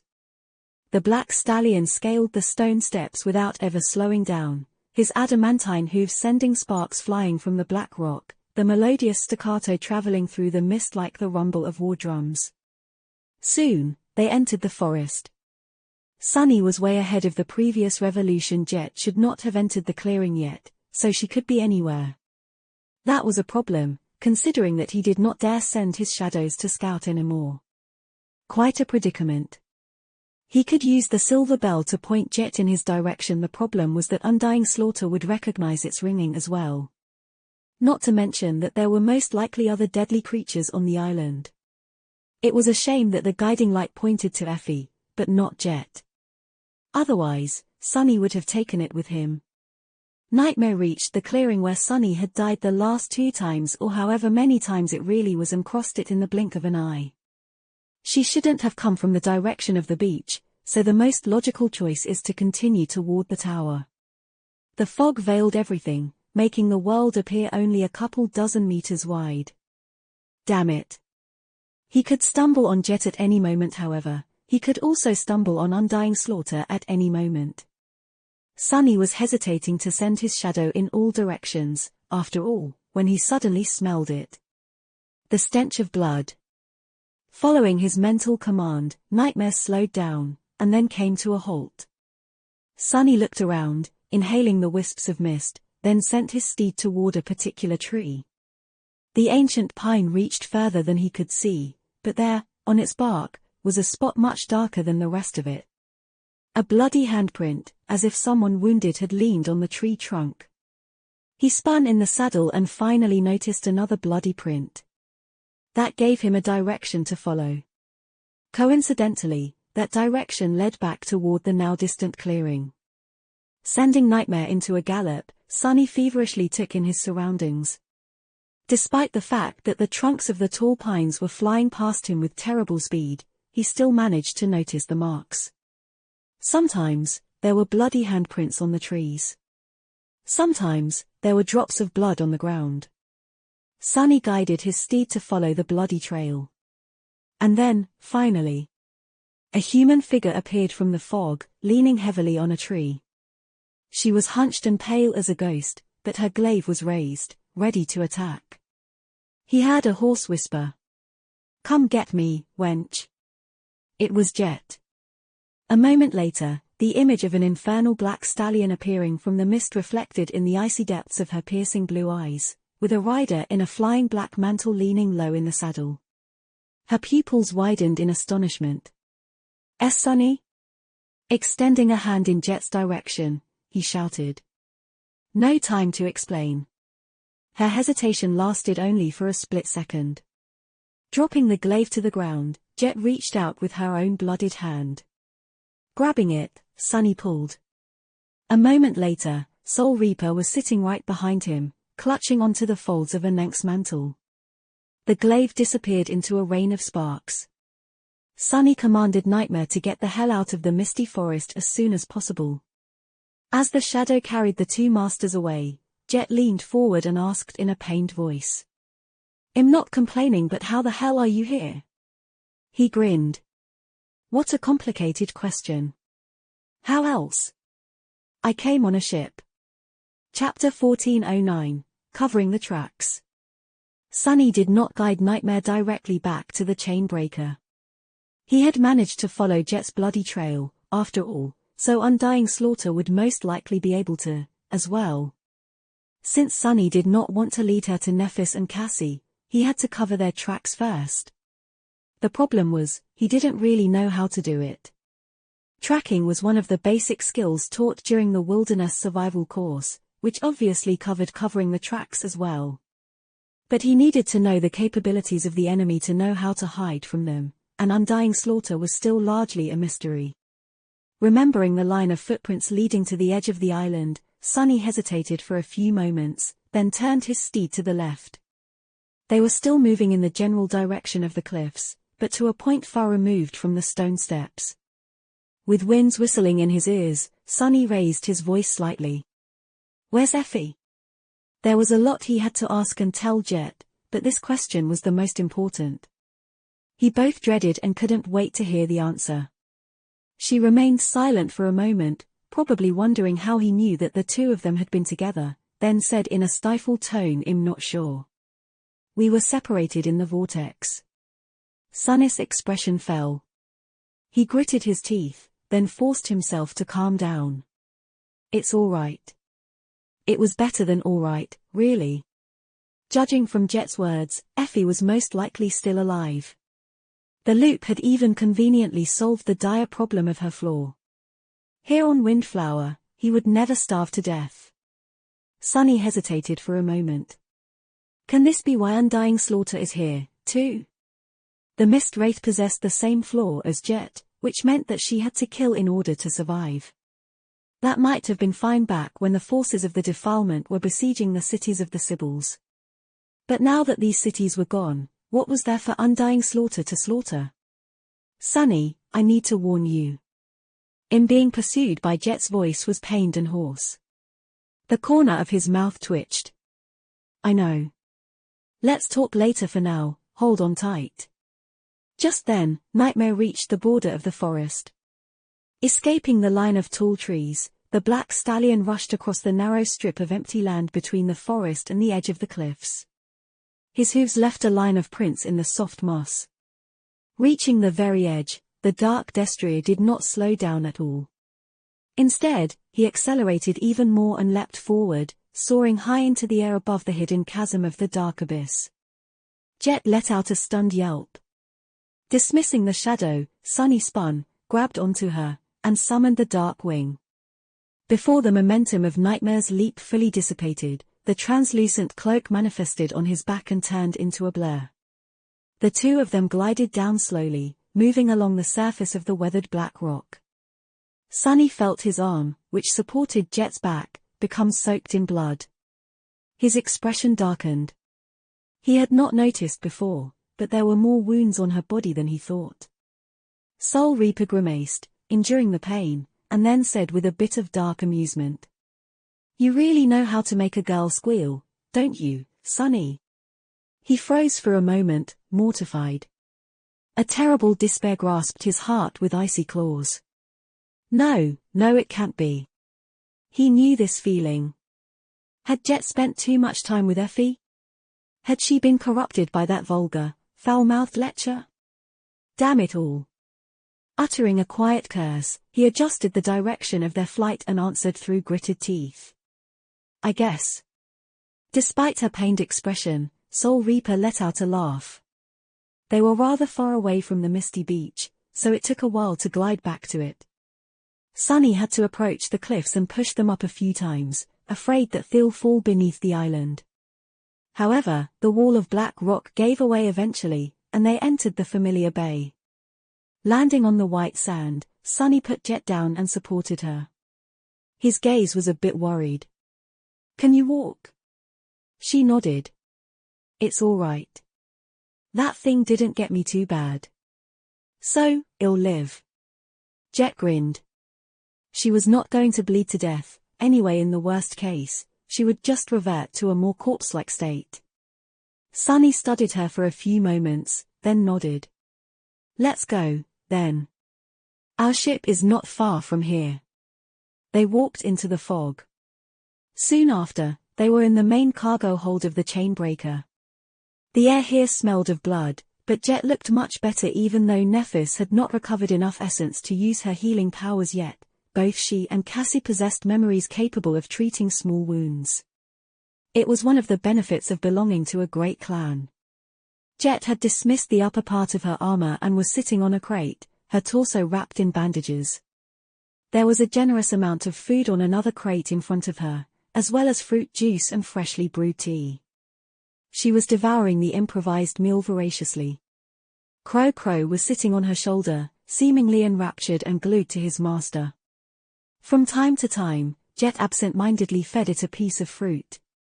Nothing had found and attacked the beached ship yet, but Sunny was still tense. At the same time he felt incredibly relieved. It was so reassuring to have Jet here with him, alive and relatively unscathed. Nephis and Cassie seemed elated, too, even if they weren't as close with the infamous government master. Their group of 3 had become a group of 4. Good. Another great thing about bringing Jet back was that Sunny was going to have an easier time explaining things to everyone. When she seemed to have satiated her hunger, somewhat, he leaned forward and said, "All right. Now, I'll try to explain a few things." Chapter 14:10, River Nomads. The 3 women looked at him expectantly. Sunny hesitated for a few moments. "You know where we are, right, Jet?" "In general, I mean." Taking the cup of tea and cradling it in her hands, she nodded. "Yeah, we are inside that weird pyramid. Somehow. This place is the Great River, which is supposed to flow endlessly from the future into the past." He sighed in relief. It seemed that Effie and Jet had learned a few things about the nature of the third nightmare, as well. Indeed. Because of the nature of the Great River, there are all kinds of strange things happening to time in this nightmare. For example, Nephis and I have been here for about 4 months now. But Cassie has been here for more than a year.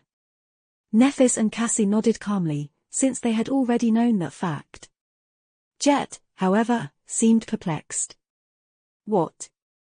Sunny looked at her, lingered for a moment, and said, "Yeah. What about you?" Soul Reaper suddenly seemed uncertain. He touched her hair briefly, then blinked a couple times. "About 2 months. Effie and I were sent to the same place, 2 months ago." This time, it was Neff's and Cassie's turn to look stunned. "How can that be?" Sunny smiled faintly. "I'll explain in a bit. But first, Jet, can you tell us what has happened to you two?" She took a sip of tea, then smiled back at him. "Sure. Why not?" Jet's icy blue eye grew a little distant. "The 3 of you must know more about this place than we do. Look, you even have a ship. Effie and we weren't that lucky. The people whose roles we've taken belonged to a tribe of river nomads. Their ancestors were the survivors of one of the destroyed cities, I think, but these guys, they had already regressed into abject savagery. Which is not that surprising, really, considering how they lived." She sighed.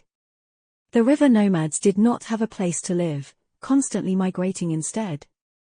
They rode sea creatures as steeds and hunted weaker abominations for sustenance. When defiled or powerful nightmare creatures appeared, they ran. Actually, their way of life was really ingenious and tenacious. I have never even thought that it was possible for humans to live entirely in the water without ever stepping foot on land. Cassie tilted her head a little, confused. These nomads, they were riverborn. Sunny was confused, too. How could riverborn lead nomadic lives? Weren't they bound to a span of the great river they were born on? Jet nodded somberly. Yeah. That was why they regressed that much, that quickly. The nomads lived very short lives, you see.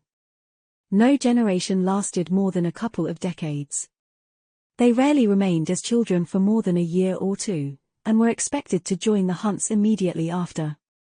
If there was danger, the older generation was sacrificed to let the younger one escape. Even if there was no danger, they had to follow the abominations they could hunt. So. She shook her head. They might have looked like adults, but in reality, it was a tribe where no one ever reached adulthood. They were all ignorant, savage kids. Soul Reaper leaned back, fed her crow echo a grape, and grimaced. Well, by the time Effie and I came around, it could barely be called a tribe. There were maybe a dozen people left.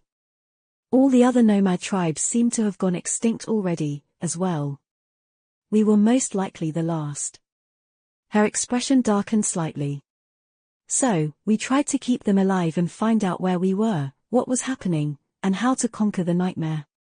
It took us some time to learn how to live the lives of the Great River nomads. In the process, we also learned from the surviving tribesmen about the tomb of Ariel, the Great River, the defilement, and the fall of the river cities. Oh, and we fought plenty of nightmare creatures. Well, I did, at least. Jet stretched and then winced, briefly touching one of her bandages. Everything went if not well, then at least all right until we stumbled on an especially powerful swarm of the drowned.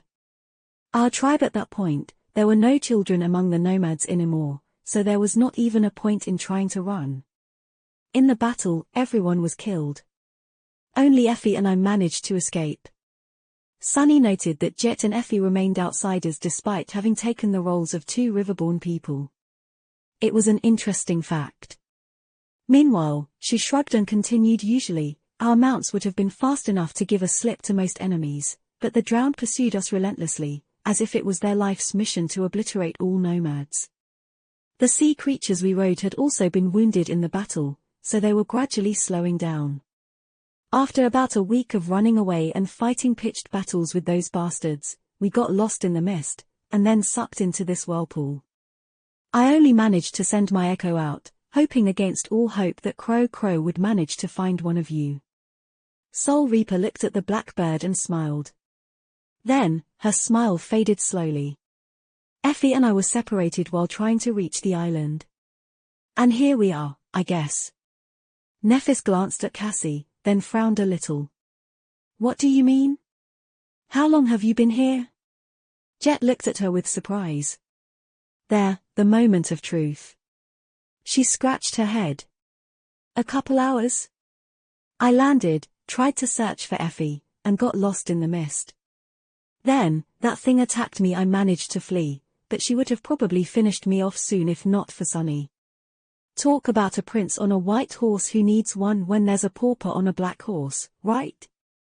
Soul Reaper grinned and downed the rest of her tea in one gulp. A satisfied expression appeared on her face. Nephis and Cassie, meanwhile, seemed troubled. The blind girl frowned. But how is it possible? Your echo arrived at Fallen Grace many months ago. Jet stared at her, bewildered. What? Wait, I thought that you guys were already on the island. Wasn't that why Crow was able to find Sunny so fast? Cassie shook her head. No, we only ventured to find Windflower after learning that the two of you were here. Soul Reaper leaned back. That doesn't make any sense. Everyone grew quiet, failing to understand the strange discrepancy. In that silence, Sunny finally spoke. It's because time moves in a circle on this island. Chapter 14:11, Monster Preserve. Nephis, Cassie, and Jet stared at him incredulously. Pierced by three intense gazes, each belonging to a beautiful woman, Sunny shifted uncomfortably and pulled on the collar of the Shroud of Dusk. I think I really need to start socializing with guys more. Why am I always surrounded by lethal beauties? Eventually, Nephis repeated his words evenly. Moves in a circle. Sunny nodded. Yes. I only became aware of it a few hours ago, or a few revolutions ago, to be precise. Think about it, the waters of the great river represent time, and we are surrounded by an enormous whirlpool. So. He pointed to Jet. You only remember being on Windflower for a couple of hours, but in fact, you've been here for almost a year. The time you spent in the nightmare is the same as Cassie. Looking at their tense expressions, Sunny sighed. Well, in fact, what I said earlier is not entirely accurate. It seems that Nephis and I entered the nightmare 4 months ago, while you and Cassie entered it more than a year ago. But there is no telling how many times the time repeated itself before I became aware of the loop, so although I don't think that it's the case, we might very well have been stuck on this island for 100 years. There's no way to tell unless we leave. Everyone remained silent for a while. When the pause grew too long, Cassie finally asked in a hesitant tone. These previous revolutions, do you mean that we have already explored the island several times, but you are the only one who remembers it? Sunny's face grew dark. He looked away, grimaced, and then said somberly. Explored the island? Not really. We barely left the beach when Undying Slaughter attacked Jet in the forest each time. I went ahead to try and stop her, and each time, I died miserably. Jet, too. Soul Reaper threw a sharp glance at him and paled a little. It was not a pleasant thing to hear that you had been killed. The corners of her mouth twisted into a dark smile. How regrettable. He sighed. This is the first time I managed to live past an hour. So, I don't really know much about the loop yet. I'm sure it doesn't terminate each time I die, which means that Nephis and Cassie must have lived longer. You might have even survived long enough to reach the termination point, but since your memories are erased between revolutions, it's impossible to tell. Nephis raised an eyebrow. Why are you the only one who remembers? Sunny pointed to the Sin of Solace, the sword, not the wraith, which lay on a crate nearby. I suspect it has something to do with this cursed sword of mine. Its spirit was actually the first one to show signs of knowing about the loop. She seemed to accept the explanation after thinking about it for a few moments. Jet sighed and leaned forward to pour herself more tea. Cassie gripped the guiding light tighter, lost in thought. After a minute passed in silence, Nephis looked at Sunny and asked, "What is Undying Slaughter like?" His expression froze. Struggling to suppress an involuntary shiver, Sunny lingered for a few moments, and then said evenly, "She's a horror." He grimaced, and then described his encounters with the defiled monstrosity in as much detail as he could. As he did, the faces of his companions grew more and more somber. Eventually, Nephis briefly glanced at Jet, and then looked away. Formidable. If we attack together, what do you think our chances will be? Sunny slowly shook his head. At least some of us will die, all of us, most likely. Especially with how low on essence you are. She sighed. Then we avoid battle, for now. He blinked. For now? Nephis looked at him and shrugged calmly. We'll have to face the 6 plagues eventually. Now, however, is not the right time. Sunny was a little bit aggrieved. Did she not hear how absolutely terrifying that thing is? But then again, it was Nephis he was talking about. Actually, it was already incredible that she had not suggested attacking Undying Slaughter right away, saying something like it's just a defiled version of one of the most deadly masters in the world, but long past reaching sainthood. That was personal growth right there. Cassie slowly shook her head. We might avoid fighting Undying Slaughter, but I don't think we can avoid battle. Jet looked at her curiously. What do you mean? The blind girl hesitated for a moment. If it's like Sunny said, then I finally understand why this place feels so dangerous. Think about it. Previously, we only knew that no one returns from Windflower. Human ships, the defiled, nightmare creatures, very few things that enter the whirlpool can ever escape. I assumed that all these beings had perished here, somehow.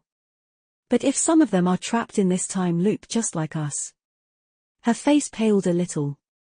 Then this island is teeming with all kinds of abominations that have been caught, but managed to reach the island instead of being swallowed by the vortex. How many of them must have accumulated here over the centuries? How many horrors are hiding in the mist? Cassie shook her head. If the time loop really exists, then Windflower it's like a monster preserve.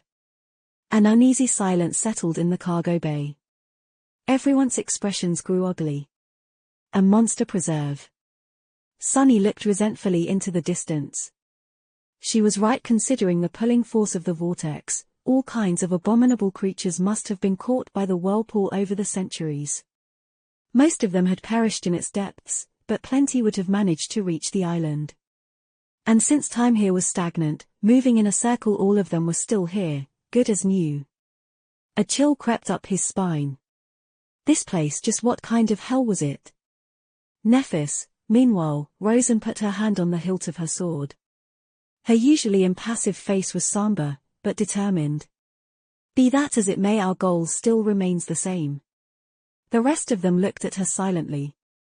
She frowned. Our goal was to find Effie and Soul Reaper Jet, then return to Fallen Grace. We are still missing Effie, so no matter if there is a time anomaly or not, nothing really changed. We have no choice but to venture out, find her, and escape. Sunny gave her a grim look. There is one problem, though. Who is going to fuel the chain breaker with essence? Yours is already consumed, and it won't be sufficiently replenished anytime soon. Nephis shrugged. You can do it, as long as we time our escape and leave at dusk. Or dawn. He sighed, then stood up and nodded. All right, then. I agree, the longer we wait, the higher the chances are that Effie will meet fatal danger. Let's make a detour to avoid undying slaughter and follow the guiding light deeper inland. Jet winced, but stood up, too. Her bandages were painted red by blood. Count me in. Finally, only Cassie was left sitting. She glanced at the sacred staff in her hand, then rose and took a deep breath. No time to waste, then. After spending a little time to discuss their strategy and prepare, the group left the chain breaker and stepped on the white sand once again. Chapter 14:12, Misty Forest. Sunny had managed to survive longer than an hour. He had avoided clashing with undying slaughter, and even rescued Jet. And yet, he was not very reassured. As the cohort left the chain breaker behind and ventured into the swirling mist once again, he was not confident that they would survive at all. In fact, he dreaded Windflower even more. How many times do you think you can die before sanity abandons you completely? The Sin of Solace, who was walking alongside him, was not helping at all. The Sword Wraith laughed. Considering how thick your skull is, I'd wager a few dozen times more. Yes, after that, you'll probably turn into a drooling fool. Gods. I wonder if he'll still be stuck with you after you've become a vegetable. Trying to ignore the infuriating apparition, Sunny kept his eyes on the fog. In your dreams. He only had to take one look at Nightmare to know that a few dozen deaths would not break him. The Sin of Solace was simply gloating. A few years of torturous deaths, though. We need to escape this horrible place as soon as possible. The cohort was advancing up the beach in a similar formation to the previous revolutions, but now, Jet was walking behind Sunny and Nephis. Cassie had summoned her echoes, as well, who were now moving in front of Nightmare. Together, they represented a formidable battle force, and yet, Sunny did not know if their power was enough to survive the suffocating fog of Windflower. I'm starting to understand why there are so few saints around. This time, they chose a direction opposite of where the stone steps and undying Slapha were. Instead of moving directly toward the cliffs, they followed along the edge of the island, eventually reaching the border of the bay. There, they ascended the wall of black rock and reached the plateau above. Sunny used Shadow Step to arrive there first and guarded the landing until the other members of the cohort climbed up. By the time everyone did, the second hour since their arrival on Windflower should have been well over. Above the cliffs, it was the same landscape. A forest of tall pine trees stretched in front of them, white fog swirling between the ancient trunks. Being in the mist had felt suffocating from the very start, but now that Sunny knew that a dreadful wraith could be hiding in it, the feeling grew 10 times worse. The echo of the Sibyl glided forward, the hem of her red dress hovering just above the moss. The rest of them followed. They followed the soft radiance of the guiding light into the murky depths of the forest. The fog swallowed everything behind, muffling the sounds and flowing slowly between the ancient trees. A few minutes passed in tense silence, then a few more. It was hard to keep track of time in this misty limbo, but eventually, Sunny judged that another hour had passed. At that time, Nephis raised a hand and said, "Stop." She seemed to have recovered from essence exhaustion enough so, at least, to regain access to her dormant ability. Now that she had, Jet could finally be healed. Sunny and Cassie watched the fog as Nephis placed her hands on Soul Reaper's back. They shone with soft white light, and soon, Jet's face cleared. She took a deep breath and smiled in satisfaction. At the same time, Neph's eyes grew a little cloudy. She sighed softly and took a step back. If Sunny did not know better, he would not have suspected that she was enduring harrowing pain. "Let's continue." They were about to move again when Cassie suddenly turned her head. The blind girl remained motionless for a moment, then jumped down from Nightmare's back. "Something is approaching, get ready." "Curses." Sunny snarled, holding the Sin of Solace in one hand and the cruel sight in its short sword form in another. Nephis swiftly drew her longsword and dismissed its scabbard. Jet raised her glaive into a high stance. Saint, Fiend, Nightmare, and the two echoes moved to surround the humans in a protective circle. The quiet dancer floated up and hovered above Cassie's shoulder, its tip pointing into the depths of the forest. Everything grew still for a moment. Sunny stared into the swirling mist, not knowing where the attack would come from. He couldn't see anything, couldn't hear anything. Even his shadow sense was suppressed. "Above us." "Damn." Before he could finish the thought, something massive fell on them from above. Tyon. It was a huge, grotesque nightmare creature that resembled a carcass of an enormous black leopard, its bones protruding from the rotting flesh. Its tail was abnormally long, segmented, and ended in a revolting circular maw that brimmed with needle-like teeth. The creature's own yellow canines, though, were much more terrifying. Each was as long as a greatsword and covered in dried blood. The abomination was so large that its shadow covered the entire cohort. Much worse, the moment Sunny saw it, he felt an invisible pressure wash over him, filling his heart with a sense of dread. It was a great beast.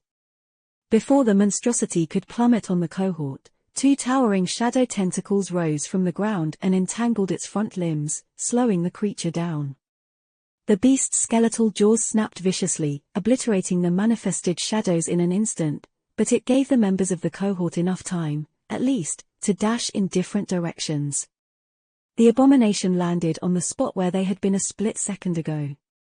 The ghastly tail of the creature was already shooting back with terrifying speed, its circular maw open to bite into Cassie's flesh. The blind girl sidestepped, barely avoiding being torn apart by it, and brought her staff down on the segmented tail. A moment later, she was flung aside like an ant. The Azure Serpent had been a king among beasts, while this one was merely a beast, and yet, it was a great nightmare creature. It was too powerful, too fast, and too resilient. On the other side, the beast swiped its rotting paw in the direction Sunny and Nephis. Augmented by the shadows and soul flame, both managed to dodge the lethal blow even if it was just by a hair's breadth. But as soon as they did, the creature's jaws were already in front of them, ready to snap shut and turn the two humans into chunks of torn meat. Neither Sunny nor Nephis had regained their balance, yet there was no for them to evade. Luckily, at that moment, Saint crashed into the side of the abomination's head, using her shield as a siege ram. The power of the blow was terrible enough to bring a fortress wall down, but the skull of the great beast only swung to the side a little. It did not seem as if the creature had sustained any damage at all. And all of that from the moment the creature landed to now only took a split second to happen. Not good. The azure serpent had been a king among beasts, while this one was merely a beast, and yet, it was a great nightmare creature. It was too powerful, too fast, and too resilient. Can we defeat it? Sunny knew that they could.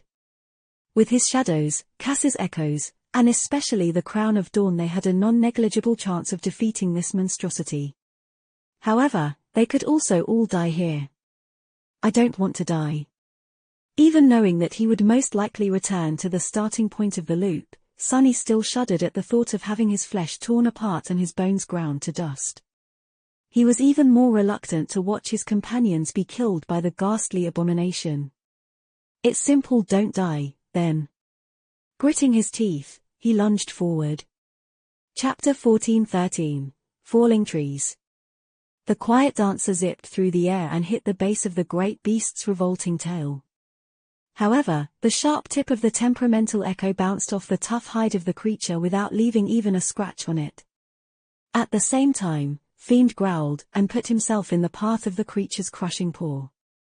The towering ogre was barely able to grasp it. The decaying claws of the abomination struck him on the chest, leaving deep grooves in the black silver. The ground under the gluttonous shadow caved in, but he remained standing. For a moment. Then, the horrid beast pushed Fiend down and covered him with its massive paw. At the same time, Saint dodged the snapping jaws and lashed out with her sword, leaving a thin crack on the creature's skeletal snout. The dead Sybil and the clockwork swordsman attacked the enemy from behind. Nightmare rammed into it, lowering his head to gore the abominations with his horns. Then, all of them were flung aside. The steel mannequin dissolved into a rain of sparks, destroyed. The Sybil collided with a trunk of an ancient pine, shattered it into splinters, and fell to the ground, unmoving. Nightmare barely managed to dissolve into the shadows in time, but still lost a large chunk of flesh. Saint blocked the blow with her shield and slid a dozen meters back. The shadows and the echoes only lasted a second against the great beast's fury. But that second gave Sunny time to call upon the shadows and manifest them into the shadow spawn shell. He wished he could assume the form of the onyx serpent, but it was poorly suited for battles on land. A tide of darkness flowed from the open gate of the shadow lantern, rising to form into countless chains. They bound the ghastly creature like ropes, but were torn apart a moment later. Sunny, Nephis, and Jet launched their attack. Neph's silvery longsword ignited with blinding radiance as she dove under the abomination's jaws and thrust her weapon into its neck. Sunny delivered a devastating blow to the monstrous leopard's snout. Empowered by the Crown of Dawn, the Sin of Solace sent a few small fragments of bone flying. Jet lunged at the great beast from the side, aiming to plunge her glaive into its very soul. But before she could, the long, flexible tail of the horrid creature whipped around. Jet barely managed to avoid it by dashing back, while Sunny was not so lucky. His movements were suppressed by the need to keep himself away from the harrowing jaws, and so, the circular maw at the end of the segmented tail greedily closed on the side of the shadow spawn. The right shoulder and side of his shell were entirely destroyed. Sunny instantly lost two of his forearms. One simply disappeared, the other fell apart, revealing shredded human flesh beneath. Neph's sword pierced the great beast's neck, but before she could deal significant damage, a lightning-fast strike of a mighty paw destroyed the radiant blade and sent her rolling away. Sunny stumbled back, desperately trying to prevent his shell from crumbling and using the shadows of the misty forest to try and hastily repair the damage. They had managed to make the great beast bleed, or rather, delivered it a wound. The decaying creature did not seem like something that had blood running through its veins. However, does it even mean anything? Just in a few seconds, one of Cass's echoes had been destroyed, while the other one was heavily damaged. Nightmare was already wounded. Fiend had escaped from beneath the creature's paw, and Saint seemed unharmed as well, but Sunny himself was already injured. His arm was a mess of torn flesh, and although he would not suffer from blood loss, it was in a bad state. Would they be able to kill the ghastly abomination? For a split second, the violence subsided. Nephis had nimbly jumped to her feet and was already summoning a different weapon. Jet had regained her balance. Sunny switched to a one-hand grip and prepared both of his swords for an attack. Saint was already closing distance. Cassie was moving forward, the guiding light shimmering in the fog. The decaying leopard opened its skeletal maw and let out a chilling, gurgling growl. When Sunny heard it, his vision blurred slightly. A mental attack? His resistance to mind attacks was high enough to shrug it off, but he felt cold dread nevertheless. Handling the overwhelming physical might of the enormous great beast was already close to impossible. If the abominations possessed more means of subjugating its enemies, this battle would swiftly turn from ugly to hopeless. It was then that another sound reached their ears.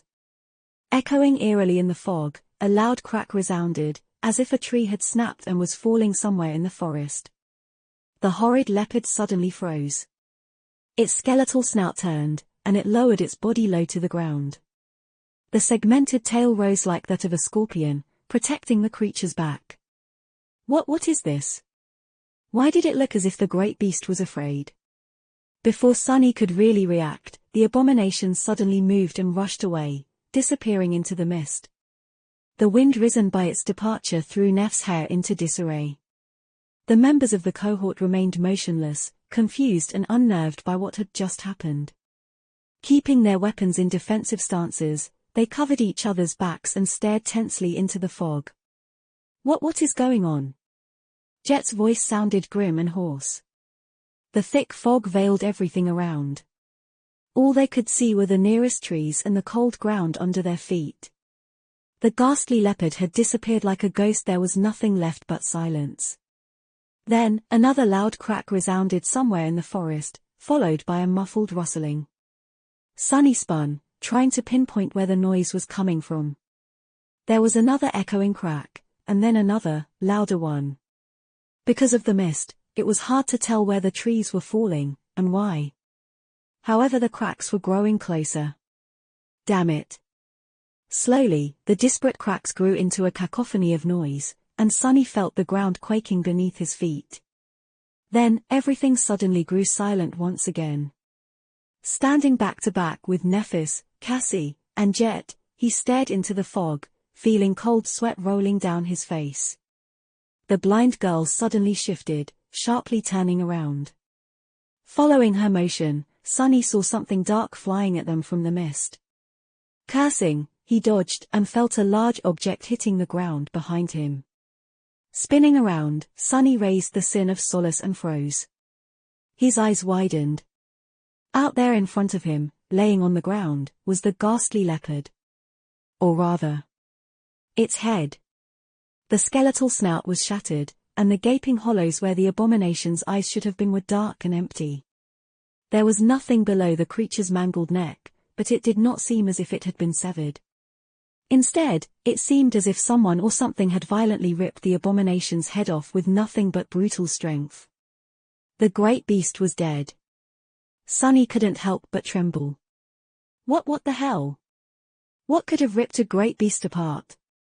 Flinching, he forced himself to look away from the revolting head and peered into the fog. Where is it? Where? He couldn't see anything. He couldn't hear anything. He couldn't sense anything. Sunny gritted his teeth and forced himself to calm down. Cassie. Even if he didn't know from which direction the attack would come from, Cassie would. She could see a few seconds into the future. After all, it was all but impossible to get her by surprise. Turning slightly, Sunny tensely studied the blind girl. She was holding the guiding light in front of her, ready to deflect a sudden attack. It seemed that she had not felt anything dangerous, yet. Maybe it's go. But then, Cassie's shoulders trembled slightly. Her aspect ability had shown her the future. She did not turn to face the unseen enemy, though. Instead, her hands dropped, and she lowered her head. Which meant that in the future Cassie saw, there was no escape. Sunny stared at her in disbelief. No. A moment later, he was swallowed by a heavy shadow. Looking up, Sunny saw a hand stretching toward them from the fog above. It seemed like a human hand, except that it was almost the same size as the great beast had been. He could see the lines on the giant palm, and the blackened, broken, bloodied nails at the ends of the long, bruised fingers. The giant hand moved deceptively slow, but before Sunny could even blink, it was already upon them. Without ever slowing down, it smashed into the members of the cohort, squashing them like bugs. Sunny died. This time, his death was mercifully swift. Sunny waited for a moment, then slowly straightened. The deck of the Chainbreaker felt solid under his feet. This time, he simply peered into the fog instead of looking around, not that he could see anything. His gaze was dark and hollow. I failed again. His face was pale and unmoving. In front of him, the mists of Windflower flowed slowly, swirling in indifference as they devoured the world. Everything was as it had been before. Chapter 14:14, Bone Garden. Nephis and Cassie were talking about the guiding light. With no one noticing his hollow eyes, Sunny lingered for a while, then walked over to Nightmare. He reached to adjust the stirrups and froze. After a moment of hesitation, Sunny climbed into the saddle instead. His companions looked at him in confusion. "Sunny?" He stared into the mist. "Stay here for a while. Please. I'll be back soon." With that, Nightmare leaped off the deck of the Chainbreaker and carried him into the fog. Damn it, damn it, damn it. The ghastly leopard had already been bad enough, and yet Sunny felt that the cohort would have been able to slay the dreadful creature, if at a steep cost. But that blooded hand. They had not even caught a glimpse of the nebulous being that wandered the mist, snapping the towering pine trees like matchsticks. It had torn a great beast apart and obliterated them so casually. How was Sunny supposed to contend with something that oppressive and ineffable? It felt as though something was pressing down heavily on his heart. Was it fear? Damn it. Gritting his teeth, Sunny guided Nightmare into the misty forest. He spent some time searching for Jet, found her, and brought her back to the Chainbreaker. He waited for her to explain how she had ended up on Windflower, then told everyone about the time loop. There were some deviations from the previous conversations, but mostly, it went almost exactly the same. In the end, Nephis suggested going after Effie once again. Sunny stared at her in silence, remembering the brief, but gruesome moment of all of them being crushed under the giant, blooded palm. Then, he shook his head somberly. "We tried already. As I said, it didn't end well." Nephis met his gaze, a subtle frown twisting the beautiful lines of her face. "We can do better this time. What's the alternative? Give up and run?" She shook her head. "No, we can't even run away until nightfall. Before then, you won't have enough essence to empower the Chainbreaker and carry us across the vortex." Sunny sighed and rose to his feet. Glancing at his companions, he said, "I agree, we must continue trying. But we don't need to keep trying the same thing. Our combined strength is not enough to brave the mist, at least not when we don't know anything about the dangers it hides." Jet leaned back, then winced when her wounded back touched the bulkhead and returned to her previous position. "So, what do you suggest?" Sunny shrugged. "Use speed instead of strength. The group of us was intercepted and killed, but a single swift scout can make it through. Basically, we'll go retrieve Effie the same way I retrieved Jet. You three stay here, recover, and treat her wounds." Nephis lingered for a while. It was hard to read her expression, but she seemed reluctant to let Sunny take all the risk. "I don't like it." He shrugged. "What does that have to do with anything? Like it or not, that seems to be the best option right now." They discussed the situation some more, but in the end, Sunny managed to convince the other members of the cohort to stay hidden aboard the Chainbreaker. It wasn't that unreasonable anyway. Nephis was suffering from essence exhaustion, Jet was heavily injured, and Cassie did not possess a lot of physical prowess despite her insidious aspect. She was at her weakest in battles against overwhelmingly powerful adversaries. Considering her lacking physicality, an enemy who was fast, strong, and inevitable enough would leave no opportunity for the blind girl to exploit. Sensing a few seconds into the future was useless if those seconds did not allow her to change anything. I'm going. Saying those words, Sunny once again rode Nightmare and Dove into the mist. I can do it, can I do it? This time, he was holding the guiding light in his hand. The softly shining crystal at the tip of the sacred staff was pointing deeper inland. However, Sunny couldn't follow its guidance directly. Somewhere out there in front of him, undying slaughter was hiding in the mist. To his left was the territory of the great beast, the decaying leopard. That was also where they had met the harrowing giant the last time. So, this time, Sunny turned right. Reaching the end of the beach, he and Nightmare turned into shadows and scaled the black cliffs. Sunny had passed this way once already, the first time he had carried Jet back. However, that time, they had been moving along the outer border of the island, so he did not know what was waiting for him on the surface. There was only the same forest, and the same fog. Leaving the shadows, he sent Nightmare running across the narrow strip of land between the edge of the cliffs and trees.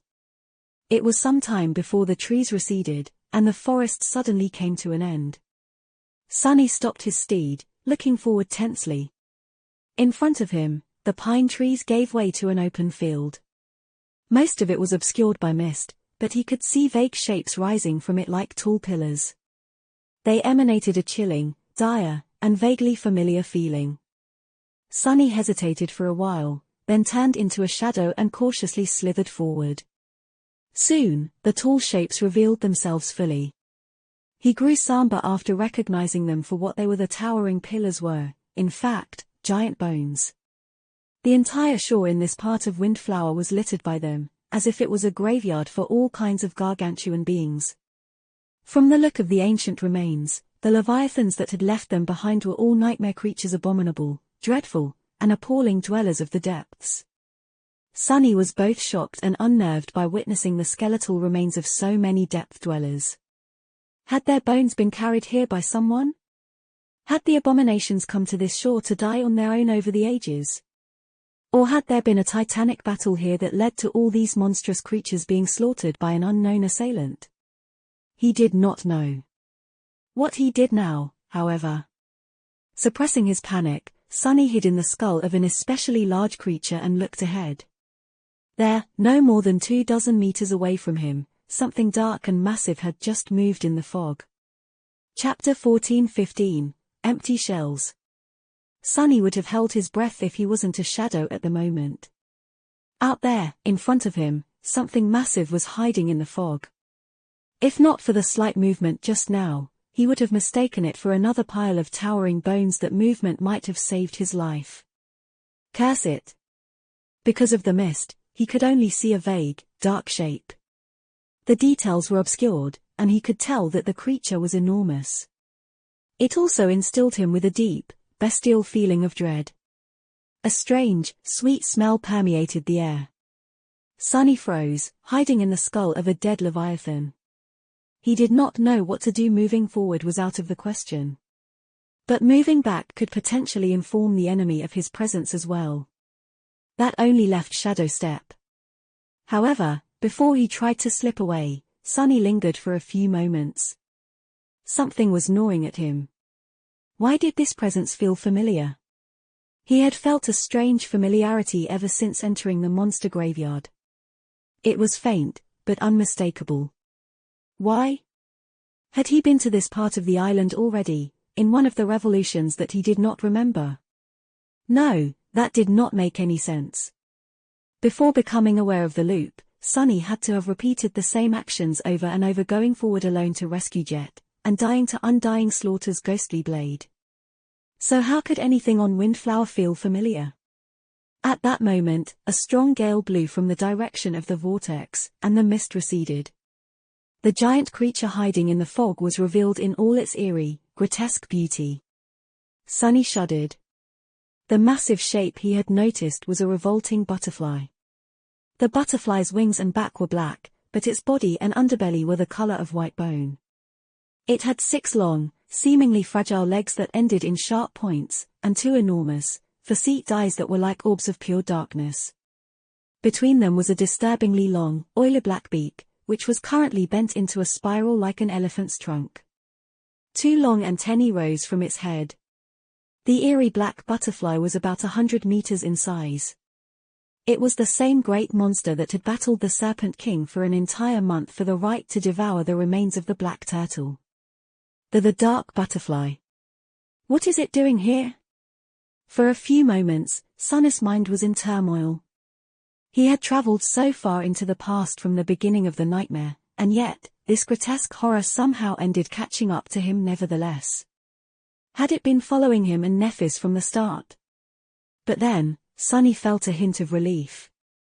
Although this abomination was almost exactly like the great monster he was familiar with, it was also subtly different. The pattern of bone-white scales on its belly was not the same. The jagged edges of its wings were not the same. The length of its antennae was not the same, either. Sunny had been staring at the original dark butterfly for an entire month, so he remembered its ethereally alien appearance in perfect detail. This one might have belonged to the same tribe of nightmare creatures, but was a different abomination altogether. Which was not to say that it wasn't equally harrowing. Damn it. First a great beast, and now a great monster. Just how impossible was this third nightmare supposed to be? And here he was, hoping that things would go easier if he chose a different path this time. Sunny swallowed his resentment and stared at the gargantuan abomination. The thing was much larger than the chain breaker. If they tried to fly away from the island and were caught by it in the air, there was no doubt what fate awaited them. Things had just gotten much more complicated. I'll have to go around the monster graveyard, for now. The mist was already flowing back to hide the eerie creature. Before it did, Sunny followed a whim and peered into the soul of the dark butterfly, wanting to make sure that it, too, was a great monster. Then, he froze, dumbfounded. A few moments passed before a coherent thought could form in his mind. What? Beneath the surface of the aerial giant's carapace, where the tendrils of the revolting darkness were supposed to be, there was nothing. There were no nodes of spreading corruption. And neither were there radiant suns of shining soul cores. Instead, the creature's soul was empty. No. There was no soul inside that monstrous body at all. The dark butterfly was its hollow. Sunny knew of awakened who had lost their souls in the dream realm, and were left as empty shells living, but truly dead. However, he had never heard of anything similar happening to nightmare creatures. How could it, if abominations did not travel between the two worlds in their sleep?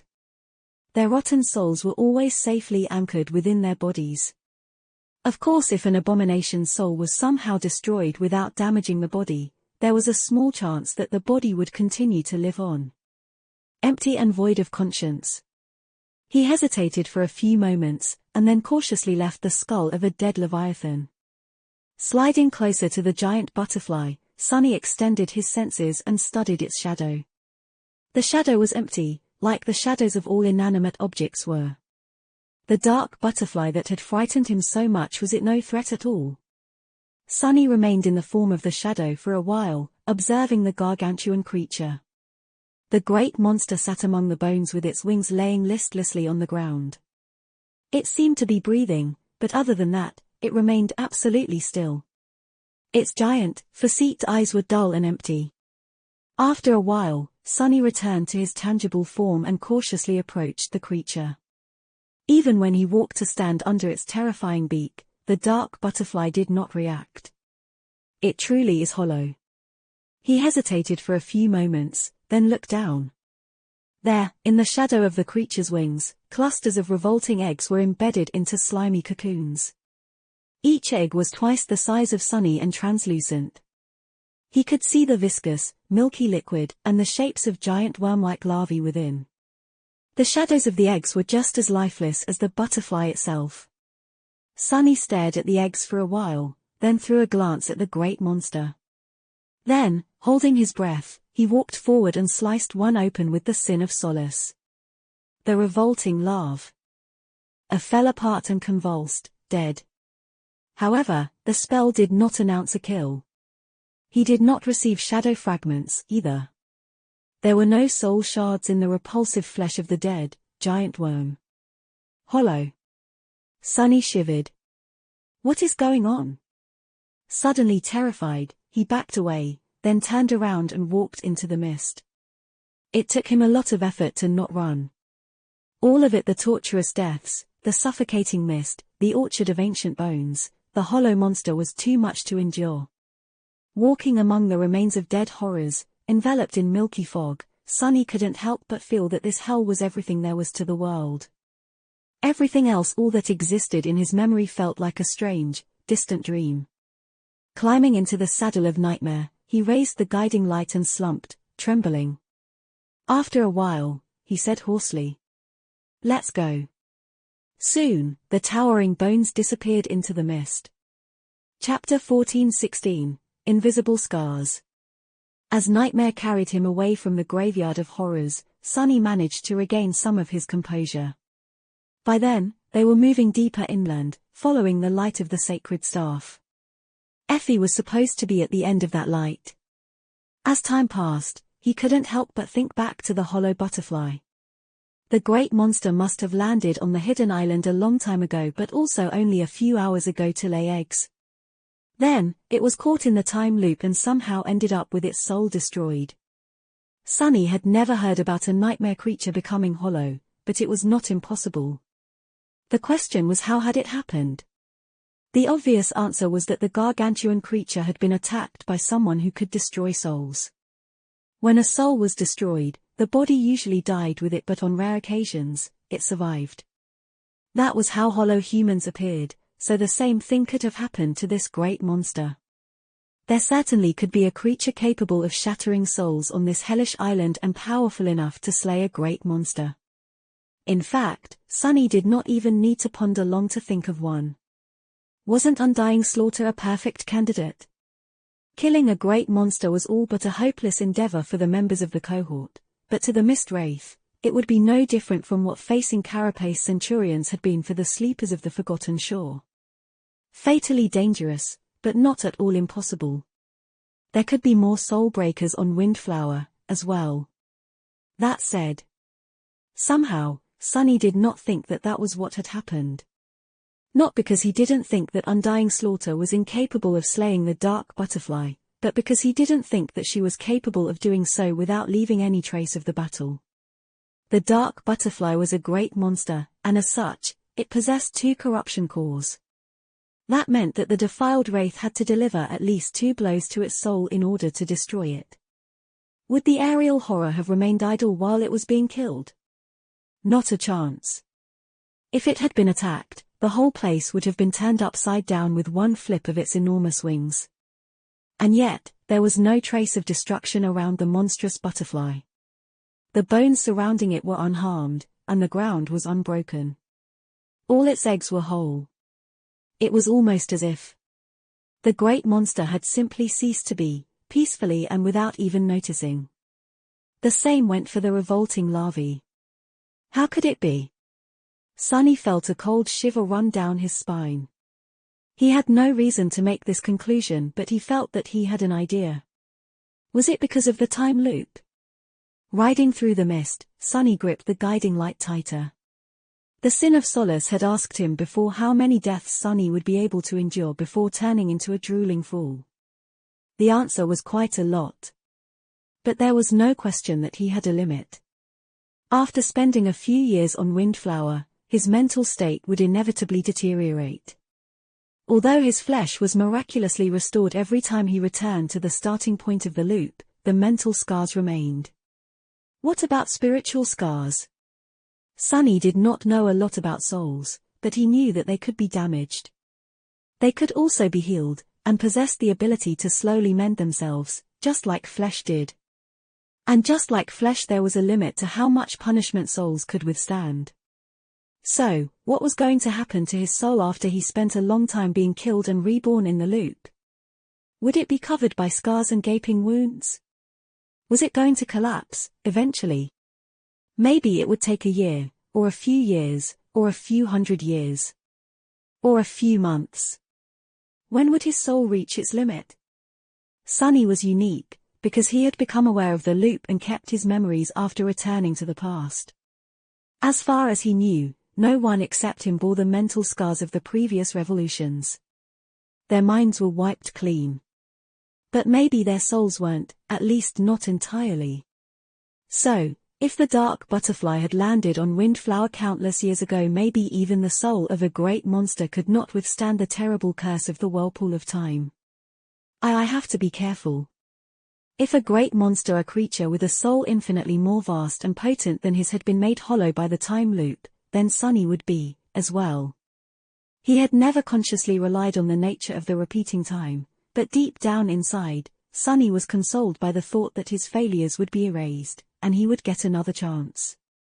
And then another, and another, and another. But all this time, he was most likely on a timer. Time was merciless, and even when it repeated itself, living beings were not meant to be eternal. I have to make each revolution count. Steeling himself, Sunny looked into the surrounding mist and forced himself to calm down. Right now, he needed to survive the trip into the depths of the island, find Effie, and return to the Chainbreaker. That was all he had to think about. There were many harrowing creatures hiding in the fog, without a doubt. But he was one of the most elusive awakened in the world. Even in the Antarctic Center, when everyone had perished, Sunny managed to escape alive. He might not be able to slay Undying Slaughter, the dreadful giant wandering the mist, and the other abominations trapped on Windflower, but he would at least have a chance to run away from them. Not the most courageous statement, but who needs courage anyway? Being a coward is what keeps people alive. He vaguely remembered lecturing Master Roan on the topic. That past seemed so distant. Sunny wondered how the White Feather Clan was doing. By now, Antarctica must have been completely decimated. Had St. Therese and her people been able to evacuate in time, or were they gone, too? Shaking his head, he threw all unnecessary thoughts away and concentrated on his surroundings. Nightmare had carried him far inland, by now. They were once again in the pine forest, but did it only seem that way, or was the mist less thick here? Somewhat surprised, Sunny realized that he could see much further in the fog than he had before. The ground was also inclined, as if they were climbing a hill. The higher they climbed and the closer to the center of Windflower they traveled, the less oppressive the mist became. And then, when they finally crested the hill, Sunny stopped Nightmare and looked up, feeling a cold shadow fall upon him. In front of him, some distance away, a tall tower rose into the sky. Its windows were dark, except for one. At the very top of the tower, a single window shone with a bright, warm, welcoming light. Chapter 14:17, War Beast. Sunny remained motionless for a while, looking at the landscape in front of him. The tower stood on a tall black cliff, perched on top of it like a grey obelisk. There were stone steps climbing down the cliff from its ornate gate, leading to a bridge that arched across the wide moat. Surrounded by the forest from all sides, the tower was like an island in the sea of swirling white mist. The light in one of its windows was not the only peculiar thing Sunny had noticed, too. The most striking detail was the moat itself. The water in it was churning and flowing, moving endlessly in a circle. The current was powerful enough to dissuade Sunny from trying to cross it. Not he would consider doing such a thing on an island surrounded by a mysterious whirlpool of time. That made the bridge the only feasible way of getting to the tower apart from flying. The bridge, however. Sunny's expression dimmed. The bridge was littered with inhuman bones. There were a few living nightmare creatures standing on it, as well, all of them stiff and eerily motionless, as if petrified. Just one look at that scene made Sunny reluctant to go anywhere near the bridge. He did not need to, anyway. The guiding light was pointing past the tower, at the vast expanse of the misty forest behind it. Effie seemed to have landed on the opposite side of the island from Jet. Still, it was not going to hurt him to observe the tower some more. It was the former citadel of the powerful Seeker who had once lived on Windflower. After all, even though investigating it was not the reason why Sunny and his companions had arrived at the island, he had a sneaking suspicion that they would end up having to, somehow. After staring at the tower for a while longer, Sunny noticed that there were runes carved into the base of the black cliff. They were hard to notice from a distance due to the color of the weathered rock, but he had no doubt that there was a massive enchantment of some sort surrounding the Seeker's citadel. Perhaps the bones littering the bridge ended up there because of the enchantment. Finally, Sunny looked up and focused on the single illuminated window at the top of the tower. I do wonder what is hidden there. But it was not his business. Not in this revolution, at least rather, Sunny was concerned that the nightmare creatures standing motionlessly on the bridge would regain their senses and catch his scent. Throwing a look at them, he grimaced. Corrupted tyrant, great beast to terror. The last one did not even look like something that should be able to exist on land. How had that thing reached so far inland? Sunny shook his head, reluctant to find out. He was ready to send Nightmare away when the ground quaked subtly under them. Instantly, Sunny paled. Then, the familiar sound of snapping trees reached his ears, making the blood in his veins turn to ice. A split second later, both the rider and his steed disappeared, turning into shadows. Hiding in the darkness, Sunny suppressed his fear and looked in the direction from which the cracking sound had come. Frozen, he watched as a towering figure slowly appeared from the mist. Damnation! Some distance away, something giant was hunched among the trees.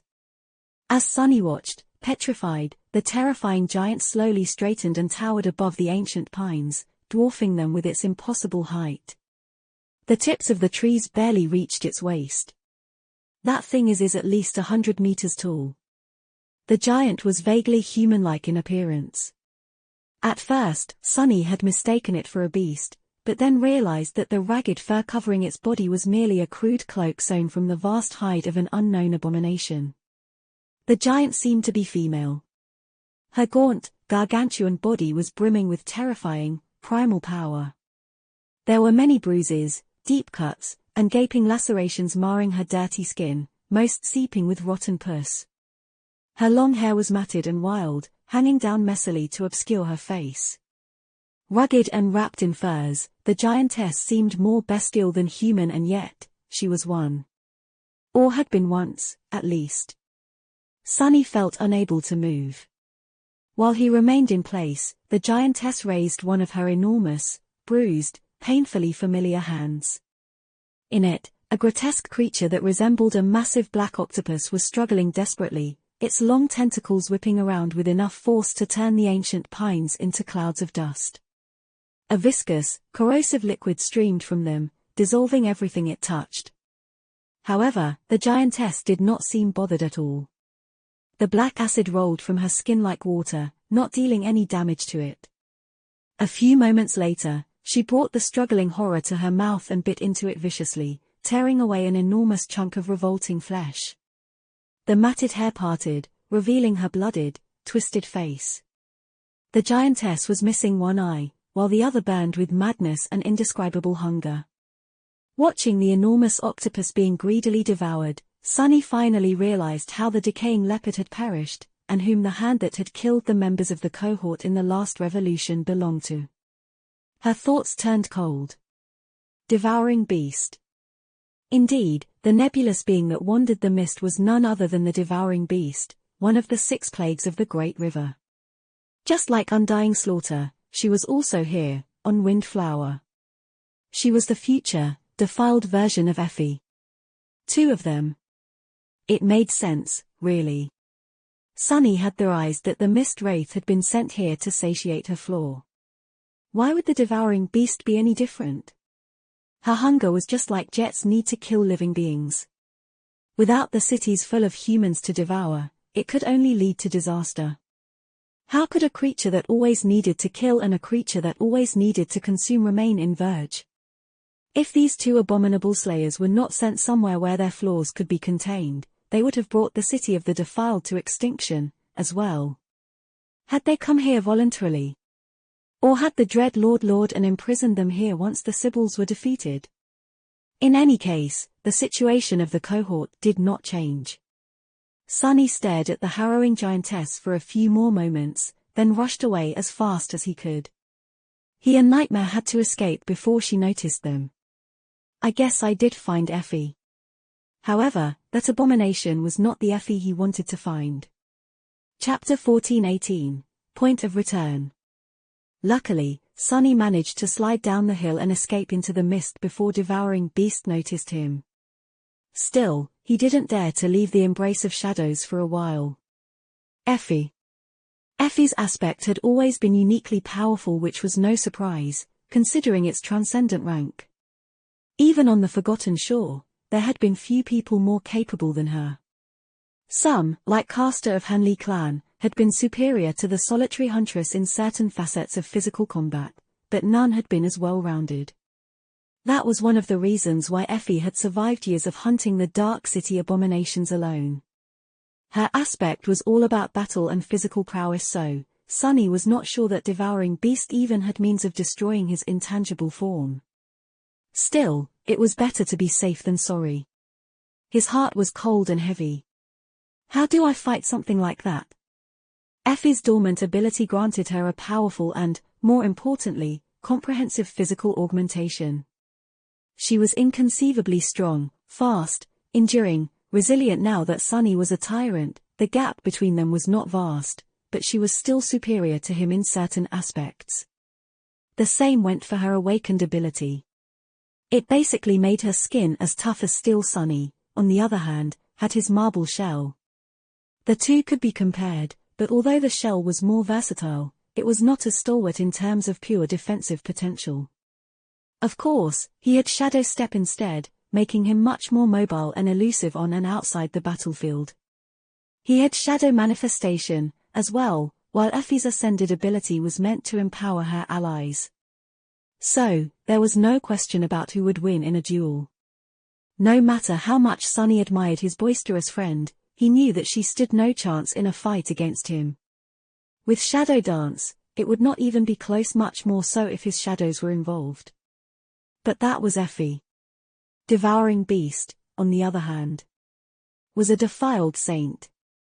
Her transformation was to become a towering giant, and that giant inherited the benefits of her other aspect abilities, as well, all of them elevated to a higher rank. The strength of a dozen men, the skin of steel. Her gargantuan figure would also be much more visible on a battlefield, making it so that entire armies would be able to see her and benefit from her ascended ability. What a monster! Sunny was already terrified at the thought of having to face the Mist Wraith in a battle. The bestial giant was, in a sense, even more harrowing. Damn it, since when do I have to fight saints on a constant basis? And how did the plagues all transcend, anyway? Facing Dire Fang was supposed to be an exception, not the rule. Eventually, he decided that there was enough distance between him and the tower to return to his human form. Diving out of the shadows, Sunny leaned on the trunk of a pine tree, breathed in deeply, and then looked at the guiding light. This escape through the shadows had consumed a lot of his essence, probably because he had brought the sacred staff with him. Usually, Sunny was able to pull a certain weight of inanimate objects into Shadow Step, but perhaps because of the staff's divine nature, it had taken a lot of effort to carry it with him. To his relief, the guiding light was still pointing forward, not back to the tower. For a few moments there, Sunny had been concerned that it would lead him to Devouring Beast instead of Effie. He hesitated for a bit, then thought about the bestial giant. The radiance of the soul crystal did not change. After a moment, Sunny remembered how Cassie had described getting the sacred staff to work and coughed in embarrassment. Come on, really? Then, he concentrated and thought. Miss Guiding Light, can you guide me to Devouring Beast, please? Despite how foolish Sunny felt, the staff did not react. Its workings were really mysterious. Shaking his head, Sunny thought about Nephis. The radiance of the soul crystal changed, pointing back to where the chain breaker was. When he thought about Effie, it returned to its previous state. Strange. Pondering the mystery of how the guiding light worked, he commanded Nightmare to emerge from the shadows, climbed into the saddle, and continued traveling through the mist. Windflower turned out to be extremely dangerous, but not as dangerous as Sunny had imagined it to be. There were many harrowing abominations trapped in its fog, certainly, but not as many as he had feared. There were 3 reasons for it. The first one was pretty obvious, by now. Cassie had suggested that all nightmare creatures that had been caught by the vortex and managed to reach the island over the centuries were still here, reliving the same period of time over and over again inside the loop. She was both right and wrong. The mist was indeed hiding countless terrifying abominations.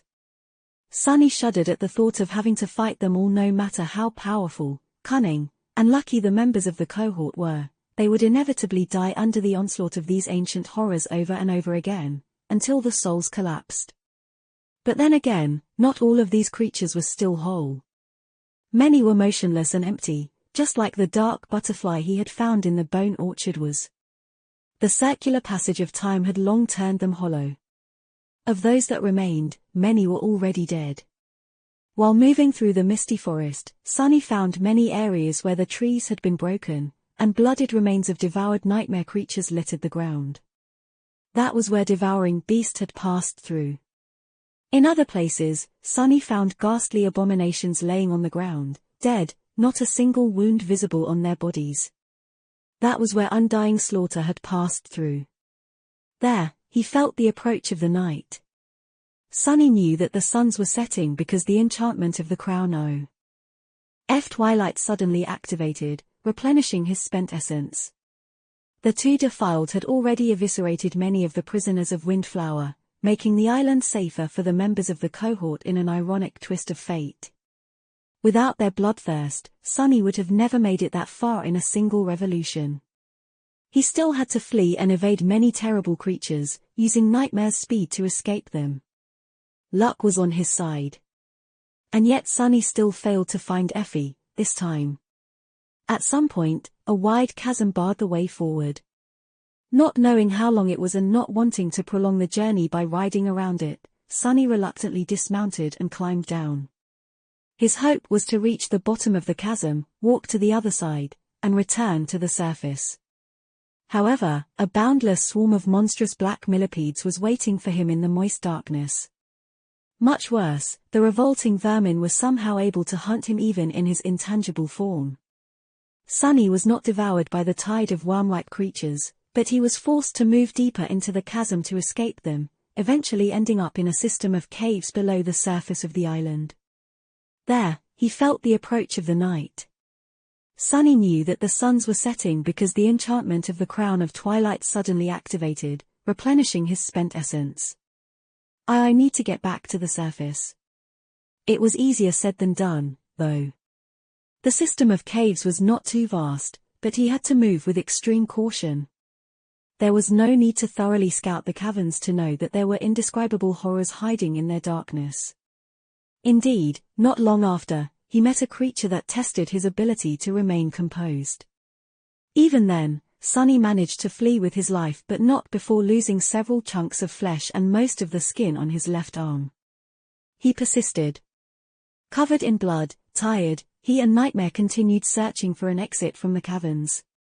Eventually, Sunny felt the approaching dawn. And before he knew it, I feel.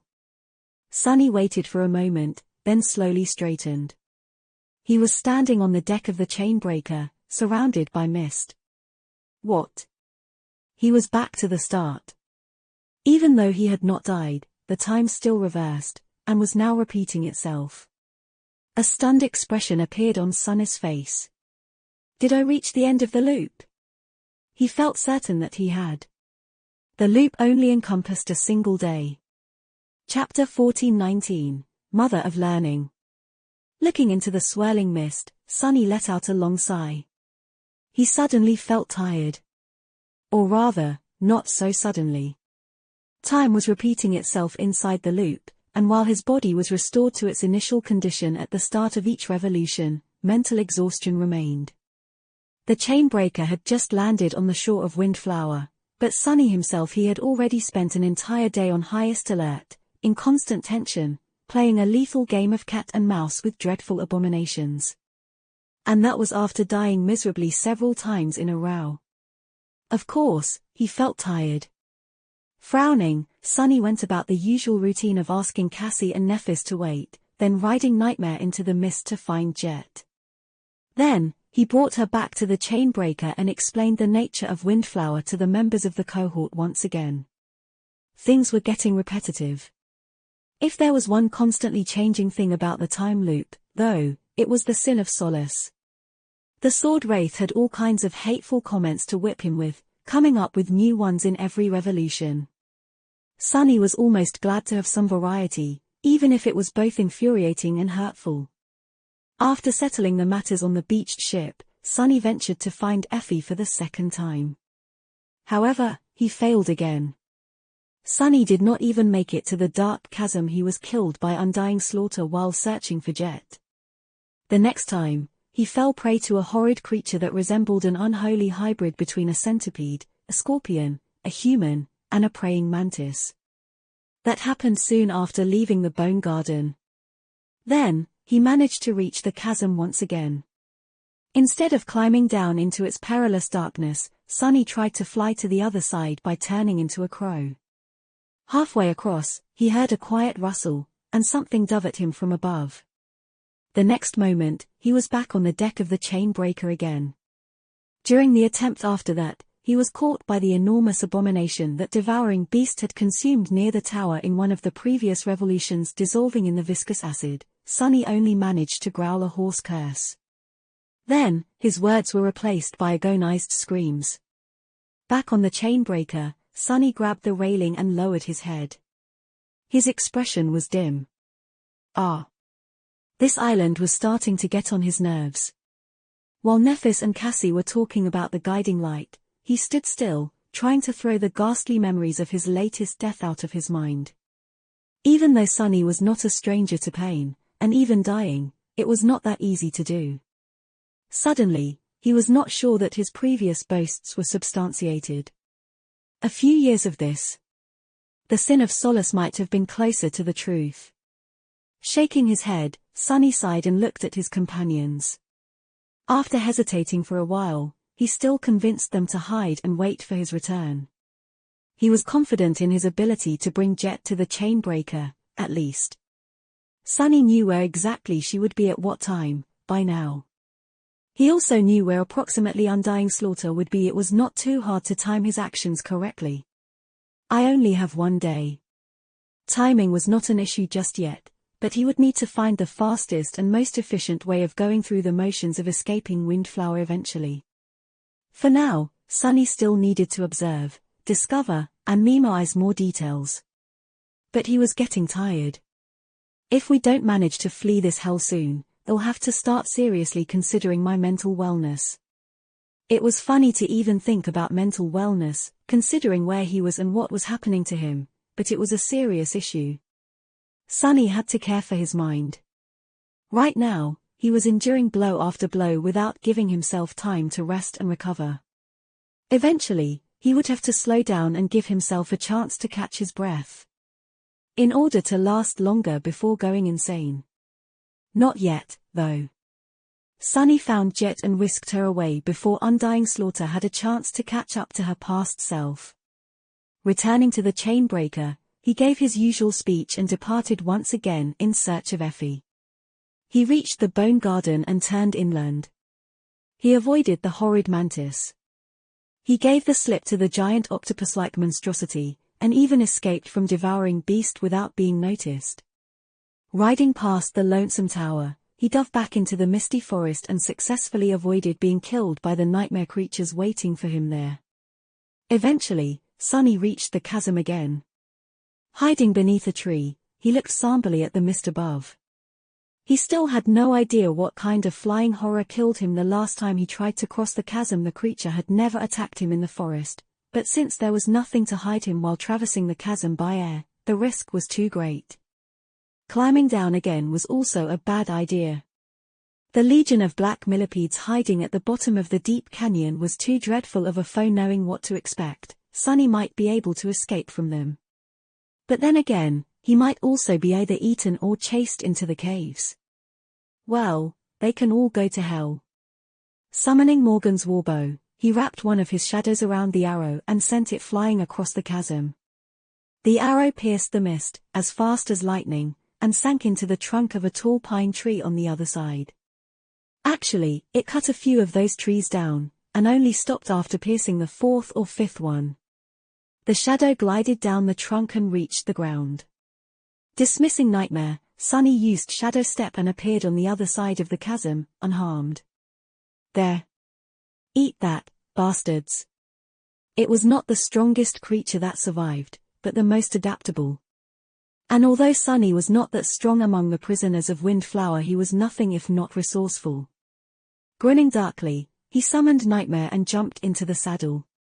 Did it only seem that way, or had the radiance of the guiding light become a little brighter?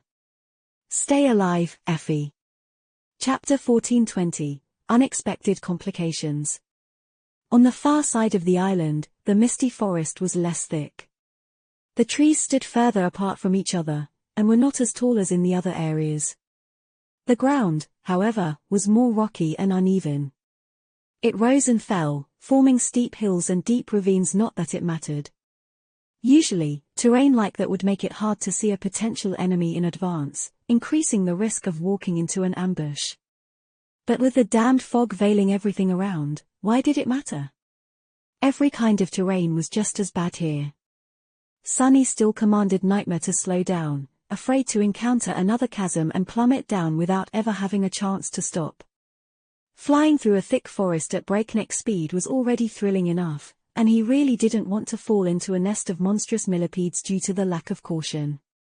Riding the black steed through the mist, Sunny held the guiding light high and followed its shine. His breathing was heavy. Just a few minutes ago, he had fought a corrupted monster and killed it. The creature had almost sent him into the next revolution. It was not particularly strong, as far as corrupted abominations went, but rather insidious. Its camouflage was good enough to make Sunny unaware of the imminent attack right until the moment thick roots sprouted from beneath the ground, and a rotten tree that he had been riding past suddenly moved to envelop him with creaking branches. If not for Shadow Step, Sunny might have been caught, swallowed, and digested by the creature without being able to put up any resistance. Since he managed to escape its grasp, though, a short and violent clash followed. The abomination looked like a monstrous tree and was as resilient as a tree. It had no organs to destroy and no blood to spill. Even after cutting it down, Sunny had to summon the cruel sight and burn it with divine flame. Only when all the branches, the rotten trunk, and the roots of the monster had turned to ash did the spell announce a kill. Slaying that thing had been a lot of work, but Sunny was still satisfied with the result.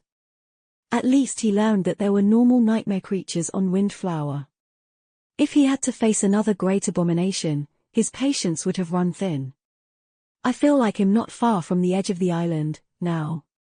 If so, Effie couldn't be too far away. Unless she was not on Windflower. Frowning, Sunny jumped to the ground, allowed Nightmare to turn into a shadow, and continued forward on foot. Now that he was so close, his heart was heavy. Dark thoughts creeped into his mind. What if he finds Effie only to discover that he was too late? What if what he finds is her mangled body? Sunny was not sure that he would be able to endure something like that. At least not without something inside him breaking. Cresting another hill, he spent some time searching for a way down, and then slid down the wet moss. At the foot of the hill, he used a pile of rocks to stop himself, sending a few of them flying. Then, Sunny looked up. It was then that he noticed a vague shape in the mist, and it seemed to notice him. Almost before Sunny could react, something shot in his direction with astonishing speed. Cursing, he barely dodged the flying object. It hit the slope of the hill behind him, pierced the thin layer of soil, and struck the bedrock beneath. The impact was so severe that it produced an explosive shockwave. A moment later, pieces of rock, dirt, and moss rained on him like hail. Sunny was already moving to attack but then froze. The thing that had flown past him was now embedded deeply into stone, trembling. It was a strange-looking spear with a shaft of grey wood and a long spearhead of deep crimson color. Since its passage had torn the veil of mist, he looked forward and saw the vague figure clearly. In the next moment, his eyes widened. Effie? What the hell?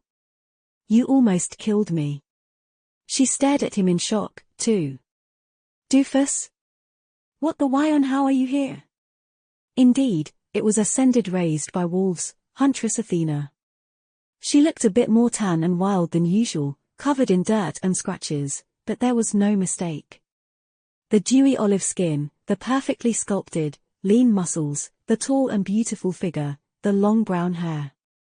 Effie was not clad in her transcendent armor, instead wearing a crude garment made out of something that looked like shark skin. And there was something different about her. Gradually lowering his gaze, Sunny answered. How else? I came on a ship. He stuttered and grew silent. His mind was momentarily blank. Huh? There was indeed something different about Effie. Her entire build was different, or rather, certain parts of it. Her already generous figure had become even more outstanding, but much more glaringly than that her belly was round and protruding forward, so much so that she was supporting it with a hand. Just how much did she eat? Gods, that gluttonous woman. Sunny's mind was refusing to work properly. No, the reason for why Effie's belly looked so large had nothing to do with eating too much food. But it couldn't be. Suddenly, he remembered a small remark that Jet had made while describing their lives as river nomads. Oh, and we fought plenty of nightmare creatures.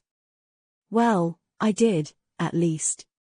He had not paid it attention before, but now, it seemed strange. Why would Jet say that she was the only one who had fought a lot of abominations? Staring at Effie's round belly, Sunny finally realized why. By then, his eyes were as wide as saucers. Effie, why are you pregnant? She stared at him in bewilderment, then glanced down and suddenly flinched. What? When did this happen? Effie's voice sounded frightened and shocked. Then, she gave him a mischievous glance and suddenly burst with laughter. When her bright laughter died down, Effie coughed and looked at Sunny with a sheepish smile. Sorry. It was a joke. Why am I pregnant? Well, how do I explain? You see, Sunny, when a man and a woman love each other very much.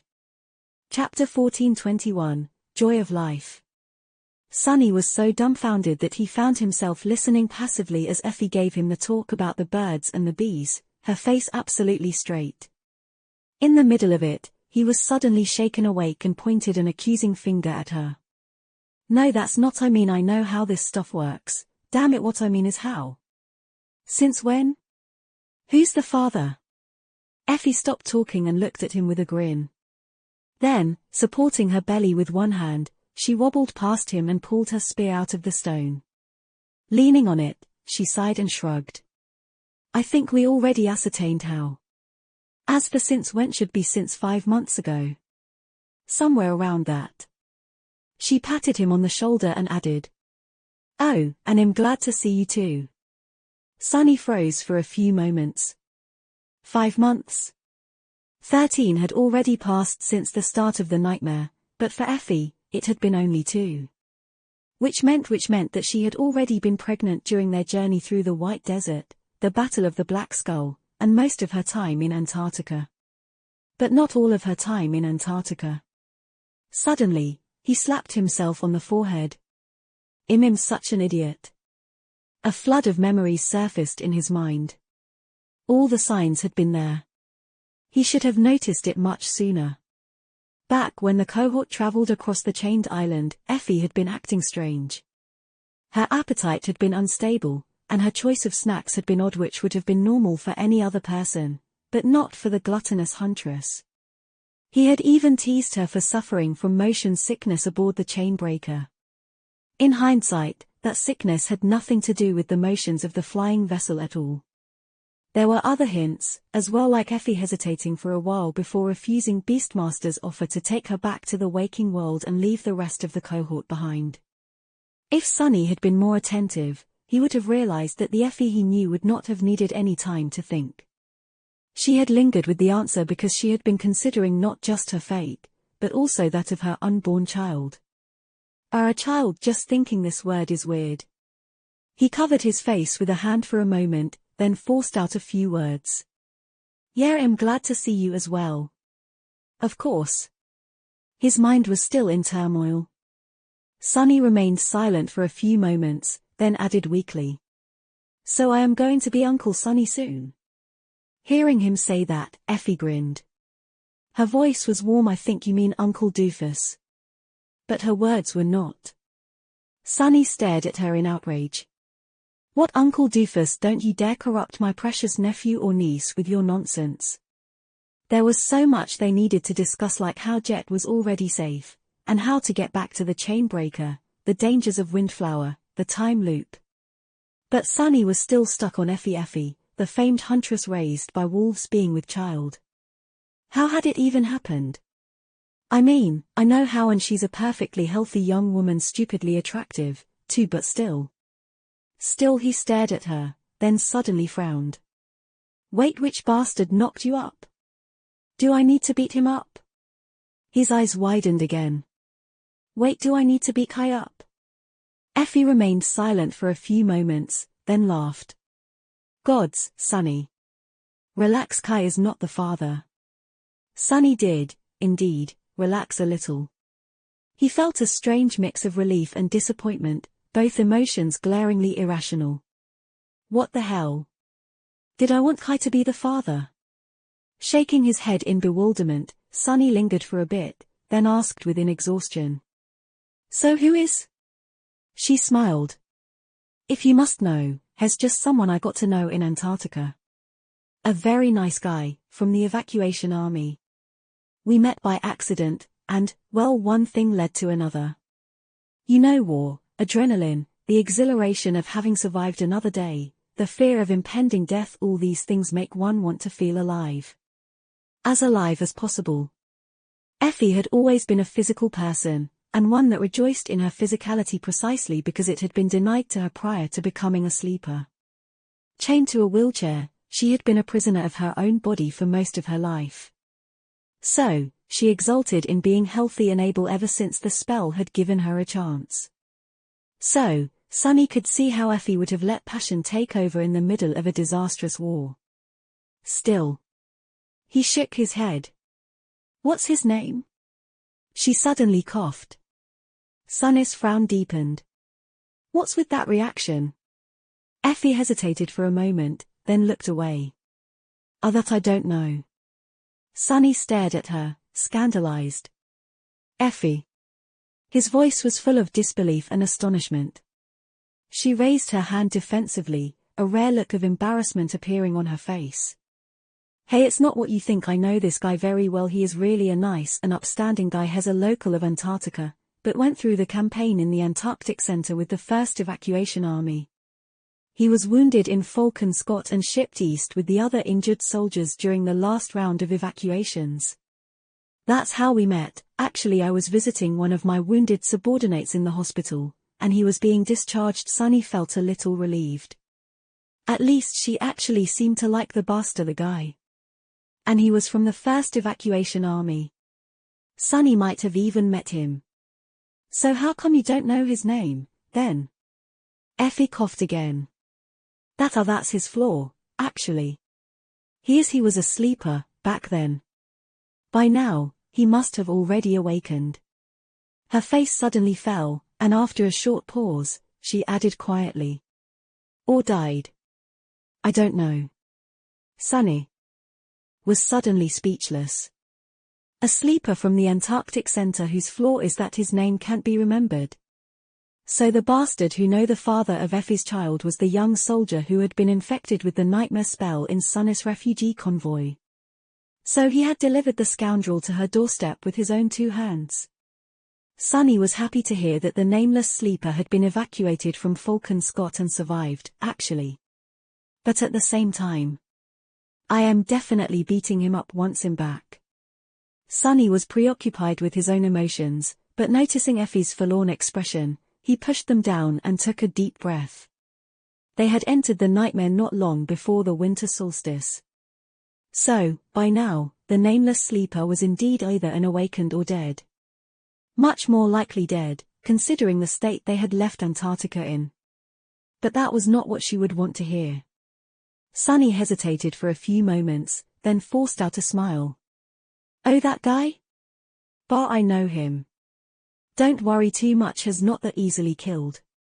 I'm willing to bet that he's perfectly fine, even. We traveled 3,000 kilometers together, after all, and I personally gave him literally hundreds of soul shards to saturate his core. One could even say that I practically raised him. Will a sleeper I raised go and die without asking my permission? No, he would be too afraid. Effie looked at him for a while. Slowly, the sad expression disappeared from her face, and a faint smile appeared on it instead. Noticing that smile, Sunny frowned. What? I know that you're thinking about something inappropriate again. Cut it out. She shook her head and giggled. No. I was just thinking, since you say that you raised him, it should be Grandpa Doofus, then, not Uncle. Right? Sunny blinked. His expression froze. His heart skipped a beat. What, Grandpa Doofus? Like hell, take it back. This evil woman. Join the Shadow Slave Fan Club. Chapter 1422. The incredible adventures and astonishing deeds of heroic dreamer Sunless and his valiant companions in the evil pyramid of ancient Drea. After the initial shock of their meeting subsided, Sunny and Effie slowly headed deeper inland. Sunny was retracing his steps, while Effie had never been this far into the misty forest before. Most of her time on Windflower had been spent hiding from a ferocious nightmare creature that dwelled on the shore. She had ventured out in search of Jet eventually, but found Sunny instead. He was still reeling from the fact that the vivacious huntress was with child and that the father was a sleeper who had once been under his command. That was a lot to digest and come to terms with. It also changed a lot. No wonder Jet said that she was the only one who killed plenty of enemies. Effie still possessed her strength and resilience, and Sunny was still benefiting from being augmented by her ascended ability, but the huntress was in no state to fight. Her condition not only made her slower and less agile, but was also too delicate for the kind of physical strain a battle entailed. What battle? She couldn't even ride Nightmare, so they had to walk at a painfully slow pace. That's a problem. Now that Effie was with him, Sunny could not cross the chasm in the same manner he had done it the first time, which meant that they would have to go around it. Added to their already lacking speed, the chance of making it to the other side of the island before the revolution ended was low. He could not run from the nightmare creatures inhabiting the forest either. It had been possible when Sunny was free to use Shadow Step, but the only person who could accompany him into the embrace of shadows was Nephis. With Effie, he had to stay grounded in his tangible form. Suddenly, the misty expanse of the hellish island seemed infinitely vaster and more dreadful than before. However, Sunny kept these thoughts to himself. So, we spent a nice, relaxing month drifting downstream on the corpse of a great monster while it was being slowly devoured by a swarm of horrid abominations. Sounds ghastly, I know, but it was actually sort of peaceful. Well, anyway, in the end, I had to turn into a colossal sea serpent and kill another, even more colossal sea serpent. He turned out to be the former king of Twilight. Effie stared at him silently. But that Dusk, whom I had killed before, turned out to be Cassie. That's right, she has been living the sweet life in a beautiful palace all that time. Talk about being lucky, huh? So, we repaired the ship in Fallen Grace and sailed to kill a different Sybil. That one, I had not killed before. She was a corrupted tyrant, too, but Cassie went and finished her off in one strike. What the hell, I felt so embarrassed it would have probably taken me at least only and a half strikes, you know? The huntress took a deep breath. So, congratulations, now you know that you have an evil twin from the future. And your transformation ability is to become really tall. As if you aren't tall enough already, right? Jet's evil twin is also here, and she's even less pleasant. If it wasn't for the time loop, I would have been dead because of her. Sunny paused for a few moments, then nodded. Yeah. I think that covers right about everything. Looking at Effie, he noticed that her expression was blank. He raised an eyebrow. Did I not explain about the time loop well enough? I know, it's weird. The huntress slowly shook her head. No. I get it. But, Sunny, do you mean to say? Her eyes were suddenly flashed with annoyance. That I've been pregnant for more than a year. Huh? Now, it was his turn to have a blank expression. The corner of Sunny's mouth twitched. Everything I said, and that's your only question? Effie shook her head furiously. No, but you don't understand. Do you think being pregnant is fun? Do you think it feels great? 9 months is already bad enough, but it has already been more than a year, and I'm barely half done. She rubbed her back with an aggrieved expression and pierced him with an angry look. Sunny blinked. What are you getting angry at me for? It's not my fault, class, it has only technically been that long. From your perspective, those additional months do not even count. Effie opened her mouth, then closed it again. That's even worse. Then, she stopped, leaned on her spear, and let out a long sigh. I'm hungry. Sunny was stunned. He was perplexed. Women. Shaking his head, he summoned the covetous coffer and produced some food from it. Effie's eyes glinted when she saw fruit, bread, and cheese. Grabbing a handful of grapes, she sent them into her mouth. Oh. Oh, gods, this is it. You can't imagine how sick I was of seaweed and fish meat. Well, abomination meat. Sunny watched her eat silently. It seemed that Effie's already impossible hunger had become twice as dire. Now, even though there was a lot of food stored in the coffer, it was disappearing with a frightening speed. He had summoned Saint and Fiend soon after realizing that escaping the abominations was not an option anymore, so they were standing guard around them, joined by Nightmare. After a while, Sunny offered Effie the endless spring and hesitated for a few moments. Eventually, he said. It must have been hard. To survive the great river like that, unable to fight or even protect yourself well, really. Both yourself and the child. The huntress looked at him for a few moments, then shrugged with a smile. Yeah, sure, it wasn't easy. But Jet took good care of me.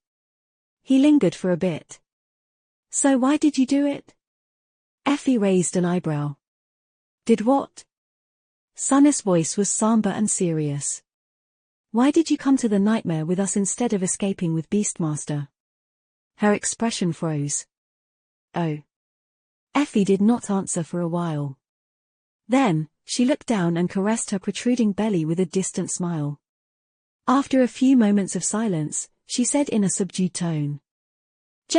You know the world is already falling apart at the seams. So, I thought, in a place like that, would this kid want to also be raised by a mother who abandons her friends? And the answer was no. Looking up, she put on a fake grin and shrugged. At least that's what I reckoned. Sunny studied her face for a few moments, then looked away and nodded. Then, he smiled crookedly. I see. So you challenged the third Nightmare to set an example for your child. Okay. All right. Are you crazy? What kind of example is that? Effie laughed.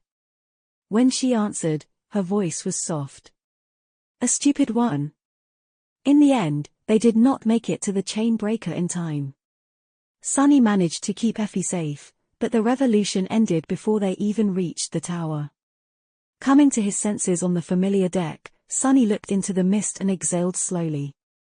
A stupid example, huh? Professor O'Bell might have been right. Humanity needed a little stupidity to survive. Tiredly closing his eyes, he lowered his head and sighed. This is going to be a very, very long day. Join the Shadow Slave Fan Club. Chapter 1423, Lines in the Sand. Today I am not going to die. Sitting on the white sand, Sunny was staring at the crude map drawn in front of him. On it was Windflower, everything he had learned about the Misty Island, at least. The hidden bay where the chain breaker had crashed served as the southernmost point. To its east were the Bone Orchard and the Hollow Butterfly. To its west were the hunting grounds of the Rotting Leopard. Undying Slaughter was straight ahead, to the north, and behind her was the Seeker's Tower. There were many more marks in the sand, of course. Sunny had marked the location of every nightmare creature he knew of, and there were plenty, many of whom had killed him at least once, as well as all the landmarks he had discovered. The millipede chasm separating the far side of the island, the abandoned port where the harrowing vine terror dwelled, the overgrown shrine that was like a nightmare within a nightmare, the inescapable lake which had turned red because of the gargantuan carcass floating in it, the deathly ring of black obelisks. There were all kinds of ways to die on Windflower. He briefly wondered if there had ever been a map that cost its creator so much suffering. The worst part is that it's nearly useless. One map was not enough to help him navigate the island. The nightmare creatures populating the fog did not stay in place, making his attempts to mark their locations pointless. Devouring Beast especially had a way of appearing in the most unexpected places due to her speed. The indescribable being that hid in the mist above the island was unpredictable, as well. So, what he had to do was to not only map every powerful abomination imprisoned on Windflower, but also map their movements. The drawing in the sand was only the starting point. Sunny had to mentally construct dozens more, each slightly different. Only then would he get a clear picture of where the most terrible nightmare creatures were at each moment of the loop, and know how to avoid them. That, in turn, would allow Sunny to chart the fastest path to Effie and back. The problem was that tracking the abominations was not easy. If anything, it was absolutely lethal. And Sunny did not just have to find each of the horrors once, he had to find them repeatedly at different times, all the while evading the rest of the deadly creatures. He had just started on the task, but was already feeling utterly spent. The mental fatigue that had accumulated in the process of exploring the island was finally becoming unbearable. Sunny couldn't even think straight. Drawing multiple imaginary maps was out of the question. I'm tired. He rubbed his face, feeling rather strange.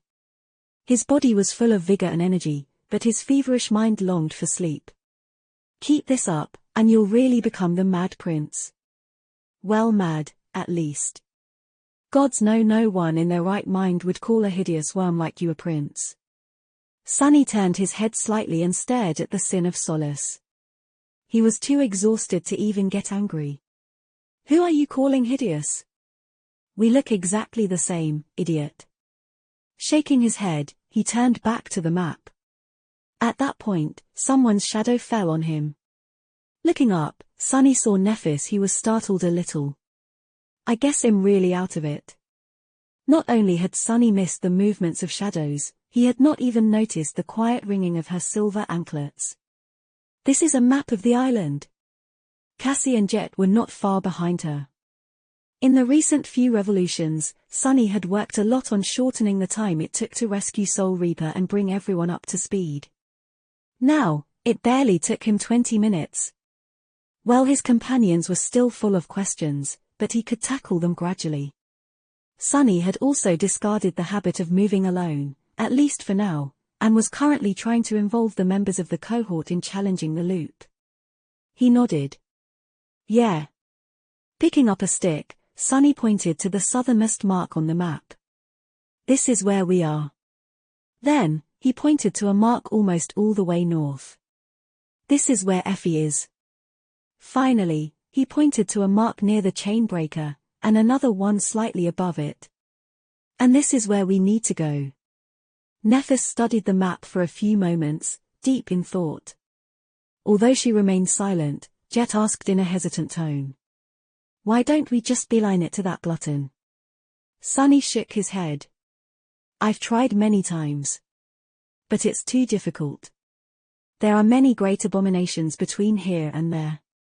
Even worse, Undying Slaughter and Devouring Beast are also wandering the forest. These two, they are the most dangerous creatures on this island, by far. Then, he looked at the map. But there is a cave system running below most of Windflower.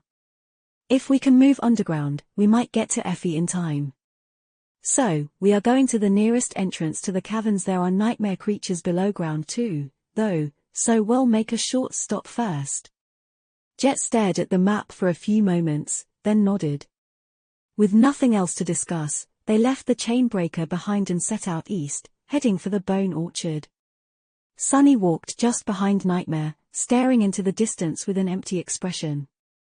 He felt half asleep. Nephis studied his face with a hint of concern. She hesitated for a while, then asked. Are you all right? Sunny flinched and looked at her in confusion. After a few moments passed in silence, he smiled. Sure. Just tired. Her brow furrowed a little. How many of these revolutions have you been through, exactly? He scratched his head. Oh, I don't quite remember, at the moment. About 30, I think. Yeah, somewhere around that. Sunny inhaled deeply, then slowly exhaled. I guess we've been inside this nightmare for 5 months, now. Well, 14 months, disregarding the time storm. Time flies. Neff's frown deepened. She stared at him for a while, then looked away. Technically, it flows. While he was considering if that had been a joke, she lingered, and then added in her usual even tone. Maybe it's time to take a break. Aren't you treating yourself too ruthlessly? Sunny raised an eyebrow, surprised. Nefis was someone he would have never expected to say something like that. Wasn't she a person who treated herself most ruthlessly of all? A person who didn't mind burning alive endlessly if it meant reaching her goal. Looking ahead, he smiled. All right. If you say so, you'll find an opportunity to rest, soon. Sunny didn't add that if he was going to take a break, she would have no choice but to take a break with him. What shall we do? His smile widened, but then slowly grew dim. It didn't matter. She was not going to remember any of it, anyway, as soon as the next revolution came. Sunny would be the only one who did. Chapter 1424, Do It Yourself. Eventually, they arrived at the bone orchard. The skeletal remains of the dead horrors towered above them, and the subtle sweet smell emanated by the hollow butterfly permeated the flowing fog. The members of the cohort looked around tensely, unnerved by the eerie scene. Sunny, however, had been to this sprawling graveyard many times. He walked nonchalantly between the bones, his steps hurried. Follow me. It's right ahead. Soon, the great monster revealed itself from the mist. Even though Sunny had explained that it was not dangerous, his companions still couldn't help but grip their weapons tighter. What the hell is that? Jet's voice sounded hoarse. Looking back, Sunny gave her a pale smile. Nefis and I call these creatures dark butterflies. We've seen another one in action, much further upstream. Needless to say, it's a blessing that the one in front of us is hollow. The 4 of them stared up at the gargantuan form of the great monster in apprehension. After a few moments of silence, Nefis finally asked. So, why are we here, exactly? Sunny lingered for a few moments. Since it's hollow, we won't earn anything by killing it. No soul shards, no memories. But its body is perfectly healthy. And it's a body of supreme quality, so we are here to butcher it. White sparks ignited in Neff's eyes. You want to craft weapons out of its chitin? He nodded with a tired smile. Yes. A few pikes, I hope. If we succeed, the pikes won't have any enchantments, but they'll still be akin to supreme weapons. That should be of some help on this damned island. Sunny stared at the motionless butterfly silently, then sighed. Let's get to work, shall we? The idea to repurpose the body parts of the helpless great monster was not that deranged, provided that one was capable of rending its impregnable carapace. Sunny was by no means an master artisan, but knew more about blacksmithing and crafting than an average awakened did, mostly due to the brilliant Emporium. He was almost certain that they would be able to achieve success, even though it was going to take some time. But wasting some time here was also part of his plan. Neff had yet to replenish enough essence to use her dormant ability, which meant that Jet's wounds were still unhealed. Sunny did not want to enter the caverns before both of those things had happened. So, they camped in the middle of the bone orchard for a while. Luckily, this place was one of the safest on Windflower, perhaps because the hollow butterfly scent scared the other nightmare creatures away. Nefis and Jet simply rested and observed, while Sunny, Cassie, Saint, and Fiend were hard at work. Their target were the 6 legs of the great monster. Severing them was no easy task, but with the help of the 5 shadows and the augmentation of the Crown of Dawn, as well as a scattering of useful utility memories, the work progressed at a steady pace. Saint and Fiend, with their transcendent strength, were of great help as well. By the time Nephis had finally regained enough essence to heal Jet, the lower parts of the hollow butterfly's legs were laid out on the ground in front of them. They were still too large to be used as pikes, each at least 10 meters in length, so Sunny had to splinter and shave them down some more. Now that Neph could use her augmenting ability, everything went much faster. Eventually, there were 6 makeshift pikes in front of them, each crafted from chitin of supreme quality. There was also a bundle of crude javelins, and a pile of long splinters to its side. Looking at the collections of weapons, Sunny couldn't help but remember the siege souvenir, a javelin he had crafted from the remains of a corrupted abomination, then enchanted and used to kill a fallen titan. Sadly, there was no time for him to enchant the ones in a similar manner. One day was too short to create any kind of meaningful spell weave. Remembering the siege souvenir also reminded him of his battle with the ravenous fiend. The vengeful creature had used a crude sword fashioned from the tusk of an unknown nightmare creature back then. After thinking for a few moments, Sunny picked up a slightly curved splinter of the hollow butterfly's chitin. Its edge was sharp enough to serve as a sword, so he tossed it to Fiend. He also handed another piece of black chitin, this one flat and roughly circular, to Saint. Sunny had personally made it into a shield before. I think we are ready. As ready as they would be, at least in this revolution. Each member of the cohort, as well as Saint and Fiend, picked up one of the pikes. The javelins were divided between Sunny, Nephis, and Jet. Armed to the teeth, they threw one last glance at the motionless butterfly, which was now laying messily on the ground, serene despite being mutilated and deeply disturbing for that reason, and backed away. Sunny led the group through the labyrinth of bones, stopping from time to ascertain their location.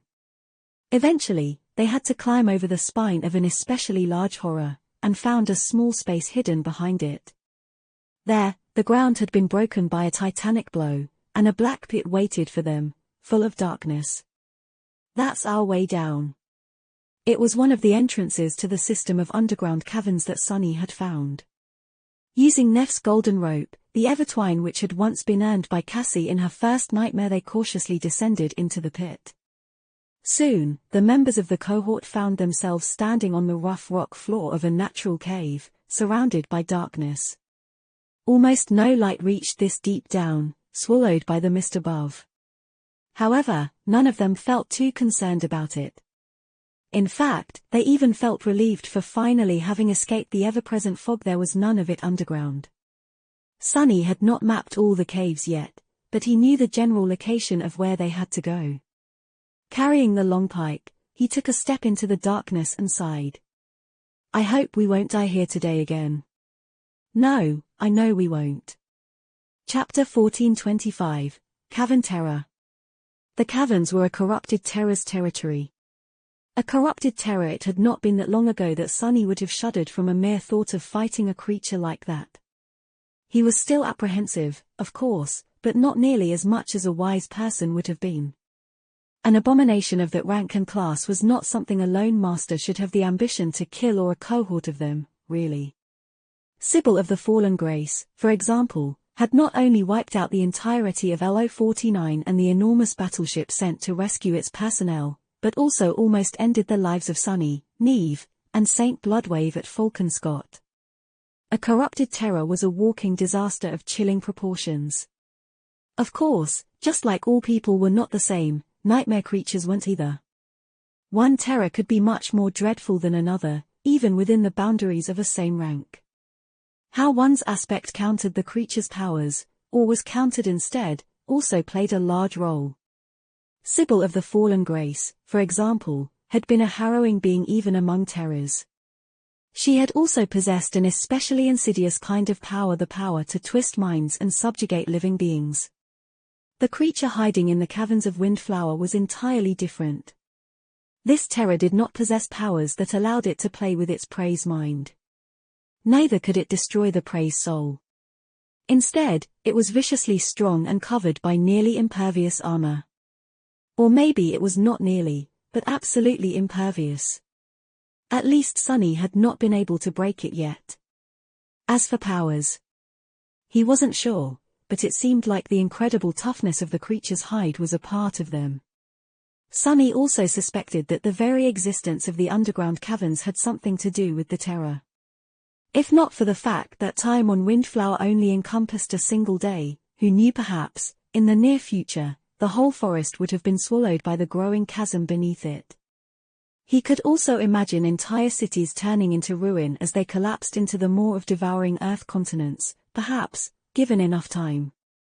However, Sunny was not too tense about clashing with the cavern terror. There were two reasons why he felt hopeful about the upcoming battle.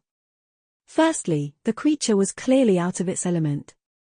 Not only was it trapped on an island and surrounded by water, with no time to let its dreadful influence spread, but it was also without an army of minions. Things would have been much more dreary if the system of caves was flooded with hundreds, or even thousands, of lesser abominations with similarly tough bodies.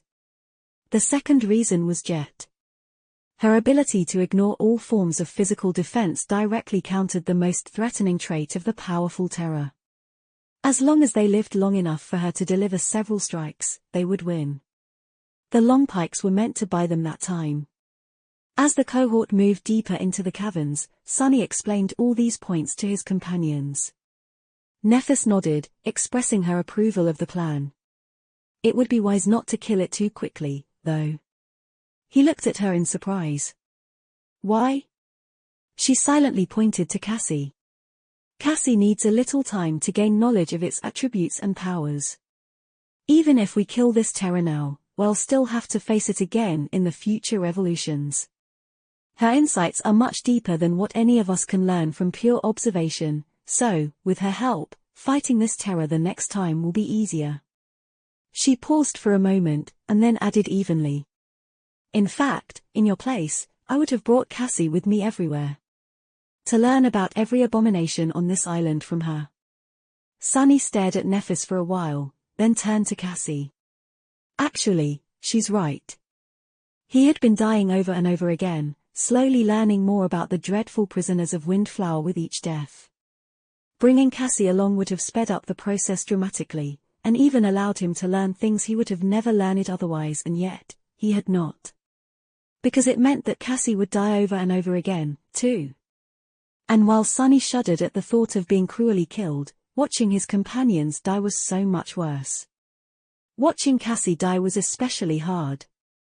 Maybe because, despite the fact that the delicate blind girl had proven her strength over and over again, she was still the weakest of them. And deep down inside, he still saw her as someone who needed his protection. Cassie was quiet and unassuming, so it was not easy to keep her martial prowess in mind. Sunny sighed and lowered his head. I'll have to involve her, regardless. My progress is too slow. At that moment, they entered another large cavern. The darkness here seemed especially deep and oppressive, barely retreating from the light of their luminous memories. He suddenly sensed the shadows moving ominously behind the thick rock wall. Looking up sharply, Sunny lowered his pike and shouted. Right side, prepare. In the next moment, the wall of the cavern to their right suddenly exploded, several tons of broken stone flying at them like an artillery shells. Sunny barely had time to dodge a slab of black rock when a massive shape revealed itself from the cloud of dust, already descending upon them. Curses! The terror resembled a giant, monstrous termite. Sunny could only see its massive head and an opened maw, with saw-like mandibles protruding repulsively from its edges. Its head alone was almost as wide as the entire cavern, and it was flying at them with dreadful speed. The dark chasm of the creature's maw was like a cave itself. Sunny had perished painfully inside its darkness once or twice, so he knew that there was no escape from it. His eyes glinted furiously. Not this time, damn it. But at the same time, another, exhausted part of his mind thought. So what if I die again? I'm so tired. Chapter 1426, Pathfinder. Before the terror could swallow them all, Nephis appeared in its way.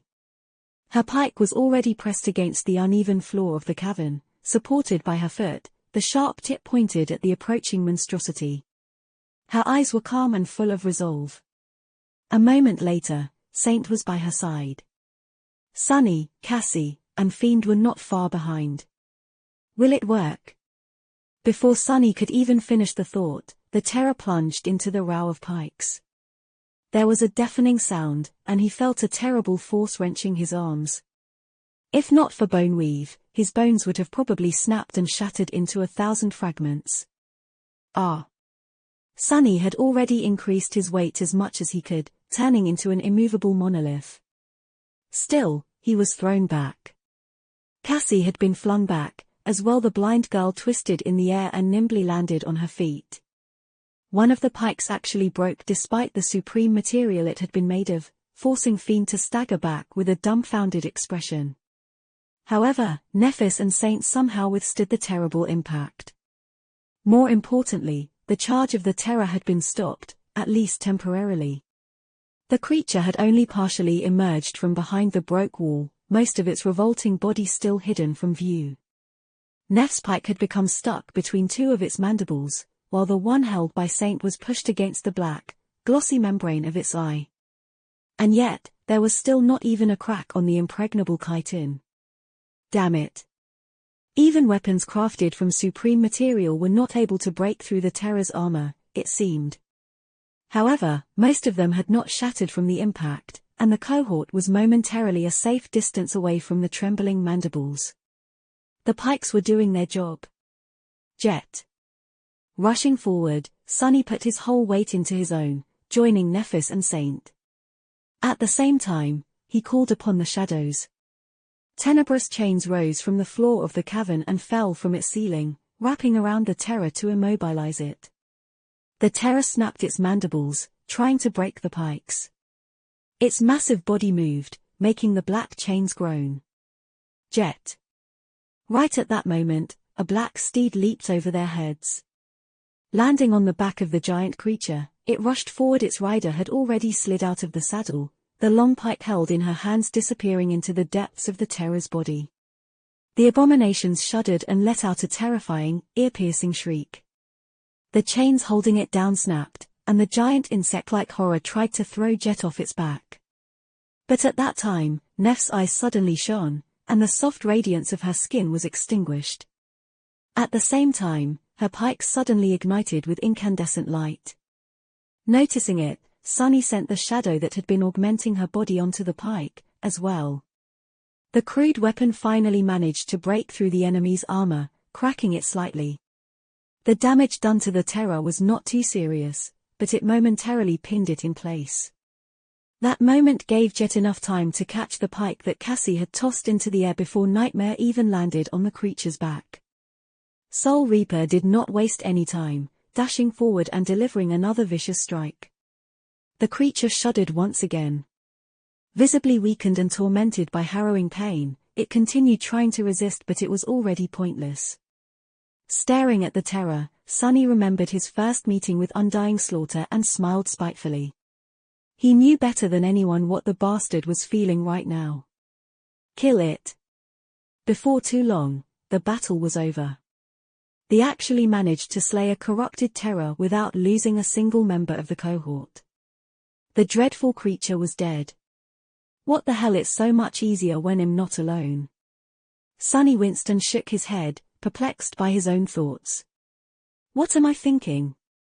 Of course it is, you fool. He was sitting on the floor, catching his breath. Nephis was massaging her forearms with a small grimace. Cassie had retrieved the guiding light from the sling on her back and was now leaning heavily on it.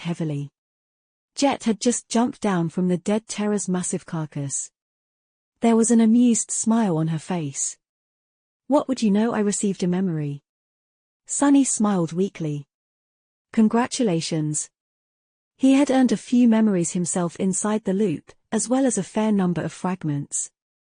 Sadly, none of them remained.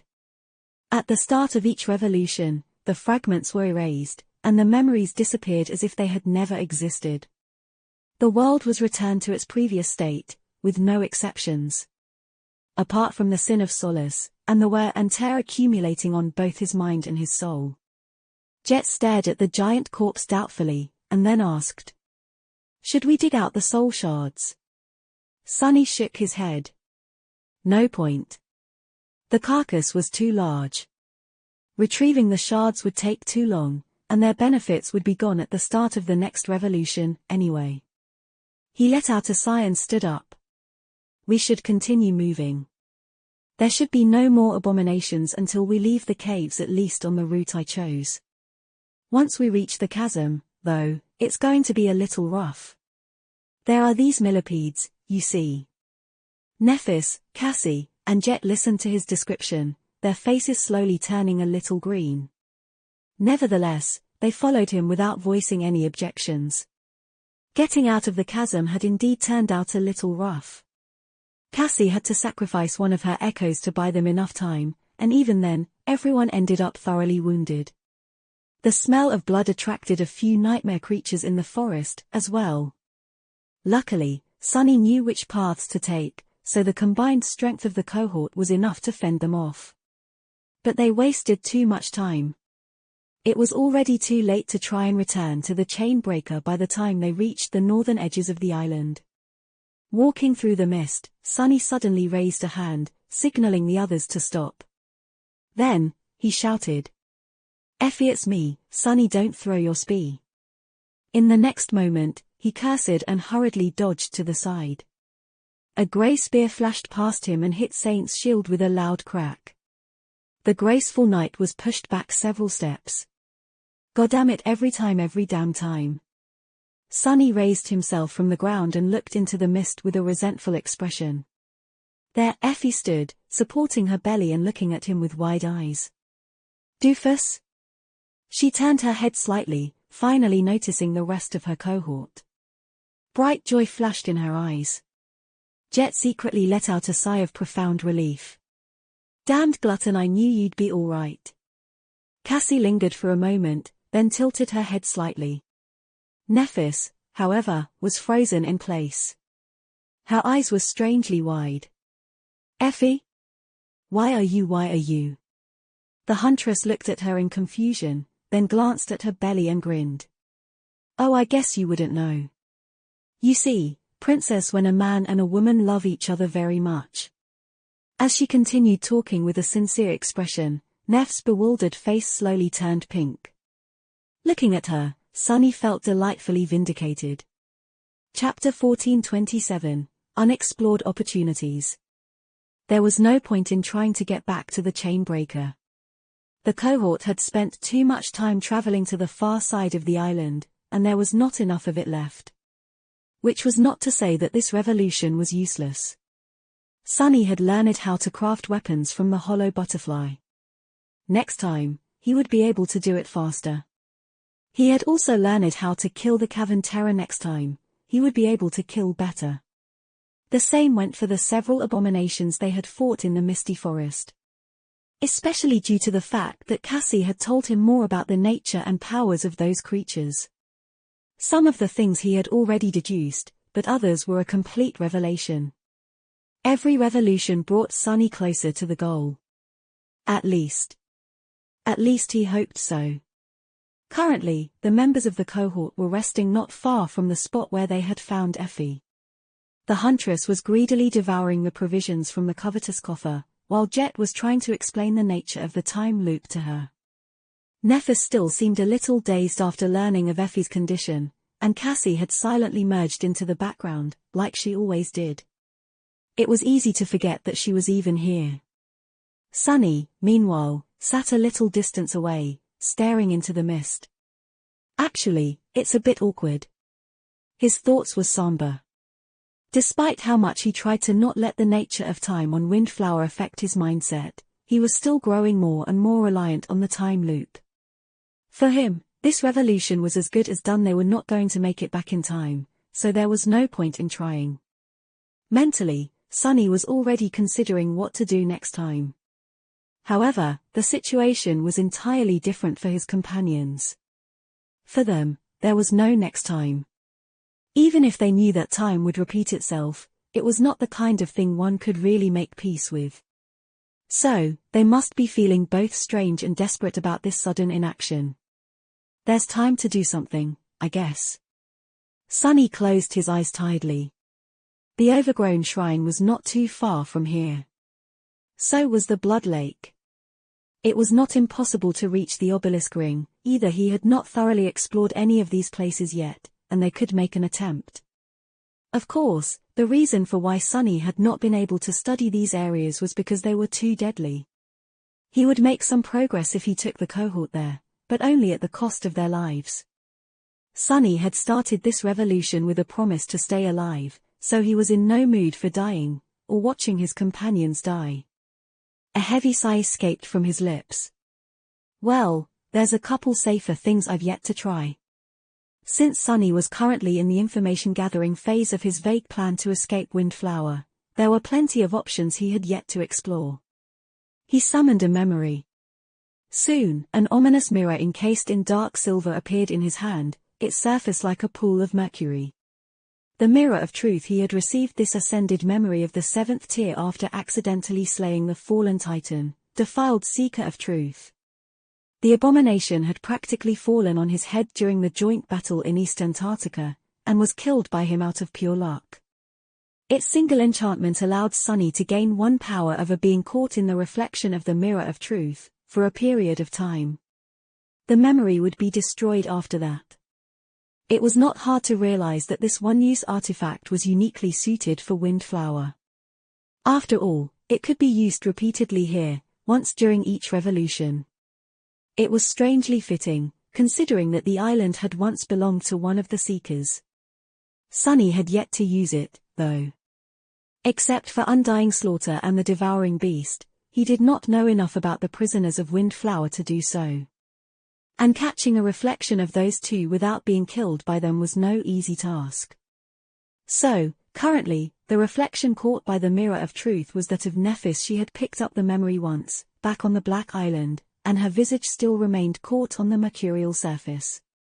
Blindly trying to reflect abominable powers has been a problem before, but if I indeed involve Cassie, it can become feasible. This was a whole layer of opportunities he had to think about and explore. The enchantment of the Mirror of Truth was not limited to nightmare creatures, either. Sunny could temporarily gain the aspect abilities of the cohort members, as well Neph's flames, Cassie's premonition, Jet's ability to destroy souls, Effie's Herculean strength. His tired mind went into a stupor from the sheer amount of intertwined possibilities. After a while, Sunny dismissed the Mirror of Truth and took a deep breath. There was another tool at his disposal that he had not used yet. The fragment of Shadow God's domain that he had received as a reward for mastering the 4th step of Shadow Dance. He had not experimented with it before due to the fear of wasting this powerful legacy relic. But now that Sunny was inside of the loop, was there a better place to learn what the domain fragment could actually do? He had been considering unleashing it for a while now. What stopped Sunny before was the desire to learn more about Windflower first. But he had already explored most of it, at least tentatively. Was there a reason to wait? Only one. He was exhausted. Sunny stared bleakly into the mist. The Mirror of Truth and the fragment of Shadow's domain. I'll try them next. But first he really needed a break. Assessing these two tools would go much better with a fresh mind. Glancing at the members of the cohort, Sunny hesitated for a few moments, and then asked, "Do you guys want me to do anything specific once the next revolution starts?" When was the last time he had a real day off, free to do anything he wanted or do nothing at all? Even in the periods of relative calm, Sunny had always been burdened by the need to accomplish so many things. This time, he wasn't going to bother. He was just going to rest. A hint of excitement suddenly bloomed in his ragged heart. Chapter 1428, Searching Reflection. Sunny waited for a moment, then waited some more. He was back on the deck of the Chainbreaker, surrounded by flowing mist. A slight tremor ran through his body. I'm tired. He straightened slowly and stared into the fog.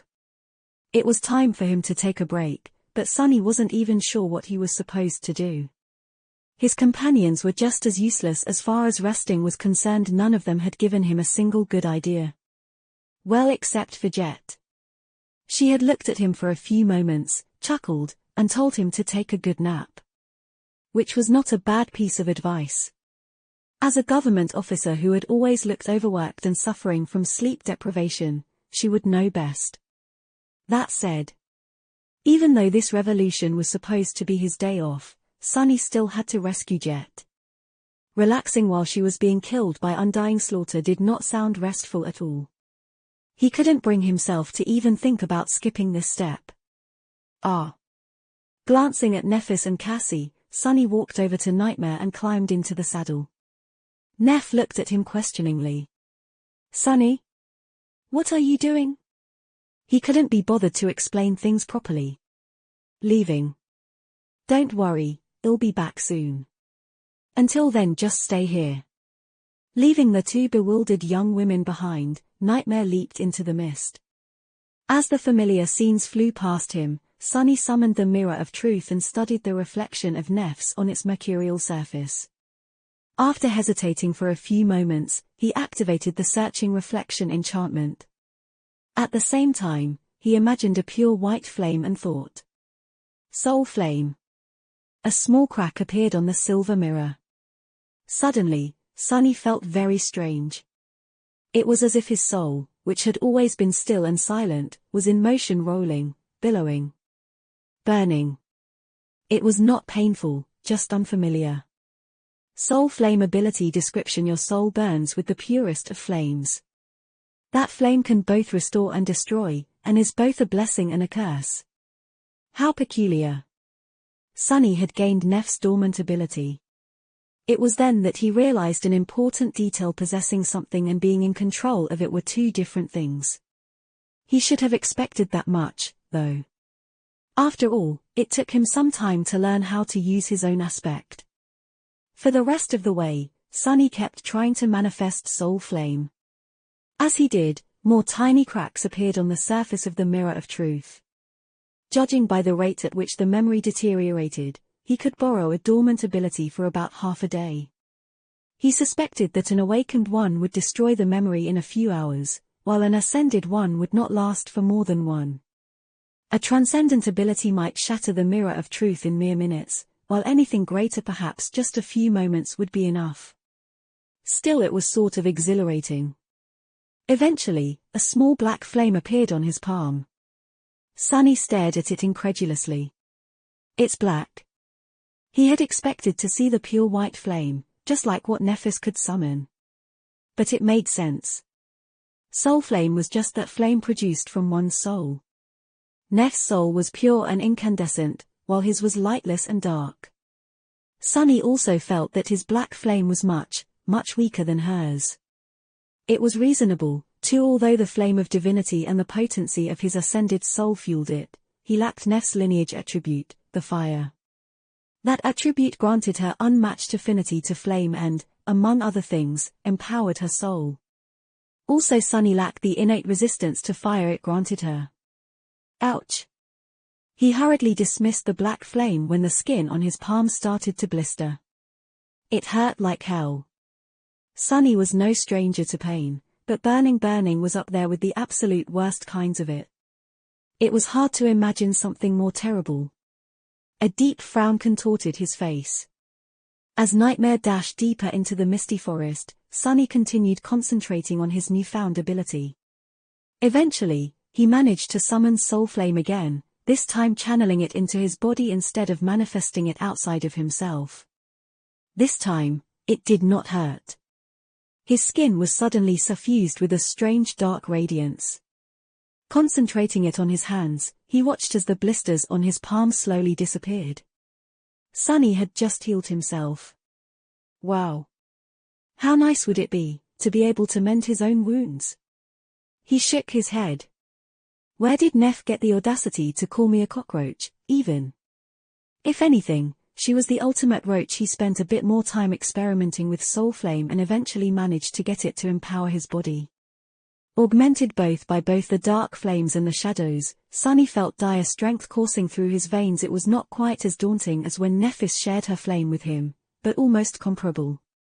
One curious detail of this augmentation was that it did not divide itself into 5 distinct parts, akin to his 5 shadows. Instead, it was a single mass of flame which could be divided however he wished. Sunny imagined being augmented by his 5 shadows, all of the authentic soul flame, all of the mirrored Su flame, Effie's ascended ability, and the crown of dawn on top of that. Wouldn't that turn him into an absolute monster? Yes, it would. Sadly, Windflower was a place where even a monster like that was close to the bottom of the food chain. It's an option worth remembering, though. At this point, Sunny could already smell Jet's blood in the air. Galloping past the familiar trees, he noticed her hunched figure and reached down. "Grab my hand." Jet looked up, her face pale and pained. It took her a moment to recognize his voice, and another one to shake off her shock. Not even understanding the situation completely, she reached forward. Sunny pulled her up. This time, however, he put Jet in front of him, instead of behind him. They ended up in quite an awkward pose, his hand pressed against her back and soaked in her blood. She grimaced. "Sunny, you really know how to." He interrupted her. "Make a girl squeal." "Yeah. I know. Now, stay still." His blooded hand was suddenly suffused with the dark radiance once again. And washed in that radiance, Jet's wounds slowly began to heal. It was nowhere near as fast and efficient as when Nephis healed people, but it still worked. And since Neph was currently devoid of essence, that was more than enough. A dark smile appeared on his face. "That should save me a lot of time in the future. No matter how many times the future repeated itself." 1419. Soon, Nightmare landed on the deck of the Chainbreaker. Sunny had been a bit distracted, so he was surprised to see that Nephis was pointing her sword at him. After a short moment, she let out a sigh and sheathed it again. "Right. They didn't see us approaching because of the mist, and then something fast jumped out of it and landed on the ship." After the lackluster explanation Sunny had given them, both Cassie and Nephis must have been tense and uneasy for the past half an hour. "You're back." Nephis started to talk, but then grew silent. She had finally noticed the blooded figure sitting in front of Sunny. Jet used that moment to gingerly jump down and stretch. "Horse riding is just not for me." "Ah, I miss my PTV." Cassie seemed taken aback. "Soul Reaper Jet?" Jet nodded and smiled. "One and only." Then, her expression darkened. "Well, I suppose not anymore." For a few moments, everyone was silent. Nephis and Cassie were looking between Sunny and Jet, startled. He had already dismounted and was rubbing his face, a little spaced out. "Sunny, you have already found Jet?" He stared at Nephis for a moment, then nodded. "Yes.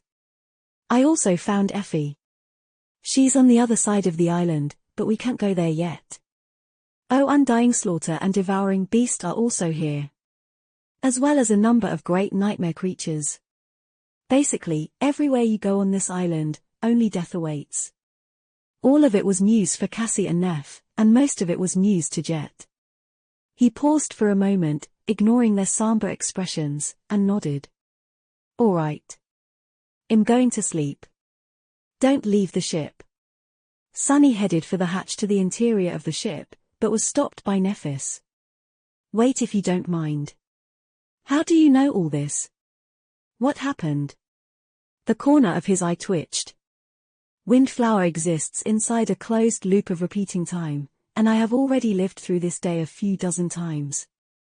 I can remember the previous revolutions because of my cursed sword. The last time around, you told me to rest, so that's what I'm doing. I'm going to take a nap. Now, if you'll excuse me." He walked between the 3 frozen women and disappeared into the hatch. Finding his way to his sleeping quarters, Sunny dismissed his mantle and toppled onto his bed. His pillow had never felt so soft. "I'll take a small nap, just a few hours, and then explain everything properly." Closing his eyes, he instantly fell into the comforting embrace of sleep. The next thing Sunny knew, he was crouching on the deck of the Chainbreaker, just as tired as he had been before. He waited for a moment, then straightened and looked around in confusion. What is this? Sunny was back to the start of the loop. His expression soured. What the hell? Did I sleep through the whole day? Or had something killed him in his sleep? Turning around, Sunny frowned and looked at Nephis. She met his gaze and said, "I'm fine. I can still put up a fight." He stared at her for a moment, then cursed and jumped into the saddle. Before Nephis or Cassie could say anything, the dark Destro had already disappeared into the mist. "I just want to sleep in peace. How hard can it be?" Sunny used the mirror of truth again, found Jet, and healed her. Returning to the Chainbreaker, he dismounted first and looked at his tense and startled companions in exasperation. Before they could say anything, he raised a hand and stopped them. "Yes, I found Jet. Time loops on this island, so I have already lived through these events a bunch of times. Leaving the ship is too dangerous, so please don't. I am going to sleep." I might seem crazy and rude, but it was actually you who insisted that I take a break. "I'll be off, then." With that, he nodded and used Shadow Step to disappear from the deck. 3 confused women were left in his wake. Falling on his bed, Sunny closed his eyes and sighed. Sleep. Then, he was standing on the deck of the Chainbreaker again. Sunny straightened, took a deep breath, and bellowed damnation. It took Sunny 5 more revolutions to finally feel refreshed.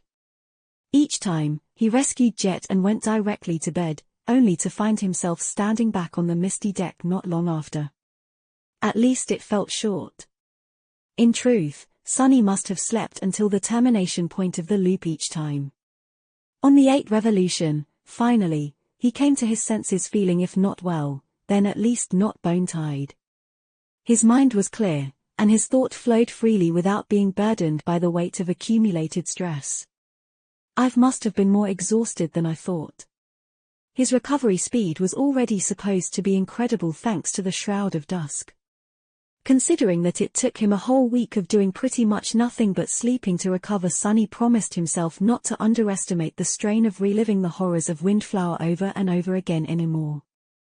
Luckily, he had paused before his sanity collapsed. That said, his mental state was still delicate. Giving himself enough time to sleep was one thing, but he also had to go through some kind of positive experiences to counter the destructive effect of dying repeatedly in all kinds of macabre ways. What is supposed to come after getting a good night's sleep? Staring into the mist, Sunny pondered for a while, and then smiled. Actually, isn't it obvious? It was breakfast. Nodding to himself, he walked past Nephis and Cassie and climbed into the saddle. Both of them looked at him in surprise. "Sunny? What are you doing?" He looked down at his companions and lingered for a few moments. Then, he said, "I have an idea of where Jet is. I'll go fetch her really quick. Meanwhile, though, I have a strange request." Turning to Nephis, he put on his most pleasant smile. "Neph, it might sound weird, but can you cook up something tasty while I'm gone? Go all out, use any ingredient you need. It's rather important that you don't hold back." She simply stared at him, a hint of confusion hiding in her striking grey eyes. "I guess I can." Sunny grinned. "Great. Oh, don't forget to make coffee. Wait, we don't have coffee tea, then the best tea we have." With that, he commanded Nightmare to leap into the mist. It was time for him to be pampered a little. Chapter 1429, Bedtime. Soon, Nightmare landed on the deck of the Chainbreaker. Sunny had been a bit distracted, so he was surprised to see that Nephis was pointing her sword at him. After a short moment, she let out a sigh and sheathed it again. "Right. They didn't see us approaching because of the mist, and then something fast jumped out of it and landed on the ship." After the lackluster explanation Sunny had given them, both Cassie and Nephis must have been tense and uneasy for the past half an hour. "You're back." Nephis started to talk, but then grew silent. She had finally noticed the bloodied figure sitting in front of Sunny. Jet used that moment to gingerly jump down and stretch. "Horse riding is just not for me. Ah, I miss my PTV." Cassie seemed taken aback. "Soul Reaper Jet?" Jet nodded and smiled. "One and only." Then, her expression darkened. "Well, I suppose not anymore." For a few moments, everyone was silent. Nephis and Cassie were looking between Sunny and Jet, startled. He had already dismounted and was rubbing his face, a little spaced out. "Sunny, you have already found Jet?" He stared at Nephis for a moment, then nodded. "Yes. I also found Effie. She's on the other side of the island, but we can't go there yet. Oh, Undying Slaughter and Devouring Beast are also here. As well as a number of great nightmare creatures. Basically, everywhere you go on this island, only death awaits." All of it was news for Cassie and Neph, and most of it was news to Jet. He paused for a moment, ignoring their somber expressions, and nodded. "All right. I'm going to sleep. Don't leave the ship." Sunny headed for the hatch to the interior of the ship, but was stopped by Nephis. "Wait, if you don't mind. How do you know all this? What happened?" The corner of his eye twitched. "Windflower exists inside a closed loop of repeating time, and I have already lived through this day a few dozen times. I can remember the previous revolutions because of my cursed sword. The last time around, you told me to rest, so that's what I'm doing. I'm going to take a nap. Now, if you'll excuse me." He walked between the three frozen women and disappeared into the hatch. Finding his way to his sleeping quarters, Sunny dismissed his mantle and toppled onto his bed. His pillow had never felt so soft. "I'll take a small nap, just a few hours, and then explain everything properly." Closing his eyes, he instantly fell into the comforting embrace of sleep. The next thing Sunny knew, he was crouching on the deck of the Chainbreaker, just as tired as he had been before. He waited for a moment, then straightened and looked around in confusion. "What is this?" Sunny was back to the start of the loop.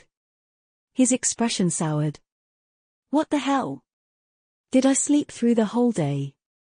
Or had something killed him in his sleep?" Turning around, Sunny frowned and looked at Nephis. She met his gaze and said, "I'm fine. I can still put up a fight." He stared at her for a moment, then cursed and jumped into the saddle. Before Nephis or Cassie could say anything, the dark Destria had already disappeared into the mist. "I just want to sleep in peace. How hard can it be?" Sunny used the mirror of truth again, found Jet, and healed her. Returning to the Chainbreaker, he dismounted first and looked at his tense and startled companions in exasperation. Before they could say anything, he raised a hand and stopped them. "Yes, I found Jet. Time loops on this island, so I have already lived through these events a bunch of times. Leaving the ship is too dangerous, so please don't. I am going to sleep. I might seem crazy and rude, but it was actually you who insisted that I take a break. I'll be off, then." With that, he nodded and used Shadow Step to disappear from the deck. 3 confused women were left in his wake. Falling on his bed, Sunny closed his eyes and sighed. Sleep. Then, he was standing on the deck of the Chainbreaker again. Sunny straightened, took a deep breath, and bellowed damnation. It took Sunny 5 more revolutions to finally feel refreshed. Each time, he rescued Jet and went directly to bed, only to find himself standing back on the misty deck not long after. At least it felt short. In truth, Sunny must have slept until the termination point of the loop each time. On the 8th revolution, finally, he came to his senses, feeling if not well, then at least not bone-tied. His mind was clear, and his thought flowed freely without being burdened by the weight of accumulated stress. I must have been more exhausted than I thought. His recovery speed was already supposed to be incredible thanks to the Shroud of Dusk. Considering that it took him a whole week of doing pretty much nothing but sleeping to recover, Sunny promised himself not to underestimate the strain of reliving the horrors of Windflower over and over again anymore. Luckily, he had paused before his sanity collapsed. That said, his mental state was still delicate. Giving himself enough time to sleep was one thing, but he also had to go through some kind of positive experiences to counter the destructive effect of dying repeatedly in all kinds of macabre ways. What is supposed to come after getting a good night's sleep? Staring into the mist, Sunny pondered for a while, and then smiled. Actually, isn't it obvious? It was breakfast. Nodding to himself, he walked past Nephis and Cassie and climbed into the saddle. Both of them looked at him in surprise. Sunny? What are you doing?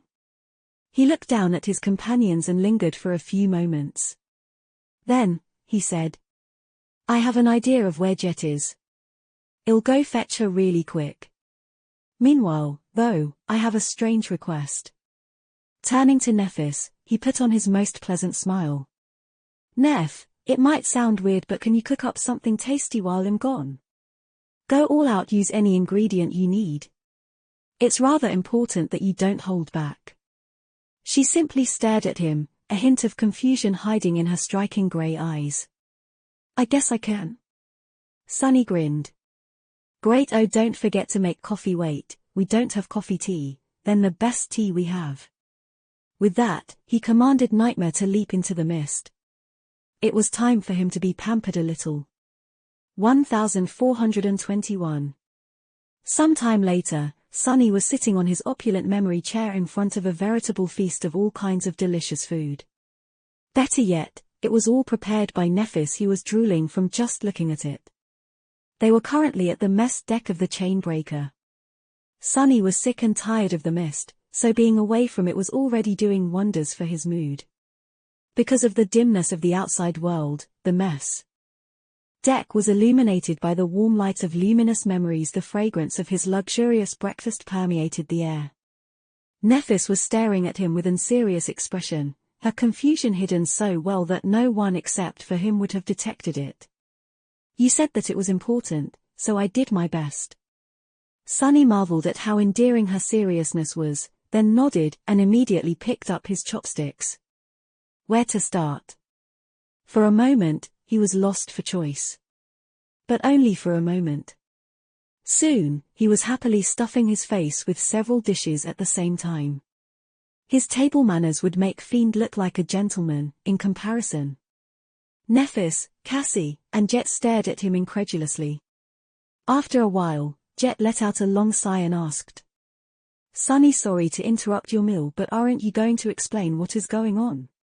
He stopped chewing for a moment and glanced at her briefly. I might. Then, he asked sweetly. Oh, can anyone pour me a cup of tea? The teapot was right there in front of him, but what was the point of being pampered if he had to do everything himself? Nephis blinked, confused. Can't you do it yourself? Sunny smiled. Considering that his cheeks had ballooned because of all the food in his mouth, his smile looked nothing short of ridiculous. I can. There were a few moments of awkward silence. Then, Nephis sighed and poured tea in a beautiful porcelain cup. Here you go. Sunny nodded in gratitude and chased down the food with a sip of the bitter tea. A shame there's no coffee anywhere in this tomb. He was enjoying his break quite a bit. The other three, however, seemed a little concerned. After a while, Nephis cleared her throat and asked evenly. So, are you going to tell us what is going on or not? Sunny swallowed, took another sip of tea, and gave her a contemplative look.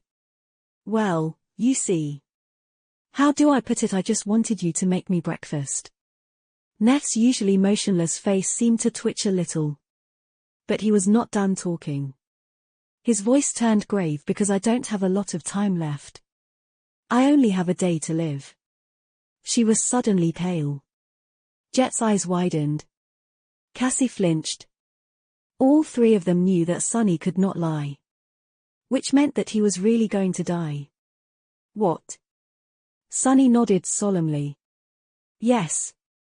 Sadly, it's true, I am going to die soon. It's inevitable, and none of you can stop it. So, I just wanted to spend a pleasant day with you, gals. Anyway, this breakfast is a good start. There was dead silence in the mess deck. Jet was frozen still.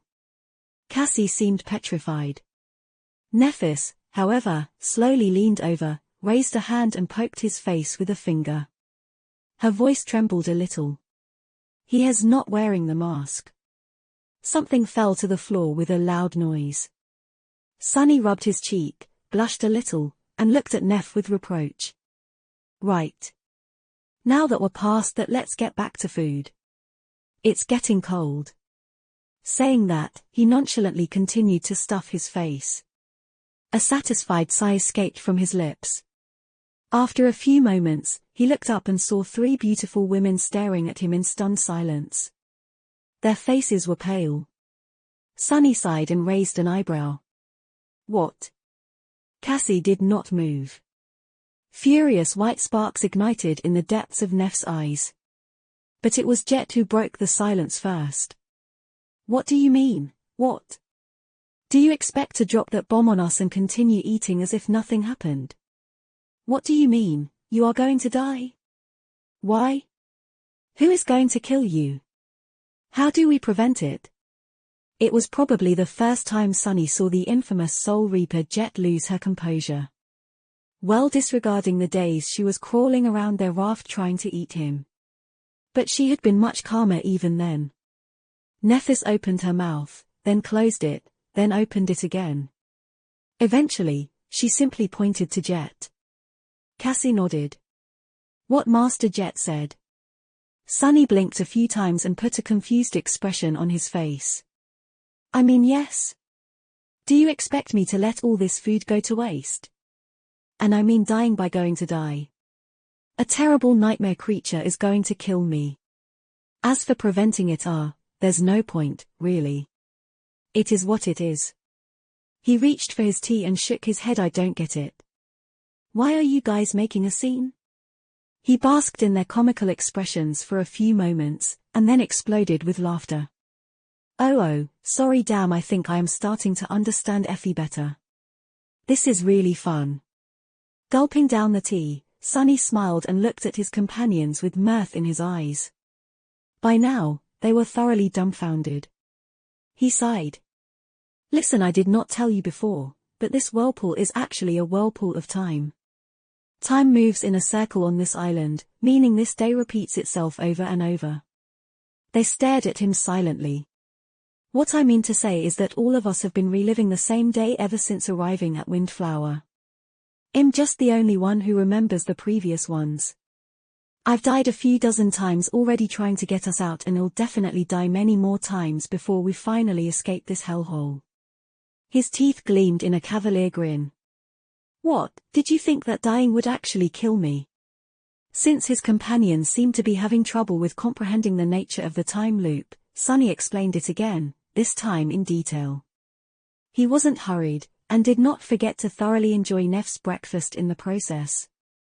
Luckily, Sunny already had rich experience of having this conversation, so he did it again with ease. His mood was quite good.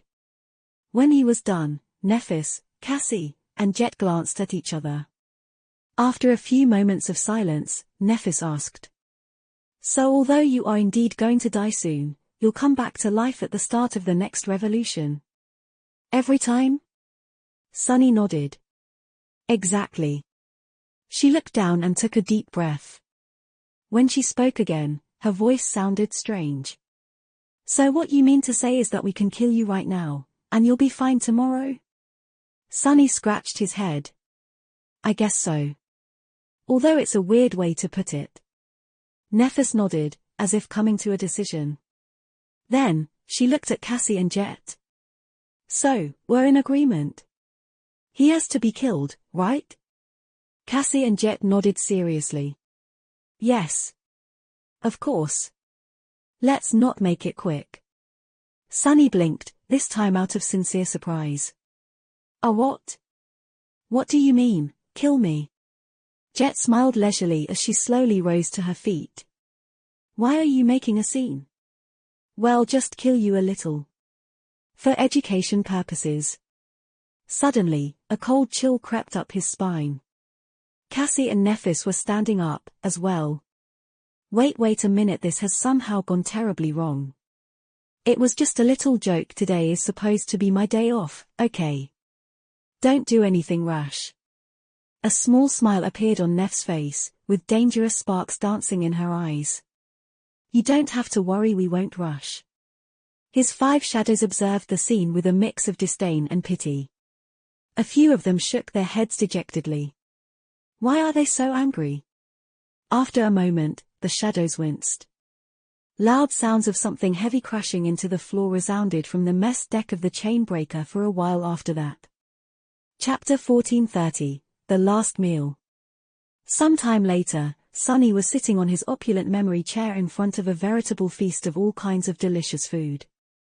Better yet, it was all prepared by Nephis, who was drooling from just looking at it. They were currently at the mess deck of the Chainbreaker. Sunny was sick and tired of the mist, so being away from it was already doing wonders for his mood.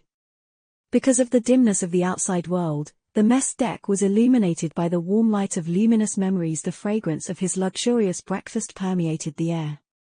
Nephis was staring at him with an serious expression, her confusion hidden so well that no one except for him would have detected it. You said that it was important, so I did my best. Sunny marveled at how endearing her seriousness was, then nodded and immediately picked up his chopsticks. Where to start? For a moment, he was lost for choice. But only for a moment. Soon, he was happily stuffing his face with several dishes at the same time. His table manners would make Fiend look like a gentleman, in comparison. Nephis, Cassie, and Jet stared at him incredulously. After a while, Jet let out a long sigh and asked. Sunny, sorry to interrupt your meal, but aren't you going to explain what is going on? He stopped chewing for a moment and glanced at her briefly. I might. Then, he asked sweetly. Oh, can anyone pour me a cup of tea? The teapot was right there in front of him, but what was the point of being pampered if he had to do everything himself? Nephis blinked, confused. Can't you do it yourself? Sunny smiled. Considering that his cheeks had ballooned because of all the food in his mouth, his smile looked nothing short of ridiculous. I can. There were a few moments of awkward silence. Then, Nephis sighed and poured tea in a beautiful porcelain cup. Here you go. Sunny nodded in gratitude and chased down the food with a sip of the bitter tea. A shame there's no coffee anywhere in this tomb. He was enjoying his break quite a bit. The other 3, however, seemed a little concerned. After a while, Nephis cleared her throat and asked evenly.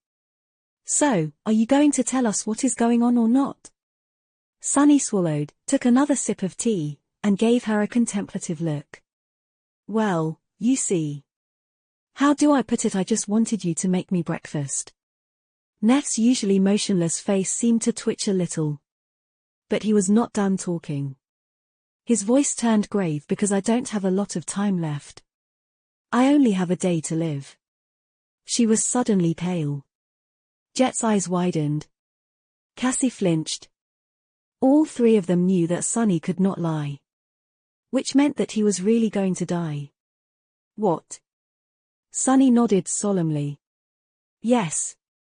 Sadly, it's true, I am going to die soon. It's inevitable, and none of you can stop it. So, I just wanted to spend a pleasant day with you, gals. Anyway, this breakfast is a good start. There was dead silence in the mess deck. Jet was frozen still. Cassie seemed petrified. Nephis, however, slowly leaned over, raised a hand and poked his face with a finger. Her voice trembled a little. He is not wearing the mask. Something fell to the floor with a loud noise. Sunny rubbed his cheek, blushed a little, and looked at Neff with reproach. Right. Now that we're past that, let's get back to food. It's getting cold. Saying that, he nonchalantly continued to stuff his face. A satisfied sigh escaped from his lips. After a few moments, he looked up and saw three beautiful women staring at him in stunned silence. Their faces were pale. Sunny sighed and raised an eyebrow. What? Cassie did not move. Furious white sparks ignited in the depths of Neff's eyes. But it was Jet who broke the silence first. What do you mean, what? Do you expect to drop that bomb on us and continue eating as if nothing happened? What do you mean, you are going to die? Why? Who is going to kill you? How do we prevent it? It was probably the first time Sunny saw the infamous Soul Reaper Jet lose her composure. Well, disregarding the days she was crawling around their raft trying to eat him. But she had been much calmer even then. Nephis opened her mouth, then closed it, then opened it again. Eventually, she simply pointed to Jet. Cassie nodded. What Master Jet said. Sunny blinked a few times and put a confused expression on his face. I mean, yes. Do you expect me to let all this food go to waste? And I mean dying by going to die. A terrible nightmare creature is going to kill me. As for preventing it, there's no point, really. It is what it is.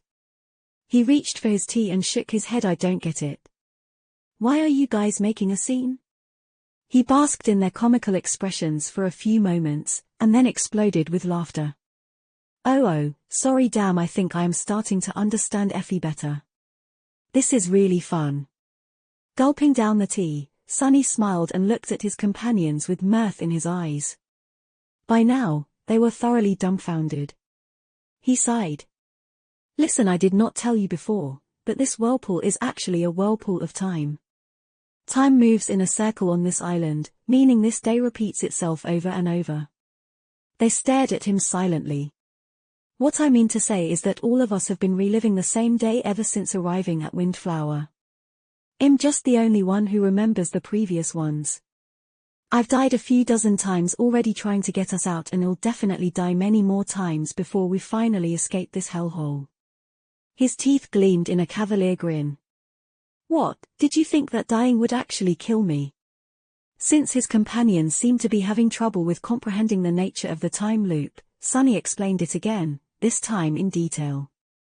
He wasn't hurried, and did not forget to thoroughly enjoy Neff's breakfast in the process. Luckily, Sunny already had rich experience of having this conversation, so he did it again with ease. His mood was quite good. When he was done, Nephis, Cassie, and Jet glanced at each other. After a few moments of silence, Nephis asked. So although you are indeed going to die soon, you'll come back to life at the start of the next revolution? Every time? Sunny nodded. Exactly. She looked down and took a deep breath. When she spoke again, her voice sounded strange. So what you mean to say is that we can kill you right now, and you'll be fine tomorrow? Sunny scratched his head. I guess so. Although it's a weird way to put it. Nephis nodded, as if coming to a decision. Then, she looked at Cassie and Jet. So, we're in agreement. He has to be killed, right? Cassie and Jet nodded seriously. Yes. Of course. Let's not make it quick. Sunny blinked, this time out of sincere surprise. What?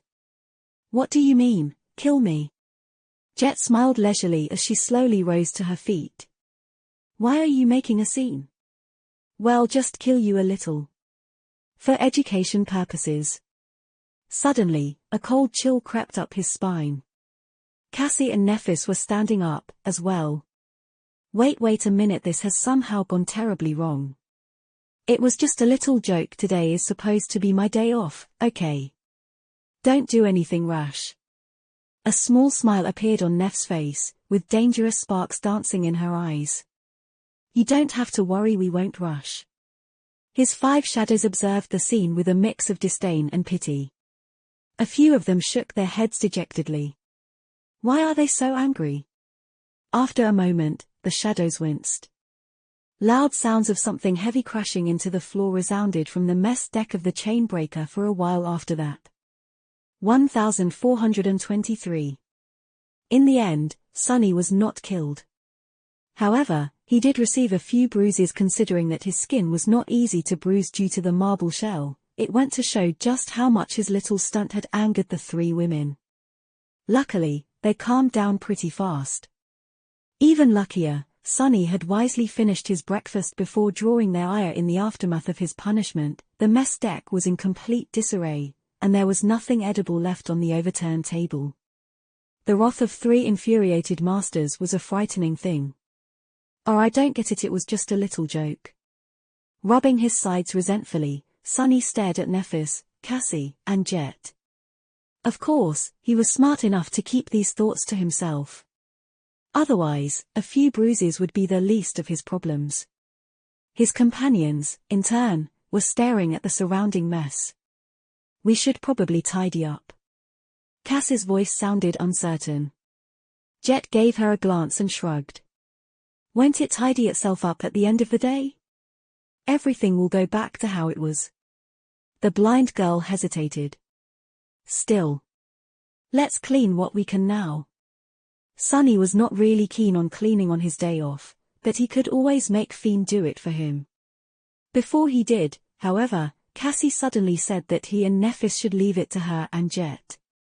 Neph was still suffering from the symptoms of essence exhaustion, while Sunny was supposed to be resting. So, the blind girl told them to go enjoy the dessert on the upper deck. Nephis seemed unconvinced, but Sunny was shaken. He remained silent for a while, then asked solemnly, "There's dessert?" After that, the two of them were sent out of the devastated mess deck. Soon, Sunny found himself sitting in the shade of the sacred tree, having an improvised picnic with Neph. There was indeed dessert on a cloth in front of him, as well as another pot of freshly brewed tea. Drinking hot tea while surrounded by the chilly mist was a special kind of pleasure. They spent some time in comfortable silence. Sunny was tired of having the same conversations over and over again, and Nephis seemed to be keeping her questions back. He let out a satisfied sigh. "This is great, what is it?" He pointed to one of the bowls, causing Nephis to glance at him. She lingered for a moment. "Just a simple fruit salad. Sorry, I didn't have time to make anything fancy. Plus, the supplies we received in Fallen Grace are not very varied." Sunny tilted his head a little. "Are desserts also included in the Legacy Nutrition course?" "How strange." She coughed, then looked away and remained silent for a while. Then, Nephis suddenly stood up and said, "I'll go brew more tea." With that, she disappeared, leaving him alone. Sunny stared into the mist, then lowered his gaze and looked at his hand. Soon, a black flame appeared above it. A few seconds after it did, his skin started to blister. And a few moments after that, Sunny winced and dismissed the flame. His slightly burned skin shone with dark radiance and slowly healed itself. Then, he summoned the flame again. His hand was burned once more. Sunny repeated the process several times. Each time, he couldn't keep going for more than a dozen seconds before dismissing the fire. Even if he consciously willed himself to endure, his instincts took over. "I wonder if I can get used to this." His expression turned somber. In back. Nephis sat down, carrying a new pot of tea. Noticing the black flame on his palm, she froze for a second. "What is that?" Sunny made the fire disappear and smiled faintly. "I used the Mirror of Truth to copy your dormant ability. That is how I healed Jet on the way back." She contemplated for a few moments, then nodded. "Good decision." Looking at her with a complicated expression, Sunny sighed. "But I don't have your lineage attribute, so the fire burns me. It hurts like hell. I don't know how you do it." Sunny was almost constantly using his aspect. Even when there was no active threat, his shadows were always out and about, either serving as his eyes or augmenting his body. Many routine tasks were solved with shadow step and shadow manifestation. Nephis, on the contrary, used her aspect as rarely as possible. She did not even summon its powers in most battles, relying solely on her training and skill. It was only when the enemy was overwhelmingly dangerous that she resorted to using the soul flame. But even then, it seemed like too much. The pain of her flaw was unbearable. She shook her head. Says the man who has been killed terribly many times already, but has no intention of slowing down. Dying over and over again, reliving the same day. I don't know what I would have done in your situation. Sunny smiled. You say that, but come on.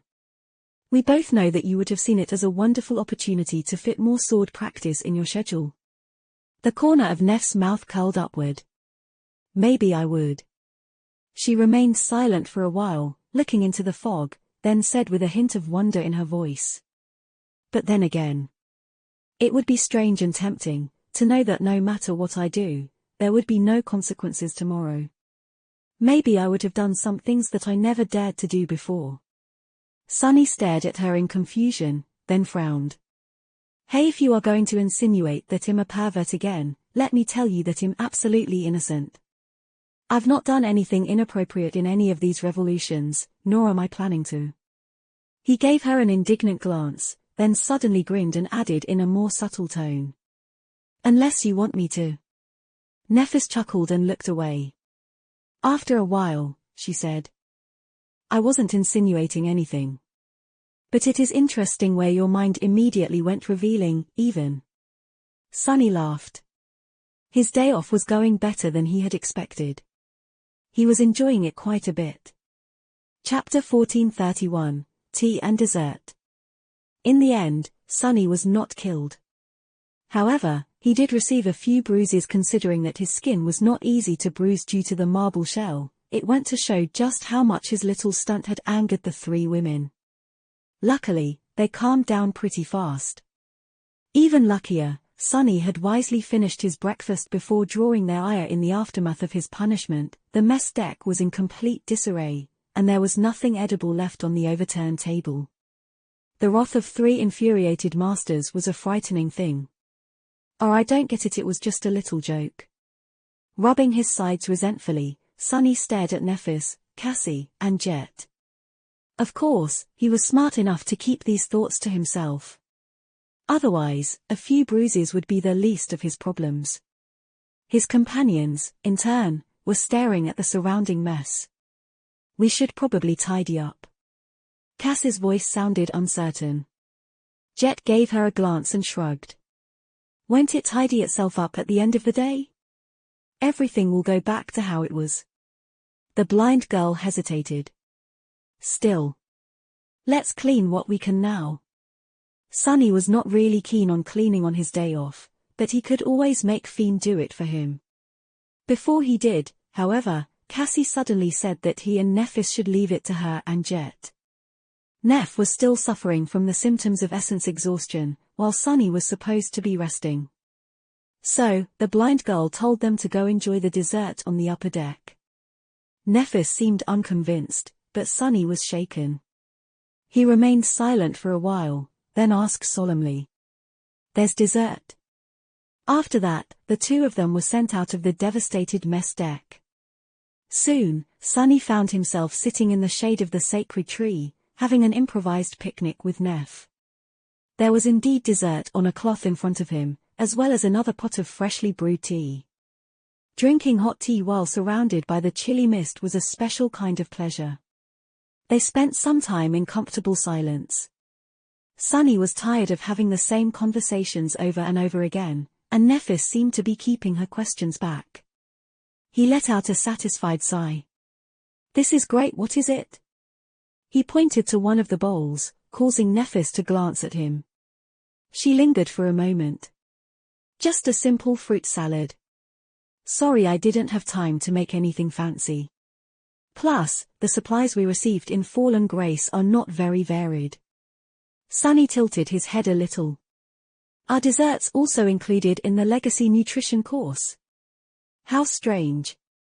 She coughed, then looked away and remained silent for a while. Then, Nephis suddenly stood up and said, I'll go brew more tea. With that, she disappeared, leaving him alone. Sunny stared into the mist, then lowered his gaze and looked at his hand. Soon, a black flame appeared above it. A few seconds after it did, his skin started to blister. And a few moments after that, Sunny winced and dismissed the flame. His slightly burned skin shone with dark radiance and slowly healed itself. Then, he summoned the flame again. His hand was burned once more. Sunny repeated the process several times. Each time, he couldn't keep going for more than a dozen seconds before dismissing the fire. Even if he consciously willed himself to endure, his instincts took over. I wonder if I can get used to this. His expression turned somber. In back. Nephis sat down, carrying a new pot of tea. Noticing the black flame on his palm, she froze for a second. What is that? Sunny made the fire disappear and smiled faintly. I used the mirror of truth to copy your dormant ability. That is how I healed Jet on the way back. She contemplated for a few moments, then nodded. Good decision. Looking at her with a complicated expression, Sunny sighed. But I don't have your lineage attribute, so the fire burns me. It hurts like hell. I don't know how you do it.